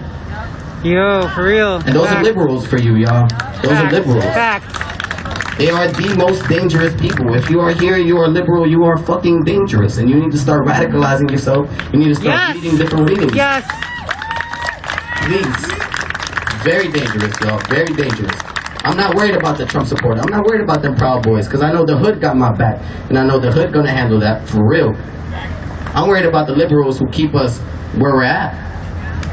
Yes. But that's why we have to transcend that, y'all. The BLM movement, again, for us, it's about uniting the Mexican people. When we organize the Mexican people, a lot of people are like, why don't you organize Ecuadorians? We know the Mexican people culturally better. That's what it is. And for us, we can't empower other communities if our community isn't empowered. Yes. We have to promote this self-awareness, y'all, because promoting self-awareness, promoting who you are as whether you're binary, non-conforming, I'm sorry, I'm not too keen on the labels. But it's important that when you know more about yourself, you give yourself that self-respect.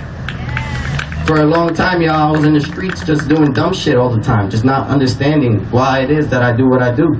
But then when I start to learn more about my roots, my indigeneity, about my culture, and you know that it's much more than any of that violence and machismo. Mm-hmm. But it's very present. And it's the violence and the machismo is what keeps our community from progressing. So it's important that we talk about mental health. It's important that we talk about machismo. It's important that we talk about the feminicides. It's important that we talk about vices.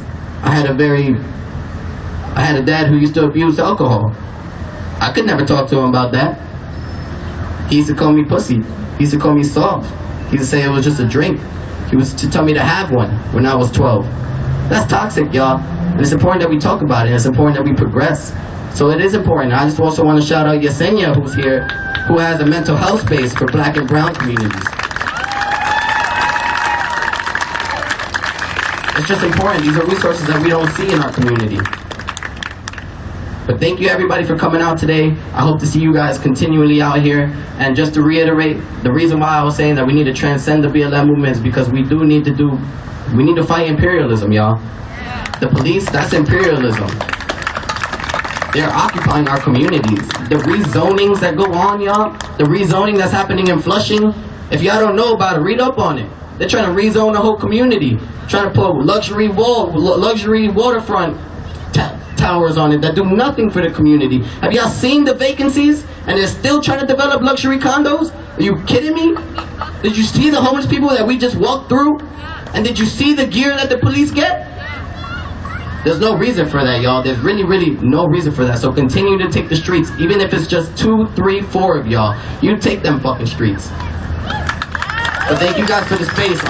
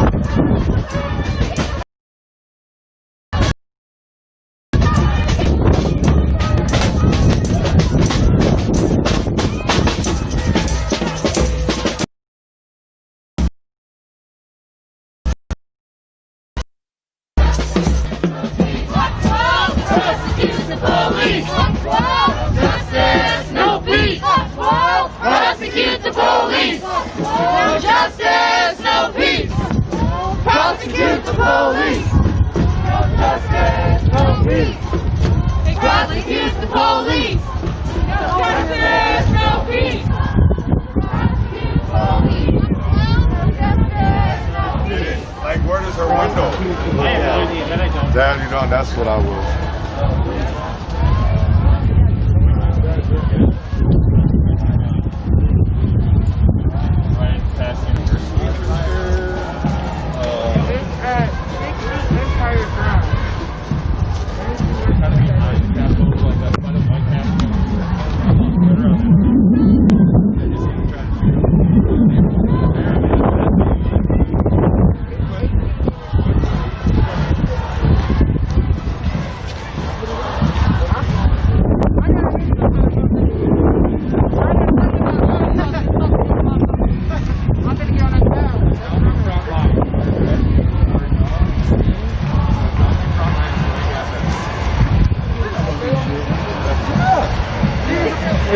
Okay, but if they do, they're going to have a narrative that they're peaceful. Fuck out of here. I never said they were peaceful. They never said they were peaceful.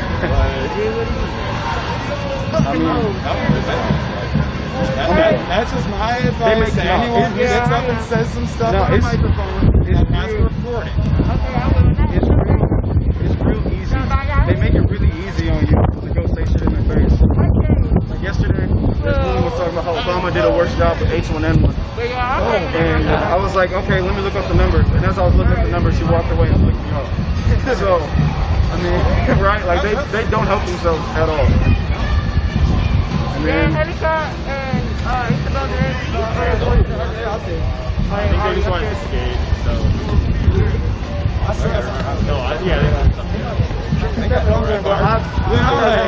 It was so hard for me to pass the water park. I wanted to see it. Estoy preguntando, estamos charlando. Gracias. Bueno, a ver, seguimos. Vení. Bueno, no quieren hablar. A ver, se ponen medio incómodos. Vení, dale, venite. ¿Ah? Sí. Bueno, a ver si podemos seguir charlando con los... ¿Cómo andan, maestro? Buenas tardes. Vamos para la comunicación social, un medio independiente. ¿Por qué se autoconvocó en el día de hoy? ¿Por qué me autoconvoqué? Yo tendría muchos temas por el cual decirte por qué estoy, pero sí. soy principalmente un jubilado, un desaparecido social, una población de riesgo, todos los calificativos que pueda darme este gobierno que me privó de la libertad, este gobierno que me sometió, este gobierno que me dijo que soy un desaparecido social. Este gobierno me sometió a todo eso, me dijo que no era meritorio haber trabajado y haber tributado. Sin embargo, yo creo que eso es meritorio. Yo no soy un usurpador, soy un trabajador. Hoy jubilado, padeciendo este sistema de gobierno. ¿Qué te parece hasta ahora las medidas del gobierno que ha dado la ayuda por la pandemia, el IFE, tarjeta alimentaria, el ATP? Yo creo que el gobierno lo que hace con las ayudas es alimentar la vagancia, pura y exclusivamente. ¿Cómo se puede pretender que el gobierno premia a usurpadores, entre otras cosas? Yo no voy a discutir el IFE en algunos aspectos, pero en otros sí, es criticable. Premiar la usurpación, liberar a los presos, indemnizar a los presos, me parece eso aberrante. ¿Crees que el gobierno es el que libera o el Poder Judicial? Yo creo que son todas estrategias de gobierno. Este gobierno ha llegado para eso, principalmente para liberar a Cristina de sus causas judiciales. Pienso que todo esto es así, programado para que así sea, para que ella sea liberada de todas sus causas, pura y exclusivamente. Bueno, gracias, maestro. Gracias. A ver, seguimos, venite, a ver. A ver, seguimos charlando acá con la gente autoconvocada por Cambiemos, ¿no? Bueno, dice...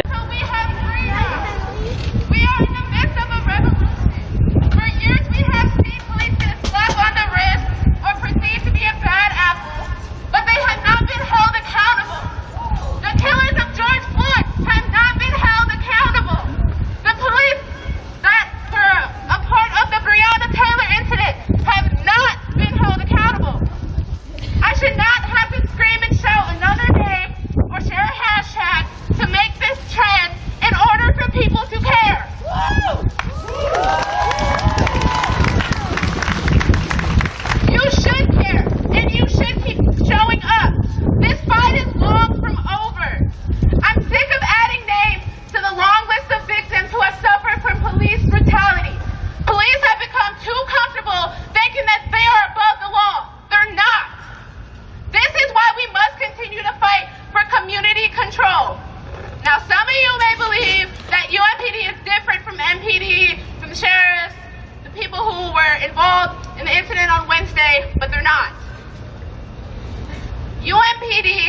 shown wrongdoing and have been a part of actions that should suggest that they need better supervision.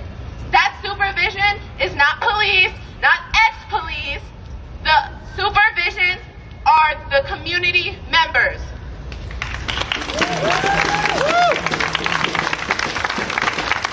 We the people have to hold them accountable.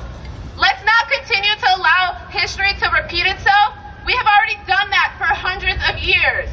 UNPD showed us how they wanted to police this community when they decided to harass students on Somali Night and aid other officers in the protest on 94. I'm sick of allowing history to repeat itself. All of you are here too because you're here today. While we can and while light is being shed on this topic, we need to use our voices and platforms to talk about these wrongdoings. We need to create a board that holds these police accountable because silence is violence. And I can't sit back and be quiet while the police get another slap on the wrist or more guns to intimidate our students. I cannot be silent knowing my friends were charged for fighting for what they believe in, for fighting for us, the people, the rights that we have as people. What happened to the land of the free and the home of the brave? What happened to the American dream? You guys shut us down when you shut down that freeway. I feel more in chains. I feel in chains more than ever. Lastly, I just want to say, I'm seeing a lot of posts going around saying racism is over now that Biden is president. That is not true. Racism was not over when Obama was president. Racism is not over now that Joe Biden is president. We have been keeping this fire in our hearts all summer long and into the fall. We have to keep fighting and keep talking and showing up to protest no matter the inconvenience it puts in our life, because that small inconvenience that you may think this is showing up is way small compared to the inconvenience that we have being locked up, being silent, being in chains, all of that.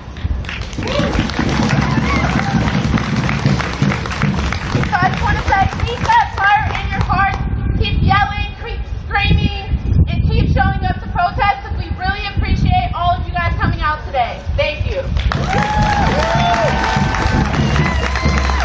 So now we're going to have an open mic. If anybody wants to come and talk about their experience, we'd love to hear from you. Woo, KP!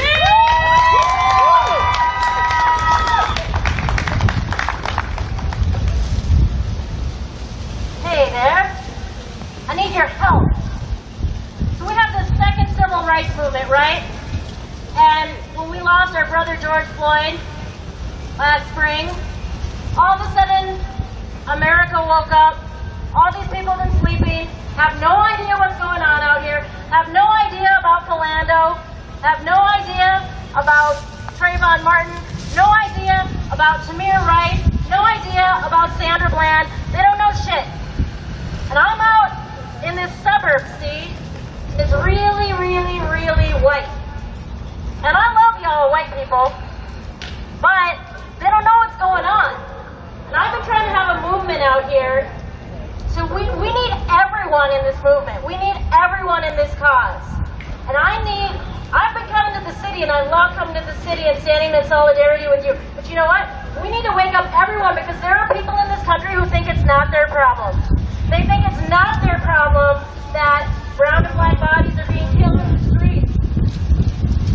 They think it's not their problem that police are doing whatever they want. There's a history of lynching in this country. There's a history of segregation, Jim Crow laws.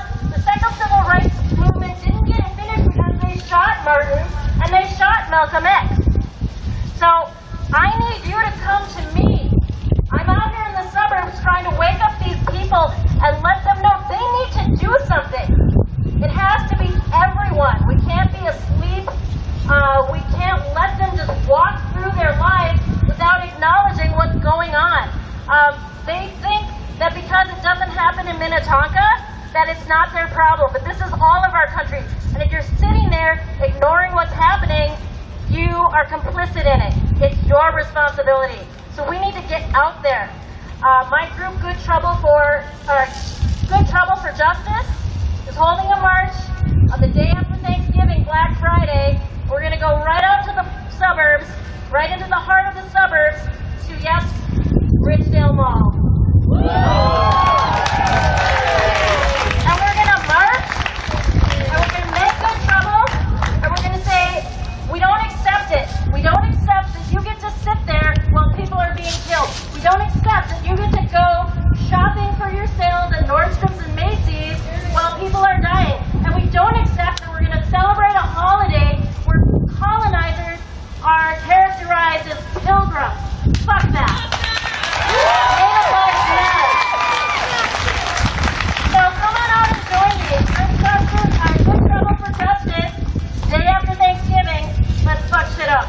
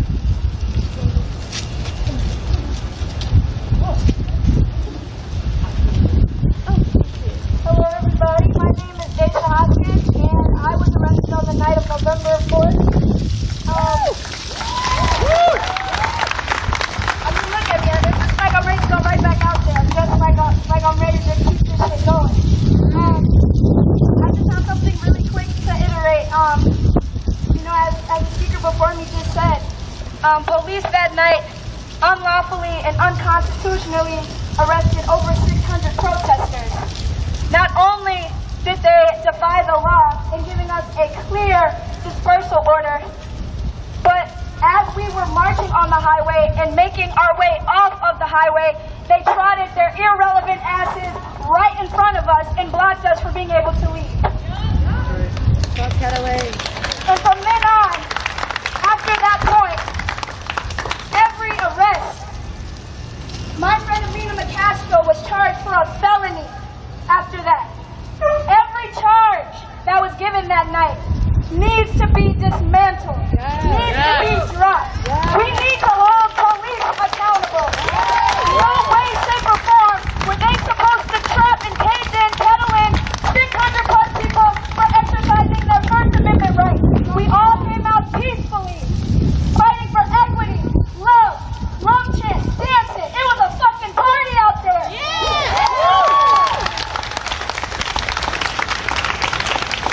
This is an attack not only to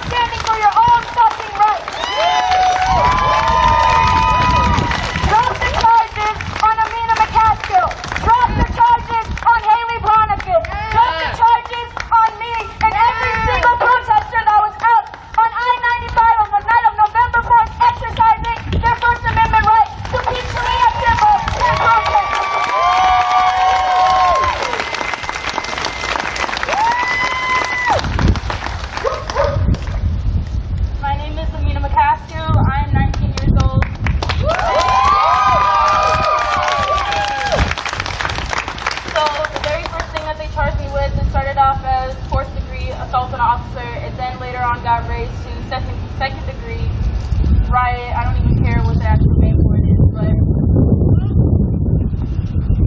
it's just brought to my attention.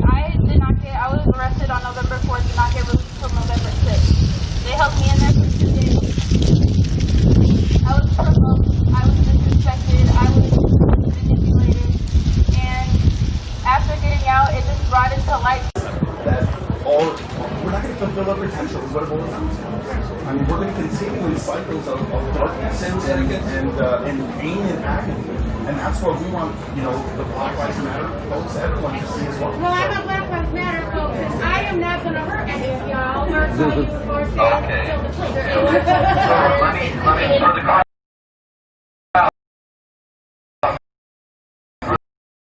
The spectators, if you'd like to pose a question, please, okay?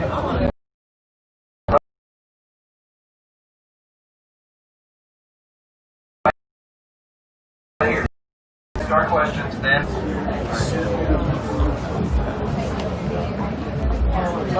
In 1776, when Thomas Jefferson wrote the phrase, all men are created equal, did that at the time include black? Bueno, hay un... Ah, está Javi. Hay un espectáculo, hay show. Buenas tardes, maestro, ¿cómo anda? ¿No quiere hablar?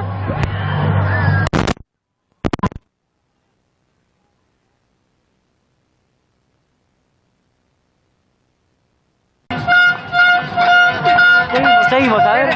Tenemos una vicepresidenta que se quiere, tenemos una vicepresidenta multiprocesada que quiere a toda costa remover a todos los jueces que la tienen que juzgar. Ya con eso estamos... Pero sabíamos que los jueces entraron a dedo por Macri. La mayor, no, perdóname. El único que entró en la dedo de Macri fue Rosenkrantz, que es el presidente de la Corte, y fue votado por el Congreso. Los otros dos que Macri quiso poner, se los voltearon, le voltearon el DNU, ¿sí o no? Claro. Bueno, listo. Los otros jueces ya vienen del gobierno de Néstor Kirchner, los otros jueces. Así que ya está, no me vengas con comprado y nada más, no te voy a decir más nada. ¿Vos crees que Cristina la robó? Estoy segura. Yo no creo, ¿eh? Bueno. No hay pruebas. Yo sí. No está presa. No te ofendas, ya está. Está presa, gracias. Chau.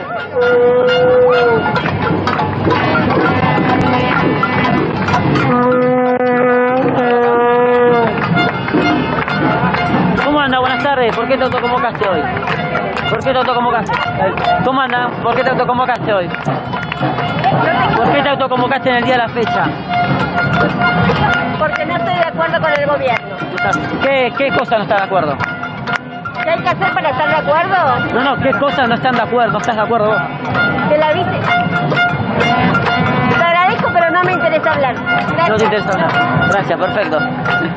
Bueno, se ve que le diga la visa. ¿Cómo anda? Buenas tardes. ¿Por qué te autoconvocaste en el día de la fecha? ¿De dónde somos? Para un medio independiente. Independiente. ¿Cómo califica la cosa? Espero que buenísima. ¿Cómo? Espero que buenísima. No, ¿por qué te autoconvocaste en el día de hoy? ¿Por qué?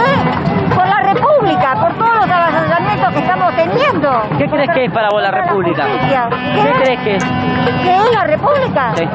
¿Cómo que? Es el lugar donde nacimos, donde tenemos todos nuestros valores, nuestra educación, los hijos.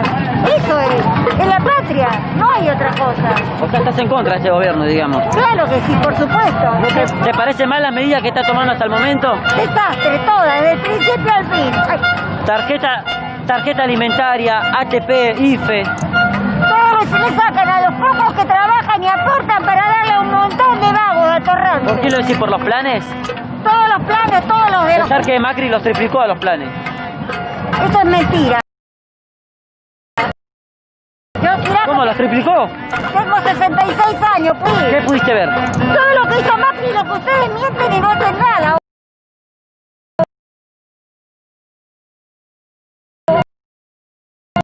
La deuda que pidió, los tarifazos. No te creo nada. Yo... ¿No te aumentaban la luz a vos? ¿No te aumentaban la luz? Yo puedo ver, no, en ese momento no. ¿Cómo que no? Puedo ver por mí sola, sin que me sugieran, sin que me sugieran. Hay que informarse un poco mejor igual. ¿Por qué canal te informás? ¿Por qué canal te informás? No tenés ni idea de cómo me informo yo, no tenés ni idea. ¿Por qué canal te informás? Por todos los canales, por todos y además por mi propia página. Bueno, gracias, muy bien. A ver, bueno, mostrá. Mirá, vení, nos vamos un poco para acá, vení.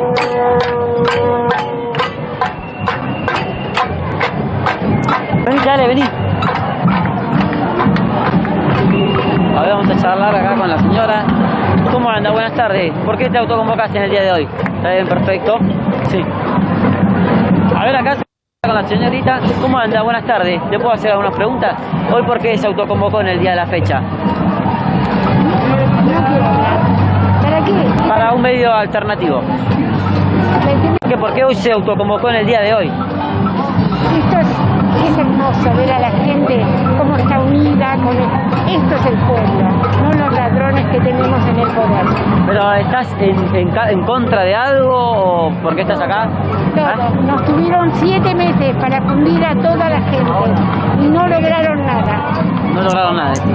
¿Qué te parece las medidas del presidente hasta ahora? Desastre. Un desastre. Está manejado por la tierra de Cristina. ¿Crees que Cristina robó? No te quepa la menor duda. ¿Qué crees que robó? No me interesa lo que robó, pero robó. ¿Hay pruebas? Mi hija, a ver... ¿Hay pruebas? Es profesional y la hija $5 millones en un banco. Claro, la herencia de Néstor. Porfa. No. ¿Qué crees que robó Cristina? ¿La viste robar vos a Cristina? No me interesa Cristina para nada. Por eso, porque no hay prueba, por eso no está presa. Es un buen país para mis nietos. Claro. Con Alberto te va a ir mejor igual. Para tu nieto Alberto. Alberto está manejado. Alberto no está manejado. No, gracias. A ver, seguimos. Con el obelisco. No tienen discurso, No tienen discurso. Vení.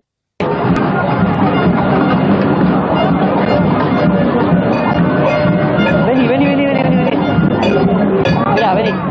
Bajá un poquito la cámara. Vení.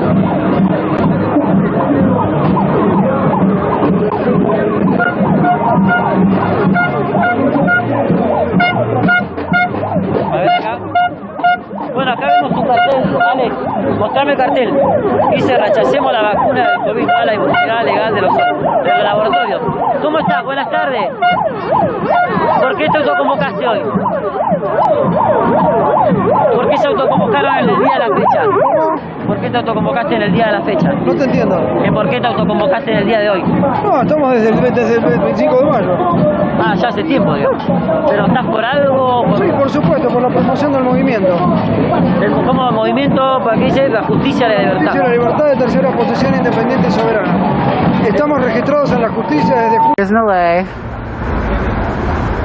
Yo, wait, I'm so sorry. I didn't mean to show her like that. It looks like they ripped off part of her clothing. And there's a male officer helping her into the van that whole time. I'm so sorry. I didn't mean to show that. Or maybe that's part of her shirt. I still can't tell. They had no business. And yo, apparently the AO, this guy, Salt and Pepper right here, Naleo said, oh, it's you. You were trying to get me last time. Oh, it's you. So this was targeted because he had a personal vendetta against her.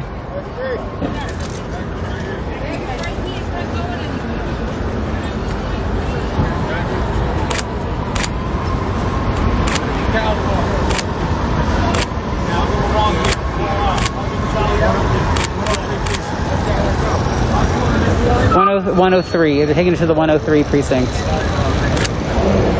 They either said 1PP or 103. I think it was 103 though. I ain't leaving until they fucking give me an exam. Yeah. So have you guys decided what precinct she's going to?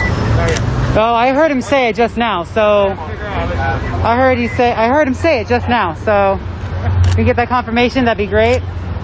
Otherwise, I'll go and ask him myself. Either you can turn around and do it, or I'll go do it. I'm still at Emerald Precinct when they got arrested. Just waiting to find out what precinct we're going.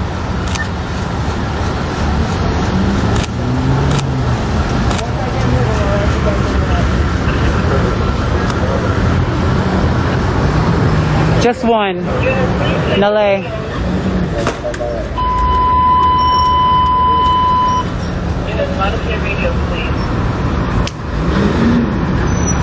Y'all know LA.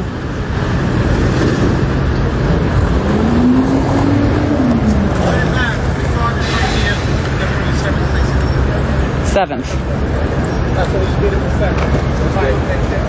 What precinct are you guys taking her to? Seventh. Just confirm the lady's going to the 7th precinct. 7th precinct, guys. Let me coming your way. Guys, I got you, baby. Watch your car. You live Can I get a property? I'm leaving. My friend is asking. She already said no. We're not going to get property, okay? Okay. Guys, they won't let me take it.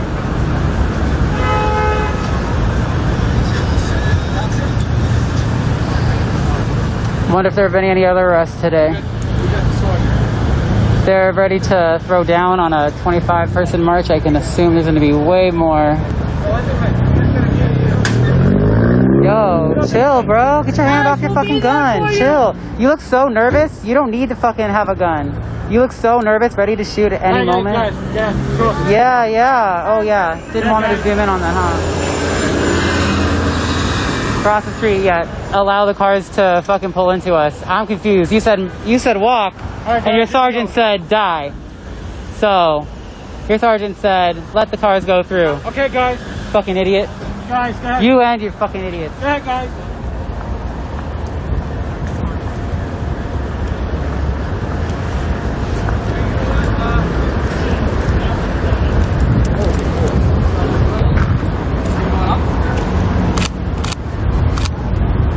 Let's go, Granddaddy. Let's go. You were so bold, so brave earlier. You attacked the young girl, so turn around. Show me that beautiful smile. Yes, oh yes, I'll get you too, bitch. The fuck? Yeah, chill.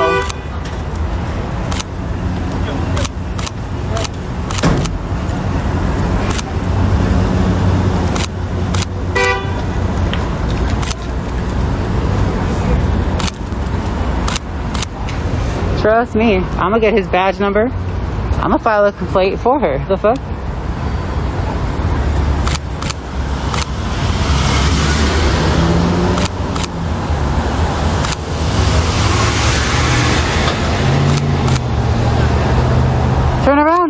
Turn around, brave boy. If you're so brave that you can tackle a young black girl, you can turn around and let me get a shot of that beautiful badge. Let's go, you dumbass hoe.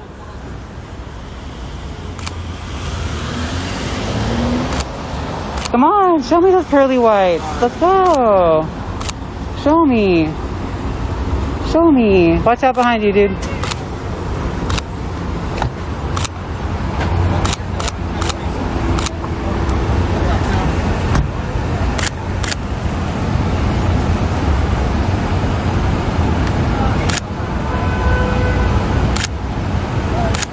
Watch yourself. Yeah, watch yourself, sir. Fuck off.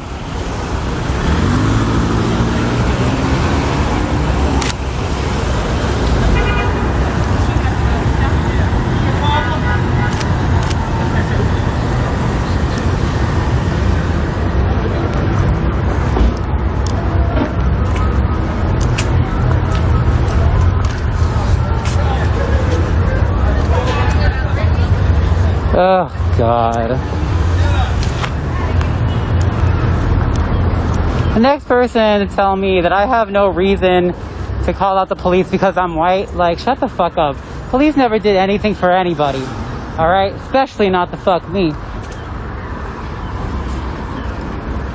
Bitches forget that I got a brown father and I've gone through a lot of fucking shit. Biden won, it's over. Fucking idiots.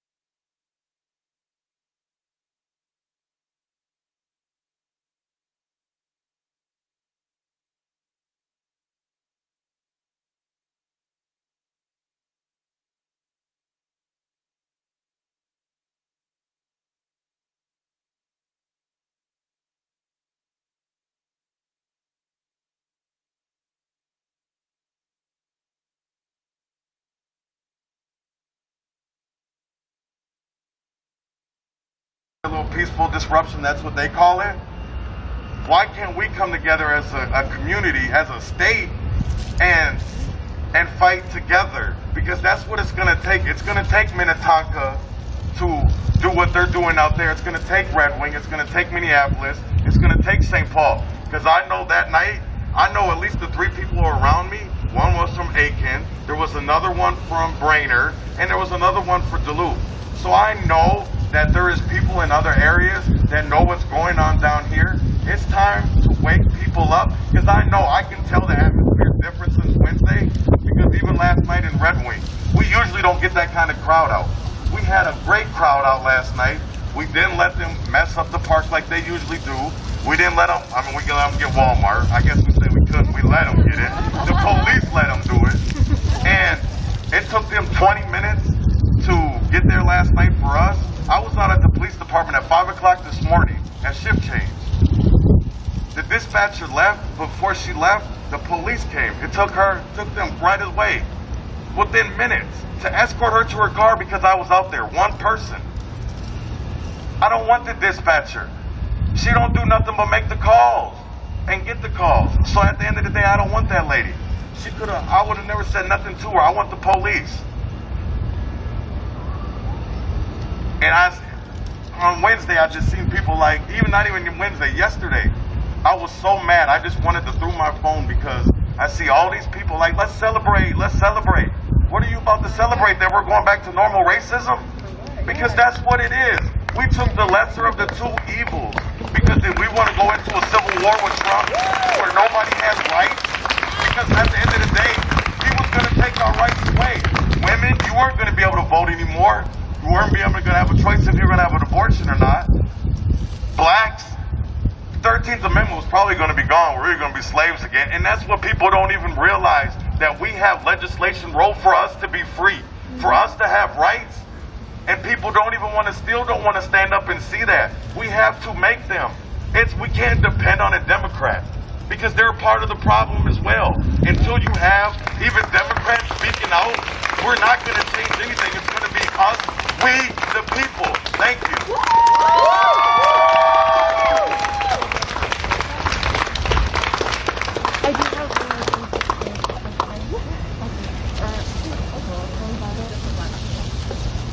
I'm not sure if you guys have done any research, if you weren't there protesting, but the night after the 4th, the next morning, I went online and I searched Minneapolis protest 1104.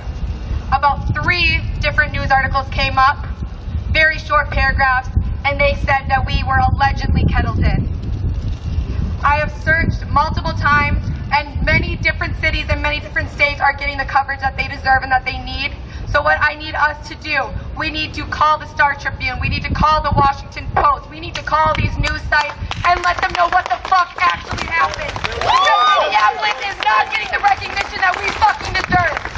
Every single person out there deserves their story to be heard all over this fucking country, all over this goddamn world, and it's not leaving Minnesota. They work for Bob Kroll, so we're not going to get the coverage that we need because they work for Bob Kroll.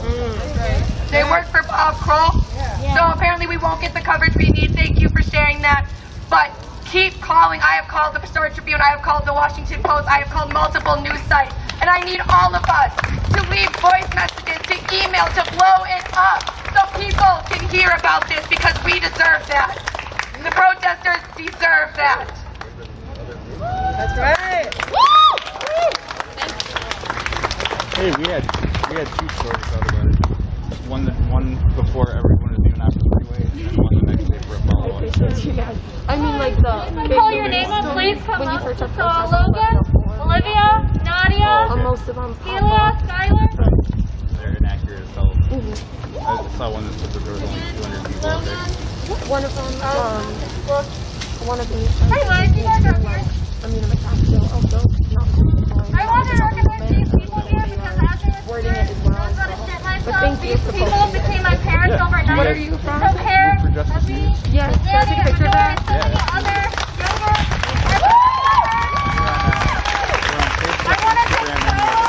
I want to take Okay, thank you.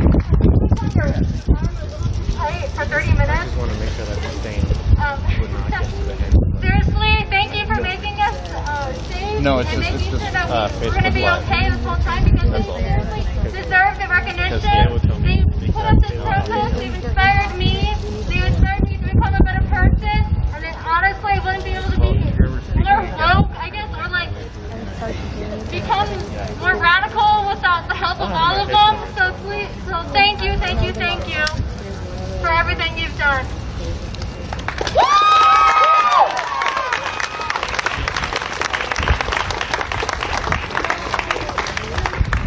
All right, we're going to wrap this up. Thank you for coming here, but I just want to remind you the work is not done. In terms of next steps, we're going to be doing a call-in and a call-out for Joan Gable. So stay tuned to SDS and social media for instructions on that. Because we know that we're here and we're done asking, we're demanding. And if she doesn't listen to drop the charges and she doesn't listen to our calls to make change, we're going to be back at her house. Because we're past the point of protesting and showing up when she's not there. We're past the point. We're talking about an accountability session when we get there. She will have to answer to all of her questions because she is past due. There is time and a place for Joan Gable, and that time is now, and we're done waiting. So thank you. Thank you. And follow our Instagram at UMN-SDS for future events.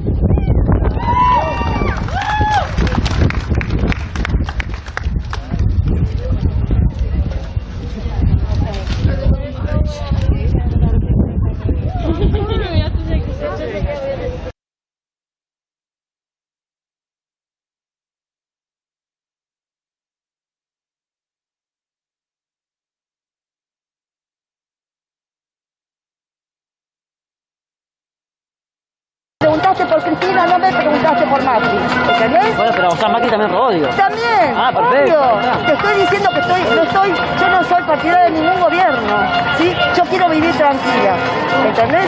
Puede salir, trabajar y que me rinda el dinero y que no le roben a la cara. ¿Cuál sería tu mensaje para el presidente? ¿Cuál sería tu mensaje para el presidente Alberto? Para el presidente, la verdad que yo pensé que iba a ser otra cosa y me desilusionó porque es un títere, una marioneta. Bueno, gracias. Bueno, a ver, seguimos. A ver si podemos seguir escuchando a la gente, a ver qué es lo que dicen. A ver acá, ¿cómo anda? Buenas tardes. ¿Por qué te autoconvocaste en el día de la fecha? No te escucho nada. ¿Por qué te autoconvocaste en el día de hoy? Nos autoconvocamos por la justicia, por la democracia, por los derechos sociales, por la ciudad y por todo el desastre que está haciendo este gobierno en contra de la sociedad. ¿Qué es lo que está haciendo este gobierno, el desastre? No te lo tengo que decir, vos sos reportero y vos sabés lo que... Por eso le pregunto. Ah, bueno, la justicia, la impunidad, el deseo de, en lugar de ocuparse de los ciudadanos, de defender a la corrupta, eso no se puede aceptar. ¿Corrupta por quién lo decís? Por la vicepresidente. ¿Crees que Cristina es corrupta? Sí, es corrupta, tal cual. ¿Por qué crees que Cristina es corrupta? Porque se robó la vida, hermano. ¿Qué crees que robó? Se robaron el PBI, los bolsos de López y todo. ¿Cuánto es un PBI para usted? El PBI es un tanto por ciento de la recaudación.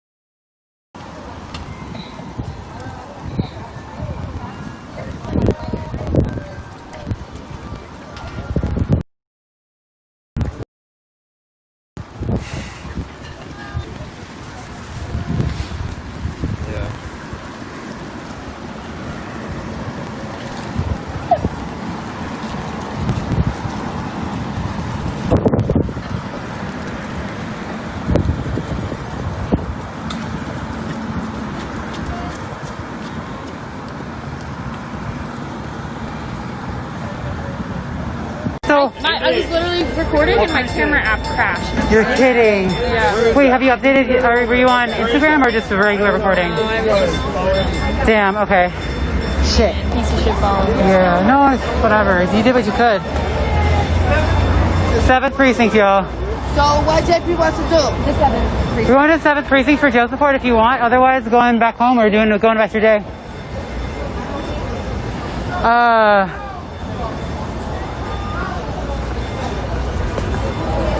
Hey y'all, how you doing? I'm alive, just so you know. Bro, you got more information on Nolay's at the 7th precinct, that's all. 7th precinct. Alright, cool. Okay, you don't know her name though, right? Nalay. Like Malay? Nalay. Yeah. I think people already have her info. And, you know what I mean? Yeah, because you put it out already, right? Yeah. My phone's dead right now. So fuck. Did any of you, I mean, I'm live now. Did y'all see what happened or no? Yo, I mean, I saw it. And then Yesenia got a good video of it. She did? On her live. Yeah, like clear as day. Okay. No, that shit was hella targeted. I went through the photos on Rob's camera. Shit's crazy. The way that she was like already walking away and the guy just lunged after her. Bro. Yo. There's 3 people. Yo, I know. Crazy. The way that, a cop took their baton and went straight into my sternum to get me to back away. That. You kind of like hit the bike too. Yeah.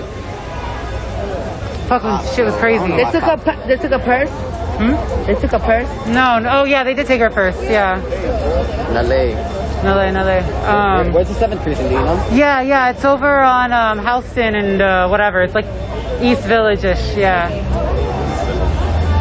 Oh, I know which one you're talking about. Yeah. I might be wrong with East Village, but East and Lower East. So vamos, ayudarla, because we need support her. Yeah. I mean, honestly, I can't imagine her staying there any more than a few hours. No. Just like for like regular bullshit. I don't know, though, bro. She did hit technically. No, I didn't hear anything. Didn't see nothing. Yada. I ain't see shit. I ain't know shit. I ain't see shit.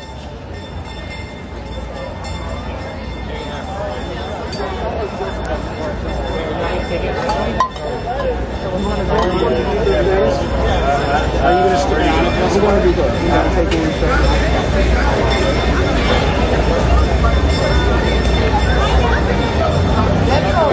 Yo, then my makeup is fucking crazy right now. Let's see. Oh, no, actually, it's holding up pretty well. All right. So yeah, 7th precinct, y'all. See ya.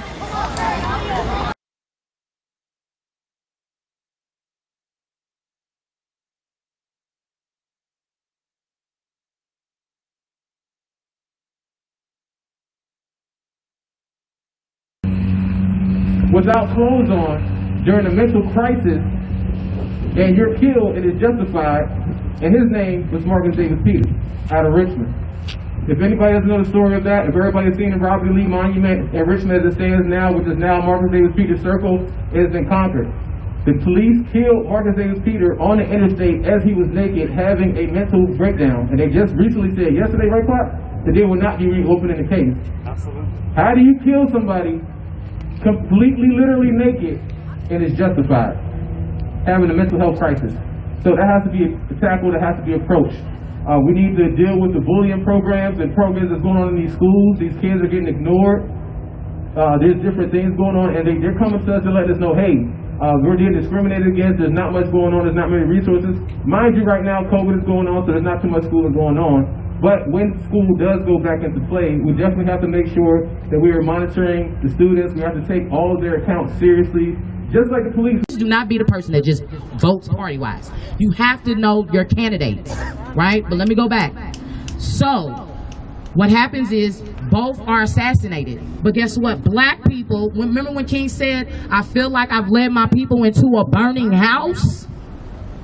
Yeah. Because then once they swayed our political stance over to that, then that's when they came in and neutralized everybody else. And then that's when they put crack into our communities. And then that's when, and all of it. Communities destroyed, division on top of division, and it's still been hard for us to recover from that. But because the divine is so divine, again, we've always had our own political party, the People's Party, right? Which was the Black Panther Party. Again, took the nation by total storm. We can do it again, where you put in the people that you want to vote for. That you want in office. Matter of fact, it is you. Everybody that's out here that raises complaints about, oh, if I was in office, I would have did this. Why didn't they do it like that? You need to run. Because we're running a slate come 2022. We're running a slate come 2022. And I need you, because you are the person. You.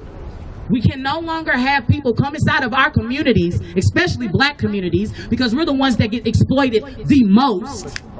And they come in and they don't have no plan for us. And then they always come during voting season. I see you no other time. One person that I prize that did not get the Congress seat was Rhonda, and I always mess her name up, Palazza. I hope I'm saying it right. But let me tell you what she did for the Panthers. She came and met with us at our garden. She sat down and discussed what are the issues in the West End that you guys want to do. If I get into office, I'm going to back your plan. I'm going to support your community. That's why I have respect for her. Out of all these politicians, didn't one of them ever come to our community and ask us what we need. But you want our vote. So going forward, when we vote, black people, all people, check these candidates out. We can no longer do feel-good speeches. We go to church for that. No longer can we do feel-good speeches. Who are you and what are you about? And matter of fact, this is our agenda. How are you going to be able to do this agenda? And if they cannot tell you how they want to help you or benefit you, well then we're not voting for you. I know a lot of people wanted Amy McGrath to get into office, to ditch Mitch and get her out of the way, but guess what? It was disrespectful and embarrassing and it hurted my heart. On 26, you got this bus, you got this van in the midst of my community where it's ran down. Loud's Mall needs to be rebuilt. That Burger King, all of that, Dino's, all of it. But you didn't come down here for an agenda to improve the West End. You just wanted my vote. It's disrespectful. And we gotta stop letting politicians disrespect us. We have a voice.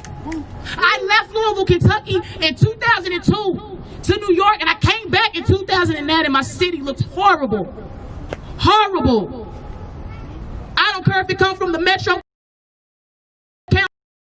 Council, the mayor, no, I don't care where it comes from. Stop letting people treat us like that.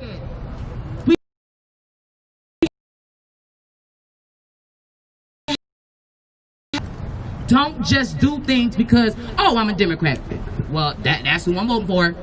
Oh, I'm a Republican. That's who I'm voting for. You have to listen to people and be in contact with them. Let me tell you something about leaders. If I can't contact you, then what's your leadership quality like? And yes, there is protocols to everything. Don't get it twisted. There's even protocols when it comes to me. But I'm totally available to anybody at any given time. But look, and Shamika is too. You see what I'm saying? Tyra Walker is too. Drake Dawson is too. You know what I'm saying? Real leaders out here. Richard Wright too. You know what I'm saying? Chanel Hill, everybody. We are available. But the problem is, if I cannot reach you, I can't contact you. Keisha Dorsey, salute to Keisha Dorsey real quick, please. The only Metro Council person that I trust. Yes. Love y'all all dearly, but maybe we need to switch some seats. Keep Keisha there. Get rid of the rest. But that's just my personal opinion. Moving forward, what I'm saying is they should, because here's the thing about Keisha, I can call Keisha and she will be right there on that phone call. Send me a text message back. I appreciate that. I admire leadership like that. If I can't reach you, you can't reach me. I got to go through different channels and puzzles and play with you. I don't even know if you're the best person for the seat. You ain't talking about nothing. Let me tell you something. Our Metro Council people, where were you? It's 100, what day we on? 165. 165. I'll call y'all out. Where were y'all? Right here. Where were you? Neil? Senator Neil. I get all your emails, sir. I'm on your emailing list. I haven't seen you. You need to be replaced. We cannot do this any longer going forward. Examine everybody. Question everything. No, you do not get our vote if you're not a part of us and you can't align with us and you don't hear our needs. We voting wrong. That's why we don't never see no change. Right. That's why our community is left in ruins. Because we going back out what either the preachers say, your mama say. No, you are free thinkers. You need to think for yourself. Think for yourself. We're not thinking. We just going along to get along. That's not okay. We are in the heat of the moment. Breonna Taylor, peace and power to the ancestor that she had to come inside of the 3D dimension just to sacrifice her soul so we could get it. When are we going to get it? When are we going to get it?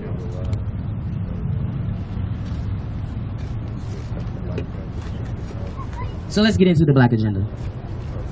Again, the Revolutionary Black Panther Party still abides by the original 10-point platform of the original party of Black Panther Party of Self-Defense of 1966. I can barely get my words out. Peace and power to Huey P. Newton. Peace and power to Bobby Seale. Peace and power to Bobby Hutton. Peace and power to Angela Davis. Peace and power to little Bobby Hutton. Peace and power to all of them. There's so many names. Fred Hampton. All of them. You know what I'm saying? I wear this shirt. I stand in my power off of the power that my ancestors left for me. Okay? This is why I'm here. And everything is in divine timing. You feel me? So, again, let's get into our political platform. It's the same original platform. Now, let me ask you something, white people, after you hear this. Doesn't this fit with you, Asian people? If you out here, doesn't this go with you? Hispanics, if you out here, if you hear this, doesn't this belong to you? Did the mic go out? Yep. More powerful. I shoot out lights. Okay. It's the car. So number one, we want freedom. What is freedom? Freedom is of the mind. It's not an actual place, it's some physical thing and you walking around free. It's of your mind. And the only way that you're going to get free is to educate yourself. Knowledge is power and truth heals. The truth, what? Shall set you free. That's freedom. Nobody has to give that to you. You own that.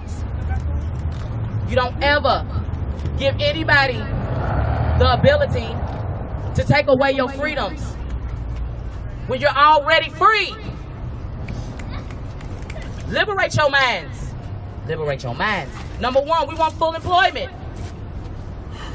Everybody should be employed. How can America, so-called greatest nation and with all this shit, listen, people are out here still unemployed. We're going to even have to change something with that law when it comes to our felons. Because some of these felons got felons from the corruption of our judicial system. Yes. Hold them accountable. Yes, right. Hold them accountable. I'm no felon, but I used to work in that courthouse right there. Right. I used to bench clerk next to Judge Leipson. Because the sheriffs was messing with me, and I don't play all the time, I documented them for harassment. So they said, oh, yo, okay, we'll show you. I'm nobody's criminal. I ain't never got in trouble. I'm really one of them good kids when I grew up. No shade.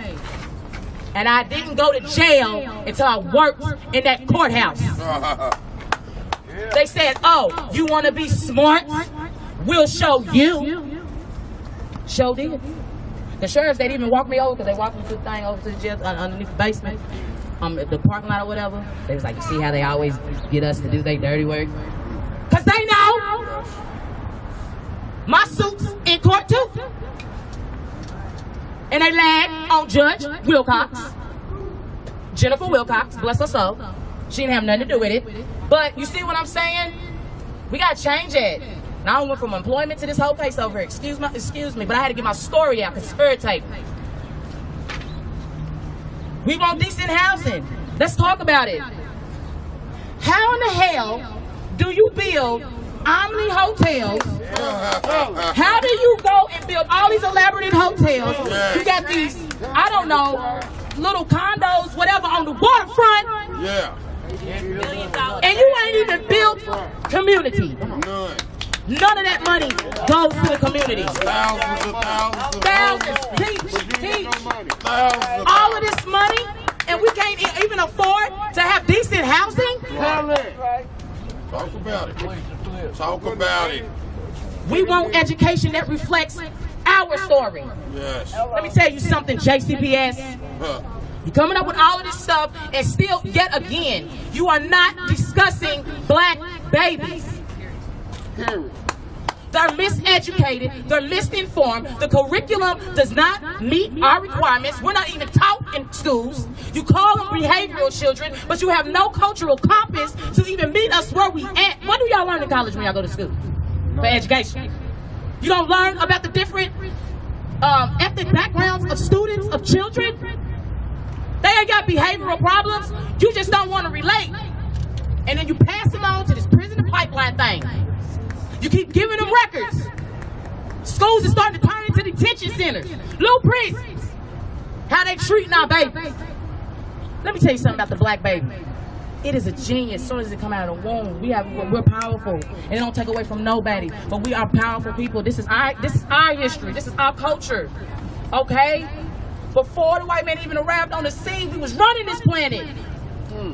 And y'all have defiled it. Not all of y'all. We don't have to make a reference to that. But when you look at the history, come on. And so they marginalize our children. They vaccinate our babies. I'm not for vaccinations. My children don't get them. Go look at the vaccination waiver that is in every doctor's office. You know how I got mine? I asked my doctor for one and gave it to me.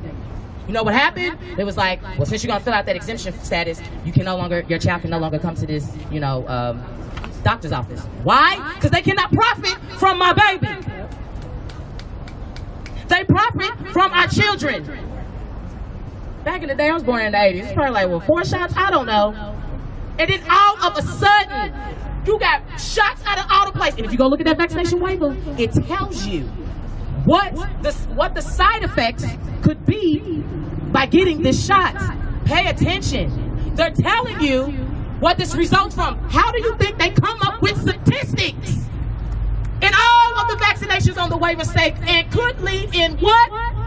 Death. So again, when it comes to education, JCPS, you want to do something for us? Come talk to the Black Panther Party. We need our curriculum pushed through.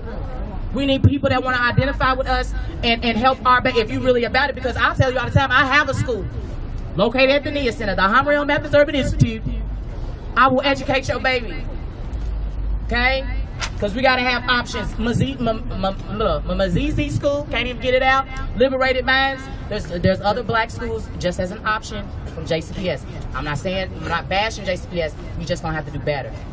And so people that we put in office, they have to do better when it comes to our children's education. Yes. We want completely free healthcare. Come on. Come on. Why do I have to pay to live? Everything should be free. We should be on a barter system, all that, but it's not that type of party. But come on, with healthcare, it should be free. Who wants to get into a position of power and put that on the line? Fight for that. Everybody can't afford health care. There's an homeless man in the back right now. He needs attention, and he can't get it. You know why? He doesn't have the proper insurance. He can't afford it. He ain't got a home. Moving forward, we want immediate end to police brutality. And let me tell you how you're going to get that. I want you to look around this premise and see what you see. We got to be able to police our own communities. We have to be able to take care of ourselves, protect ourselves. Because see, the beauty about us, we're not trigger happy. We see an altercation, it doesn't mean it's called out for us to just boom, automatically pull out your gun. That's the first response. That's some scary ass shit. That's some scary shit. That lets me know that you a coward. Because your first instinct to do is to shoot. You a coward. You don't know how to de-escalate. Let me tell you something. I ain't grew up in the hood, but I know hood people. And I've been in the middle of some tussles, and I'm like, maybe I shouldn't even be here. But because I have a voice, and because I know how to say, hey, y'all calm it down. De-escalate the situation. We got people out here with mental health issues. That is another crisis inside of this country. Why are the politicians talking about the mental health crisis inside of America that America did to us? Where do drugs come from? We don't just go get them. Crack can't be, heroin cannot get here unless it's what? Brought over here. Somebody has to let it in, and we don't have the authority to do none of that. So we got people out here suffering, and not just from drugs, but pharmaceutical ones. And they're giving you needles to do. But that's a difference, though, and we'll talk about that. Because with the needles, it is a difference. Because heroin, that's something hard to come from. I'm so irritated I could cry right now because they got one of my babies. And guess what she was introduced to heroin at? In jail. Okay? So also, like I said, these pharmaceutical drugs, it's so easy to get it because your doctor will just write you something. Those are chemicals. Who is pushing holistic health inside of this country? Who? Peace and power to Health Daddy Wow, Frank Stoner. Peace and power to Frank Stoner, Health Daddy Wow, for all your holistic needs. But yes, again, like I said, the pharmaceutical company is killing us too. And we got to talk about it. And they're making tons of money, and we're dying daily. Our diets are wrong. They don't even send nutritionists inside of the office. They just be like, here, take his blood pressure medication. That's it, right. And then when you come back, you take this over here, and then next thing you know, your blood sugar levels done did this. Now it's something else over here. All that. It's dangerous, y'all. The body knows how to heal itself. It don't need no drugs. Everything that God wanted you to have inside of your body for you to sustain and be inside of on this world, you got it in a plant. You got it in nature. We want freedom for all black and oppressed people held captive. To my political prisoners behind bars. To my brothers and sisters, peace out to the ancestor Kalief Browder. Yes. I love him so much. He's one of my favorites. If you don't know who Kalief Browder is, find out about this baby. Innocent, minded his business, locked him up, went through torture, came out and committed suicide. Just to sum up the story. But we want freedom. Let our prisoners free. Our people, free. They in there wrongfully. Who are we gonna put in as judges? Since y'all wanna talk about voting. Who are we selecting as judges to get into office? So when we wanna fight something like a case of any kind of one of our political prisoners, there's gotta be judges in order to see that that is wrong. I swear, sometimes I feel like, you know why we can't see justice sometimes? Because somebody owes somebody a favor. Hey, man. Hey. I got a client here. He's facing whatever it is. Well, go ahead and let this do. You know what I'm saying? How can everybody do that when nobody wants to be just? Y'all doing favors and stuff. No, it's wrong. Get them out of there. That is what they doing. That is. We want land, bread, housing, education, clothing, justice, peace, and the people's community control of modern technology. Okay? We need to have that for ourselves. And we want the local, state, and national political demographics of representation to reflect the black, brown, and oppressed communities that they serve. We need to be in charge. If you don't come from my community, you have no interest inside of my community, you can't get in office. Shouldn't be there. I don't care what color you are.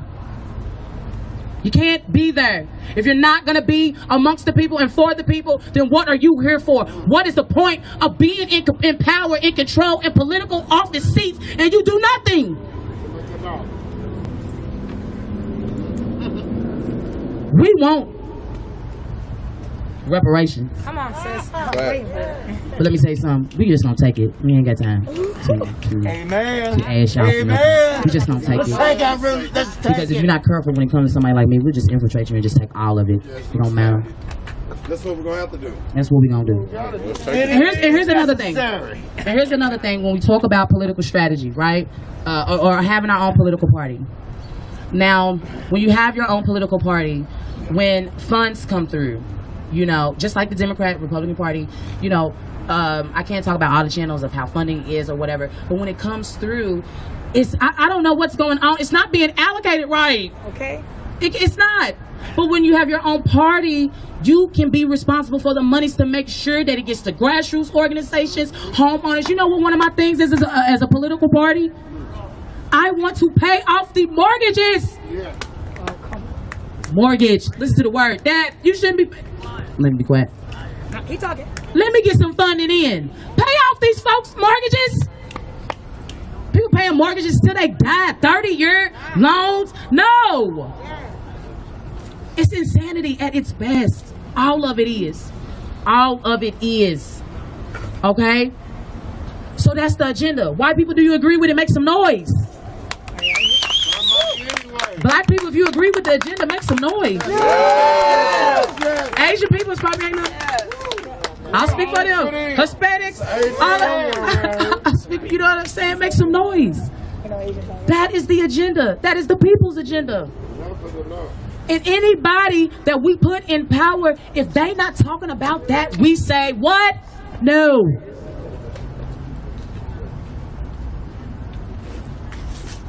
So many hidden agendas that we have inside of this country. No more.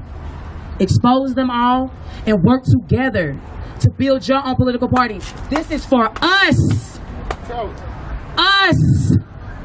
The people who are at the bottom that makes this country that great is us. We make this country great. Don't ever forget it. It's the people. But if the people are not going to stand together, because all of it is very much divisive. So divisive. I'm watching Facebook about the elections. People are turning on each other. They're going crazy. It's insanity at its best. You can't do this no more, y'all. It's 2020. You know why we got to do better? Because there's Rhonda Mathises. There's Eddie Davises. There's Kathleen Parks. There's Miss Gracie Lewis. There's Miss Nancy's. They've been here the whole entire time. We cannot let our elders go out like this. We ain't going, baby. We ain't going. No. We got too many elders that have been here in the movement since the beginning, before we were born. And they gotta see something. Don't we gotta see something? All right. I see you. Now, that's the platform. So again, as we close out, we're gonna up here, like I said, to be a member of the Black Panther Party, there is a screening application. We do have the link for that. If you want to join, you can. We also have a magazine. Comes out tomorrow. We was hoping for today, but there was some edits and everything they had to go through. But it will be out tomorrow. Okay? But we need support with the Vanguard, the magazine. It's the people's magazine. If you're a writer, if you're a free thinker, if you're an artist and you feel like you want to, you have a platform to share your space. You can contact us at pantherparty@gmail.com. Okay? And you can also sign up today if you want to be a part of the paper. It is our paper, our voices. Not just predominantly, it probably will be a black voice, but we take in all voices and perspectives. Okay? And then we also, for our political campaign, we need boots on the grounds to get this started. Come spring, one of our first assignments for 2021 is to be on the ballot. We need a state representative. We need petition signed, and there's some other little stuff that you got to go with it. You know what I'm saying? Just to be recognized on side of the ballot. And then we need you. Y'all know y'all politicians. Don't be scared. No. If you can be down here for 164 days, you need to be in office somewhere. So much I can say about some the people that are in office, because they ain't been here, except for Attica. Except for State Representative Attica Scott, the only one that I see. And if y'all out here, well, I don't see you. Not enough then. She's on the ground all the time. Support Attica Scott. So like I said, closing out, we got Yes, if you want to sign up for a political party. And also, if you just want to be on our email list, so aware of our events. We have a clothes closet, we have a food pantry, and we also offer Tai Chi to our community, and we also offer political education, right? So if you want to be involved in any of those things, you can sign on our emailing list sheet, right? So I want to see everybody sign somewhere, even if it's just the emailing list. Sign there. You know what I'm saying? We have a garden located in the Russell community on 26 in Madison. Please, if you want to be a part of the garden, want to help with the garden, anything, you know what I'm saying? We need people, we need hands. And like I said, if you're online, you know what I'm saying? Again, the email address is rpantherparty@gmail.com. And yes, I'm trying to figure out any links. Right, and if you would like to donate to our cause, please do so at our Cash App. It's $RPantherParty. $RPantherParty. Yeah, and so if you wanted to leave a donation, anything like that, please feel free to do that. And yeah, we're gonna get this party started, because justice for Breonna is heard. And so before we leave, oh, I forgot, we're gonna do a ritual real quick. I want you to see how powerful you are. You're gonna find out how powerful you are. When you keep rolling with the Black Panthers, you're gonna find how powerful you are.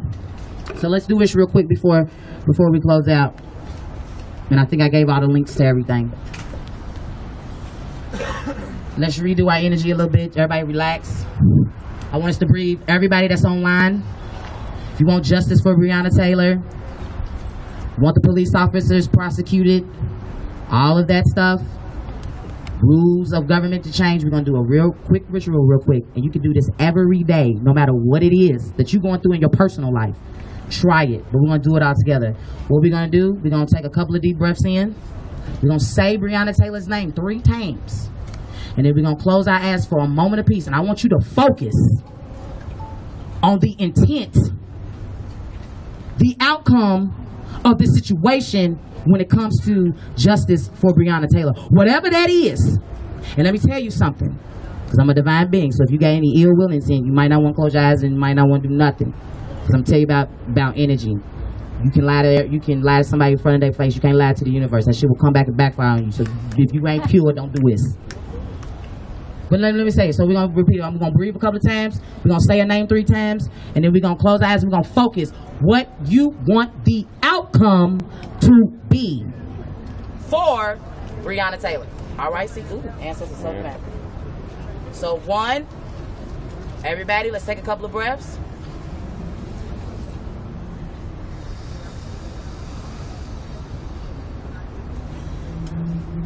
Deep breath in.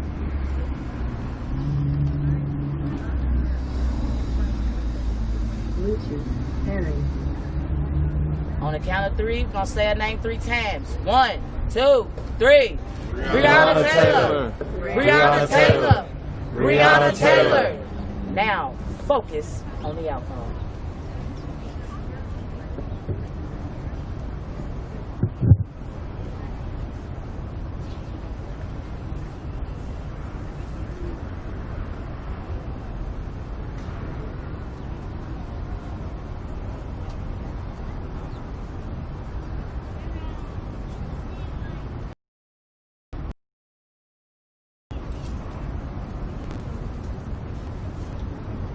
Keep breathing. When you're done, say Ashe. Ashe.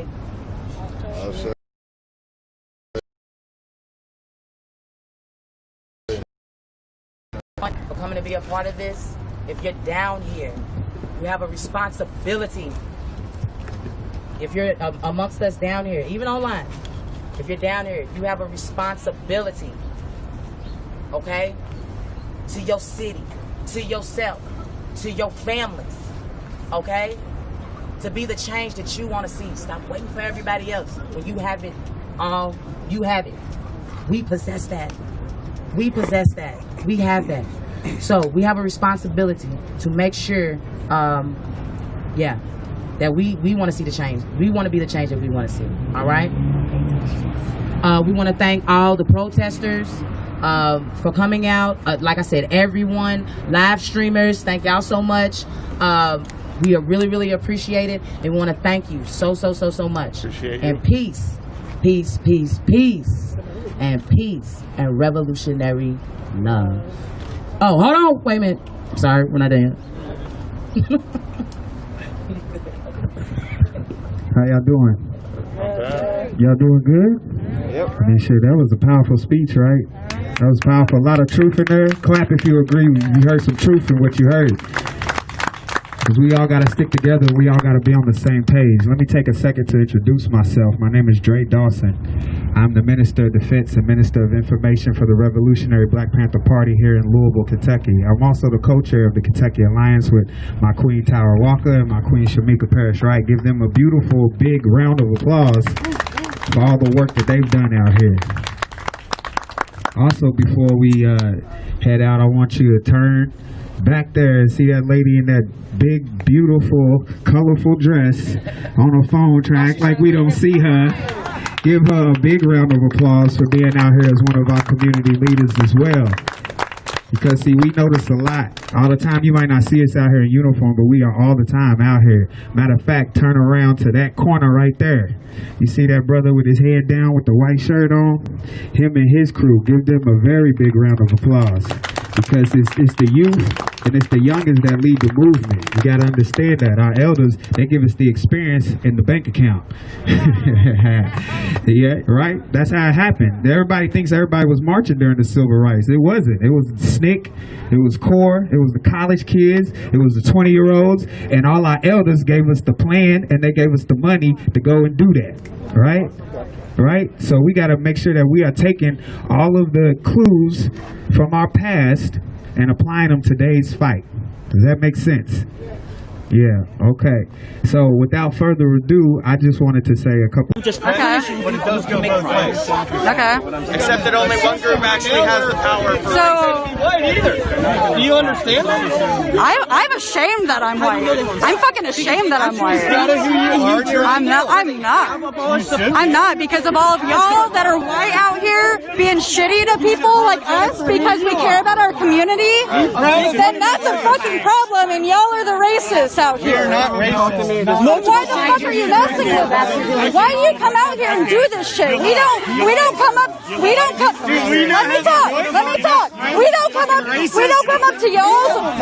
up to y'all's events and fuck with you. No, we don't. Yes, No, we don't.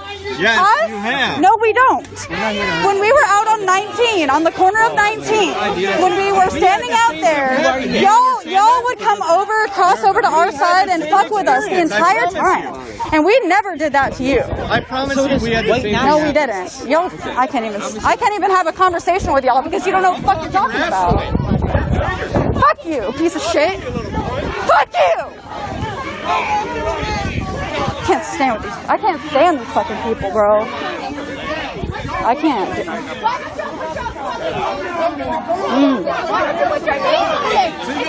Assholes, what's your name, you guys? What's your fucking name? Coward!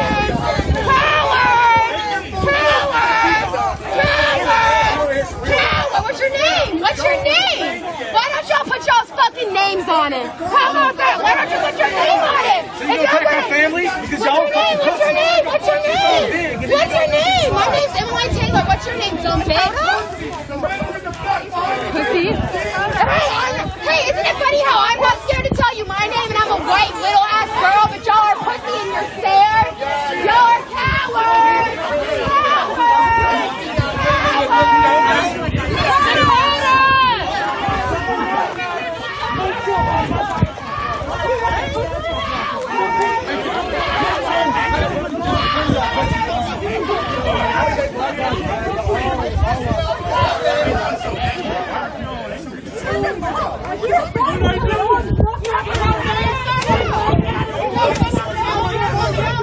USA lives matter.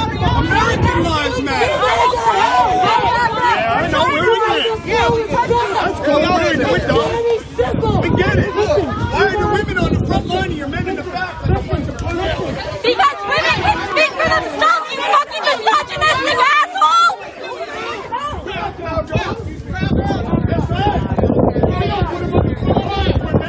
Hey, we ain't scared of y'all. We stand up. Y'all ain't running shit. Y'all ain't running the fuck.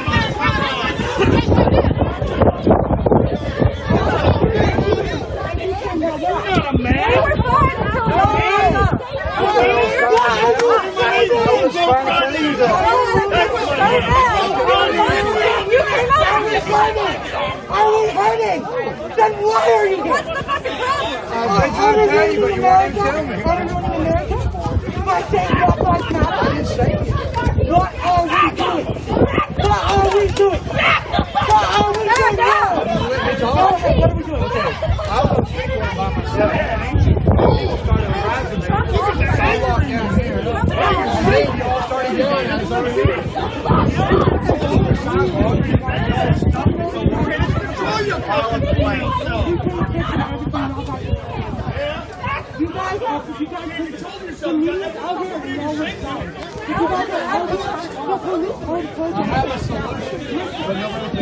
No, we really don't.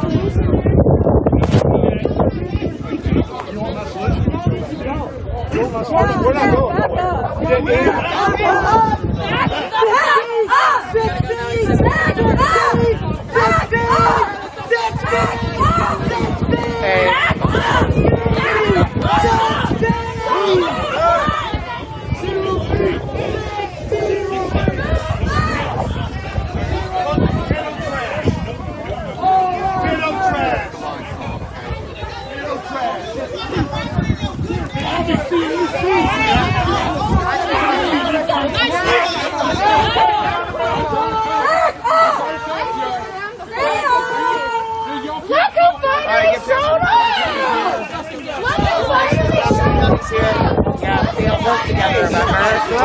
Make sure to make note that it's Pasco County. Thank you for doing the bare minimum. Get us. Thank you so much. Officer. Proud Boys gotta go. No. Proud Boys ain't got to be Hey, officer, can I ask you a question real quick? I'm not going to answer any questions, okay? Okay, can I just ask you for your name and badge number, please? Right now, I'm on scene. Okay, Can I ask you for your name and badge number, please? It's Detective Kane, it's 4712. Okay, thank you. Appreciate it. Hey, can I ask you another question? Everybody clap for the Proud Boys. Bunch of pictures.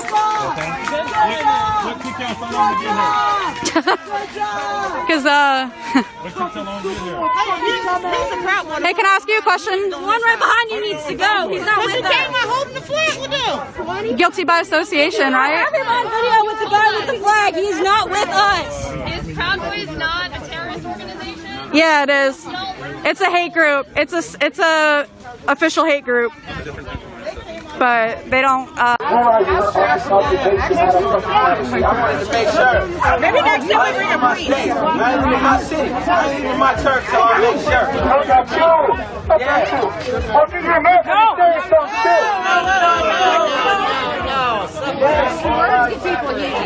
Watch it. Don't get in my face. Hey, he's good. But you want to get in his face. He's got nothing with those glasses on. No, you're right. Don't engage. Why would you bring men in here? Say it.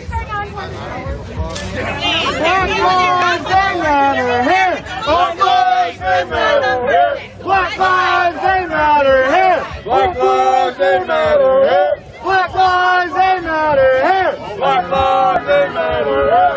Native lives they matter here. Black lives they matter here. That guy has a big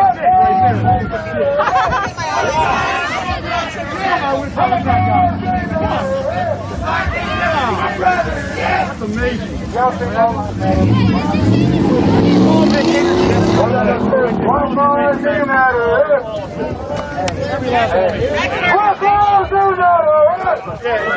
like a funeral here today. You have our condolences. We're sad for your loss. We appreciate the party hat. We'll see you in 4 years. We'll see you in 4 years. Yeah, you got to been nice all day until you bumped me in the hat. You bumped me in the hat or the face. Maybe. Still touch. I don't blame you. You know what I'm saying? I don't blame you. Oh, okay.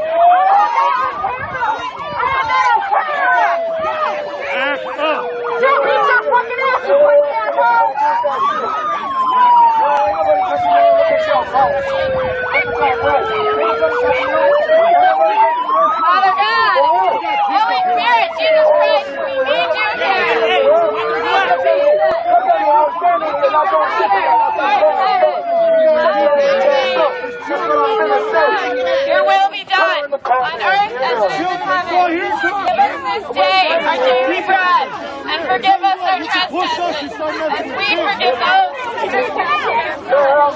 Lead us not into temptation, but deliver us from the evil one. The kingdom and the power and the glory forever and ever. Amen. Father God, so this young girl walked up the hill with her bullhorn and approached this family because their children are biracial, because they keep talking about, you know, all you people out here with biracial children, yada yada, which sounds pretty racist if you ask me. But anyways, she marched up the hill with her bullhorn and got way too close to one of those kids, and a bunch of patriots swooped in and got in between them. Stay away from people's children. What's wrong with you, girl?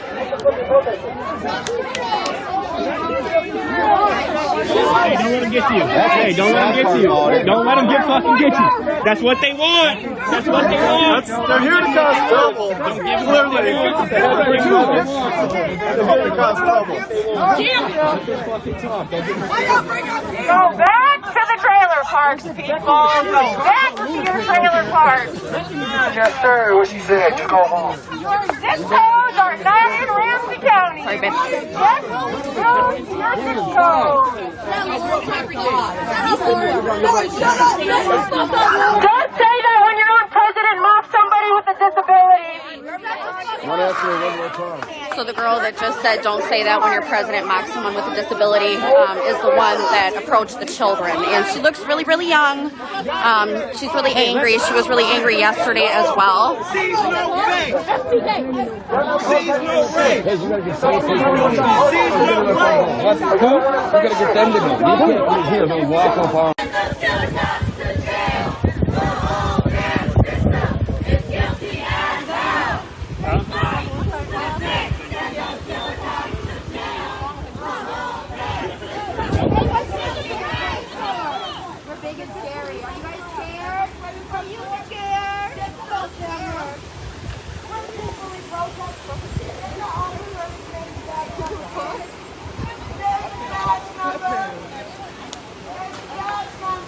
Are you guys scared too? You guys scared too? And they come out here with pepper spray. That's funny. I'm tough for the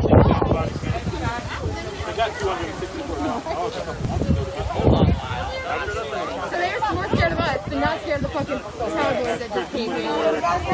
All the big ass. I told them, I was like, if you guys so long to come out here, because you guys have to like, do that shit for no reason. Like, we gonna get it back. Because y'all had to, y'all do not like it. I said, money for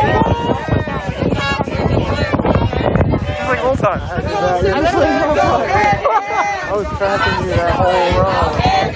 I said the cops and the clan go hand in hand. The cops and the clan go hand in hand. I said the cops and the clan go hand in hand. The cops and the clan go hand in hand. I said the cops and the clan go hand in hand. The cops and the clan go hand in hand. Back up, back up. We want freedom, freedom. All these racist ass cops, we don't need them, need them. Back up, back up. We want freedom, freedom. All these racist ass cops, we don't need them, need them. I said money for what? Money for schools, not police. Money for what? Money for schools, not police. Money for what? Money for schools, not police. Money for what? Money for schools, not police. Teachers, not tasers. Teachers, not tasers. Teachers, not tasers. Teachers, not tasers. Teachers, not tasers. Teachers, not tasers. Counselors, not cages. Counselors, not cages. Counselors, not cages. Counselors, not cages. Counselors, not cages. Counselors, not cages. Counselors, not cages. Counselors, not cages. When I say we want peace, You guys can take it to me. we want peace. We want the police. We want peace. We want the police. We want peace. We want the police. We want peace. We want the police. We want peace. We want the police. We want peace. We want the police. We want peace. We want the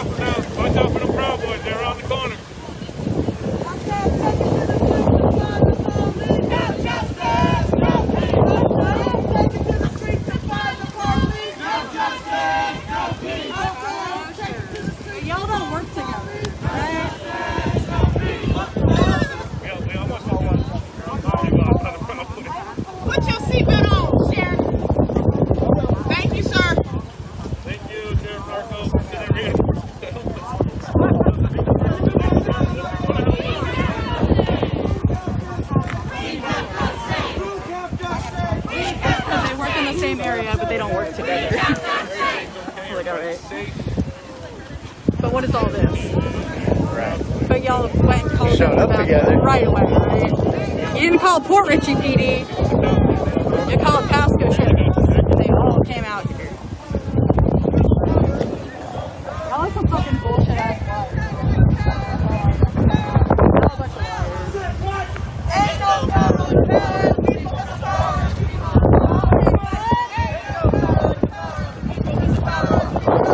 Wait, what? Oh, there's Rachel.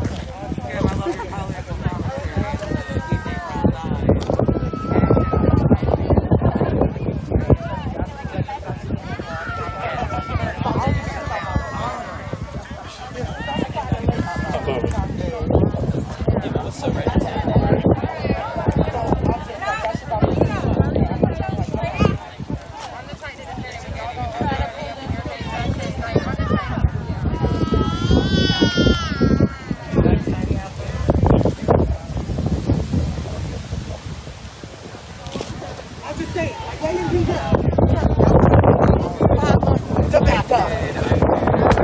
So we're losers, that's what you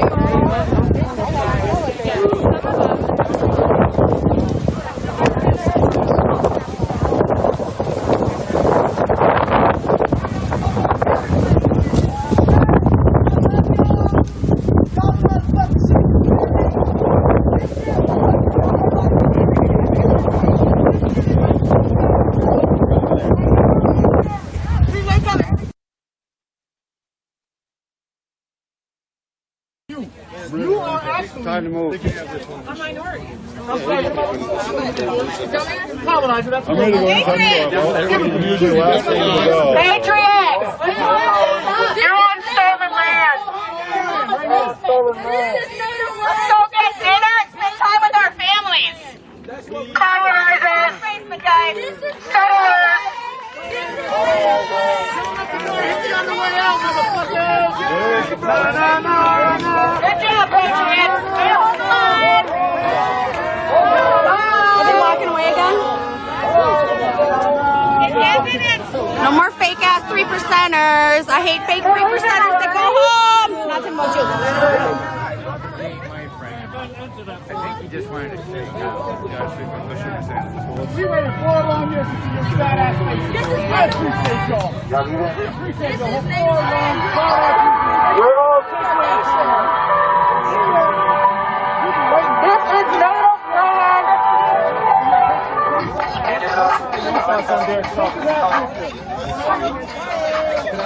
Can I ask you what your thoughts are on Derek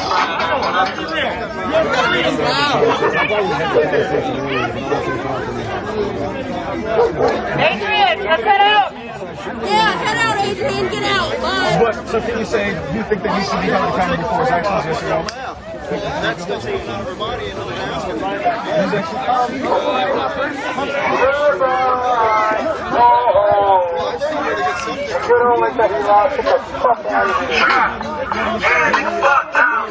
God bless you.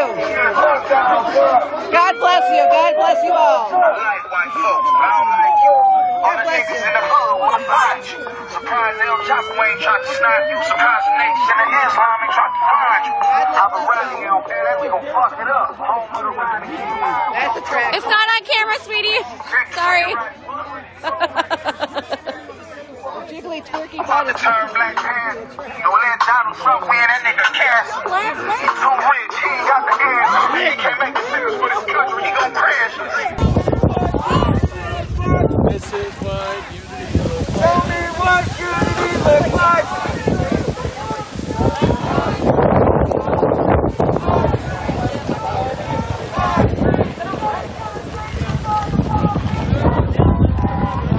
Fuck Trump! Fuck Trump!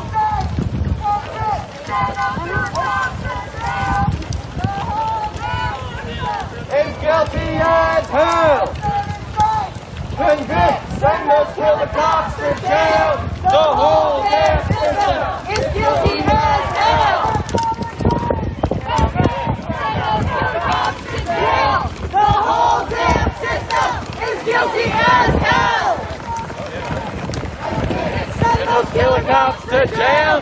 The whole damn system Guilty as hell. Ain't no good. Arrest the police. Arrest the police. Arrest the police. Arrest the police. Ain't no good. Ain't no good. Arrest the police. Arrest the police. Arrest the police. That's our legal observer. That's our legal observer.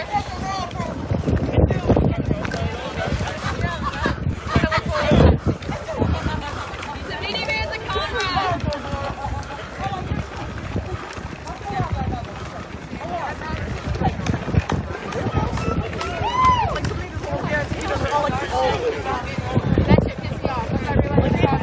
Wait, we're at the fucking police station. He was like, knock it down. I don't know, it just like clicked for me one second. I was like, oh, really?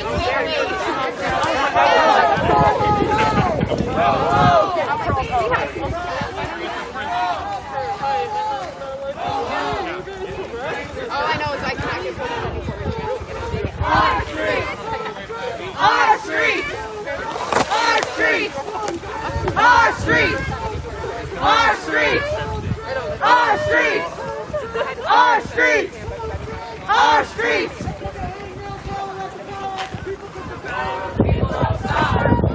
Ain't no power like the power of the people, 'cause the power of the people don't stop!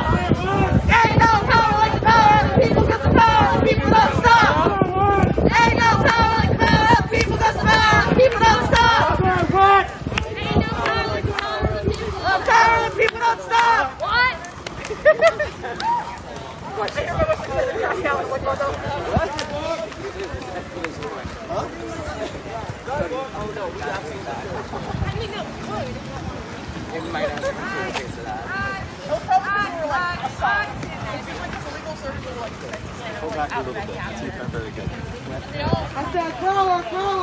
Power to the people!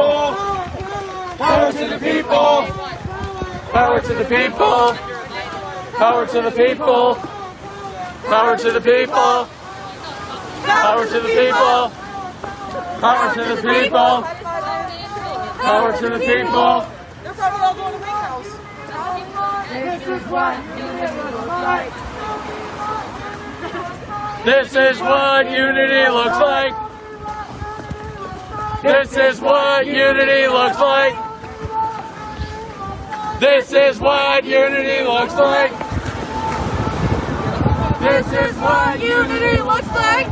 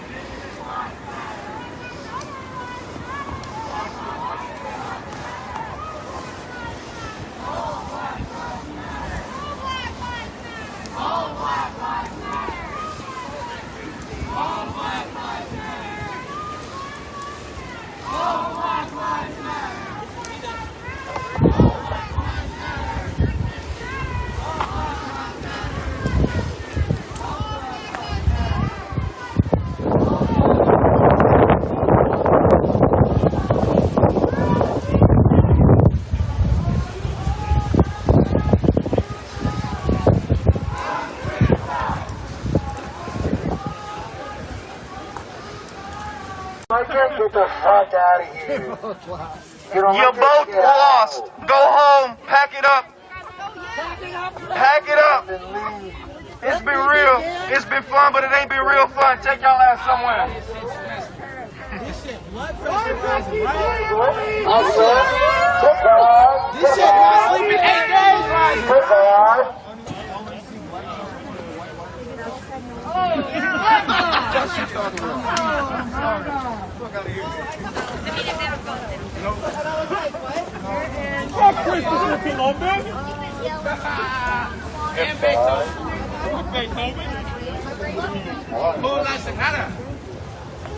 Hey, it's called taking things slow. It's called progress. It's called waiting. It's called love. It's called peace. It's called equality.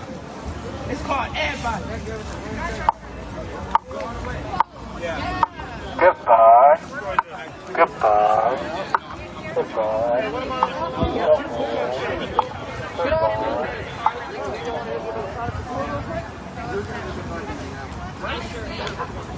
There they go, more Patriots. Everybody fist up. Bye, bye, bye. It is our duty to fight for our freedom. It is our duty to fight for our freedom. It is our duty to win. It is our duty to win. We must love and support one another. We must love and support one another. We have nothing to lose but our change. We have nothing to lose but our change. It is our duty to fight for our freedom. It is our duty to fight for our freedom. It is our duty to win. It is our duty to win. We must love and support one another. We must love and support one another. We have nothing to lose but our change. We have nothing to lose but our change. It is our duty to fight for our freedom. It is our duty to fight for our freedom. It is our duty to win. It is our duty to win. We must love and support one another. We must love and support one another. We have nothing to lose but our change. We have nothing to lose but our change. We have nothing to lose but our change. We have nothing to lose but our change. We have nothing to lose but our change. We have nothing to lose but our change. All power to the people. All power to the people. Fuck Trump. Fuck Trump. Fuck Trump. Fuck Trump. Hell yeah. When I say Trump, you say racism first. Racism up. Racism up. Racism up. Racism up. You say Trump first. Trump first. Trump first. Trump first. Trump. When I say Trump, you say Trump. Here we go again, guys. Last woman standing.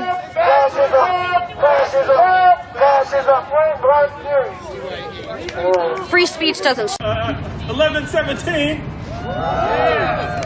A CBTU member. I see CBTU in the house. Coalition of Black Trade Unionists. And I'm also an officer of the Democratic Party of Oregon. And I want to welcome everyone today on behalf of Defend Democracy Coalition and Jobs with Justice. So before we get into the program today, a few rules of the House. Please respect social distancing, 6 feet, so hold your arms to the side, and if you are touching somebody, you are too close to them, unless they live in your household or they're your child. Also, you should be wearing masks, please. Everybody, please wear a mask. We have masks if you need them. Raise your hand if you need a mask. Masks are over there on the table.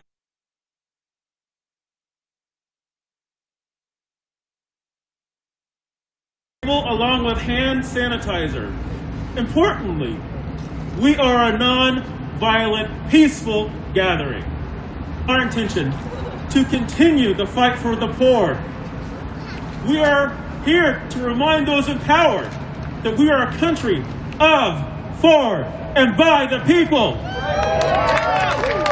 We are here today because your class or your race shouldn't determine whether you get quality health care or not. We are gathered here today because we are facing a climate crisis that has us on the verge of extinction. We are here because we are all struggling to get through this global pandemic that has disproportionately impacted people of color. We are here today to continue the fight for Black lives.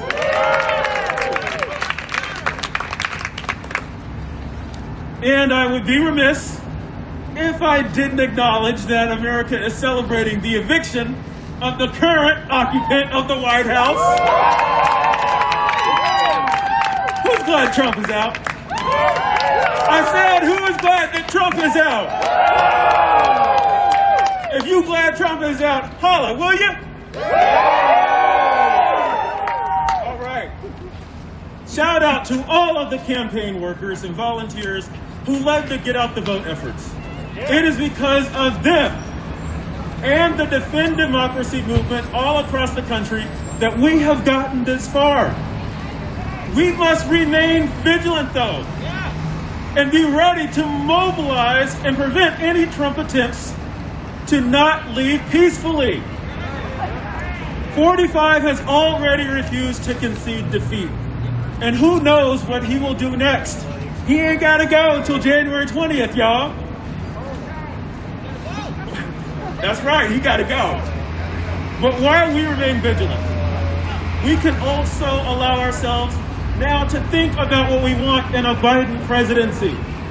I'm ecstatic that we have our first woman, our first black person, and our first Asian American person as vice president. But we cannot afford to just go back to the pre-Trump era.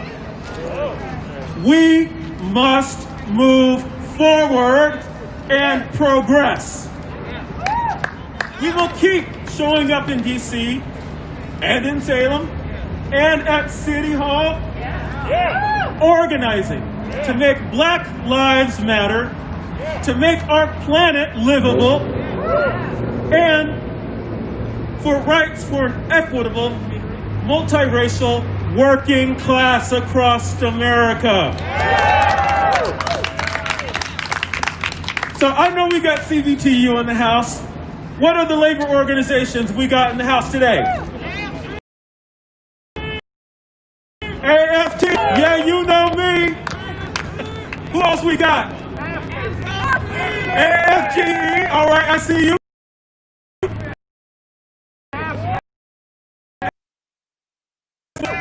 CWA is in the house. SEIU, what local? 503 is in the house. Who else is here? Right here. Unite here, excuse me. Who else we got? AUP. AUP, all right. Teamsters, I hear you.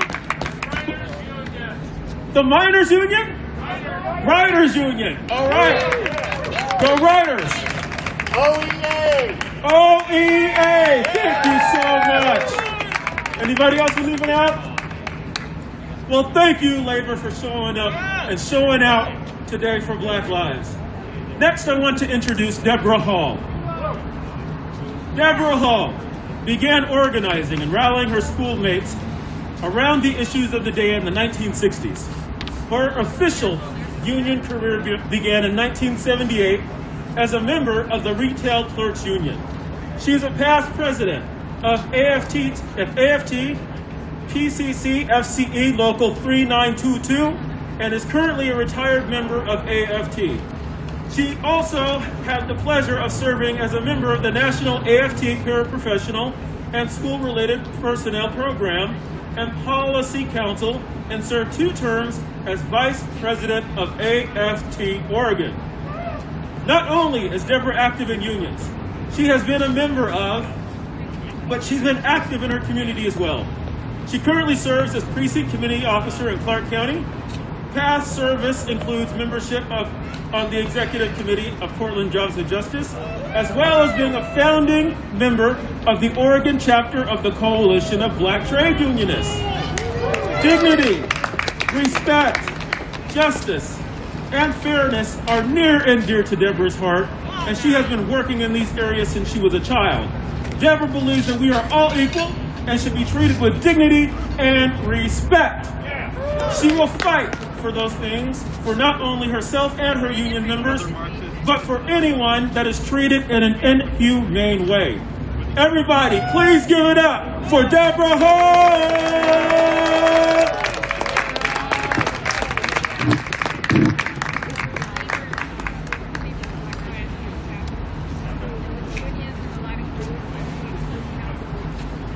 How's everybody? Can you hear me okay? Or I should leave this on, right? Should I take it off? Should I leave it on? Y'all let me know.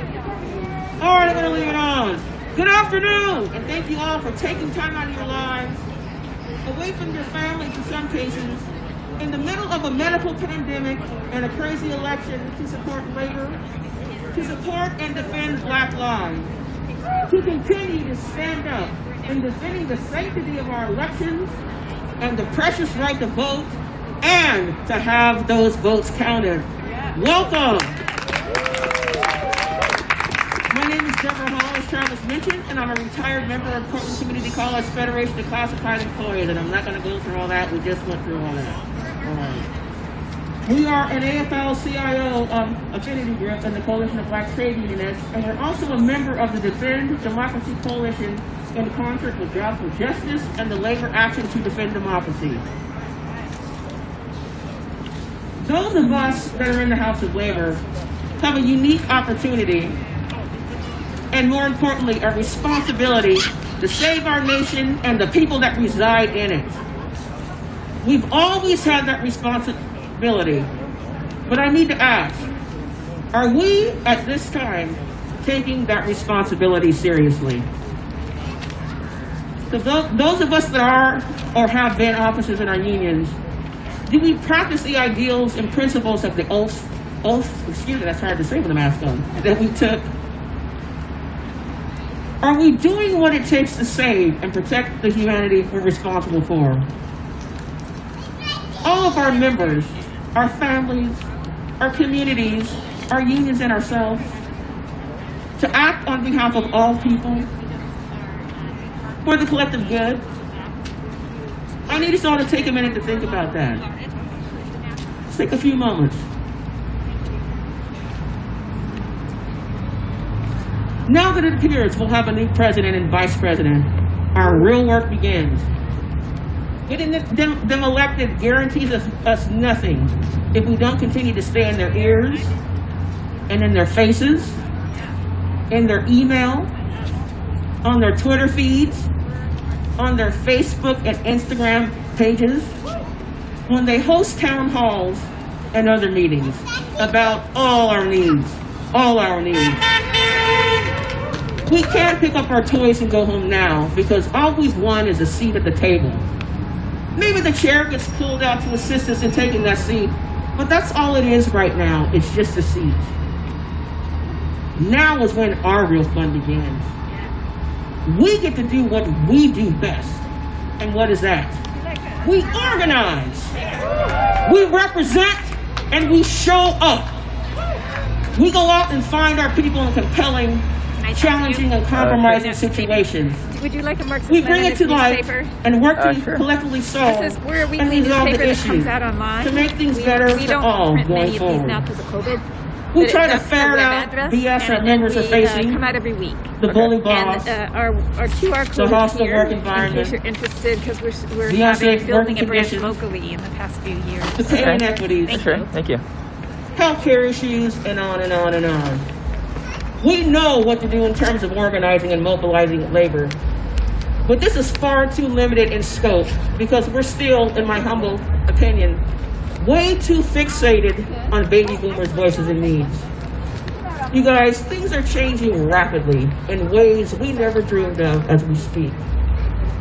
I feel we need to learn and share what we have and what we know freely. I firmly believe this. Our greatest contribution to the future of the labor movement is to mentor, to train, to provide opportunity, to stand back and to listen, to learn from others, especially our youth, people of color, and women, because they're the subject matter experts in those areas. Come on, you guys. Come on, that's why we're here. We need to work our inside game. We're in place to back up what's happening in the streets. We're on the commissions. We're on the boards. We're elected officials. We have access to elected officials, and we have resources supporting us. And we must use all of that to keep this going, to ensure that those coming behind us have a chance to have things as they need them to be for their future not what we needed for our past. Come on, you guys. I also believe that we're required to pay it forward. Otherwise, we've gained nothing. Our union ancestors fought for things that benefit us to this very day, and they knew that some of the things that we're fighting for would not come to fruition during their lifetime, but their children and their grandchildren and future generations would benefit, and they'd be lifted up. That's what unionism is all about, and we've got to keep that going. So I see That is Blue Lives exactly Matter what the labor movement signed up flag for. over there. We can't stop now, right? Right? We can't stop? All right. We are a powerful force, a force to be reckoned with. If we weren't, if we truly had no value, no powers as our perceived enemies suggest, why do they continue to come for us? Why do they continue to try to stop us? Why do they continue to separate and divide us? I think it's because we fight for everybody every time, because we are everybody every time. Solidarity forever for the union makes us strong. And I had, you guys, I'm just going to read through the song that we sing and we take pride in. I do have some sheets that can be distributed. When I get to the chorus, we're all singing, all right? All right. This is our song, damn it. We're going to sing it, and we're going to sing it loud, and we're going to sing it proud. But I just want to go through, because I was sitting last night, you know, have I really let these words fall over me? This is a powerful song. When the union's inspiration through the workers' blood shall run, there can be no power greater anywhere beneath the sun. Yet what force on earth is weaker than the feeble strength of one? But the union makes us strong. It is we who plowed the prairies, built the cities where they trade, dug the mines and built the workshops. Endless mile the railroad laid. Now we stand outcast and starving, amid the wonders we have made. But the union makes us strong. They have taken untold millions they have never toiled to earn. But without our brain and muscle, not a single wheel can turn. We can break their haughty power, gain our freedom when we learn that the union makes us strong. In our hands is placed the power, greater than their hoarded gold, greater than the might of atoms, magnified 1,000-fold. We can bring to birth a new world from the ashes of the old, for the union makes us strong. And we're going to sing now. Solidarity forever. Solidarity forever. Solidarity forever. For the union makes us strong. Solidarity forever. Solidarity forever. Solidarity forever. For the union makes us strong. Thank you, guys. And don't forget, the United States is a union. It's our union. We've got to fight to make her strong and keep her strong for all of us. And that includes Black lives, because they do matter. Thank you.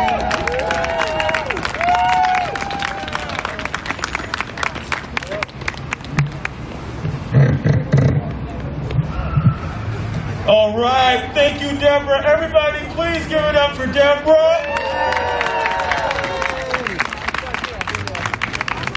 All right, so our next speaker is a fantastic young man. Marshall Piotrowski is a 23-year-old environmental justice organizer with Sunrise PDX. They grew up in a union family in Boise, Idaho, and moved to Portland in 2015 to attend Lewis and Clark College. where they graduated last year with a BA in International Affairs. A passionate advocate for workers' rights, they have researched the causes of union density decline in the United States and is now working hard to build solidarity between the environmental and labor movements. Everybody, please give it up for Marshall. Come on, Marshall, where you at? Come on, Marshall. Hi, everybody. Hello. My name is Marshall. My pronouns are they, them. And I'm here representing Sunrise PDX, and we are some people organizing for a Green Deal as a vision-wide jobs program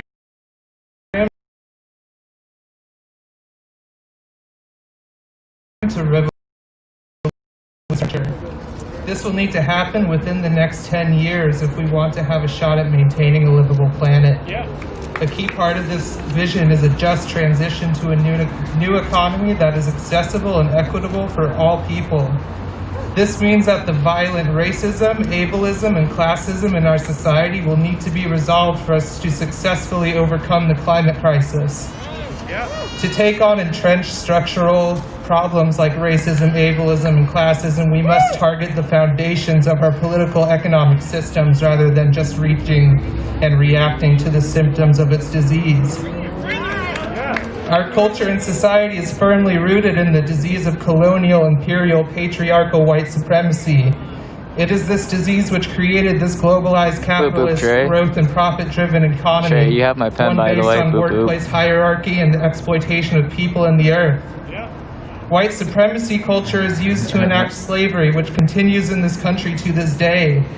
White supremacy culture created bootstraps propaganda to justify economic inequality.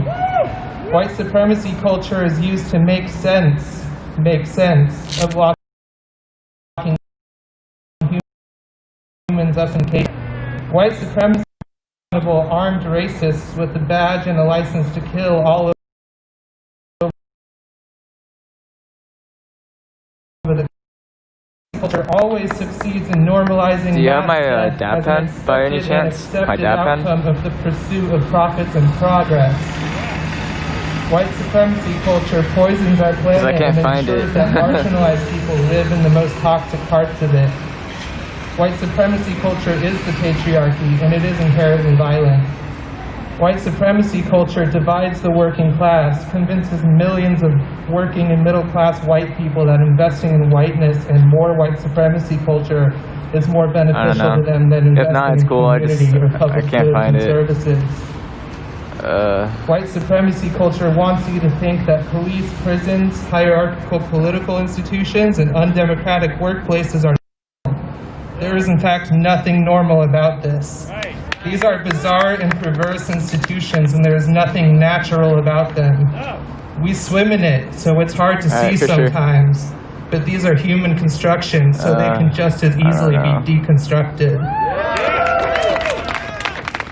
The labor movement, the environmental movement, the racial justice movement, the LGBTQ rights movement, and the women's rights movement, the migrant justice movement, and the disability rights movement are all up against the exact same beast. To achieve widespread workplace democracy, working class solidarity and power, racial equity, and an accessible, livable planet, the most moral and strategic way forward for all of our movements is to organize for the total abolition of police and prisons. These institutions use violence to enact and uphold our current system of mass exploitation, incarceration, discrimination, and death. Unless we strike at the heart of this violent, extractive, destructive system, we will forever be exhausted in responding to these worsening crises. Us white people here especially need to get in line and support and pay reparations to black people. We need to always listen to and uplift the voices of black women who consistently bail out our society again and again and again and again. We need to acknowledge that this country as it is and as it has always existed is not a democracy. It is an intentionally crafted illusion of democracy. This country was built on the backs of stolen people and on the grounds of stolen land in order to uphold the power of wealthy white men. We cannot reform this. It is okay to demand more than just not brutal fascist dictatorship. We need to build real cross-movement solidarity and organize to demand the abolition of policing in prisons. And when we succeed in that, we will finally all be free. Thank you.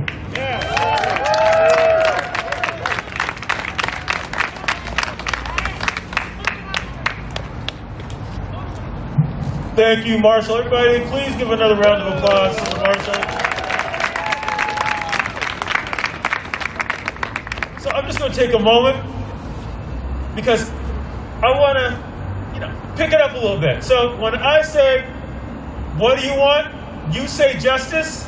And when I say, when do we want it? You say now. Okay? So, what do we want? Justice. When do we want it? Now. What do we want? Justice. When do we want it? Now. What do we want? Justice. When do we want it? Now. What do we want? Justice. When do we want it? Now. What do we want? Justice. When do we want it? Now. All right. Our next speaker is Jose Padden. He is a proud Puerto Rican activist in the academic labor movement and in labor struggle against racism. He is an associate professor of sociology at Portland State University. He is a leader in PSU-AAUP, which represents most of the faculty at Portland State. He pulled together international organizing structure within the union and helped lead a successful contract campaign in 2014. Yeah. That's well worth applause. That campaign built to the brink of a strike and mobilized the faculty as never before. Yeah. He has also served as president of the statewide chapter of the American Association of University Professors, AAUP Oregon, and has been a member of the Jobs with Justice Worker Rights Board since 1996. Everybody, please give it up for Jose. Come on, Jose.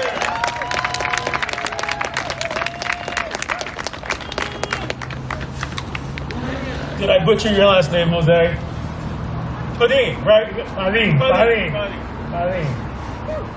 When folks reached out to me and say, would you be out here today? I say, is this the coalition of labor standing up to halt the forward march of fascism? And they said, yeah. I said, well, presente to that. I'm going to be there. This is the right place. And it's a scary time to halt the forward march of fascism in our midst. The coalition of labor that has a clear historical understanding that every time fascism. What's going on?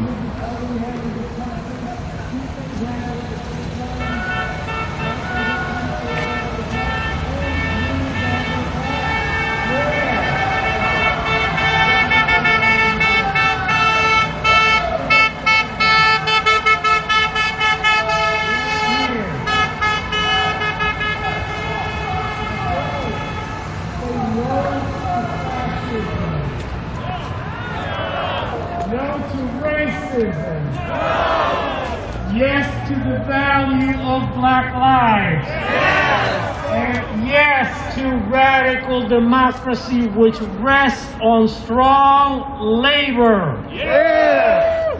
That's it. Now, we've had a good week. It's been a good moment. It's a temporary victory against the forward march of fascism. I think we can take a short breath and celebrate it, but we can't rest or snooze. No, we can't. No, we can't, because from here until January 20th, we've got to make sure that we protect that vote, because fascists don't play by any rules that you can identify anywhere. So we don't celebrate. We don't celebrate yet. We continue fighting. That's right. Now, I think more important than that, and I'm glad that the vanguard of the labor movement in Oregon is here present, and that we say vanguard and that we understand that the anti-racist and the labor struggle are two sides of the same struggle. Because we need to make sure that we go back to our unions, and that our unions, our locals, our federations, our internationals have a long game, not a reactive game, a long game. A long game that understands that the struggle of labor is the struggle to end felon disenfranchisement. The struggle of labor is the struggle to end voter suppression. The struggle of labor is the struggle to end the prison industrial complex. The struggle of labor is to disinvest in the police. And the struggle of labor simultaneously means that we need to fight back in those 27 states that have so-called right-to-work laws that tear us apart. Right to work for less. All of those are part of the same offensive against working people. All of those. Look at the electoral map. Look at all the red states plus the couple of states that we barely won. Lay it over the map that has so-called right-of-work states. It's the same states where workers don't have rights, fascism sets in. They incarcerate black people, chase down brown people, put their kids in cages, and then organize our white brothers and sisters around the idea that they have some dignity if they step on us. That can only happen if working people don't have rights. You have fascism and the rise of racism where unions are weak.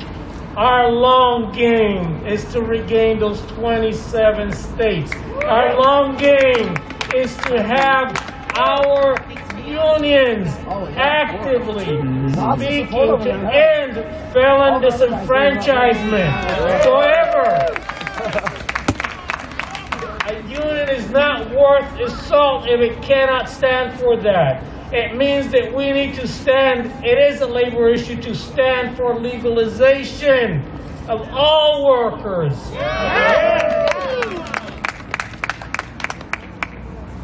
It's simple. An injury to one is an injury to all. Black Lives Matter. An injury to one is an injury to all. That's our long game. Their long game for 70 years, fighting integration and fighting unions. And they've been open about what it means to them. They say that the biggest threat to freedom is democracy. Joe! They advocate the freedom for the wolves. And when the wolves are free, the lambs are dead. Well, these lambs aren't going to roll over and die. Let's keep it up. We need a long game. Appreciate your being out here. Thank you.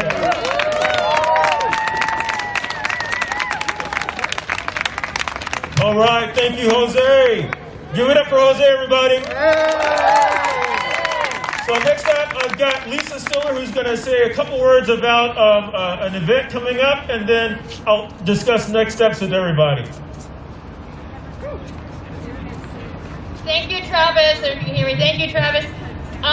November 10th, 3:45, Pioneer Square.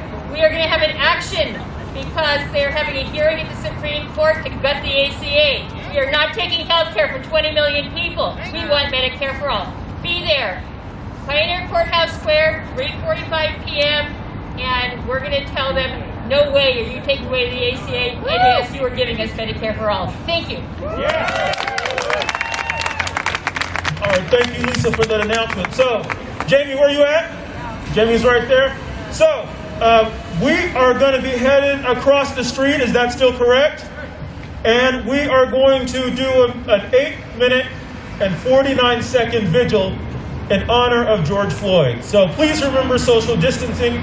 Please remember your masks. And in this vigil, we will express our deep intention of not Ora Rosser as an example of a tragedy.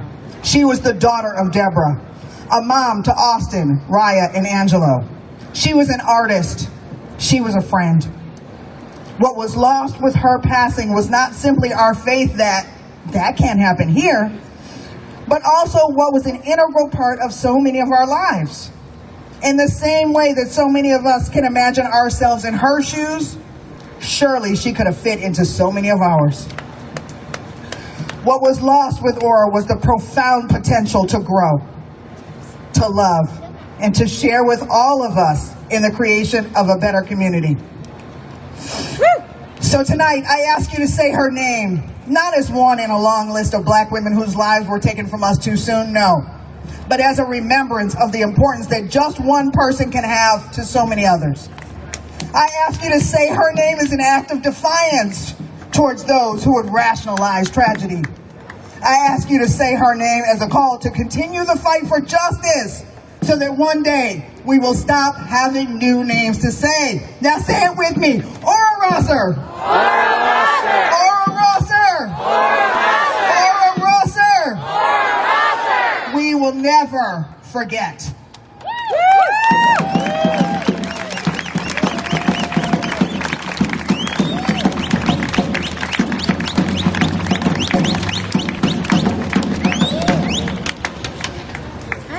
All right, next up we have Ora's mother, Miss Deborah Carter, coming up to speak for us. Let's give her a round of applause.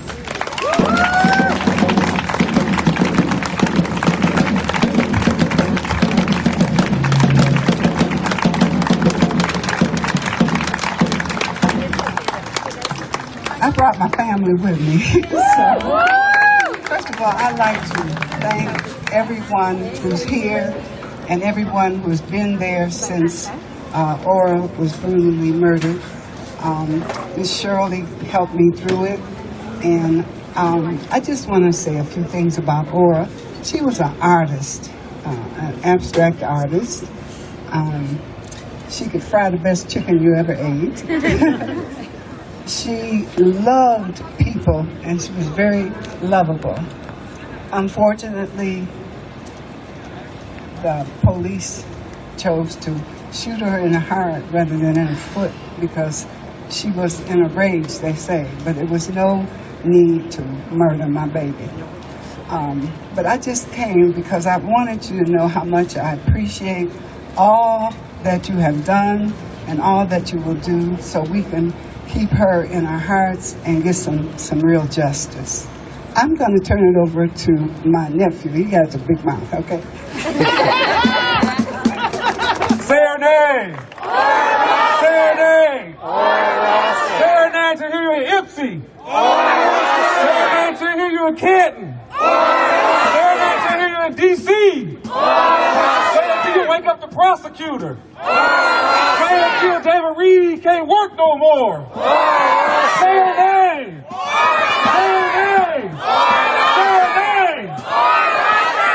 We loved Ora. Ora was loved. She was just not a dog. She should not have been shot and treated like that. She wasn't an animal. She had a soul. She had a spirit. She touched lives. She had children. And she impacted people. She had friends. We appreciate the support here. We appreciate the love that's gone out. And we know there's a lot of work that needs to be done, policy-wise, legislatively. For each of us, we can touch our families by letting them know the importance of remembering Ora. There should be no more Ora Rain Rossers that has that experience. It's up to us to share with young people with old people the importance of how important life is. And maybe that'll trickle down to the police system. There needs to be some restructuring.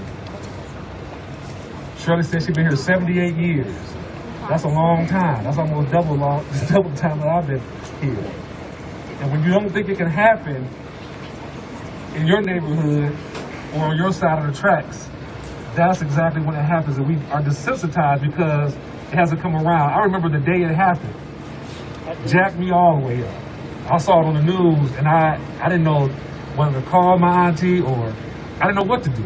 It was the craziest thing, and you never really know until it happens to you. And what a way to find out on the news that your first cousin had been killed by someone who was sworn to protect and to serve.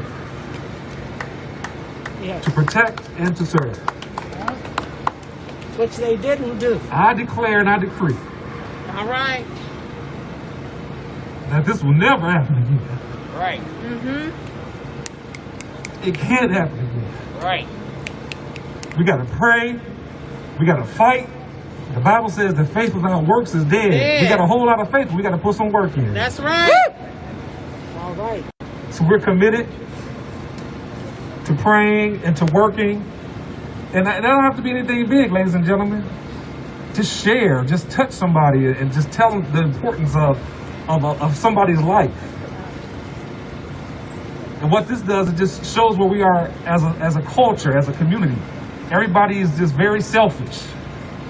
They want to get all they can get, can all they get, and then sit on their can. They don't want to do anything, as long as it's not affecting them. But if we can show some love and some compassion toward one another, and we can do like Jesus did, meet folks where they are, and not judge them. Be like water. If I need to come down low, I can come down low and I can talk to you. If I need to go up high, I can go up high and talk to you. Let's reason together without violence, without killing, without murder, and let's hold those accountable that are, again, as I said, sworn to protect and serve. We love you from our family. We appreciate your support, and we thank you very much. And I just want to, I'm sure she's not going to say anything. Aura had 3 children. Austin is in Brussels playing professional basketball. Angelo lives in Ipsy, but he was at work, and I always tell people, make your money. But her daughter, Rhea, is here. She probably will faint because I'm going to introduce her. But take your mask off. Take your mask off. Say hello. Hi. Now, I know this won't take long, but I want to pass the mic just so you can say your name and your relationship to Aura. My name is Cecil Humphrey, and I am Aura's second cousin. I'm Deborah's first cousin. I'm Holly Murphy, and I'm Deborah's first cousin and Aura's cousin. I am Deborah Felton, and I'm Aura's first cousin. I'm a Johnny Murphy. I'm Aura's cousin. Her daughter, her son. Jeff Felton, Aura's uncle, Deborah Carter's brother. Angela Hollis, Aura's cousin. Dana Felton, Aura's cousin. Charles Felton, Aura's first cousin. So again, I want to thank you all. You all have made my heart smile. Thank you.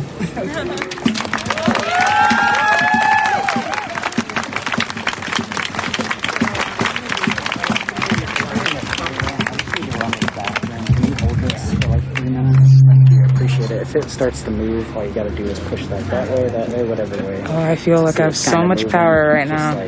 Just hold it that way. I'll be right back. Oh. Sorry. I just got. This is really fun.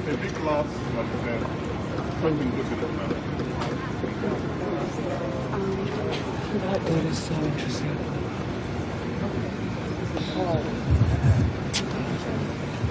All right, and our last speaker of the night is going to be Reverend Robert Blake, the pastor of Greater Quinn AME Church in Detroit, right?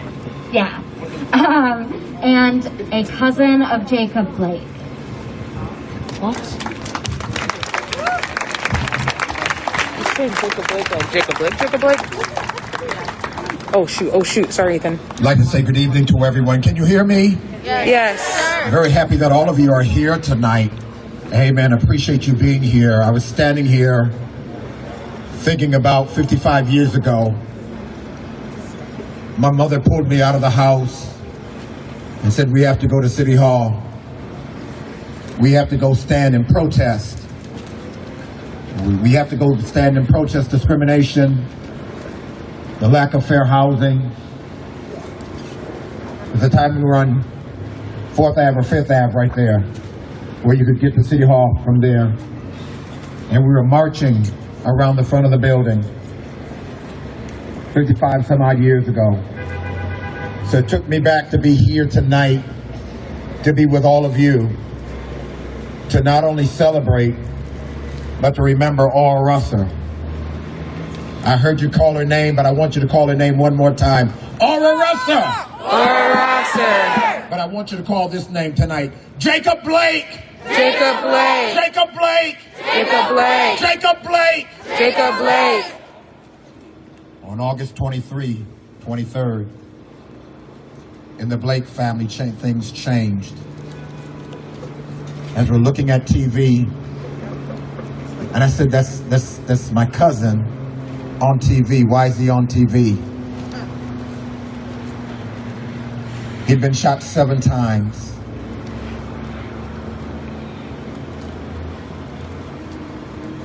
I know good police officers. My brother was one. Hey. Hold on I know one friends second. getting killed in Ann Arbor Can you take this? where we were younger, in alleys by police. So this is not the first time, you all.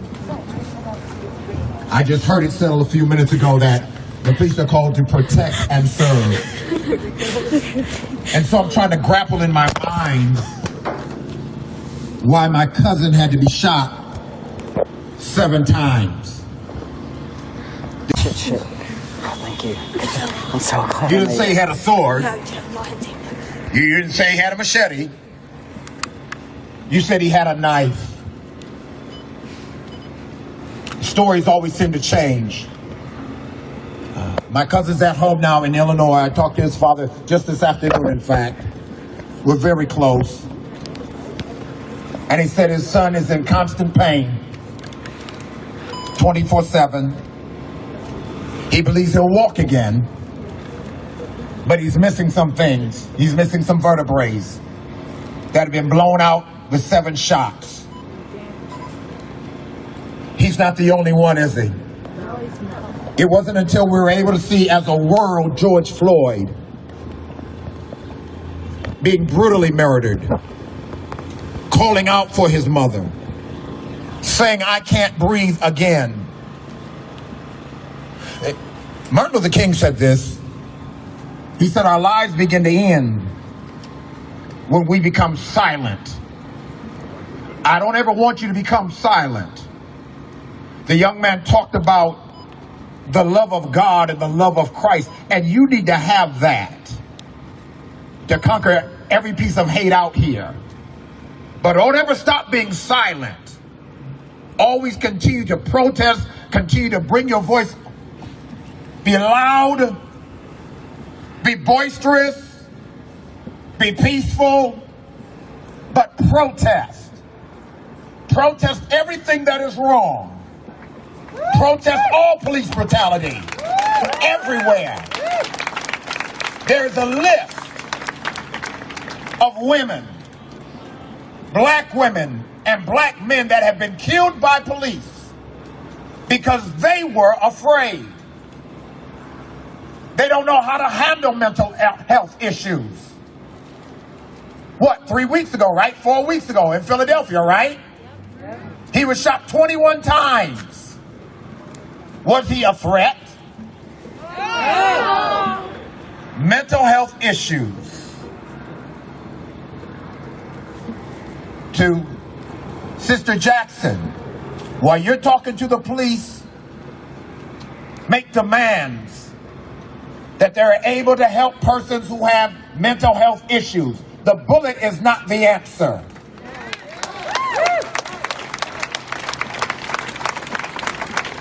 This Judge Dredd mentality has to stop.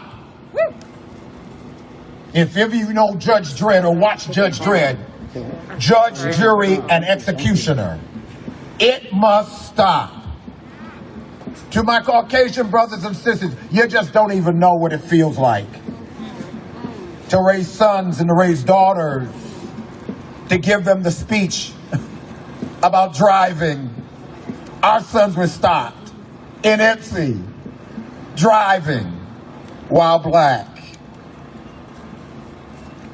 It's not a joke. It's not a falsehood, it's for real. And I told a young man here, a lot of it is because of fear. A person will kill you because of fear. If there's a police officer out here and you're afraid, don't be a police officer. Please.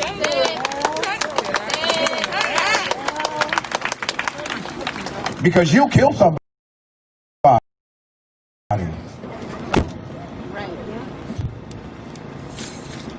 Continue to lift your voice.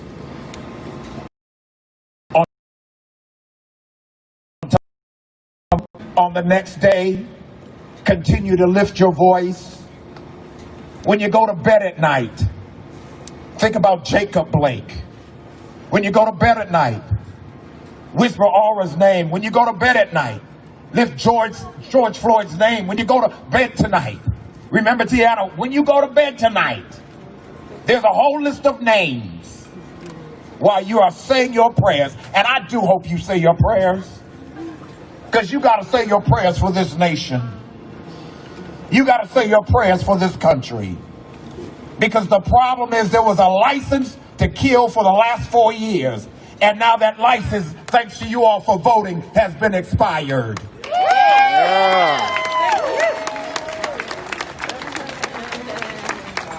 So with that being said, I'm going to follow directions. I was asked to pray.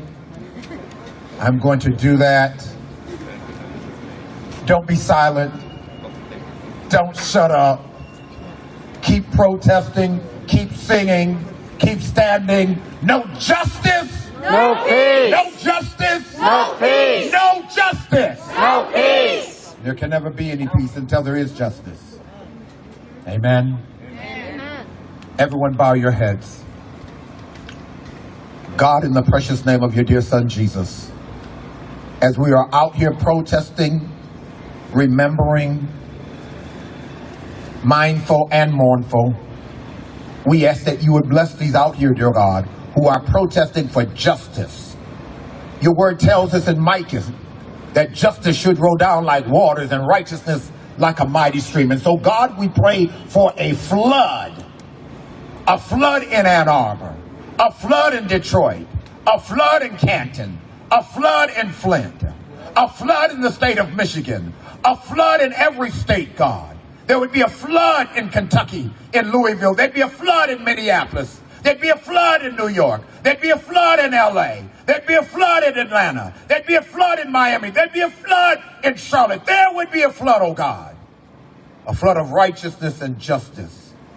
And protect your people, God, while they are doing what is right. Bless them. Grant them. We don't get it. Shut it down. Until we get it. Shut it down. We gon' shut it down. Shut it down. Shut it down. Shut it down. Shut it down. Shut it down. Shut it down. Shut it down. What do we want? When do we want it? Now. When do we want it? Now. All our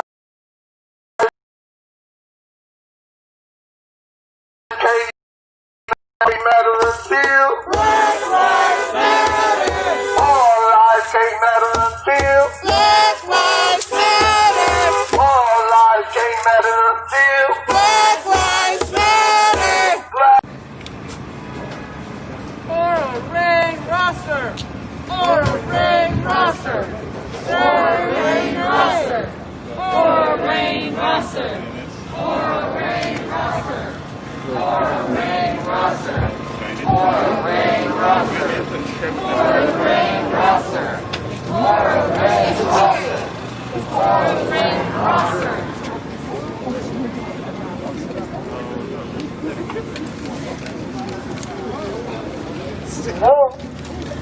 Can I say her name? Do it. Say her name. Ora Rosser. Say her name. Ora Rosser. Say her name. Ora Rosser. Say her name. Ora Rosser. Say her name. Ora Rosser. Say her name. Ora Rosser. Say her name. Ora Rosser. Say her name. Ora Rosser. Say her name. Ora Rosser. Say her name. Ora Rosser. Say her name. Ora Rosser. Say her name. Ora Rosser. Say her name. Ora Rosser. Black Lives Matter. Black Lives Matter.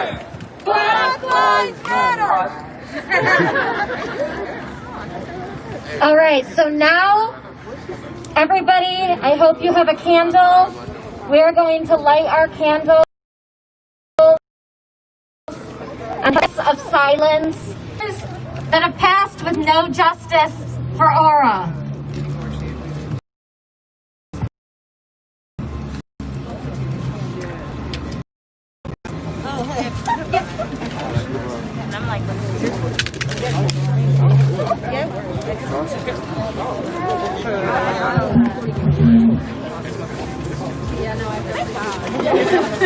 I find it so weird that I like to see all these people now. And you don't know how it is, but you see them all the time.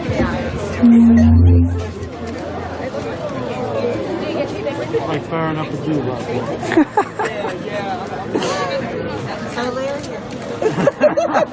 What's going on, Nick? How you doing? Doing all right. How are you?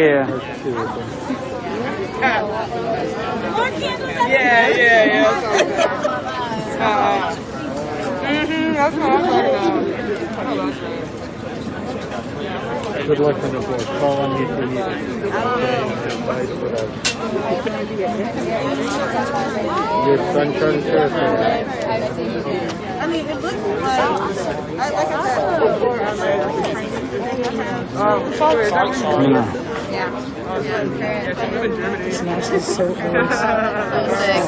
Thank you. Very good. Any MASC training? Yeah, definitely. Yeah, I think it's here at the back. So we're at the car. No, don't stop. Do your thing. Get this campfire. Get a whole campfire back there.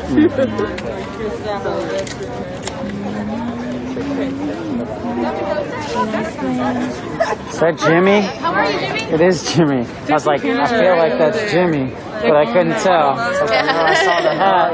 You know with the hat. You know with the hat.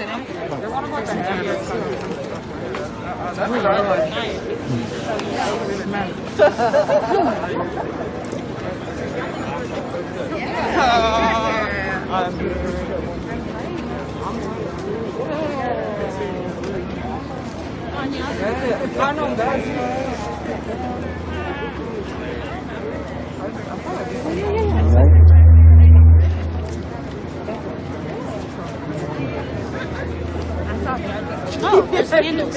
Yeah, go get yourself one.